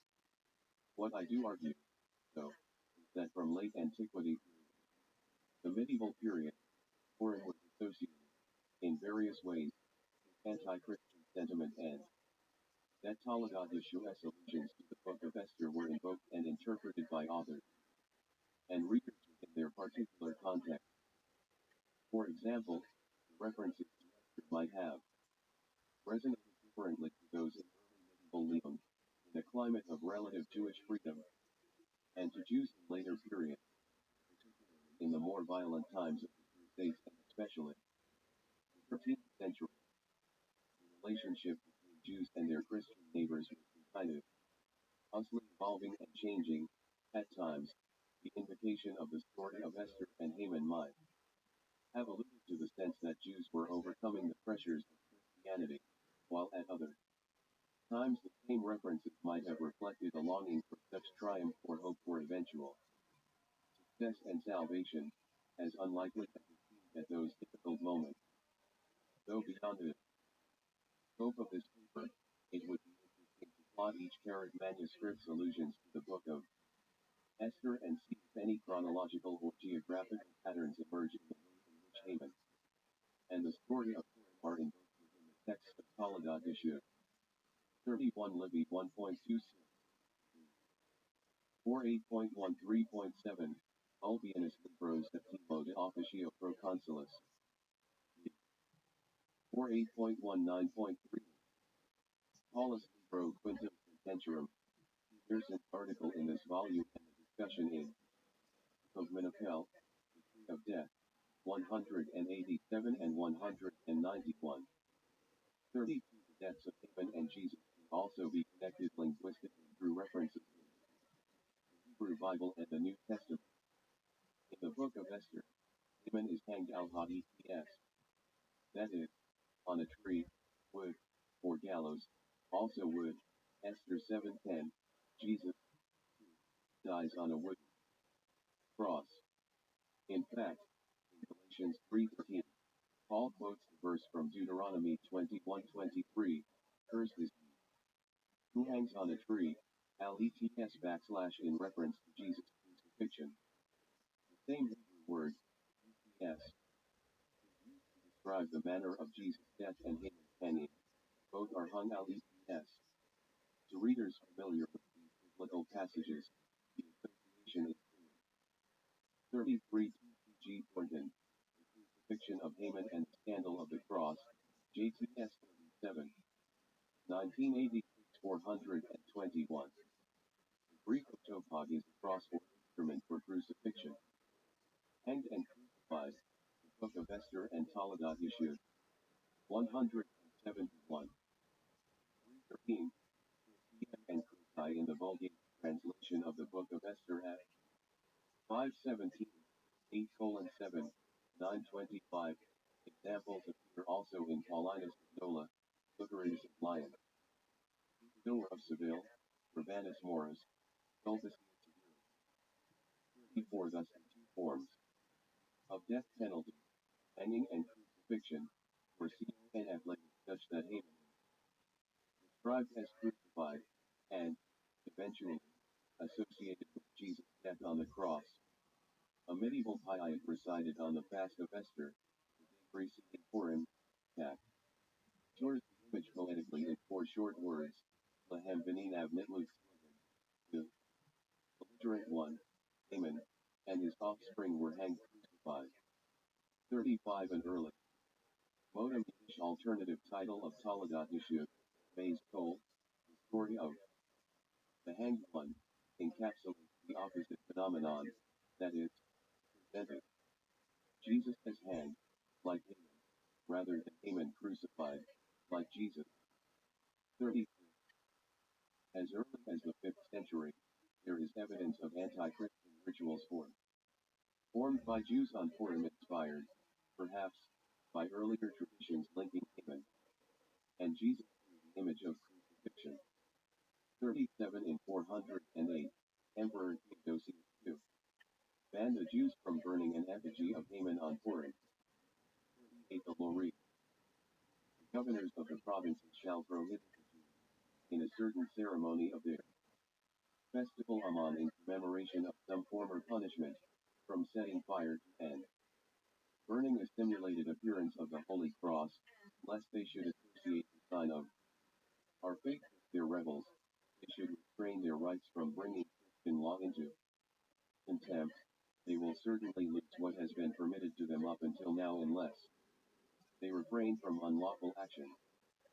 39. The text of the law indicates that certain Jews, how many, we do not know, but enough to garner the attention of the emperor, performed a ceremony to commemorate Haman's hanging that entailed reenacting the scene of his death. Whether the Purim ritual only appeared anti-Christian because the burning of the effigy resembled the burning of a cross, or whether it was actually intended to ridicule and offend Christianity is unclear.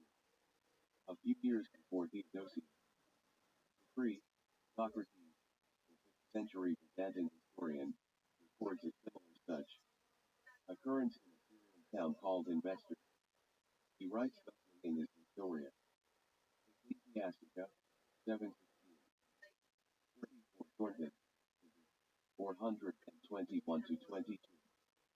35. The title of the poem is Misbar, authored by the otherwise unidentified Shulam. The poem can be found in Seder Avidat Naira Al, Western Ashkenazic version, Lagman Bar, Rodelheim, 1868, 621. 36. Michael Stanislavski's article in this volume. 37. In my presentation of the material, I rely exclusively on primary sources. Scholars have been too creative, in my opinion, in reconstructing Purim celebrations based on a few references on this phenomenon. Elliot Horowitz's historiographical remarks in the right to be reckless on the perpetration and interpretation of Purim violence. Poetics 15. 1994 9-54, NIM. Reckless writes, Purim and the Legacy of Jewish Violence, Princeton. Princeton University Press, 2006. 38. Horowitz, The Right to be Reckless, 24. 9. Latin text and translation imported. Fiction, 423. 172. 3. Katon Dryden. Sometime after this, the Jews renewed their absurd and impious practices against Christians, and were punished, again, at a place called Investor, Shal. This and Antioch in Syria, the Jews were amusing themselves in their usual way with a variety of sport. In this way they indulged in many absurdities, and at length, impelled by drunkenness, they were guilty of scoffing at Christians and even Christ himself. In derision of the cross, and those who put their trust in the crucified one, they seized the Christian boy, and having bound him to a cross, began to laugh and sneer at him. But in a little while, they carried away their fury, and they scourged the child until he died under their hand. 40. According to Socrates, the Jews amused themselves by crucifying a Christian boy, and burning him to death.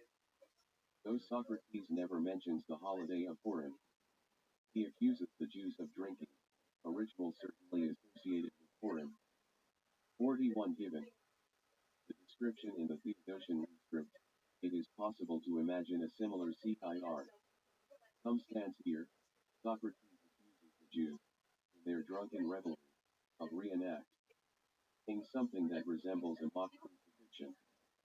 Socrates heightens his sin by describing the victim not as an effigy of Haman confused for Jesus but as an actual young Christian boy instead. Socrates very well might be inventing the details. He seems to be most concerned with emphasizing the Jews' punishment, a theme with which he begins and ends the section, but this account reveals that, at least according to this Christian author, the Jews marked the holiday of Purim by engaging in anti-Christian behavior. 42. In another contemporaneous source, Hippodrius Altertatio Seminis Iodii Theophili Christiani, 5 THC, the Jewish character, Simon, refers to Haman's fiction on Purim and the annual Jewish practice of celebrating his downfall, but denies, presumably because of accusations to the contrary, that such festivities equate Haman's death to Jesus' crucifixion. We know plainly that Haman, cursed by our ancestors, was crucified through his own offense.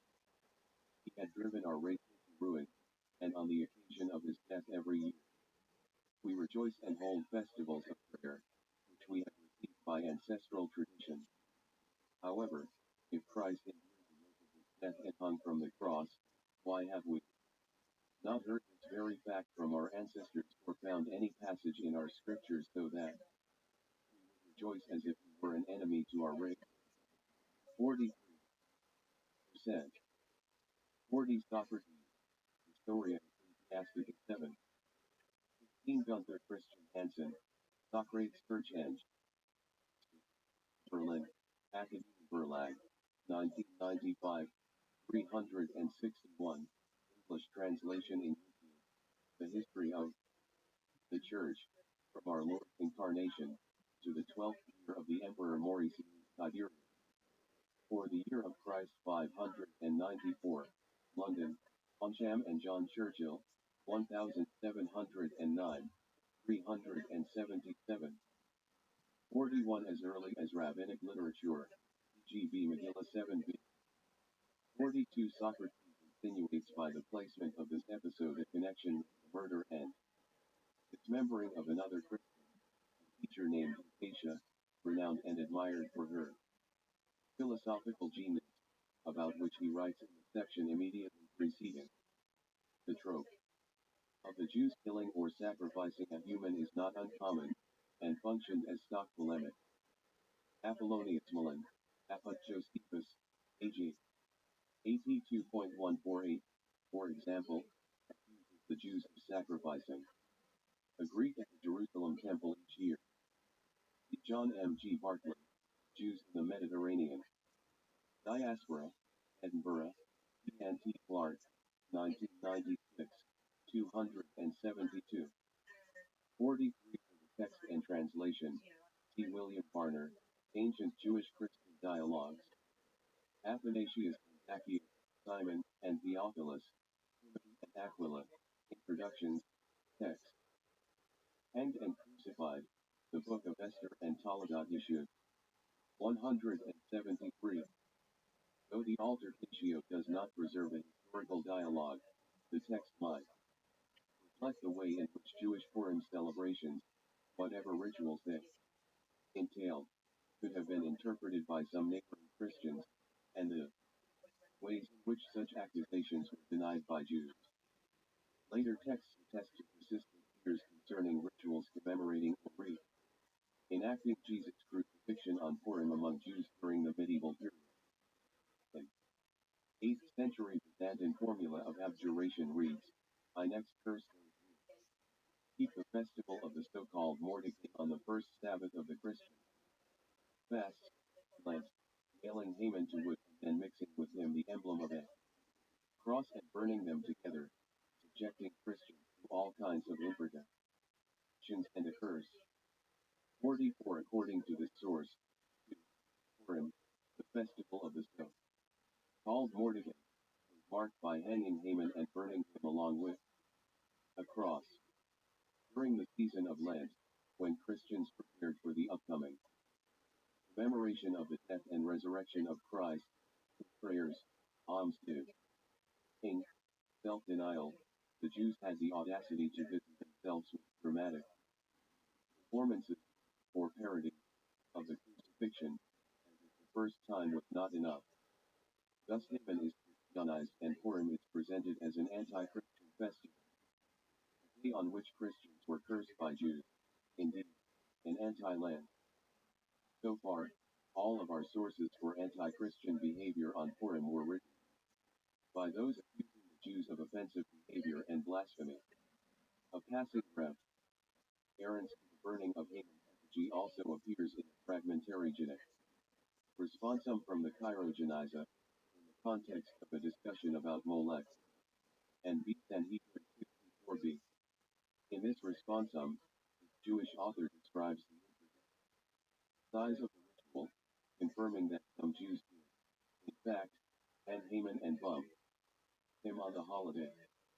The young men make an effigy of Haman and hang it on their roofs for 4 or 5 days. And on Purim they build a bonfire, into which they cast the effigy, while the young men stand around joking and singing, and holding the ring hung into the fire, waving it and jumping from side to side through the fire. 45. This passage confirms the act of performing Haman's hanging.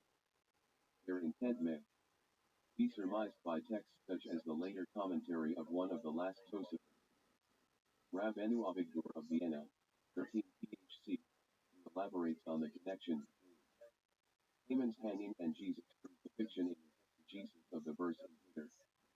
And translation, Lewiston, New York, Mellon Press, 2004, 113.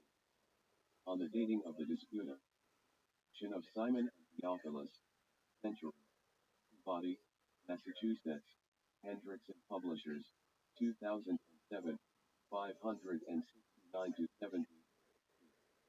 Also Andrew S. Jacobs, Dialogical Differences, Judaizing Jesus Circumcision, JDCS, 2007, 291-335. 44 Thornton, The crucifixion, 424. For the text, G 1:1457 C. Also Jean Juster, like Joab stands vampire Romain, le condition juridique, économique, sociale, Paris, Paul Jitner. 1914, 1:115-19. 45 Louis Ginsburg, Genisa Study. First article, Genic Responsa, JQR 16, 1904 652. The text is a 13th century fragment from a collection of Genic Responsa. 174. 3. Caton Grivets. Anami 21:23. Person who hangs on the tree. 46. Rabbeinu Avigdor justifies the commandment to curse Haman on Purim, found in rabbinic literature. 5. Arguing, contra the usual interpretation of the biblical verse, that because Haman was hanged, he must be cursed according to the biblical verse. The Babylonian Talmud, the author reminds his reader, makes this clear. Anyone who has not said cursed be Haman has not fulfilled the obligation of Deuteronomy 21:23. 47. Rabbeinu Avigdor then shifts his focus to Jesus. The Torah is teaching us that it is proper to curse a certain hanged man, who made himself into a god, for he was not hanged the way that most convicted criminals are hanged. For most are hanged on a tree, and God was concerned that their honor not be utterly disgraced, so he commanded, "Thou shalt not let the hanged man's corpse stay on the tree overnight." But this man, Jesus, was hanged not on a tree, but on a cabbage stalk, and concerning him, God commanded us a positive commandment to curse him any time that we need to mention them, and thereby to fulfill this positive commandment. And he was called Yeshua, which is an acronym for may his name and memory be blotted out. And anyone who mentions a wicked person, and does not immediately follow the name with a curse, violates a positive commandment, as it is written, "Let the name of the wicked rot." Proverbs 10:7. 40. What up, Pim? How are you? As opposed to all other criminals. What's good, son? 9. They are therefore not cursed. Hanged on a cabbage stalk in of a That's tree what I and do, left baby. overnight. Augustine Thank you. Gotta get these fucking streams restarted. An affront to God. Others. 49. The end result, of course, is that there is a commandment, a biblical sanction, to curse not only Haman but also Jesus. Though Rabbeinu Avigdor does not specify that such cursing should occur on Purim, such a custom would make perfect sense to those who follow the logic of this kind of argument. Moreover, Rabbeinu Avigdor's discourse on Jesus' crucifixion on a cabbage stalk relies on the same tradition from Taladat Yeshua /here. Again, Taladat Yeshua is linked to the story of and practices associated with Purim, beginning in the 5th century and continuing through the medieval period. The celebration of Purim was, as our evidence suggests, entangled with anti-Christian rituals, and Haman was often identified with Jason. Purim, with its increasingly carnivalesque features and reversal of social roles, continued to be a day for active. 46 Avigdor ben Yeshak HaKohen, Sefer Barushim Upi al HaTorah Lere Venu Avigdor. Arphazai, and I Hirsch Tavi, Jerusalem, on Harry Kedem, 1996, 414. This is, admittedly, a late source.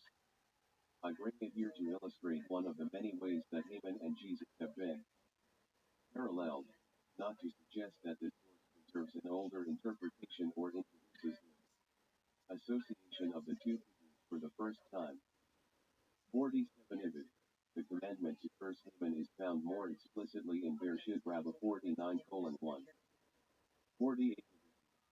The brackets within the text indicate that the text has been reconstructed according to printed editions and manuscripts. The last line refers to a passage from Bereshit Rabbah 49:1. 49. The section about Jesus' crucifixion on a cabbage stalk relies on the tradition from Toledo. Yeshua, hanged and crucified, the Book of Esther and Toledo Yeshua. 175.